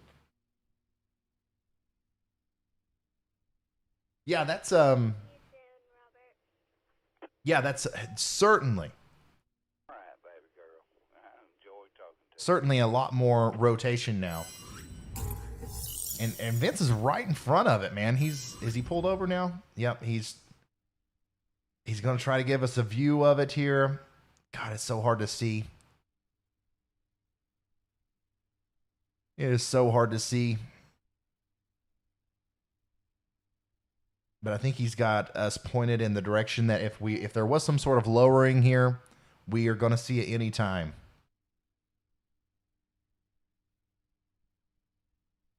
Yeah, a lot of people are mentioning it's probably allergies, and you're probably right. It's also very cold in this room. I installed an air conditioner in this room because of all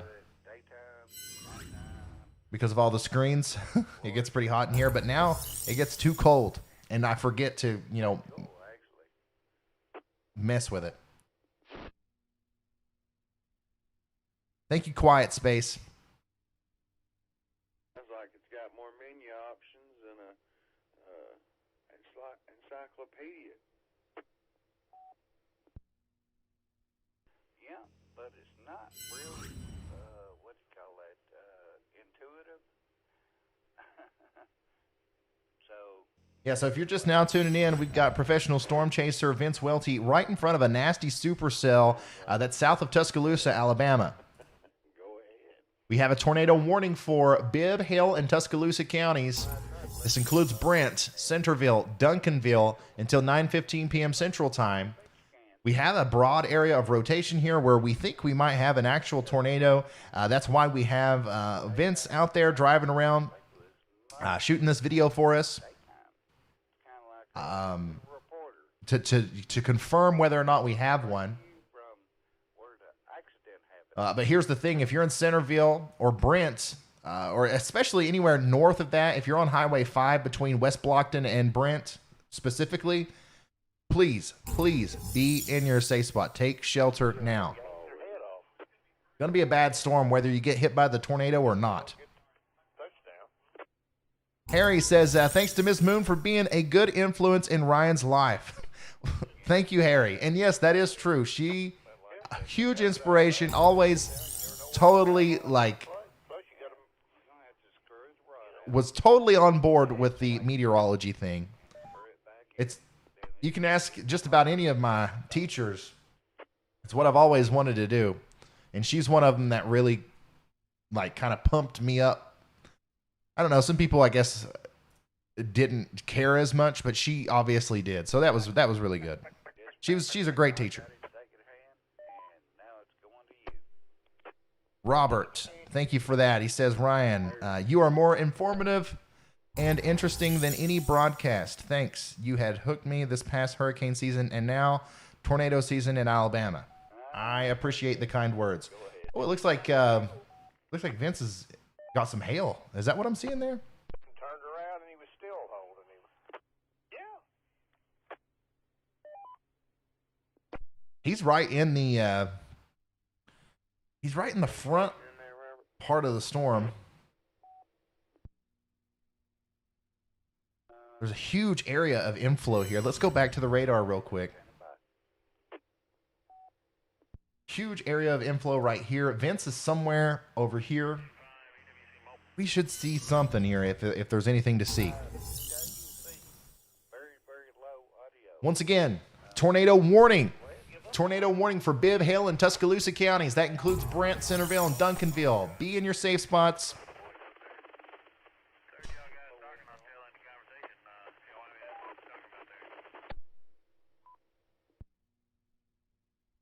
Go ahead and pick him up, John. He's out of my ear range. Out of my ear range. The Open Heart, thank you for that. Linda Lee, thank you for that. Raven Moore says, my wife is a kindergarten teacher. Yeah, we love our teachers. My wife's a teacher, a high school teacher.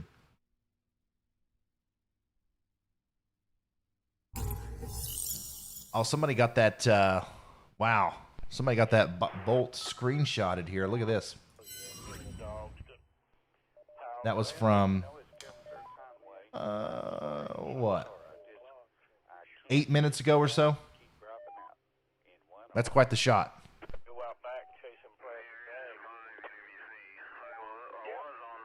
Thank you for that. I'm retweeting that.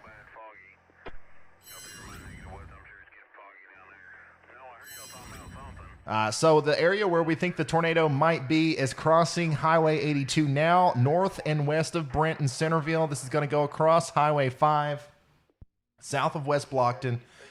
We're still not sure. We're still not 100% sure whether or not we have a tornado here. But it's still extremely possible. There's a lot of rotation here. It's a very strong supercell storm. It's not a great one, but it's a decent telescope. But it does pictures. So everybody needs to stay in their safe spot. Down there to him. So Miss Outbreak can have fun. Better than a touchdown. Okay. Yeah, I sent it to you. Talking about it. Got a cousin who messes with telescopes off and on. Erica, I like that.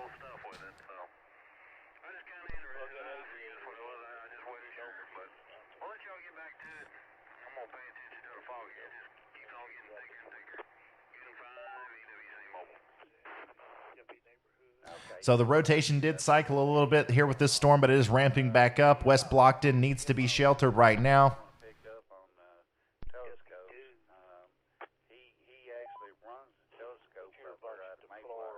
And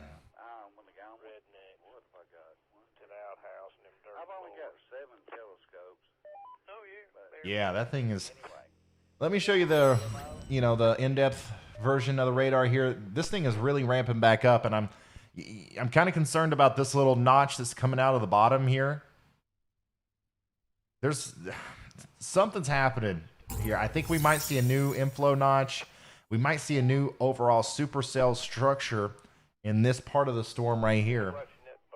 And we could see this thing wrap up and produce either another tornado or the first tornado of the cycle of the supercell here as it crosses Highway 5 south of West Blockton. So, still, everybody in West Blockton needs to be in their safe space. Same thing for Brent. Downstream, now, we don't have a tornado warning right now, which is kind of, what? Okay, so they allowed the tornado warning to expire. We'll see if they issue another one, okay? Because the rotation, it's not tight, okay? It's not like a super tight couplet, but there is broad rotation there. So we'll keep an eye on this, and we'll see if they issue another one. But I'm telling you guys, if you live in West Blockton, especially south of West Blockton, along Highway 5, let's go ahead and pretend like they didn't cancel that tornado warning and stay in our safe spot just in case. Okay, as that thing passes by, just to humor me. Yeah, I was just giving him another chance. All that moisture in the air, I thought maybe he just losing signal where normally he's got it. Well, I can tell you, ATF is dead, absolutely dead. Online, Klein, thank you so much for the support. Kyle says KGWX shows a pretty decent amount of rotation too. Thanks for all you do. I've learned a lot just from watching these streams. No problem, man. Let's see here. Churbuck 1013 says, keep up the great work. I no longer listen to the weather channels. How does Knoxville, Tennessee look for later? Will it break up before then? Knoxville, I think you're okay. I think you're going to get some rain, some lightning, maybe some wind. But other than that, it's going to be all right. But thank you for the very generous super chat. Thank you, Carol. Thank you, Can't Waltz. Use Glimpse to show his location. Tweet me links to this stuff, guys. I don't know what any of this is.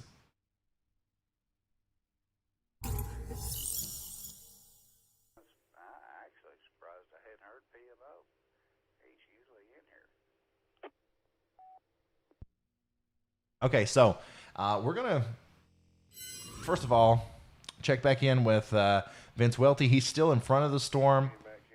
He's obviously still trying to get ahead of it.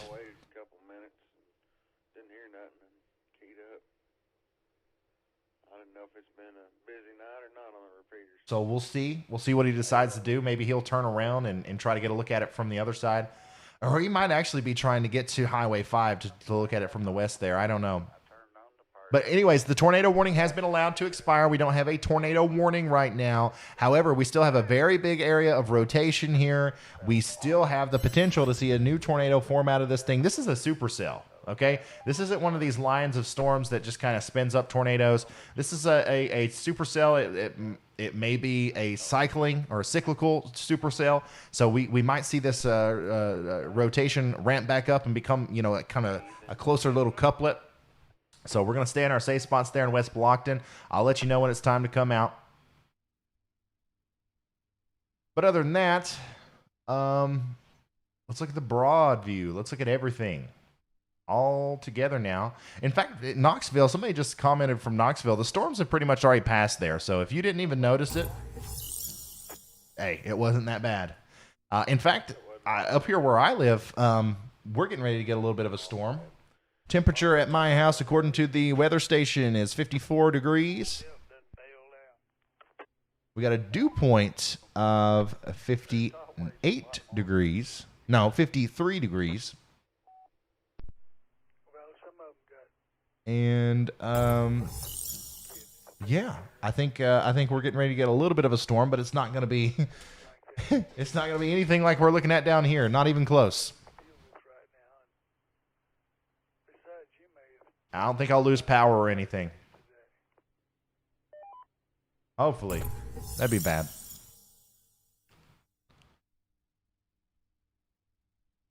Hype Edits. Love all your videos. You've been a huge inspiration to me. I learned a lot, and I am super passionate about the weather. Well, thank you so much, Hype Edits. I'm glad I can be a source of information or inspiration for you. Keep at it. If you're passionate about the weather, you'll love what you can do in the future if you just keep studying it and learn about it and all that stuff. Donica, thanks for becoming a high-risk member. Chase, he's in Gadsden, Alabama. I'm feeling the wind starting to pick up.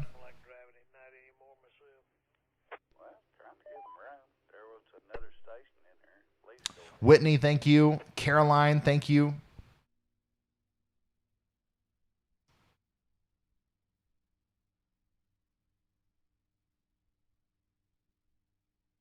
Real quick, yes, if you are in Huntsville, Alabama, go to sleep. Go to bed. It's time to go to sleep. Let's get some go to bed emotes. All of our new members out there, show them off. Took me a while to make these things. Go to sleep if you're in Chattanooga. All right, go to sleep if you're in Tennessee. All right, go to sleep. If you're in any part of Tennessee, go to sleep.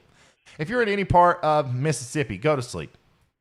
If you are in Coleman, Alabama, go to sleep. Florence, Alabama, go to sleep. Let's see here. If you are in Lafayette, Georgia, go to sleep. Trenton, Georgia, go to sleep. And anywhere west of that. Anywhere west of this, go to sleep. I know we got some random people in the comments saying, what about Nebraska? Well, yeah, go to sleep. It's getting bedtime now. People are wanting to go to sleep. Okay, but if you are in Piedmont, Alabama, definitely do not go to sleep because we have a brand new tornado warning. Warning has been issued. Brand new tornado warning for Piedmont, Alabama until 9:45 p.m. Central Time. Also, a brand new tornado watch was just issued until 5 a.m. So that tornado warning is going to be for Calhoun County, south and east of Gadsden. Man, we keep going back and forth here, don't we? Oh my God, surely not. I'm just kidding. N1RS, please, sir, go ahead. Oof. And I would put beef broth in there, and then I'd get these little. Trying to find the best radar to look at this one.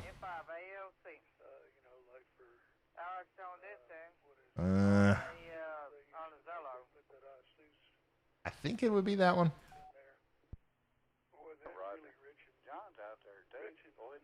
No. Bear with me here, guys. Give me just a second. Okay, wow. Okay, yeah, we've got a tornado warning here for Calhoun County in Alabama. Very strong rotation. This is heading right towards Piedmont. If you're in Piedmont, take shelter now. If you're anywhere in Calhoun County in Alabama, take shelter now. I'm going to move this bad boy over here too. Man. That's crazy. No.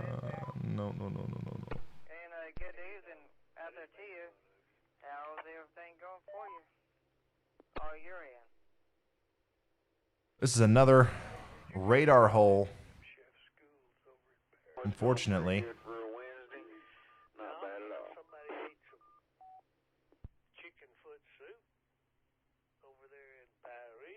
All right, so just to show you a broad picture of everything that's going on, our storm down here south of Tuscaloosa and Birmingham is no longer tornado warned, okay? It's kind of become linear. We're going to continue to monitor it, but I don't think we have a tornado with it anymore. We certainly did, or what looked like something close to one not too long ago. But that storm has since kind of calmed down a little bit. Now, we still do have professional storm chaser Vince Welty out there in front of the storm. So if it does decide to produce another tornado, I believe he's positioned himself to where he can just kind of turn around and show us. But we do need to focus now on this storm up here near Piedmont. It's heading right towards Piedmont, okay? There's a lot of rotation with this one.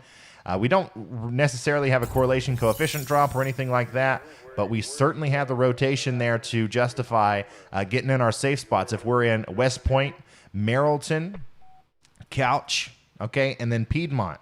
Right there as the 278, Highway 278 and 21, as they converge, I think that if there's a tornado with this storm, it's going to kind of funnel itself right into the area between those roads and go right through Piedmont. So we're gonna watch that closely as best as we can in this radar hole.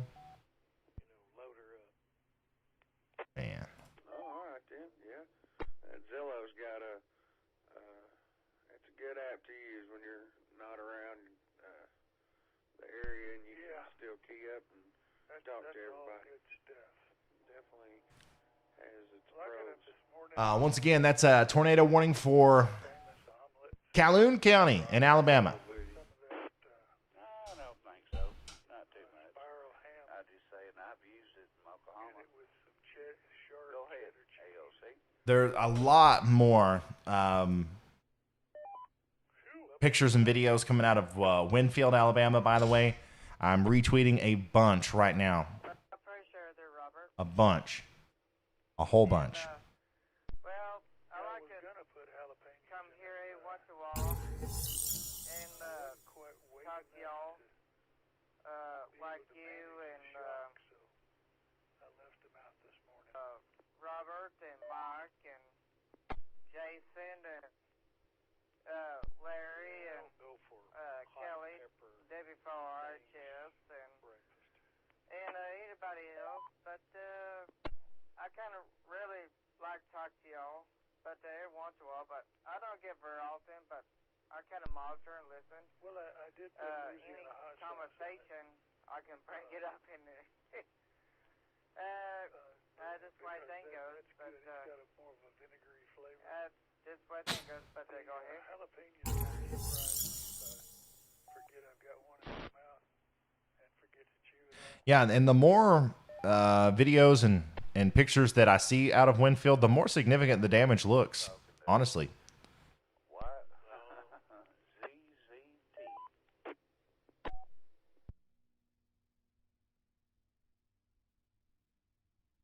All kinds of pictures and videos out there, guys.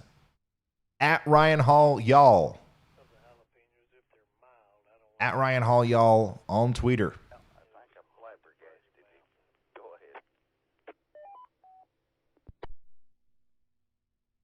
Okay, so real quick, I do want to show you all this stuff that I'm kind of I'm showing on Twitter, just in case some of you don't have accounts and you can't look at it. Real quick, I do want to go ahead and say this again. If you're in Calhoun County in Alabama, you got to be in your safe spot. You got to be in your safe spot if you're in Roy Webb, Allsop, Knighton's Crossroads, Couch, Piedmont Springs, and Piedmont. Okay. Now we're gonna. This is not. I'm not 100% sure if there's a tornado down with this. This is not a confirmed tornado. So I am going to leave this radar image for just a second so we can take a look at kind of an update of what's going on here in the rest of Alabama with some of these damage photos. And there's a lot of them coming in, so that's why I kind of want to take some time to actually show you some. Let's go. Remember, all this stuff's on my Twitter, at Ryan Hall, y'all, if you want to see it up close and personal. So here's a view of the severe thunderstorm that brought damaging winds earlier across Bluntsville, Alabama. So you can see this is just a regular thunderstorm. If you're ahead of this line, this is what you can expect tonight. Even if you don't get a tornado, these are the kind of storms that we're talking about. It's not your average, thunderstorms. No, don't get me wrong, it's not the end of the world, but these are definitely going to cause damage in the the down trees area and the power lines coming down and all that stuff, power outages here and there. So be prepared for that kind of storm. Now, going back to Winfield, we got all kinds of new images of the damage coming in, and once again, it looks a little bit more significant in some of these, and then in others, it kind of just looks like a really strong storm went through. Look at that, though. Tony Ledwell says, heart is so broken for my hometown of Winfield, Alabama. Direct hit of tonight's tornado. Yeah, there's some really, really significant damage here in Winfield.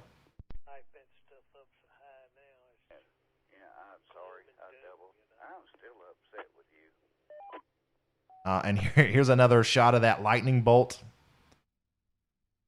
as it came down. Archived forever now. And here is a video, a drone video of the damage in Winfield. That's Jordan Hall there. So lots of stuff going on out there. Also, let's take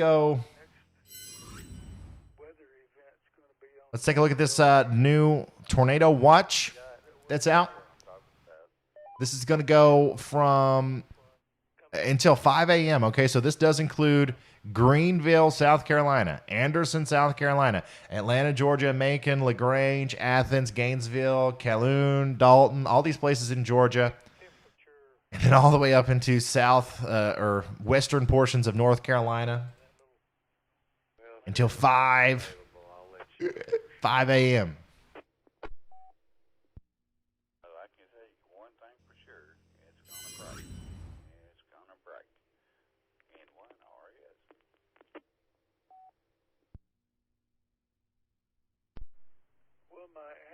Still got a very interesting area of rotation here to the west of Piedmont. I'm hoping everybody is still in their safe spots.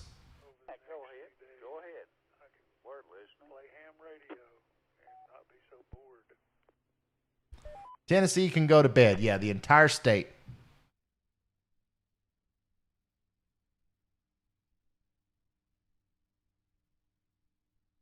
Piedmont cannot. And Ashby. The National Weather Service has issued a brand new tornado warning now for Ashby, Alabama until 10:15 p.m. Central Time. That's Bibb County. Bibb County. And that's way down here now, back on our Centerville storm. This is back here on our Centerville and West Blockton storm. Let's see. We still have Vince. Yeah, we still have Vince. He has kind of parked himself. I don't know how close he is to this, but man, that is an impressive area of rotation if I've ever seen one. Holy smokes. Yeah. So that is a very well-defined hook echo now. Once again, this is just to the north of Centerville and Brent. Brand new tornado warning for Bibb County there. This is literally right north of the town there of Centerville. This is going to go across State Route 5 very soon. All right, we're going to pull Vince up first. He's on this storm, guys. I don't know exactly where he is. I guess I can find out for you real quick. Let's go back to Vince. Where are you, Vince? Thank you guys, by the way, for sending me the links to the GPS trackers and stuff. I promise you, I am going to have a much better streamlined way of tracking Vince here in the future. But this is perfect. This is perfect. I'll show you guys exactly where he is right now. Let's pull him back up full here. Here's our giant supercell storm. This is Vince. This is where Vince is right now. So he's right in front of it, has a perfect vantage point. So if something's going to happen there, we're going to see it illuminated by a lightning strike within the next little bit. Wow. Wow. That's a incredible job from Storm Chaser Vince Welty. Getting out in front of this storm. And now I think, once again, I think that if there's a tornado on this thing, we're going to see it here in just a second.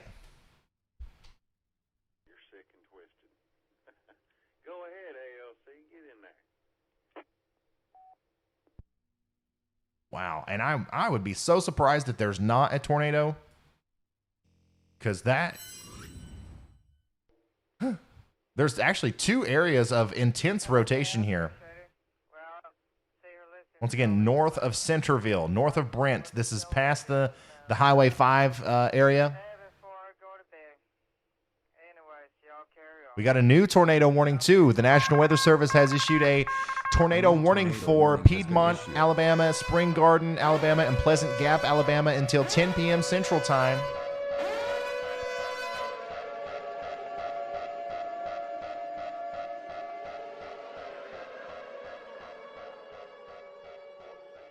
We're going to trade spaces here.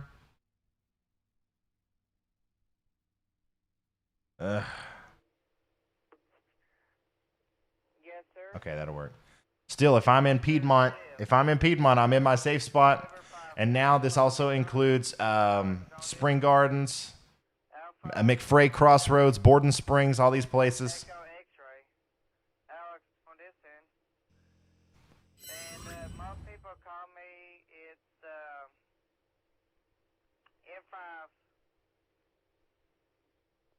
Yeah, lots of warnings just came out. Remember, if you're just now tuning in, which we got 11,000 people here.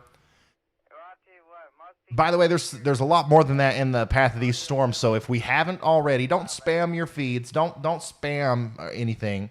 But if you have not already, please share this stream on social media. Like this. Go ahead and hit the like button. Tell that YouTube algorithm to promote us to people who may otherwise not have access to this information. Because we gotta let people know, man, that this is a very dangerous storm, and I think we're probably going to have a very unique vantage point of the base of it right here in a second. We've got Storm Chaser Vince Welty, who is doing an incredible job of positioning himself in front of the most significant storm of the night. Huge props to Storm Chaser Vince Welty. He's done an amazing job tonight. He's right in front of this tornado-warned storm. And that's kind of why I'm keeping him full, is because I think that we're going to see something really soon from him. I haven't been down to university in years. Is that even still there? Yes, sir, it is. I was in, what was it, middle school. Me and brother skipped school in a Chevy Vega. All we could see was the very, very top of it. Rock Creek was... Just to give you a quick update on the radar here, we still have a very, very good-looking supercell storm. Honestly, with two areas of rotation, it looks like to me. We got an area right here. We have another one over here. And we also have two hook echoes, but the most significant one is definitely a little bit closer to the Brent area, but definitely on the northern side. And then Vince has moved off a little bit. He's a little bit off to the north and west now, but he's still in perfect position to intercept this storm. Perfect. One of those GTs, Opal GT. That's what I wanted so bad. Okay, so let's go back. I remember the Opal GTs. That's a good-looking car. That wasn't a very good car, but I think it's a good-looking car. To Vince full. I go to Oklahoma about once or twice a month. And down there on Highway 82, they got one parked right out by the road. That tells me the old guy died and the kids are trying to get rid of it. Oh, Lord, I'd love to have one. There you go. You just need to stop in there and unroll that dole that you got in reserves over there. Excuse me. With it. Come on. Yes, sir, but this just it. I don't have it. I'm just scraping through. Oh, my God, I'd love to have one. I put a big box. Okay, some more places now that are in front of this dangerous storm. Give me just a second. Oh, my goodness. Another update here on the radar. You've been thinking about this for a while. Many a year, I think. So we have a lot of things happening right now. This storm right here that's south of West Blockton, south and west of Montevallo, where our storm chaser Vince Welty is, this is rotating big time, okay? And we likely have a tornado here somewhere, so please stay in your safe spots. Additionally, Piedmont, okay? We just had a very strong area of rotation go through Piedmont. I hope everybody was still in their safe spots. I had an old, what was that thing? It was a 80, I think it was a 80 model. Trying to find another radar vantage point here. But that we might have had a tornado go through the Piedmont area. This is continuing, okay? This area of rotation is continuing to advect off to the east. Borden Springs, you're next. Spring Garden, Philadelphia. Bluffton. All these places right there before you get to the Georgia border are under the gun for a potential tornadic thunderstorm to come through. Much of a car. Beautiful car. I mean, absolutely beautiful car. You know, it had the T-tops that was white. Ed Moore, thank you for joining. That was, and everybody wanted to race me, you know. And I'm like, listen, this thing won't pull the hat off the top of your head. No, it wouldn't. Below 4,000 RPM. If it was real for live, Chevrolet Thrill 2. About 4,000. The rotation near Piedmont, Alabama has really wrapped up. And it looks like a tornado might be imminent. 9200 did start to taper off just a hair.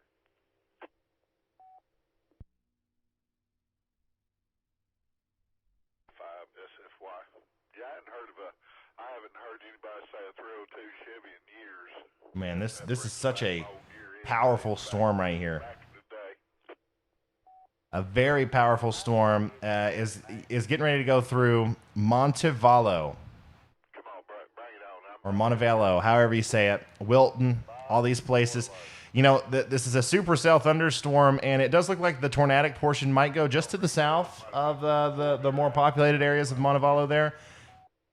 But you guys in Wilton and Montevallo are going to get the very intense hail core with all the rain and the straight line winds and stuff. So don't think you're out of the woods. Tornado warning continues for Ashby, Alabama until 10:15 CST.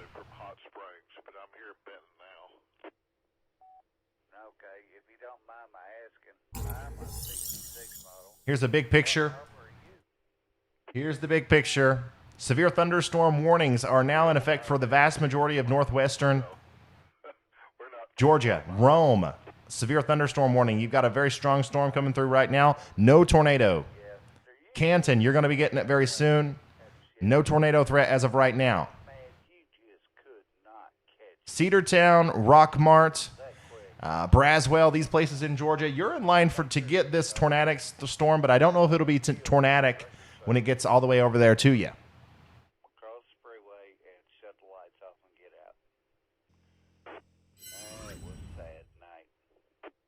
Here's professional storm chaser Vince Welty.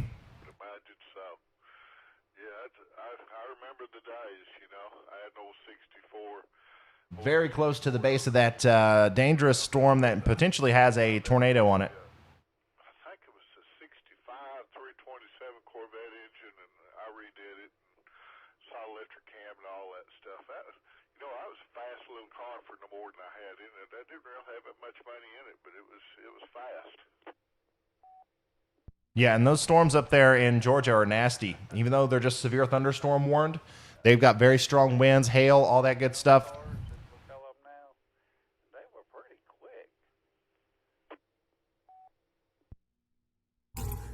Hey, thank you, Edward. Thank you, Patty, and thank you, Josh. I haven't seen any power flashes on Vince's stream, but I also haven't been paying that much attention. I think what we're seeing though is mostly just lightning. What was that car called? The 442. But if you had the Hearst edition, oh my God, I'm gonna whoop you up, damn it, sideways, if you got rid of it. In one RS. You probably take a strap to me. Anyway, I bought that car and bought it. Yeah, extreme northwestern portions of South Carolina are under a tornado watch until 5 a.m. in the morning. Severe thunderstorm warning. It was just issued for Calhoun and Jasper and Nelson, Georgia until 11:15 p.m. Eastern. That's going to have, what is that going to have? It's going to have some 60-mile-an-hour winds and penny-sized hail possible. All right. Okay, so Vince is pulling off the side of the road again, I guess to look at the radar. Oh, no, he's turning around. Okay, so he must feel like he's gotten far enough ahead of it to kind of give us a better vantage point from the other direction now. We do have to get an update on the radar, okay? A huge area of rotation here. Very strong. Multiple little spots on the southern side of this storm that could produce tornadoes. There's a lot of areas where you can have that inflow come in and produce the spin needed for a tornado. It's a very odd supercell in that retrospect, but I think Vince is in a good spot. And then that's not all. But wait, there's more.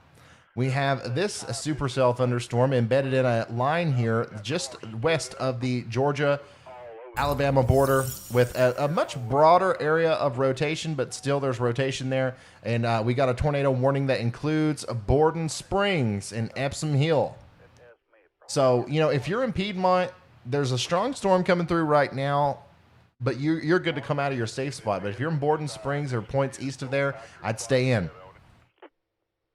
Hey, that's no problem, God's child.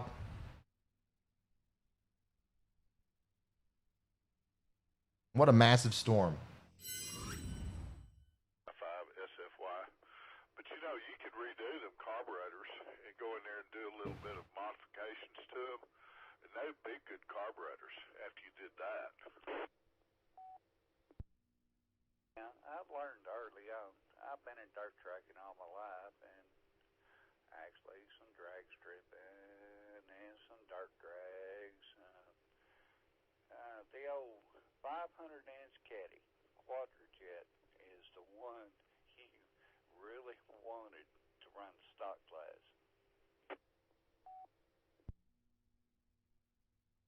If you get the carburetor right and you do the modifications on it and everything, there's really, that quadrajet was really a good street carburetor for like a street rod or something like that. Theme Pro, thank you for becoming a moderate risker. A new tornado watch has been expanded just a little bit further south in Alabama to include Clinton, Demopolis, and Alex City. It wasn't like change the jets and stuff like that, but for a street car, they did good. Can West Virginia go to sleep? Yeah, West Virginia, you're good. Go to sleep. You can buy the strip kit for it, kind of like a Carter, or know how to sand a metering rods down, like I got taught as a young man. Anyway, I'm a 66 model. I've been screaming parts for, oh Lord, I don't even want to think about it. Finally give it up. I finally give up the car stuff, I guess, about, I think it's about 90. Rotation, once again, is pretty strong there around Piedmont and Pleasant Gap in Alabama. Make sure you're in your safe spot. We still have all of our tornado warnings still in effect here. I'm just kind of waiting to see if Storm Chaser Vince Welty is going to get anything on his camera here. Because, once again, he's in perfect position to he's right inside of that notch. Right here where we think the tornado could possibly be. There he is. That's Vince. Right in front of it. So I'm just trying to see if he can see anything. That way we can be a little bit more aggressive with our tactics of making sure people understand the severity of the situation south of Wilton and Montevello. Because if we can see a tornado there, it'll be much easier to get people to take the warning seriously. Okay, so David just sent me a picture from Rome, Georgia. And like I said, they're not under a tornado warning or anything, but there's still extensive damage going on there because of just the sheer intensity of the storms. Okay, so we got very strong straight line damaging winds where it's bringing down trees. Okay, so this is in Rome, Georgia here. Thank you for sending that to me, David. Be careful out there on the roads.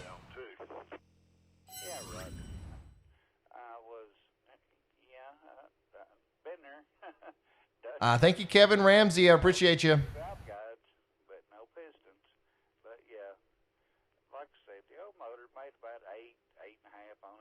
Tornado warning continues for Borden Springs, Alabama until 10 p.m. Central. We've also got reports of damage in Glencoe and Gadsden in Alabama. What was a rail? Yeah, you remember Mike Merritt or Larry Young? Larry Young sounds familiar. He's over there at Bush Dam. He put most of them together. And, oh, shoot, we started out with a 68 half-ton.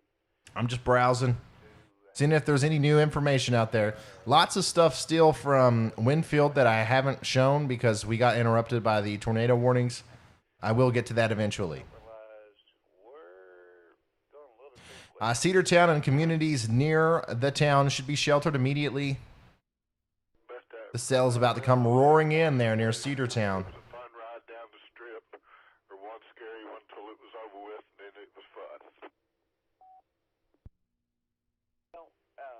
You're probably going to think I'm silly, but things happen.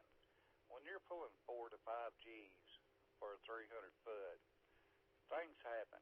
Your eyeballs flatten out, your chest collapses, and you don't realize none of this has happened until you let off of it. And you go, oh, air's good. Had nothing that fast to experience anything like that. Well, did you have fun? Yeah.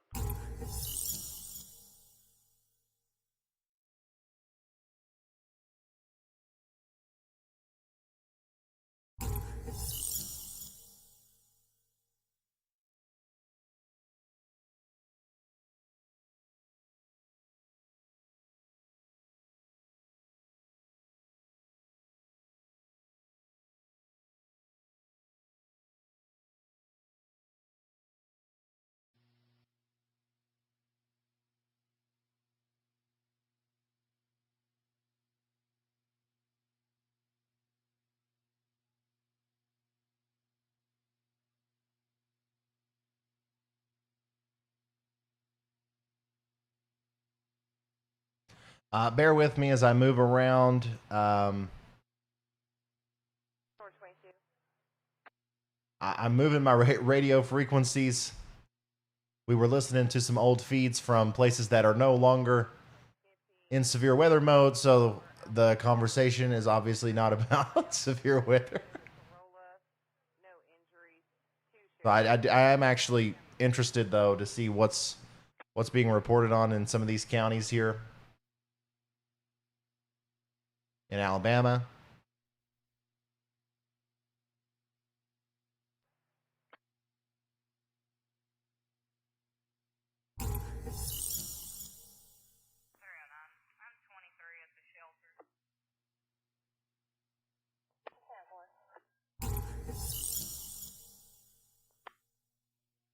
Looks like Vince Welty is back in the precipitation zone.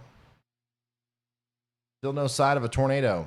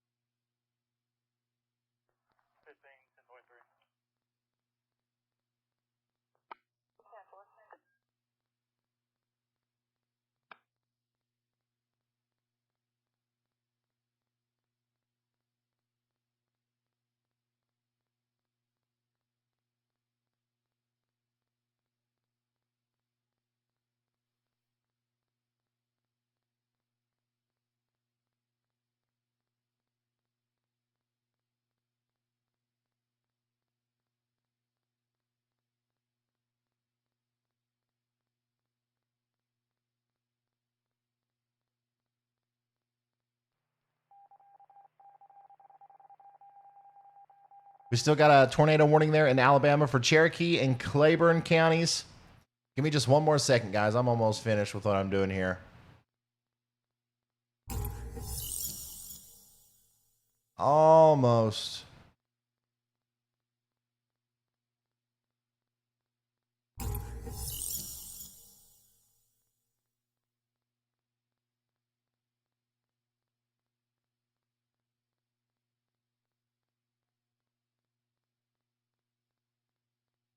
Okay. All right. Whew.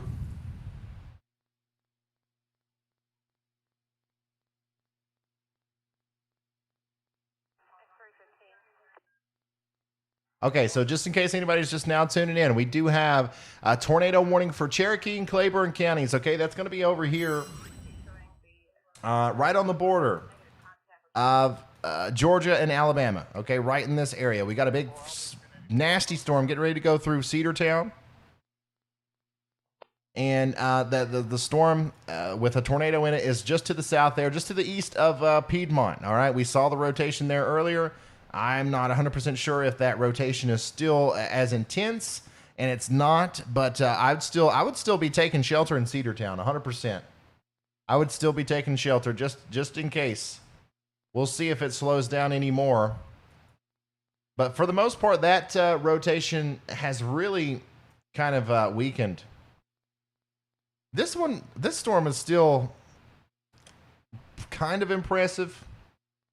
There's a huge area of rotation, but that's the problem.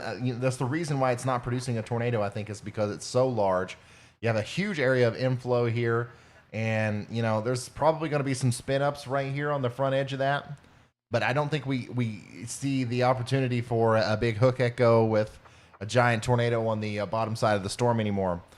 A lot of the storms today have been like this, where they come extremely close to doing very significant things, and then they just don't.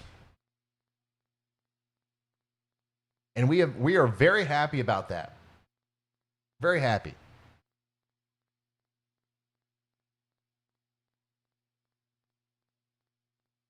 How many tornado warnings do you think?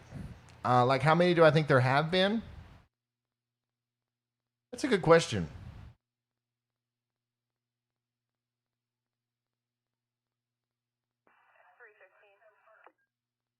Go ahead. 3-1 dispatch.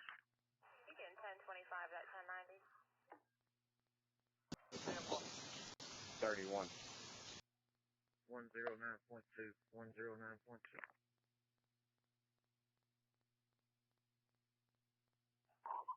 10-4.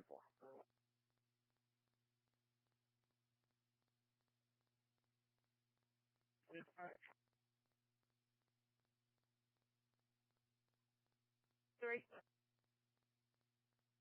33 clear. 4 seconds. Yeah. 10-4.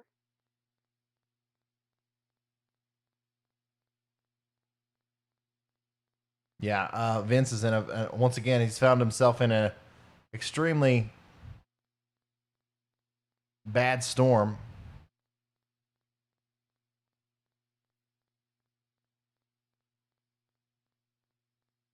By the way, all tornado warnings have been allowed to expire. We once again have no tornado warnings. It's crazy how the evening has progressed, and it started off kind of slow, and then it felt like everything happened at once, and then it got really slow, and everything kind of happened at once, and now we're kind of back into a period of slowness. I'll take it. The number one thing that I'm watching, though, is that storm up there near Cedartown in Georgia. So, I'll go back and forth to the radar on it. But for now, let's watch Vince.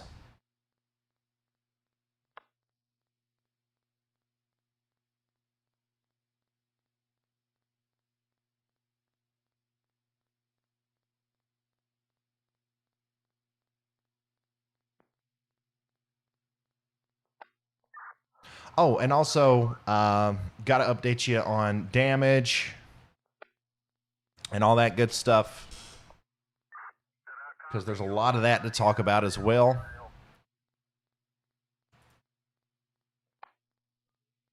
Can Irvine, Kentucky go to sleep? Yes.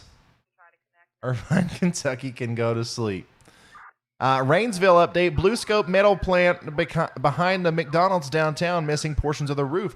Wasn't Blue Scope metal plant one of the places that we called out? I believe it was.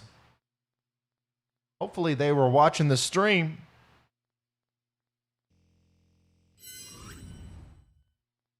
So this is the Blue Scope metal plant behind the McDonald's or the MCDS downtown, missing portions of their roof. Look at that.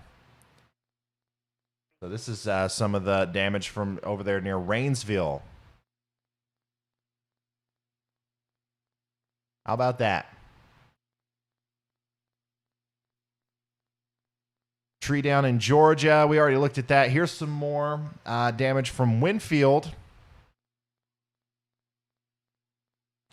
Big trees down there.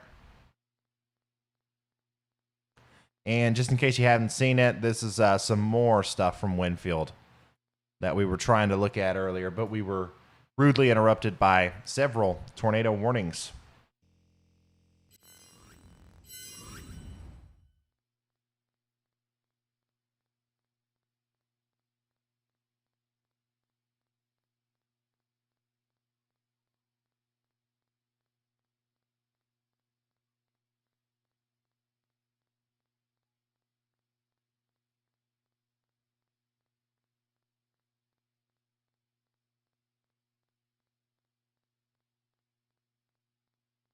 Birmingham, Alabama. That's a good question. If I was in Birmingham, Alabama, I would go to sleep.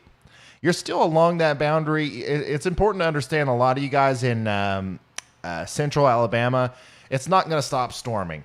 Like there's this stationary boundary that's going to track over the Birmingham region for the majority of the night.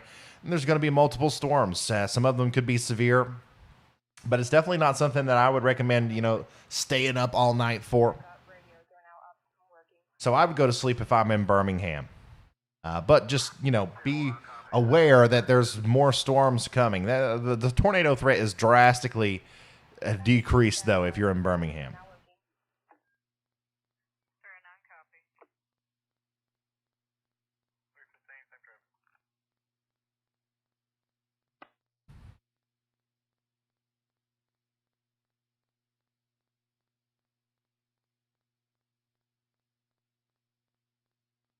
Not a whole lot of additional reports coming in from any of these areas. Obviously, we saw a lot from Winfield. We probably saw all of it from Winfield, honestly. But Rainsville and, some of these other places where we suspect a tornado went through, I'm really not seeing a lot other than what I've already shown you. Rome, Georgia is clear, yeah. Rome, Georgia, you can go to sleep.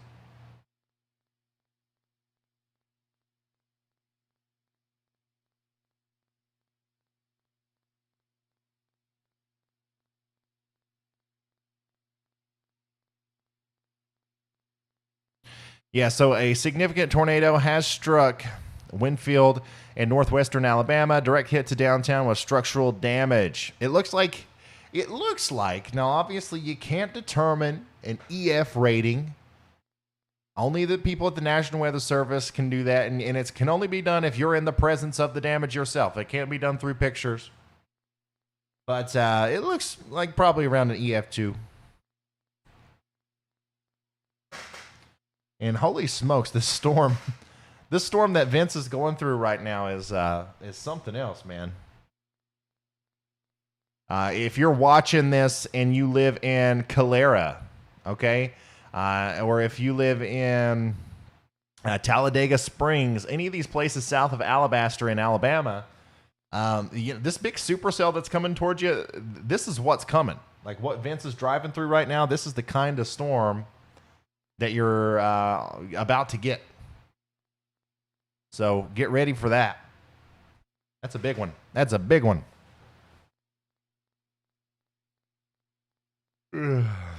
Corey Brace. Hopefully this will.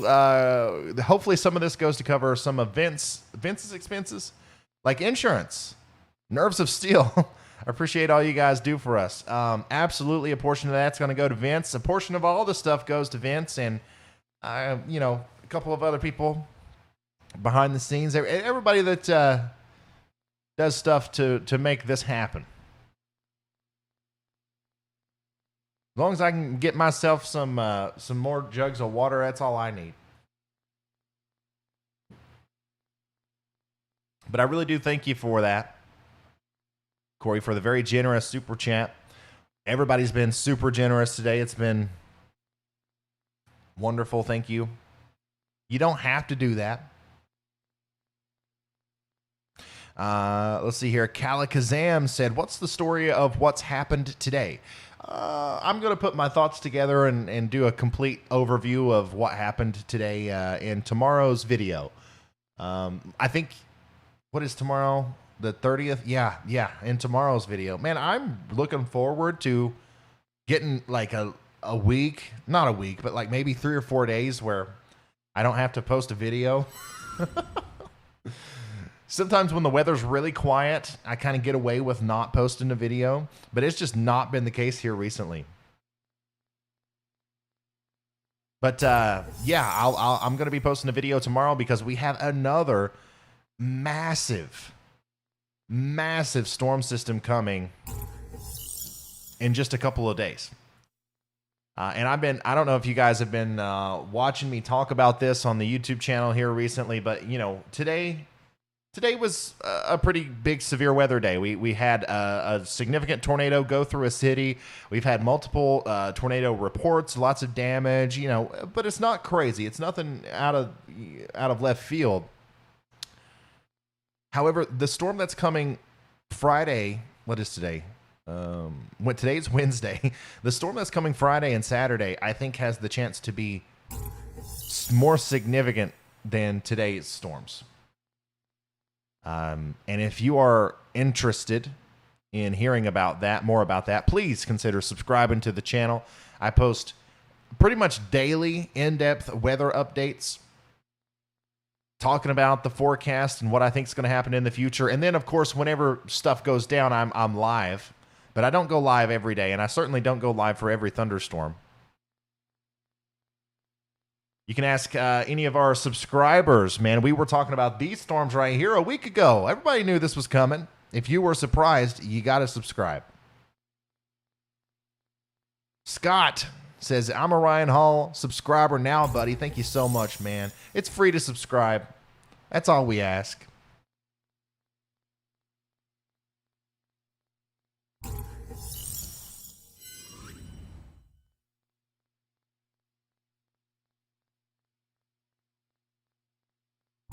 Josh says, what, in your opinion, are the chances of Southern Calhoun County, Alabama, seeing severe weather this evening through the morning? I think a lot of the severe weather has already moved through, but there's still a chance for that boundary on the backside to kind of throw a couple more severe storms over you. But there is a new tornado warning. There's a tornado warning for Calera and Shelby, Alabama until 10:45 p.m. So now we're back on this storm that Vince is in with a new tornado warning. A brand new tornado warning. There you go. For Calera, all the way over to Talladega Springs. We were just talking about this. This is Chilton and Shelby counties. A solid hook in rotation near Calera, Alabama. Take cover now. Dang. Tornado warning canceled. Look at that. I don't guess y'all have any reports of damages.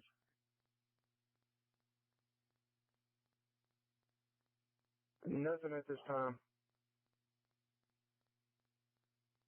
10-4. Thanks, sir.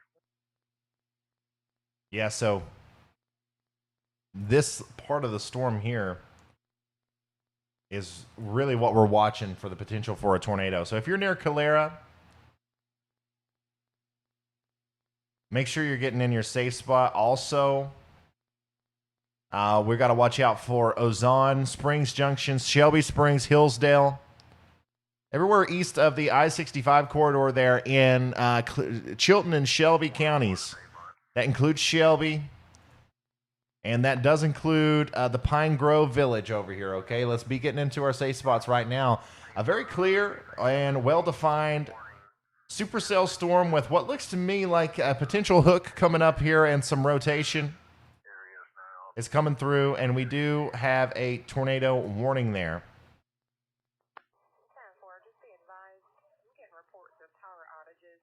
Look at that. You can see the hook really well there. Literally looks like a hook.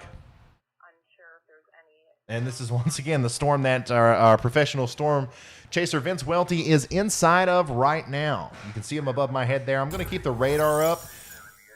I usually go with whichever one is more telling of what's happening. That's the one I keep on the full screen here. And definitely when you can see that hook and you can see the rotation there, I think that's definitely what we need to keep on full here. And we're going to continue to watch this as it goes towards Interstate 65. Okay, so if we do have a tornado on the ground, it's very soon, probably within the next couple of minutes, going to go across Interstate 65 south of Calera. Let me see here. I'm going to pull some information from over here too. Let's see if we can't get that correlation coefficient up. Yeah, so that hook with the potential tornado is near Manuka. It's going to go across I-65 once again within the next couple of minutes.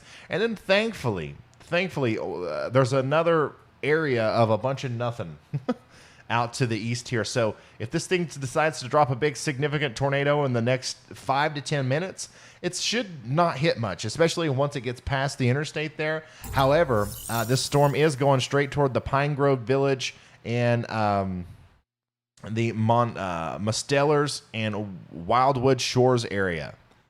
So if it can hold together that long, we might have problems over there.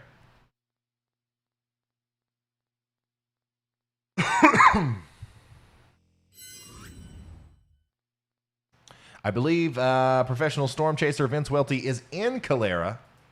Yep, he is in Calera right now. So he's still in the portion of the storm that has a lot of rain. He's up here in the hail core and the forward flanking downdraft portion of the storm. My guess is that he's going to try to get on Interstate 65 and dive south and try to intercept that the hook echo on that storm, but he's going to have a hard time getting there before the storm passes. I'm just saying. That's a valiant effort, but I don't think that's going to work.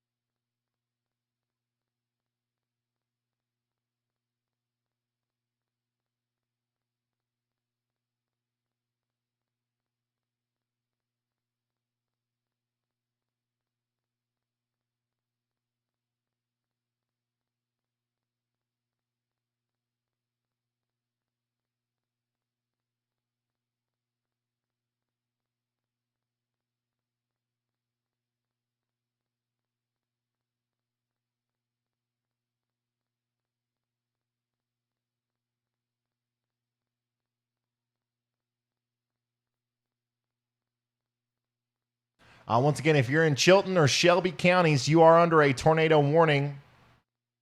In fact, we're watching live footage of this storm right now. The part where we think there's a tornado, though, is a little bit south and east of here. It's not in Calera like our storm chaser is. If we go over here to the radar, you can see where we think the tornado is, just south and east of Calera there. It's crossing the interstate right now as we speak, as a matter of fact.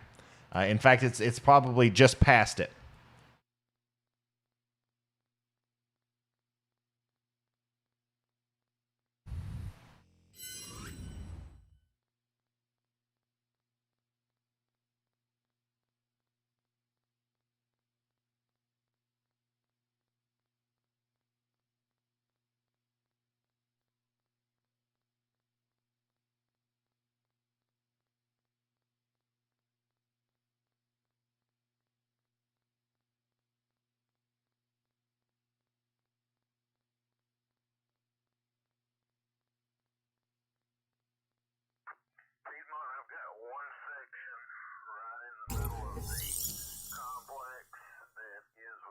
Remember, tornado warning for Chilton and Shelby counties for the next 36 minutes.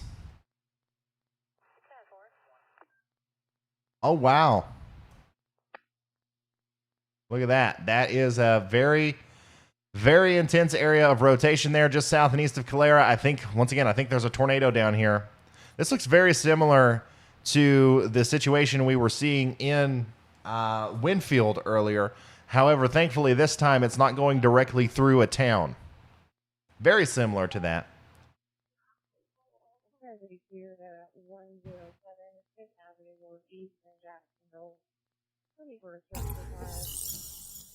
Ryan, Spartanburg, South Carolina. My nerves are shot. I don't know what's going on in Spartanburg, South Carolina right now. There are currently no warnings whatsoever anywhere in South Carolina. I have to focus on the tornado here. I'm sorry. However, the extreme northwestern portion of South Carolina is under a tornado watch. I'll go check on you right here in a second. Oh, my goodness. This is, once again, it's definitely on the ground. It is definitely on the ground. We have a damaging tornado on the ground here. We just got an update from the National Weather Service. It is now an observed tornado. This is an observed tornado warning there in Shelby, Alabama. This is coming right for Shelby, too, the town. Population of 4,000. Okay, I just retweeted the graphic information on that. Once again, if you're just now tuning in, all right, this is another opportunity to share this and get this information out to people. If you are just now tuning into this stream, we have a damaging tornado on the ground south and east of Calera, moving towards Talladega Springs, all right, and also Shelby. Okay, the town of Shelby there. That's also in the direct path of this very dangerous storm. Look at that.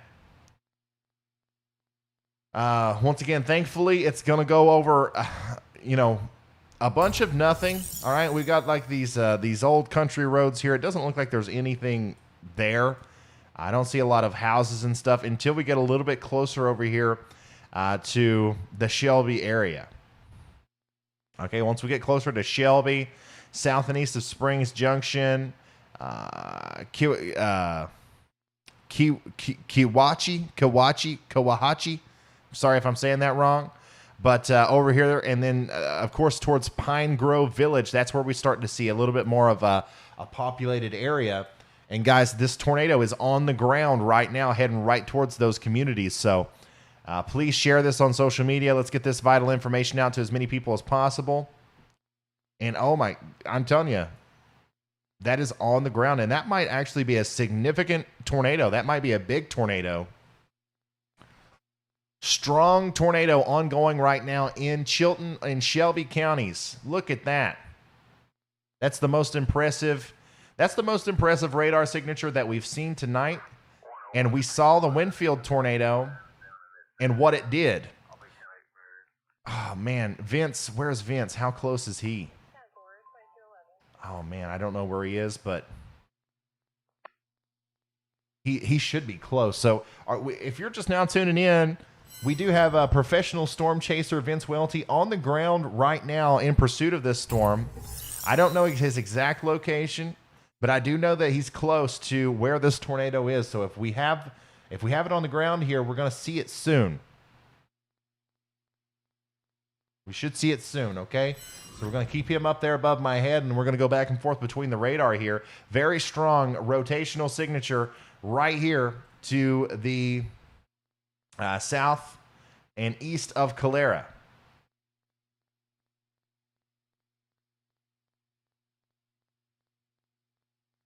I'm going to go ahead and I'm going to pull up the mesoscale.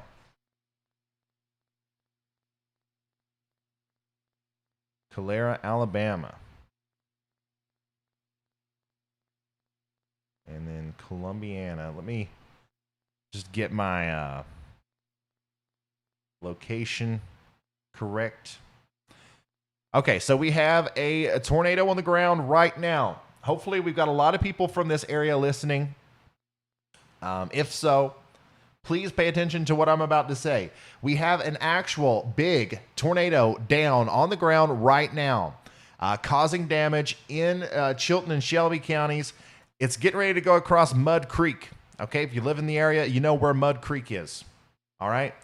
Additionally, After that, it's going to go right across Highway 303 that leads to the Half Barn Pond. And then we're going to see this come dangerously close to the Shelby community. All right. I do think if this thing holds together, it's going to be very close to actually getting into the Shelby community there. And at least it's going not at least, but it's almost certainly going to go through the southern outskirts of Shelby. Now, this is a very small town. If you're from Shelby, you know where the Shelby Fire Department is on the southern portion of your town there. On Highway 47. That's around, not necessarily where I think the tornado is going to go, but that is around where the most southern landmark that I can see that would be associated with an area that I think is going to get impacted by this storm. So the Shelby Fire Department down towards the Hare Barn, okay, all across Highway 47 to Richard Porter Drive. That's where this tornado is likely going to cross the road. I don't think it's going to go right through Shelby, but it is going to go south of the Shelby Fire Department there and probably right around the Hare Barn. If you live down here, you know exactly what I'm talking about. So, if you can drive to one of those places, if you know where they are and they're pretty close to your house or something, I'm telling you, there's a tornado really close to you, and you might as well go ahead and take shelter right now.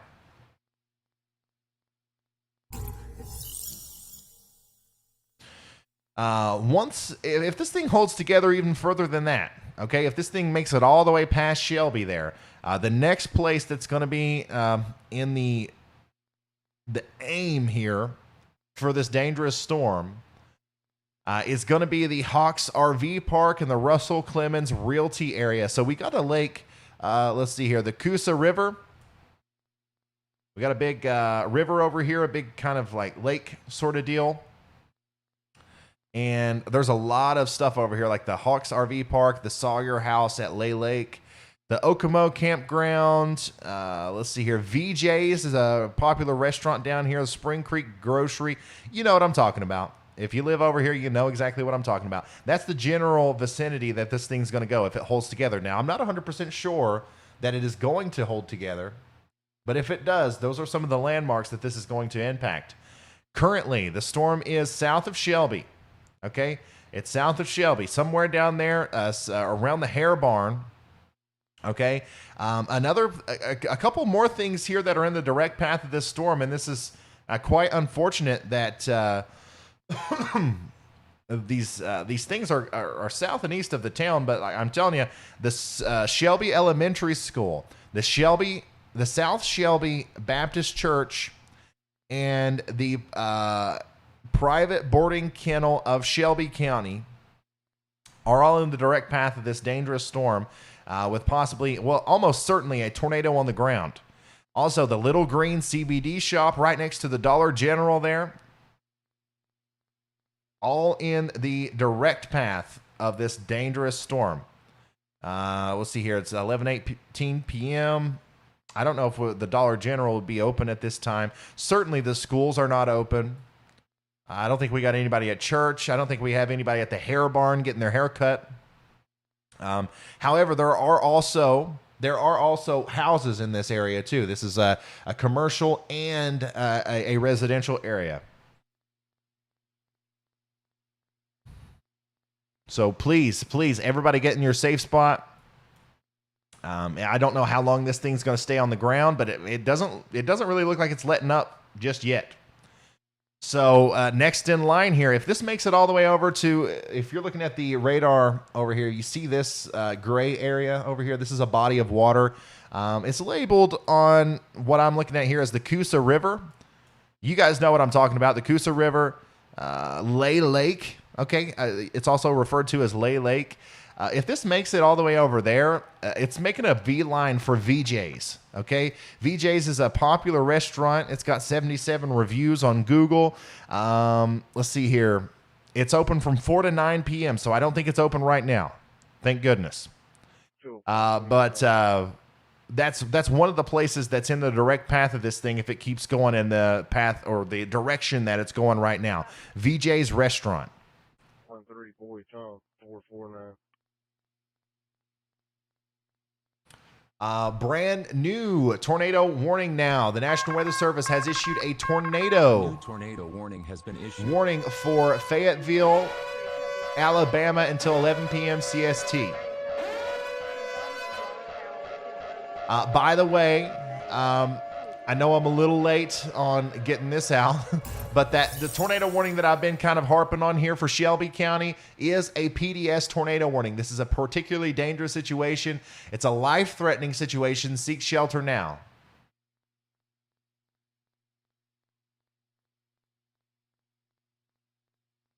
And the National Weather Service has decided to go ahead and extend that tornado warning out as an observed tornado warning all the way out to include Talladega Springs, Stewartville, Nats Corey, and Overbrook. 206, 1039, State Dog.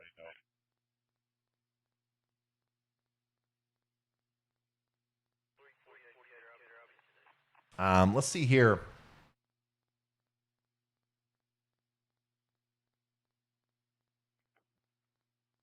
through Alabama. Vince Welty. Where is Vince? So our professional storm chaser, Vince Welty, is on this storm. I don't think he is necessarily very close to the base of the storm, but he is following it. So we'll see what happens with that. He was just on Interstate 65 going south. He punched through the core of the storm, and now he's on some back road, more than likely trying to get on 145 to head up towards Talladega Springs. So we have a professional storm chaser out there. He's definitely going to be, working with us to provide any reports on damage behind the storm. And of course, he's also trying to get in front of it as well.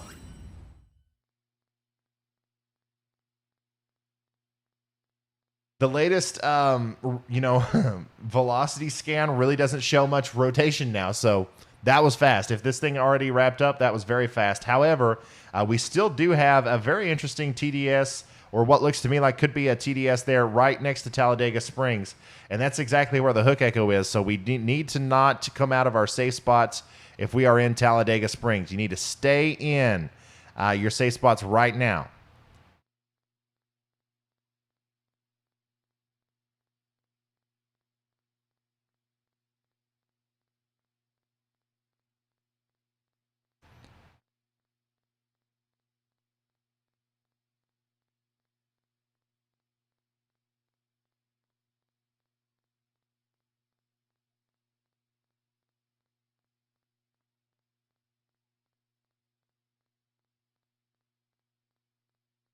Tornado warning, or a tornado is still likely on the ground south and west of Talladega Springs, Alabama.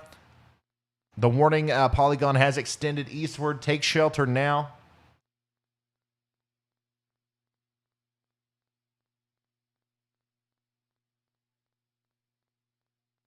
The tornado is still lofting debris south and east of Calera.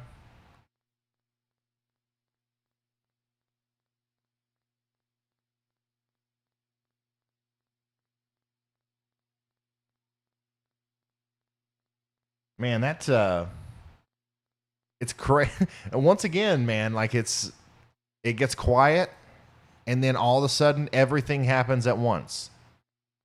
I'm browsing. I'm pretty sure we're going to start seeing some damage reports out of some of these areas. I know it's not very populated, but I do think we're going to see some. So I'm keeping my eye out for that while we wait on new data from the radar.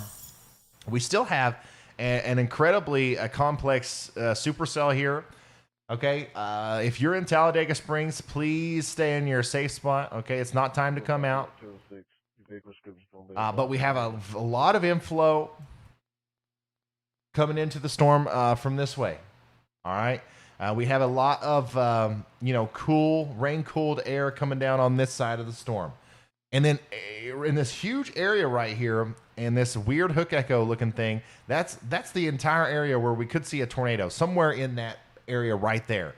So that's why I keep saying Talladega Springs, please bear with me here and get into your safe spot. Even though we don't have, an exact location for the tornado because we don't see a very clear TDS or velocity couplet, I'm telling you, there's something going on in there that you don't want any part of. So get in your safe spot. I'll tell you when it's time to come out.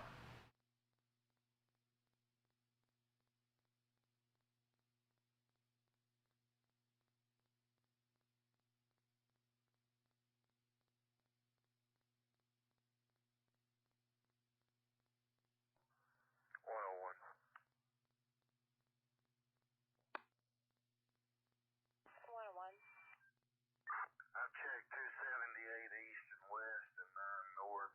No problems found.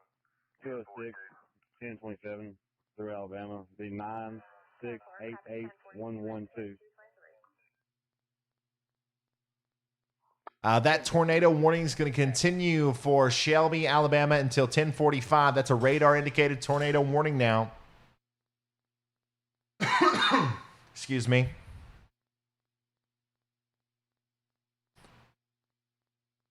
And I have, obviously we are focused in on this damaging storm with the tornado moving into the Talladega Springs area.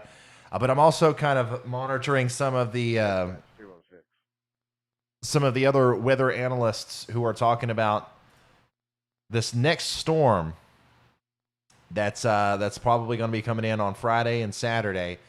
And some of the model data just looks really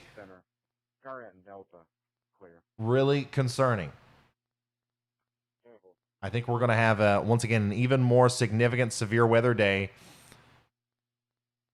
over the next couple days. Even more significant than what we're seeing right now.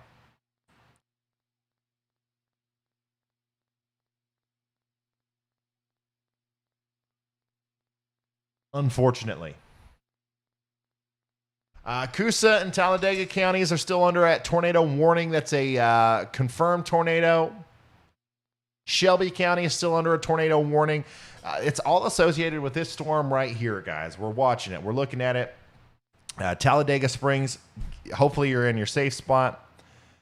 But thankfully, what I'm seeing here is a weakening of the rotation here. Watch, I'm going to put this into motion.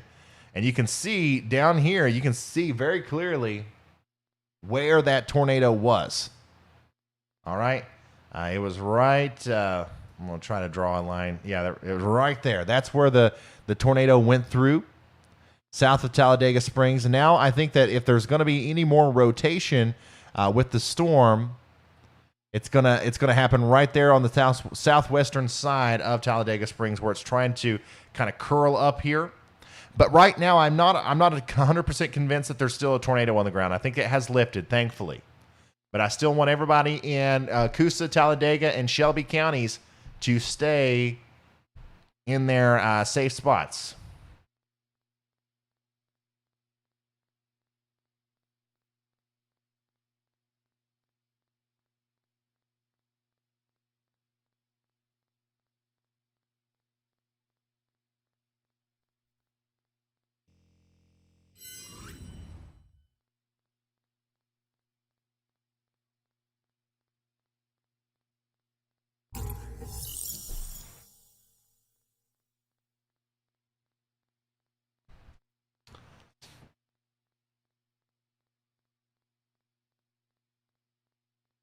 By the way, guys, we've been going for 8 hours and 30 minutes.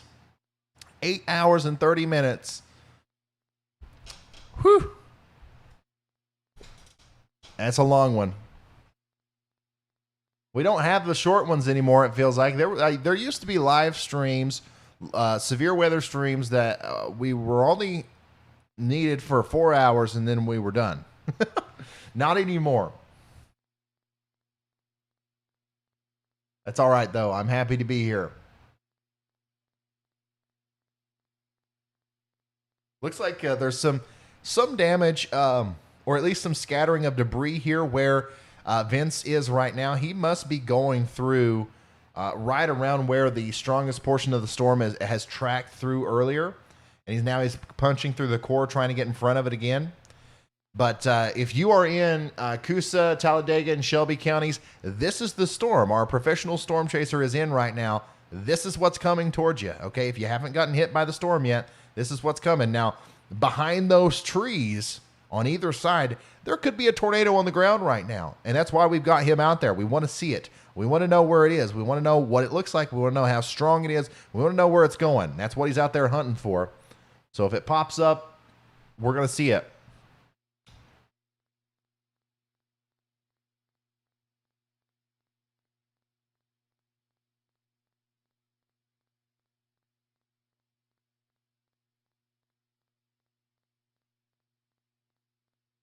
Yeah, when you're covering such a large area of land, you can see how, yeah, I mean, that's true. We don't have a coverage area.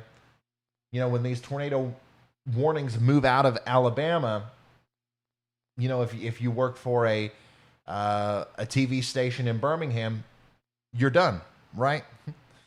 But as long as the tornadoes are going, it's still in my coverage area and until it gets out of the United States.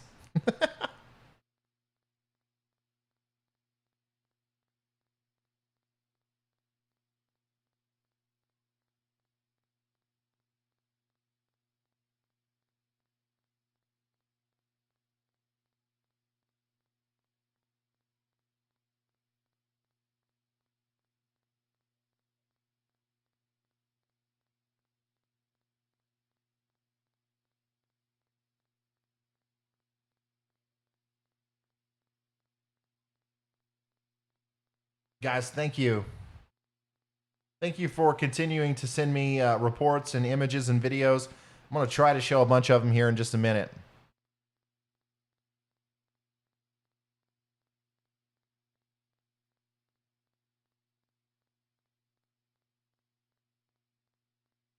Dispatch 205, 206, status. 425 status.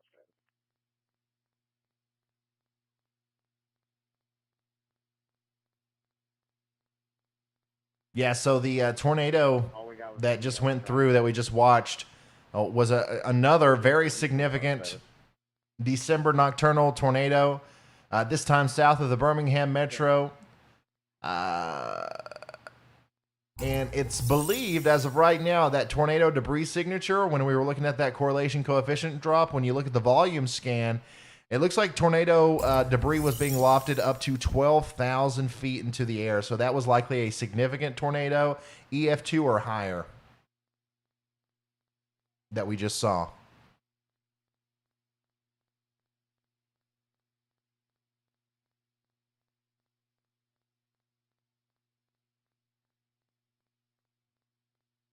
So once again, I do think we're going to start seeing some more reports and some more images from that area.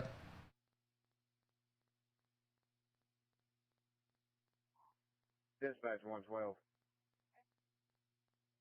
Go over C-Club.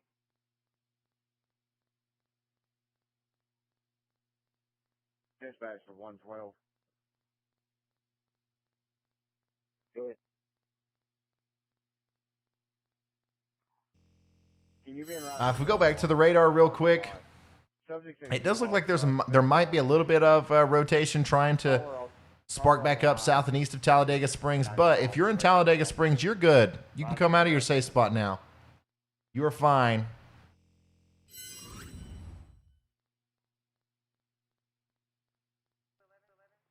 Vince has nerves of steel. You're right. And also, like, stamina. Here I am getting tired after, 9 hours of talking. He's been driving, talking, and, like, getting out and, like, taking videos and stuff. So I'd say he's exhausted. 205, 10-8.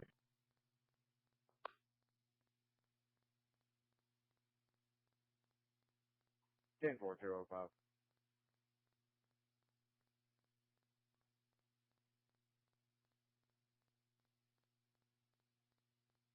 Just responding to the Grove Mart. I have Bubba Johnston on the phone. He's the one that's gotten involved, broken it up. He's trying to keep them separated now.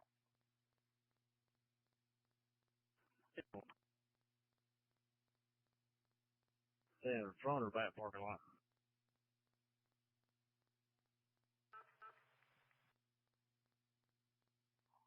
Front parking lot.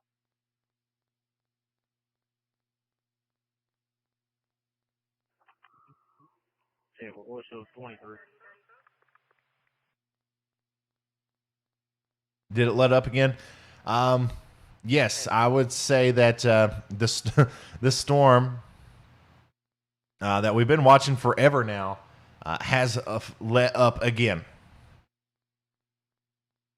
It still has a tornado warning on it, and everybody should still be in their safe spots, especially if you're over here south of Sylacauga. I hope I'm saying that right. But for the most part, I'm not 100% convinced that there's a tornado down still with this. There certainly was just a few moments ago, but now I don't think so.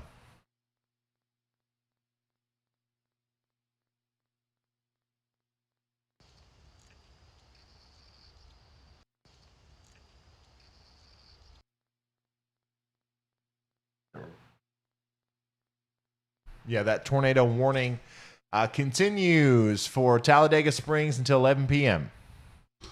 But if you're in the downtown Talladega Springs area, you're good.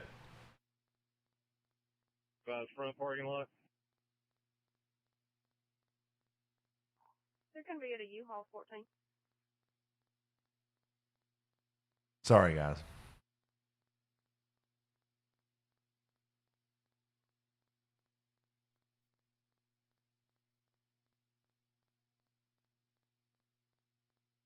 Yeah, not a lot of pictures or videos coming out of any of these towns. It's a much smaller area that just got hit by this. So a lot of the debris that we were seeing being lofted into the air, a lot of that was probably trees and stuff like that.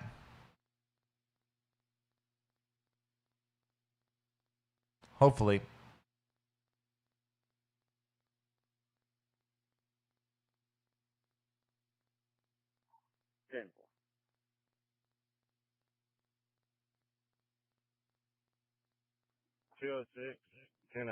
I just made you yawn. Sorry. Sorry. 10-4-206.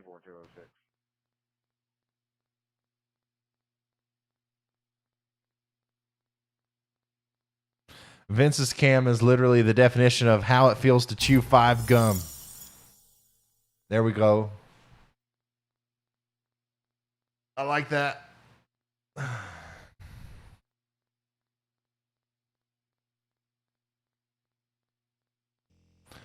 We might have a little bit of rotation trying to kick back up here on the Talladega Springs storm.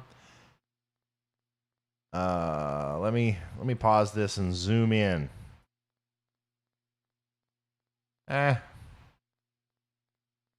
Maybe not.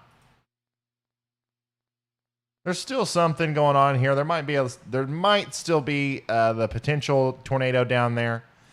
But Sylacauga points south. Everybody still needs to be in their safe spot right now.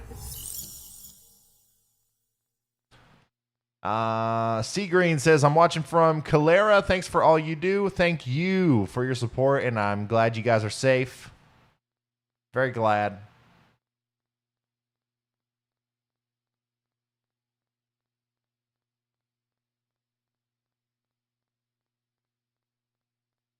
I'm sorry that I'm making you guys yawn. It always becomes a problem after about 9 hours. After I'm going for 9 hours, I do get a little tired.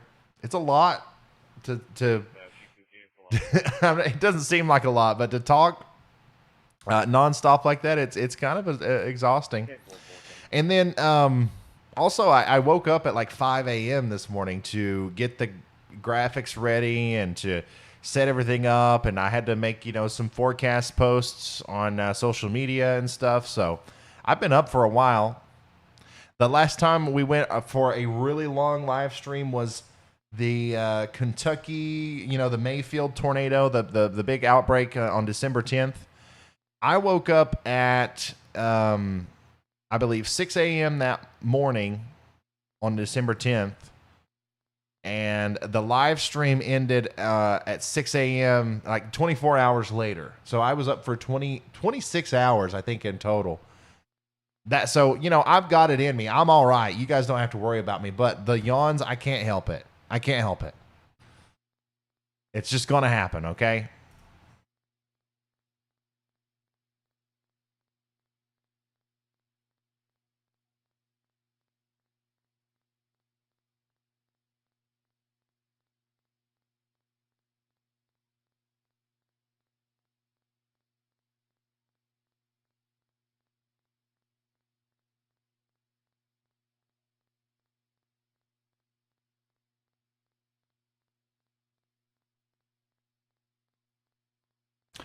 We still have that tornado warning for Coosa and Talladega counties. But I'm really not seeing much. I'm not seeing much here, so I'd say they might let that expire. Let's hope so anyways. 10-14, 14. Can you be around 8565, Highway 411 North? 8565, Highway 411 North, Dollar General. Alarm activated, showing front motion. Also, I know we got a lot of people watching in this area because this is like what we've been talking about the entire evening. But if you are south of Alabaster here, or in the Montevello area, from Brent all the way over to Sylacauga,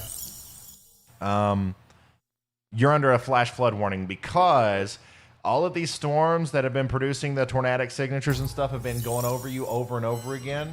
And now, you know, we're starting to see some places that have had 4 inches of rain or more. So we're starting to see flash flooding all through this green box area here. So not only do we have to worry about the tornadoes, the damaging winds, and now we're talking about flash flooding too. And here's the really unfortunate thing. All of this is still going to come through, all right? And there's more forming behind it. It's going to come through. I really do think that we're going to see a very significant, tornado, but flash flooding event somewhere tonight in central Alabama. If you live in a flood-prone area down here, please pay attention to that. A lot of times during severe weather events, it's the tornadoes and the severe thunderstorms that get all the attention, and then the flash flooding is what kills people. 9 times out of 10, if you're going to die from a severe weather event like this, it's from flash flooding. And I'm not trying to be morbid. I'm not trying to scare you. But, I mean, it's just true. It's the facts. So I'm always very adamant about making sure that everybody that's in a flood-prone area understands that these flash flood warnings are just as important as any tornado warning or anything like that. So make sure you're paying attention to whatever source of water that's near you that could come up and threaten your ability to, you know, leave your location. Also, Daniel Milstein, hope I said that right, just became an official sponsor. How many official sponsors have we gotten today? That's huge. Daniel, thank you so much for becoming an official sponsor. That is the highest level of support that you can do on a monthly basis, and we thank you so much. Everybody say thank you, Daniel. If it wasn't for people like him, I couldn't do this. I'd have to go work for the TV station. Kevin says, just a good soaking here in Asheville, North Carolina. Nothing more appears to be coming. Thank you, Ryan, for your dedication to keeping everyone safe. No problem, man. And yeah, I think Asheville's fine. I think y'all are good. I really do. Thank you, Aces, for your slight risk membership there.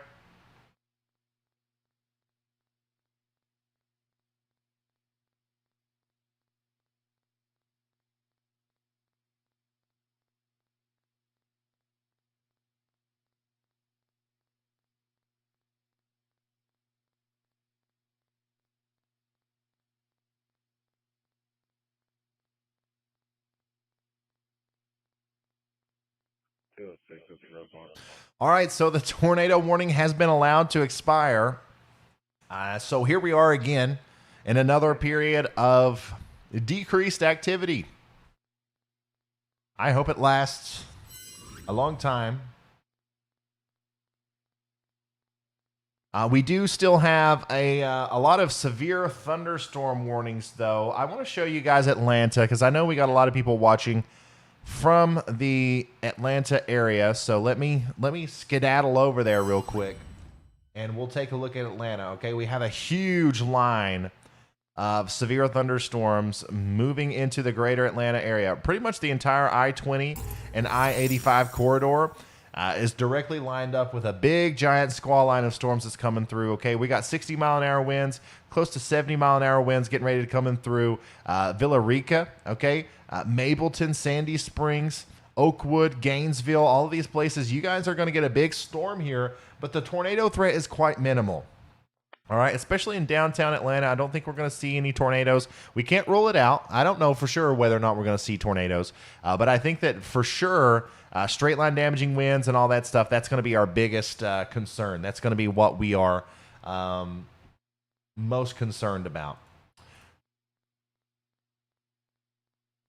We're not hearing any damage yet, but the Chilton feed def has trees and damage with roads blocked. So in Chilton County there, we do have roads blocked and tree damage. If we got anybody listening right now in our info stream, okay, any of our weather analysts, moderators, or anything like that, if one of you guys can throw me a link to a live camera in Atlanta in the info stream, preferably on YouTube. If we can find something on YouTube, a live camera in Atlanta that kind of shows the skyline or something, or even if it's not on YouTube, that's fine too. But if we can find something like that, I'd like to throw it up. I'd like to watch these storms come into the Atlanta region. I'm sure there's lots of lightning and stuff out here. And if anybody else knows of any good camera, you can throw it to me on Twitter. Whichever one I get first. Don't matter to me.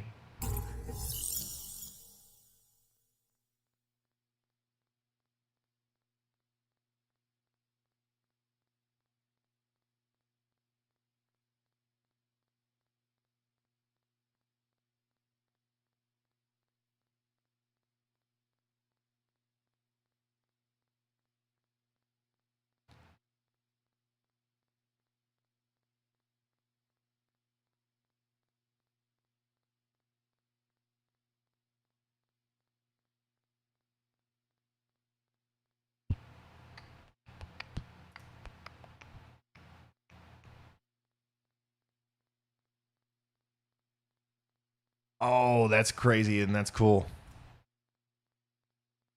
So the Winfield tornado, obviously it's unfortunate that the town was hit by a tornado, but this is a cool little story. It kind of reminded me of Back to the Future. Someone here on the scene just pointed out to me that the tornado came through Winfield at 6:46 p.m. and the clock stopped at that exact time.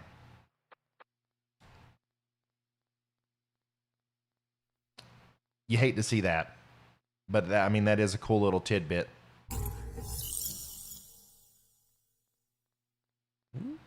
C1223. All right, so I think we do have a tower cam here. This is Atlanta? Yeah.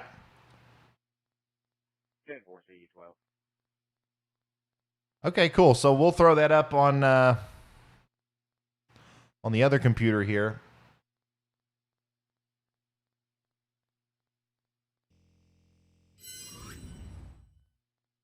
And we will get that going.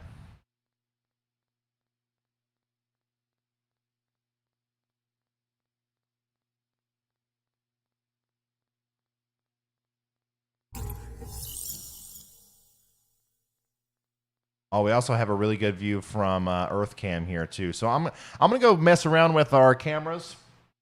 I'm gonna leave vents up so we can watch what's going on there. And I'm gonna go put up some cameras of Atlanta, and then we'll continue to watch these storms as they go through Atlanta.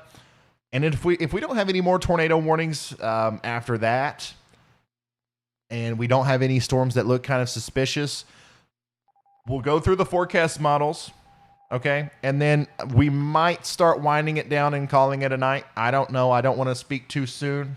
I've done this before where I say, okay, I think that we're good to go, and then all of a sudden there's 15 tornado warnings. So maybe that's what we'll do. But as for right now, I am going to turn around and I'm going to pull up some new cameras. Bear with me.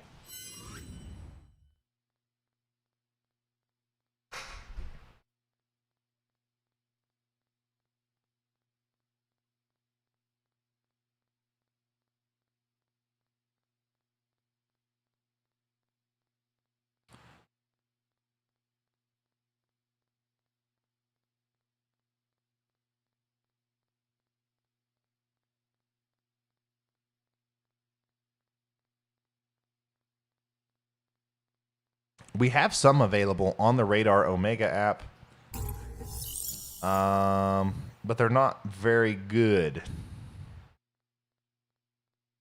They're not very good at all. Keep sending me stuff on Twitter too, guys. I'm loving it. It makes it much easier on me.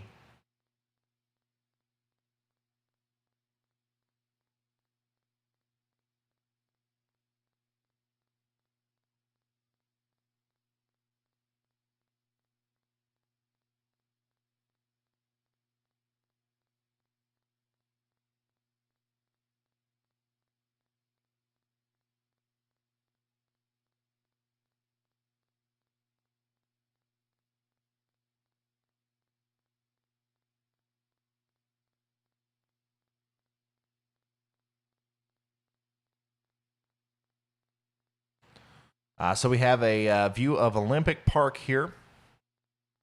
Great park, by the way. I don't know how many of you guys live in Atlanta or have been there. I love it personally. Last time I was in Atlanta was 2018, I think. No, well, I've been in the airport multiple times, but the last time I was like in the city, like in the park, like actually, doing stuff in the city was 2018, I think.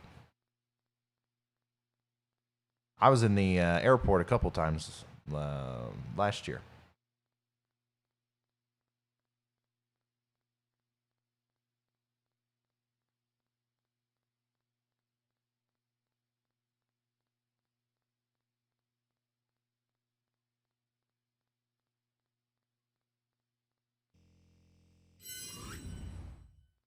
Okay, Josh gave me that tower cam. I'm going to I'm going to have to literally text the link to myself because I don't have access to Discord on that other computer.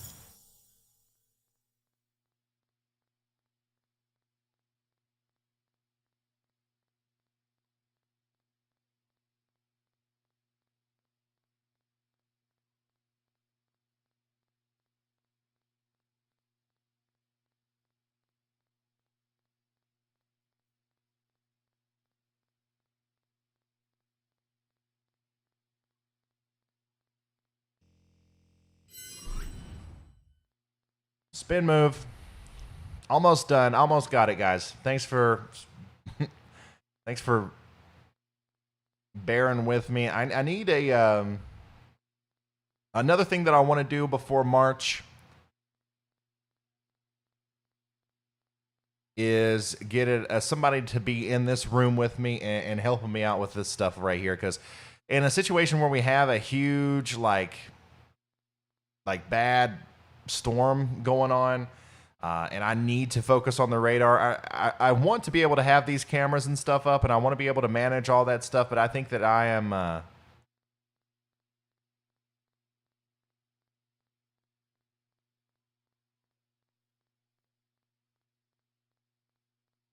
think I'm better just, commenting on the radar. Thank you, Pipe Dream. Thank you, David. Thank you so much.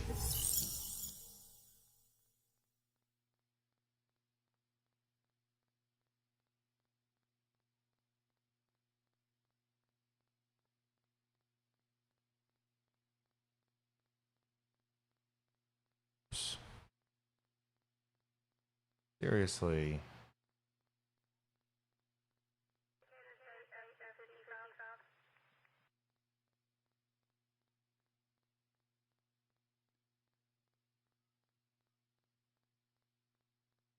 You need a producer. Yeah.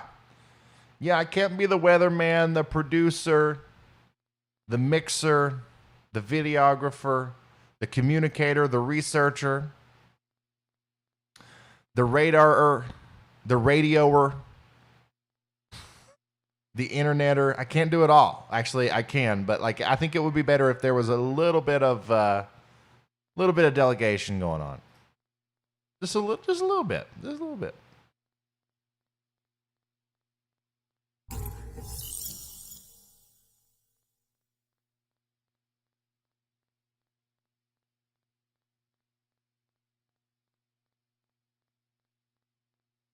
Hey, thank you, Kevin. Thank you, Kevin, for becoming a high risker.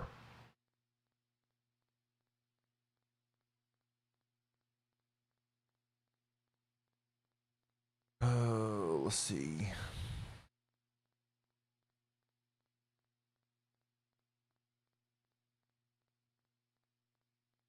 Man, you'd think that Atlanta would have a lot of live cameras, but they don't.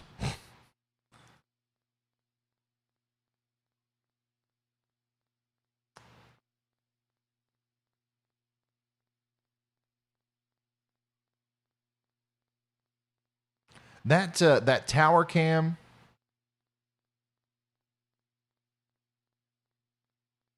that everybody's sending just doesn't work.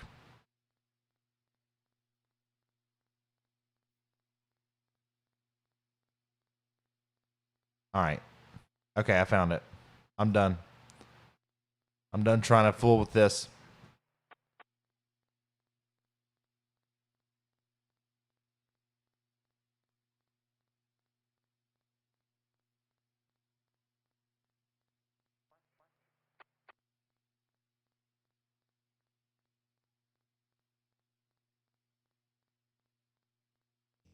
All right, let's go.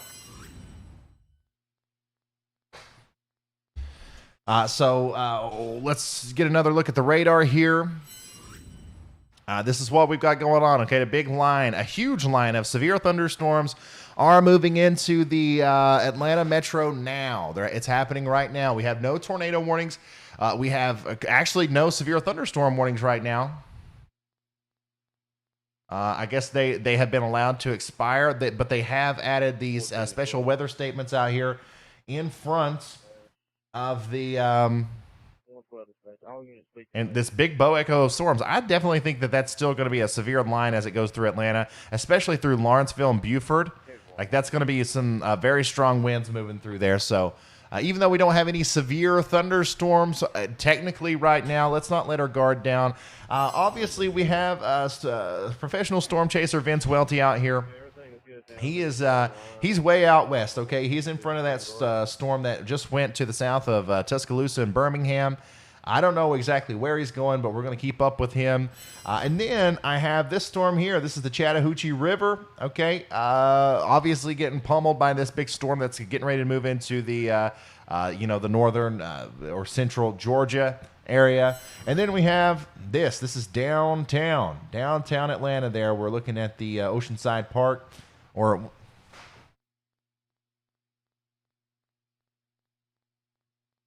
we're looking at the park there in Atlanta. You guys know it. You've been there. You've seen it. And we are also looking at this camera just to the north and west of Atlanta there. They're also getting ready to get hit by the storm here. So I'm going to keep it here for now, and we'll go back and forth between the radar. Actually, we'll keep the radar up, and we'll go back and forth between that camera. Having a better view of cameras or a better collection of cameras would be awesome. It would be super awesome.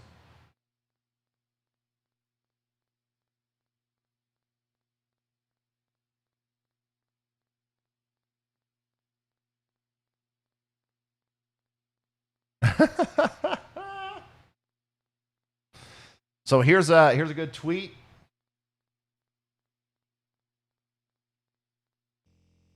Here's a good tweet. Tornado advice. Never stop chasing. That's from Reed Timmer. Respect the polygon. That's from James Spann. On the radar, when green meets red, get under the bed. That's a good one. WYFF Channel 4, Greenville, South Carolina. And then don't be scared. Be prepared. Ryan Hall, y'all. I don't know if I made that up. I don't know if that could be my saying. But I certainly do say that a lot. So I'm glad to be on the list here, and 100% that is great tornado advice. Don't be scared. Be prepared. No reason to be scared of the weather, especially when you got the ability to know exactly what's going on with it, like we do in this day and age. All right. The scariest things on earth are the things that aren't very obvious. All right, when a big tornado's coming at you, it's nasty, it's violent. It doesn't matter if you've ever seen a tornado before or not. You know that is a scary thing that you shouldn't deal with. The scariest things are the ones that hide in plain sight, and you can't prepare for. That's stuff that's actually scary. Tornadoes. Don't be scared. Be prepared.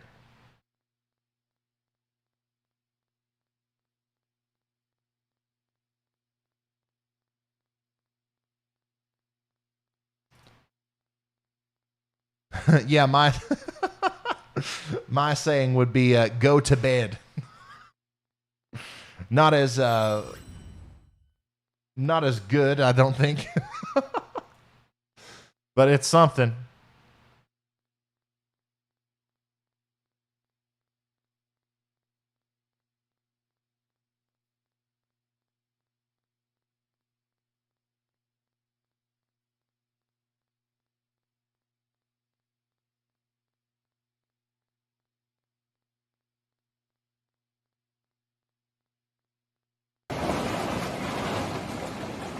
So the cleanup effort is underway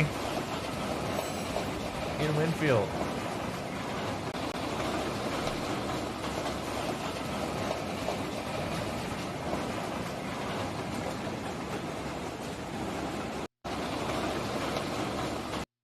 What an interesting night. It started out looking like it was going to be an underperforming event.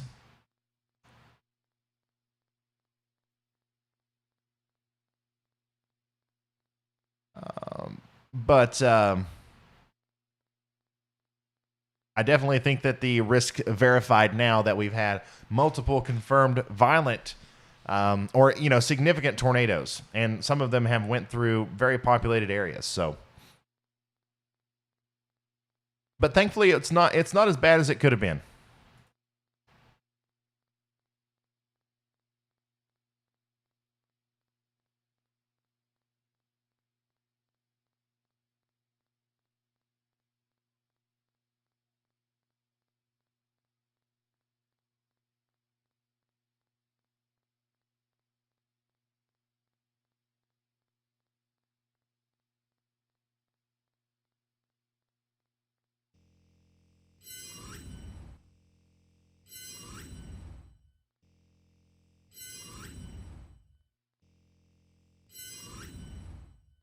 uh, 28 thrill now.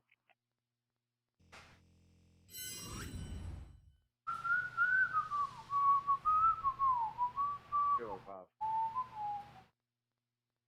531 Boy Frank 4, correction 6.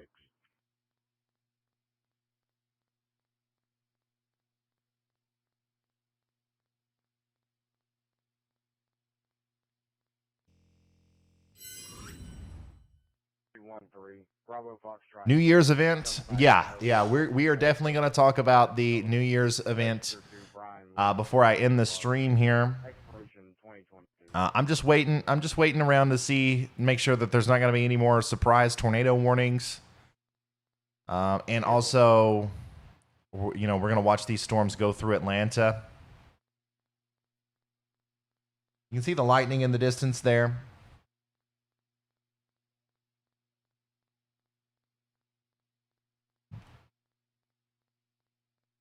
Let's see here. Pipe Dream says, James Spans saved my life. Forever grateful to him. Thanks for shouting him out. Hey, that's no problem. I always like to help out my fellow, small-time meteorologists out there. Giving them a shout out here. No, I'm joking. No, seriously, I love James Spann too. And he's a huge, huge inspiration for me.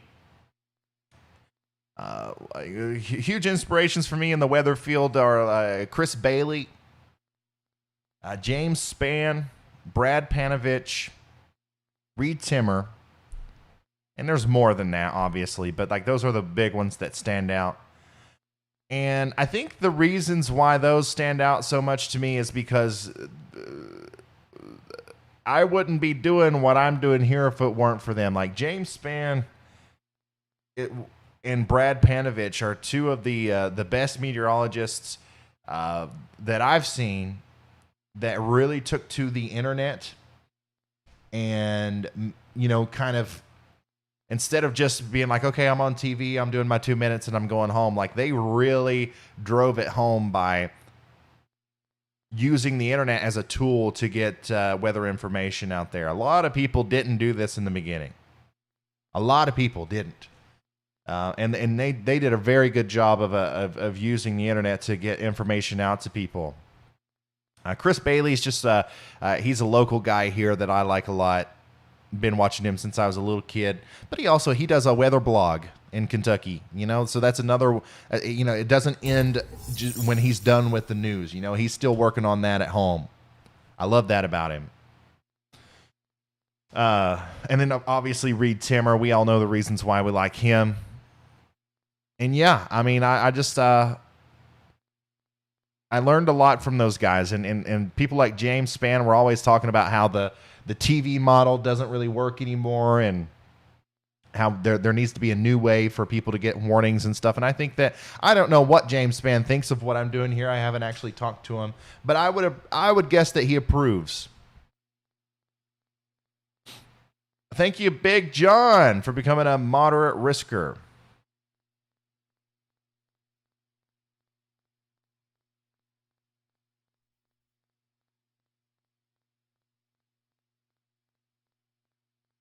Oh, is this camera pointing east? Really? Why would you ever point a camera to the east? That's terrible. We'll pull radar up here full. This is moving into the Atlanta metro area now. Strong winds are moving into the Tucker area and literally the downtown Atlanta area. It's going to get pretty hairy out there for a little bit, but this is just it's a thunderstorm, you know. There's no tornadoes, there's no hurricane force wind gusts, just some 50-mile-an-hour winds, some small hail, and certainly some frequent cloud to ground lightning.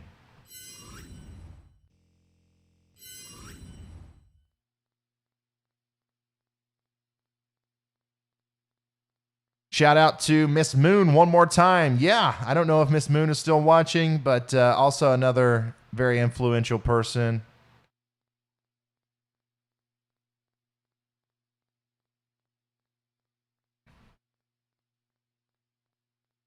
Had a lot of good teachers. Had a lot of good teachers, yeah. Daniel says, when do you sleep? February? No, February. We're up all night tracking blizzards in February. I tell you what, really the deadest times or the most quiet times in the weather world, in my opinion, are June and July, and then possibly September and October. Actually, just October and maybe November. So June, July, and then October and November usually are kind of quiet. August, we usually have a big hurricane. Sometimes we have those in July and September, and sometimes even in November too. But like, June, July, and then October and November. But I'm still here pretty often, but just not as often as the rest of the months. Carolyn, thank you for upgrading your membership to a high risker. Adam, yeah, you can get a shout out.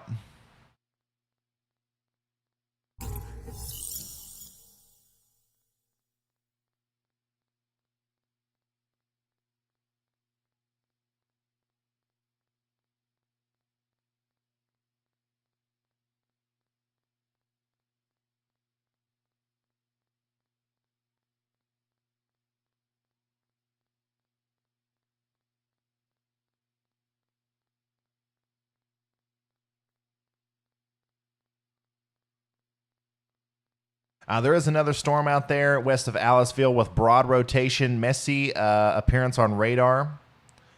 Reflectivity, no tornado debris signature. We'll keep an eye on. Thank you for ACT. Thank you for that. I'm going to follow you. You've been helpful today.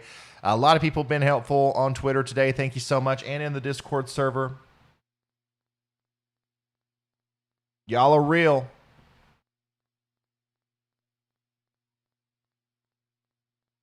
Spartanburg can go to sleep.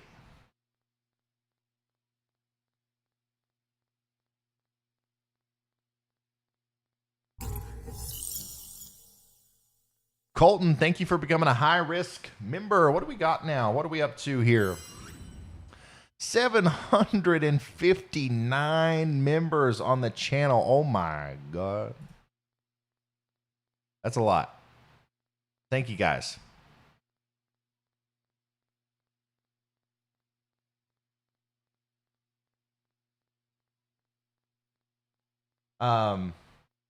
Also at 243,000 subscribers here. I don't know how many we started off with today, but I think it was about 4,000 or 5,000 less than that. So welcome to all the new subscribers.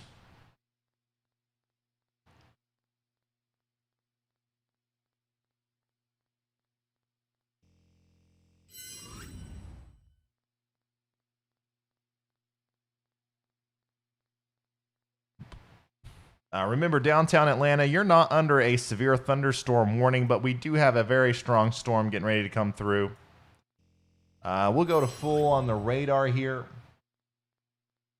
This is what we're dealing with now, guys. I think we're pretty much done with the tornado threat. Big time straight line winds coming through northern Georgia, northeastern Georgia. You're going to be getting it here soon. Athens, you got an hour or so. But basically what's going to happen is that this, front leading edge is going to continue to go into South Carolina, continue to cause some problems with wind. The tornado threat's mostly over. Greenville, South Carolina, you're going to get some wind. The tornado threat is, for the most part, over. I'm not saying we're not going to have any more tornadoes or tornado warnings. But, yeah. But what's happening is on the backside here, we're getting an elongated stationary boundary that's going to cause flash flooding from Birmingham points east into Georgia. That's going to become the headline overnight. Thank you, Dazzle. Thank you so much.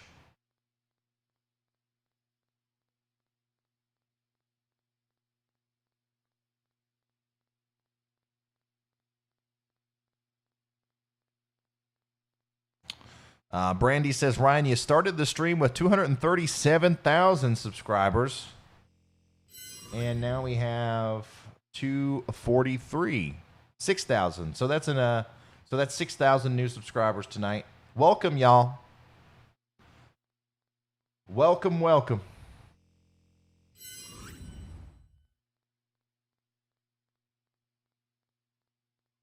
Yeah, Villarica can go to sleep.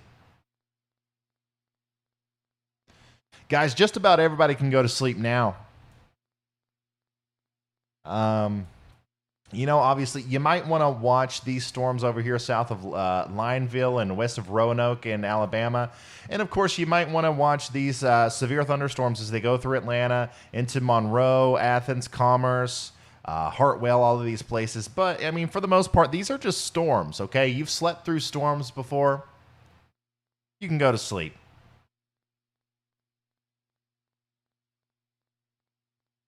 Tuscaloosa can go to sleep. Yes, absolutely.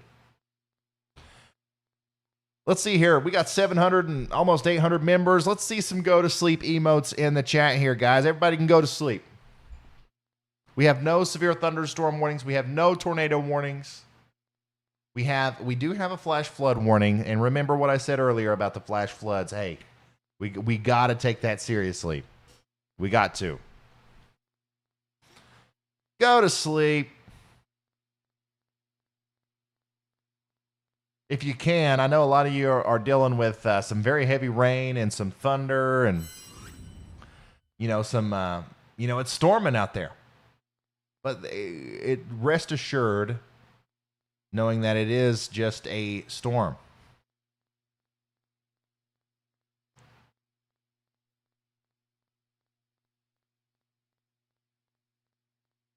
You go to sleep.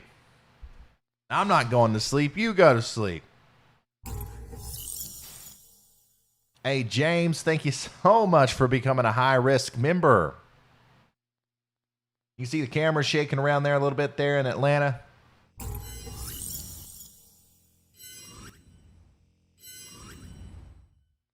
Got a little bit of a thunderstorm coming in. Whew. So, yeah, what we're going to do now is we are going to talk about the forecast briefly. I'm going to talk about it plenty tomorrow morning, okay? Please subscribe to the channel if you haven't already.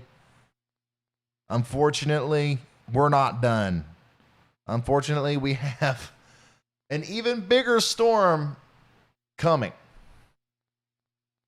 Not tomorrow, but the next day and then the next day.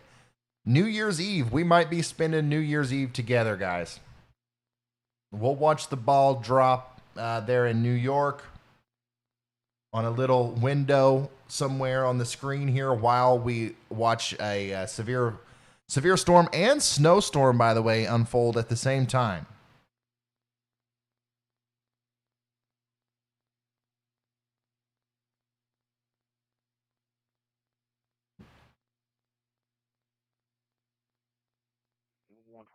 I'll check that alarm call you gave me earlier. At least a guess. Everything's 10-4 tonight.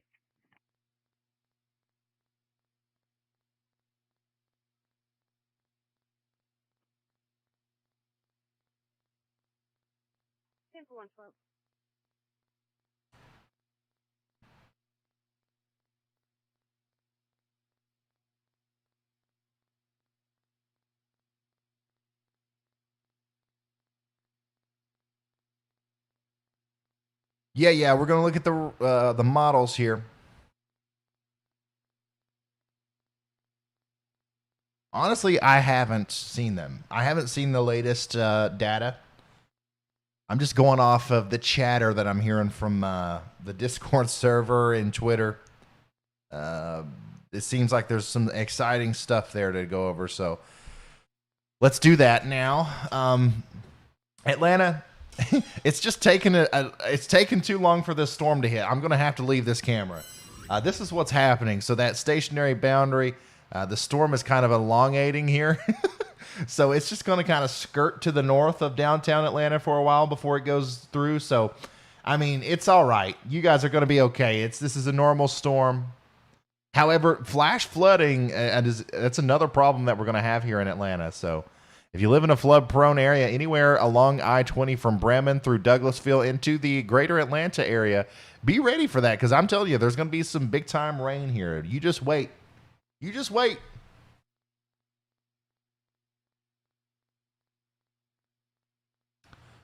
Going to be some flash floods for sure. And now, let's talk about the weather. Briefly, because I'm seriously, I'm pooped.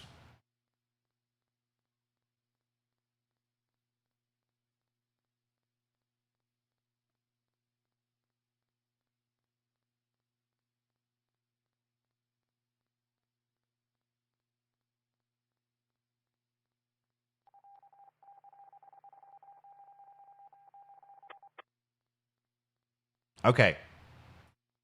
Let's come over here to the weather models. Wait, let me do that again.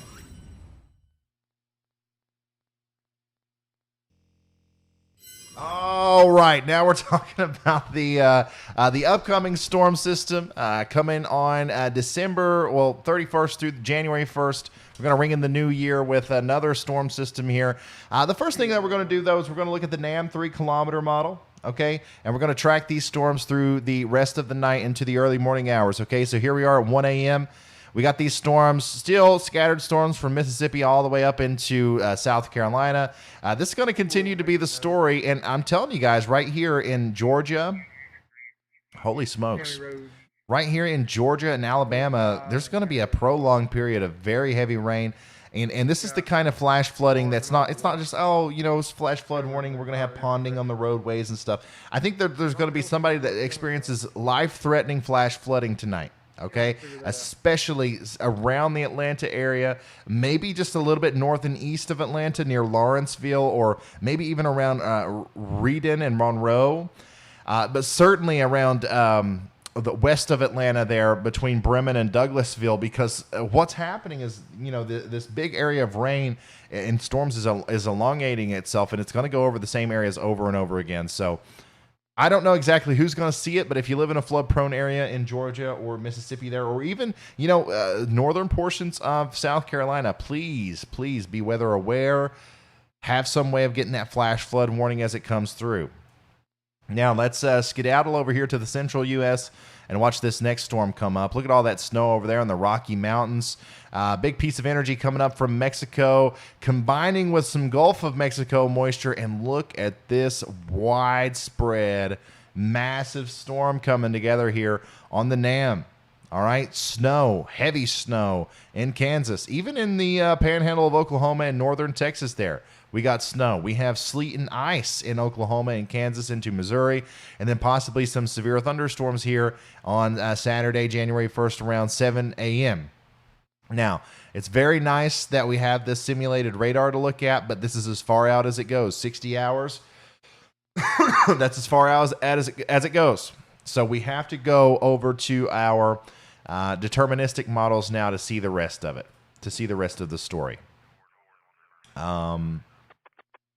Let's see here, 12Z. Let's look at the 12Z model run. And let's see what we've got going on. Let's zoom out to the whole country here, the continental U.S., and let's watch this thing come through. Oh, my God. Look at this. Literally, the entire eastern portion of the country is going to be affected by this storm between December 30th and January 1st. It does look like I was talking about Friday night, like the actual New Year's Eve. We might not be spending that together. I don't know 100% for sure now, but certainly the day, New Year's Day, there's a good chance that we'll be spending that together, because not only do we have the severe weather threat down here, and we do have the severe weather threat down in the south, once again, unfortunately, but we also have a very, very strong snowstorm going on here, okay? For Nebraska, Iowa, into northern portions of Illinois. Chicago might be Snowtown, baby. Chicago we might be talking about our first instance of Snowtown, baby, here on New Year's Day in Chicago. That also goes in through central Michigan and then up through Canada. All right. Now, unfortunately, according to the Euro model, this is a all rain event. No severe weather, nothing at all from the mid-Atlantic regions all the way up into the Northeast. But the Euro model says Snowtown, baby, for Chicago. And then, of course, we are going to talk about the severe weather, too. I'm just kind of tired of it. Here's the deal. Here's the dealio with the severe weather, okay? We got a big trough coming in, all right, kicking up some of those winds on the southern side, and that's going to lead to potentially some severe weather and tornadoes in the southeast again on the 1st and the 2nd. Let me show you the tornado juice here. So we're going to have ample tornado juice on January 1st. And also, there might even be a threat for severe weather over here on the East Coast and the Carolinas on January 2nd. So I'm going to put this into much easier to understand terms and kind of like really time everything out tomorrow in tomorrow's video, because once again, this is the first time I'm looking at this data, and usually in the mornings before I make the videos, I look at this and I kind of study it and I figure out what I'm going to say because I want to look at the Euro model, but I also want to look at some of the other models before I really pick one and start to form a forecast. But as of right now, we could be talking about a multi-day severe weather event from Texas and Oklahoma through the Deep South, through Mississippi, Tennessee, Arkansas, Louisiana, and then maybe even continuing there in the Carolinas all the way on January 2nd. Once again, a multi-day severe weather event there. Let's take a look at the instantaneous flash rate to kind of map where these storms are going to be and when. Once again, Friday, December 31st, big time storms popping up. We might be together here New Year's Eve, but certainly into New Year's Day as some of that stronger jet stream wind starts moving into the deep south once again. Here we are, 5 p.m. New Year's Day, strong storms in Mississippi and Alabama once again, and then maybe some storms even surviving over here into the Carolinas, okay? I'm going to be able to put this together into an actual forecast for you much better tomorrow, so make sure you hit that subscribe button. Get ready for that video tomorrow. But yeah, that's a very interesting looking system there. Very, very, very interesting. Very interesting trough ejection. Now, let me look at the GFS, okay? This is something else that I'm going to do tomorrow before I make a video. But,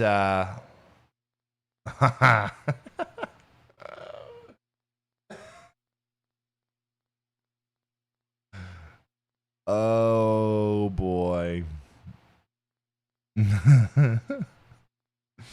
Don't you just love it when the smartest, the biggest, the best supercomputers in the world are so dumb? Look at this, guys. Okay, so the GFS, which is another very reliable model, suggests a very similar solution here with that first piece of energy, that low pressure system. Still think we're going to have a big snowstorm here in Chicago, possibly northwestern Indiana, and certainly in Michigan. And we're still going to have the severe weather threat on the southern side all the way through January 2nd. But look at this. Look at this. The GFS shows a secondary low pressure system with a cold air chasing precipitation through the Appalachian Mountains and the Mid-Atlantic region. And an actual snowstorm from the Appalachian Mountains through the Mid-Atlantic into the Northeast.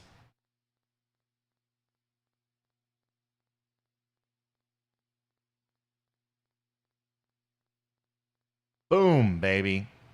Snowtown, baby.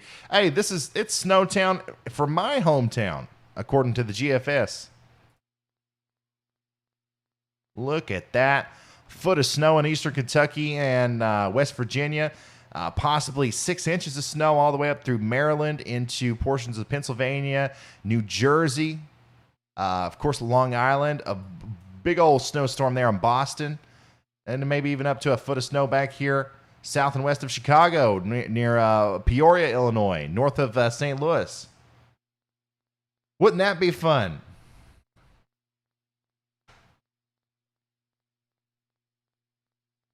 This is very preliminary. This is not my official forecast, by the way.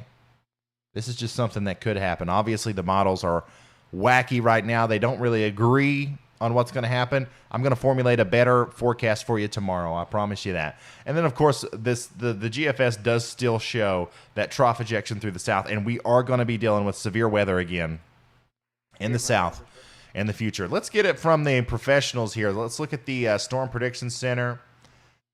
Let's look at their outlooks. Let's go back to the radar real quick. It's going to be a cross drain that appears to be stopped up.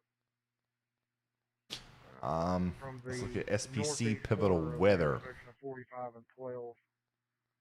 I think it's a creek that flows through there and goes under the roadway. Okay, so this is the latest outlook from the Storm Prediction Center for today. Until it recedes. So we still have that enhanced over here. That's going to be downgraded pretty quickly. Here's the outlook for tomorrow. Okay, tomorrow we got that marginal risk. This is basically for what's happening tonight into the early morning hours tomorrow. Nothing crazy going on here, guys. Nothing. In fact, tomorrow, the only thing that I'm going to do is create the video in the morning talking about the next couple days. I'm probably not even going to mention tomorrow in that video. You know, we're going to see some storms, but they're going to be storms, and that's it. Day 3, December 31st. This is Friday. Actually, no. What am I talking about? This is Friday through Saturday. We got a big Big slight risk from Texas through Arkansas into Tennessee and southwestern Kentucky. And once again, tomorrow in the video, I'm going to provide more details on this, but I think we're going to see some big storms here, guys. I really do.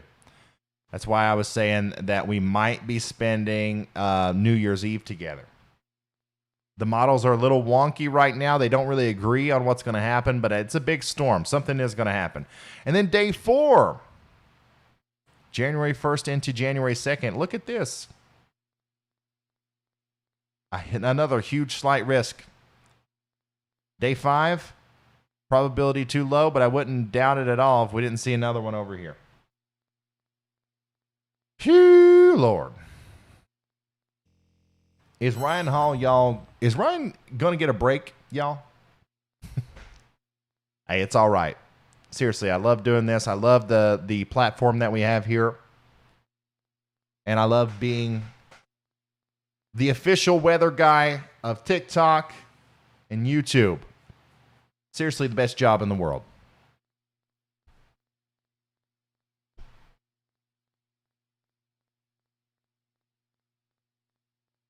Let's get a big shout out for our moderators and the chat.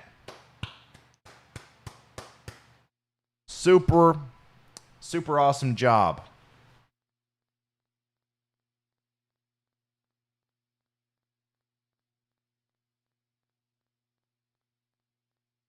From our moderators today. Half-Life, Brandy K, Nightbot, let's see here, Amy Davis. All them guys, you know them, you love them. We love our moderators. We had, how many people did we have to moderate today? Check that out real quick.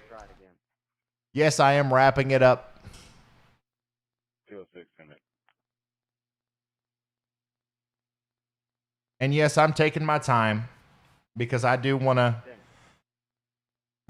wait and just to make sure that we're not going to see any more surprise tornado warnings. I don't think we're going to, but just in case. We gained, over 6,000 subscribers today. But most importantly, thanks to your all's hard work and liking the video and sharing it on social media and stuff, we reached 411,000 people today. 411,000 people have tuned in to this live stream. And that's how many people our 5 mods had to moderate today. So that's why we always say the huge shout out to them. Guys, that's a big number. 411,000 people. I don't know if there's any other network out there that's doing those kind of numbers during an event like this. I really don't. So that's a huge deal. That's a huge deal. And once again, it's thanks to you. It's thanks to you that's happening. Sharing it on Facebook and all that stuff, it's invaluable.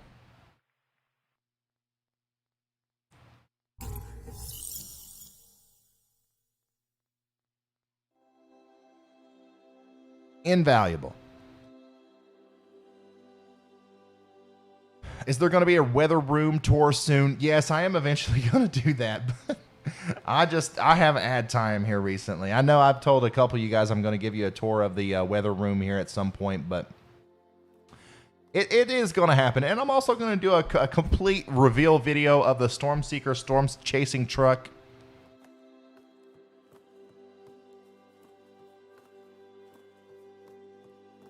It's going to happen. Whenever we stop having tornadoes every day,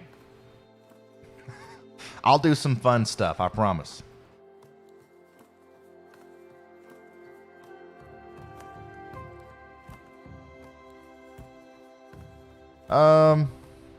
Yeah, so 412,000 people now have been reached. Let's see here. Of course, we got 762 members. Storm and Stumpy is our newest member. Thank you so much. Just giving you an update on some other stuff that's going on here. We are still cleaning up. We are still cleaning up in Winfield. Lots of damage out there tonight. And I'm going to continue to tweet pictures and videos from this area so that you guys can stay updated on that. So make sure you follow me on Twitter at Ryan Hall, y'all. Also follow me on Instagram. Not because I want you to like my pictures, but because the Instagram stories is a vital tool for me to share information, especially, you know, like a lot of times YouTube notifications don't work that well. I notice a lot of people go through they see my Instagram story, they click the link, they go to the video.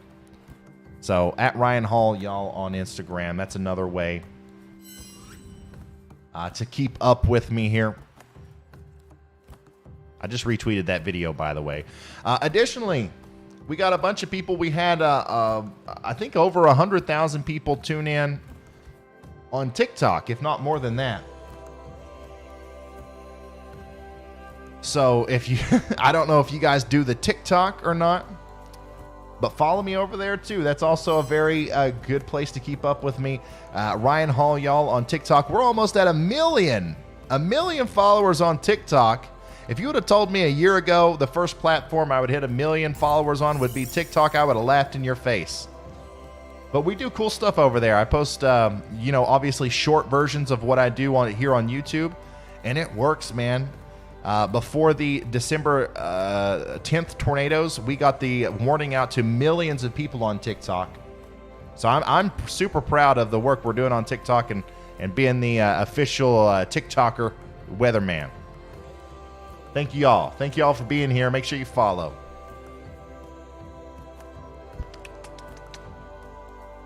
Ryan Hall, y'all.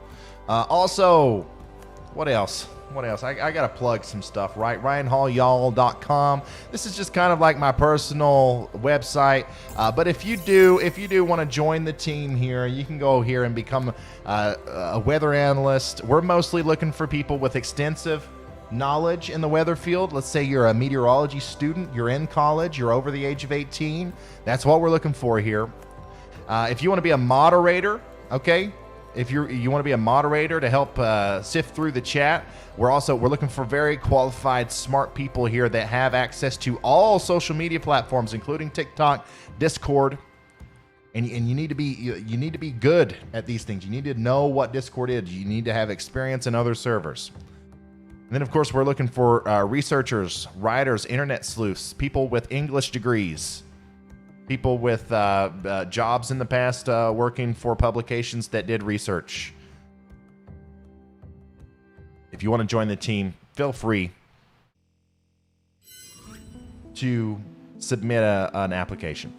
Thank you. Let's see here. Shelta. Thank you, Noah. Thank you, Dazzle. Do you ever finish that water bottle? No, it just keeps on going. It just keeps on going. And, oh yeah, Facebook, Ryan Hall, y'all. Facebook, that's another great one. Let me show you what I'm doing on Facebook, because I don't do this often enough. I don't promote myself often enough. I'm going to do this real quick because I think that this is another vital tool here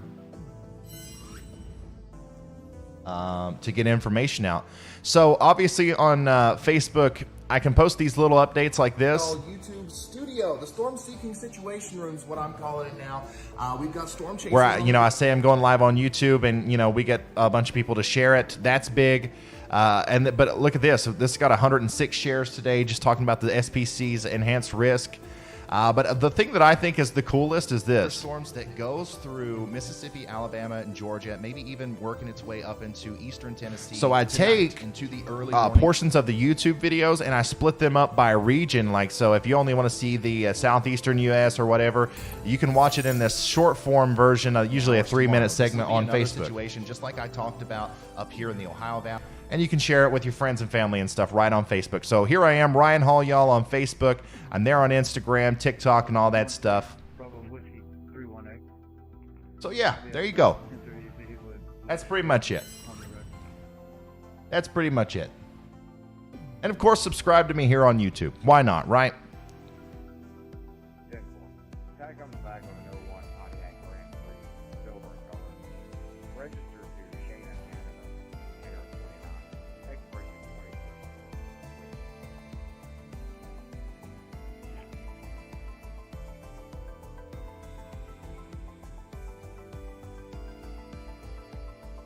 I am hungry.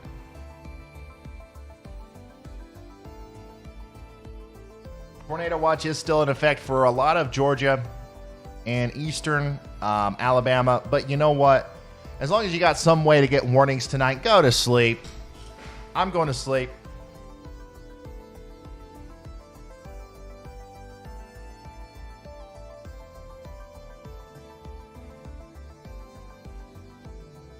Thank you guys for watching.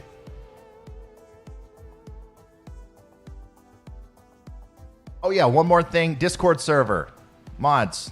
Post the Discord server in here. Let's get some people over on our Discord server. Looking for some good weather enthusiasts. Some well-behaved weather enthusiasts to join the Discord server, okay? All right, that's it. That's all I got for you. That's it. Bye.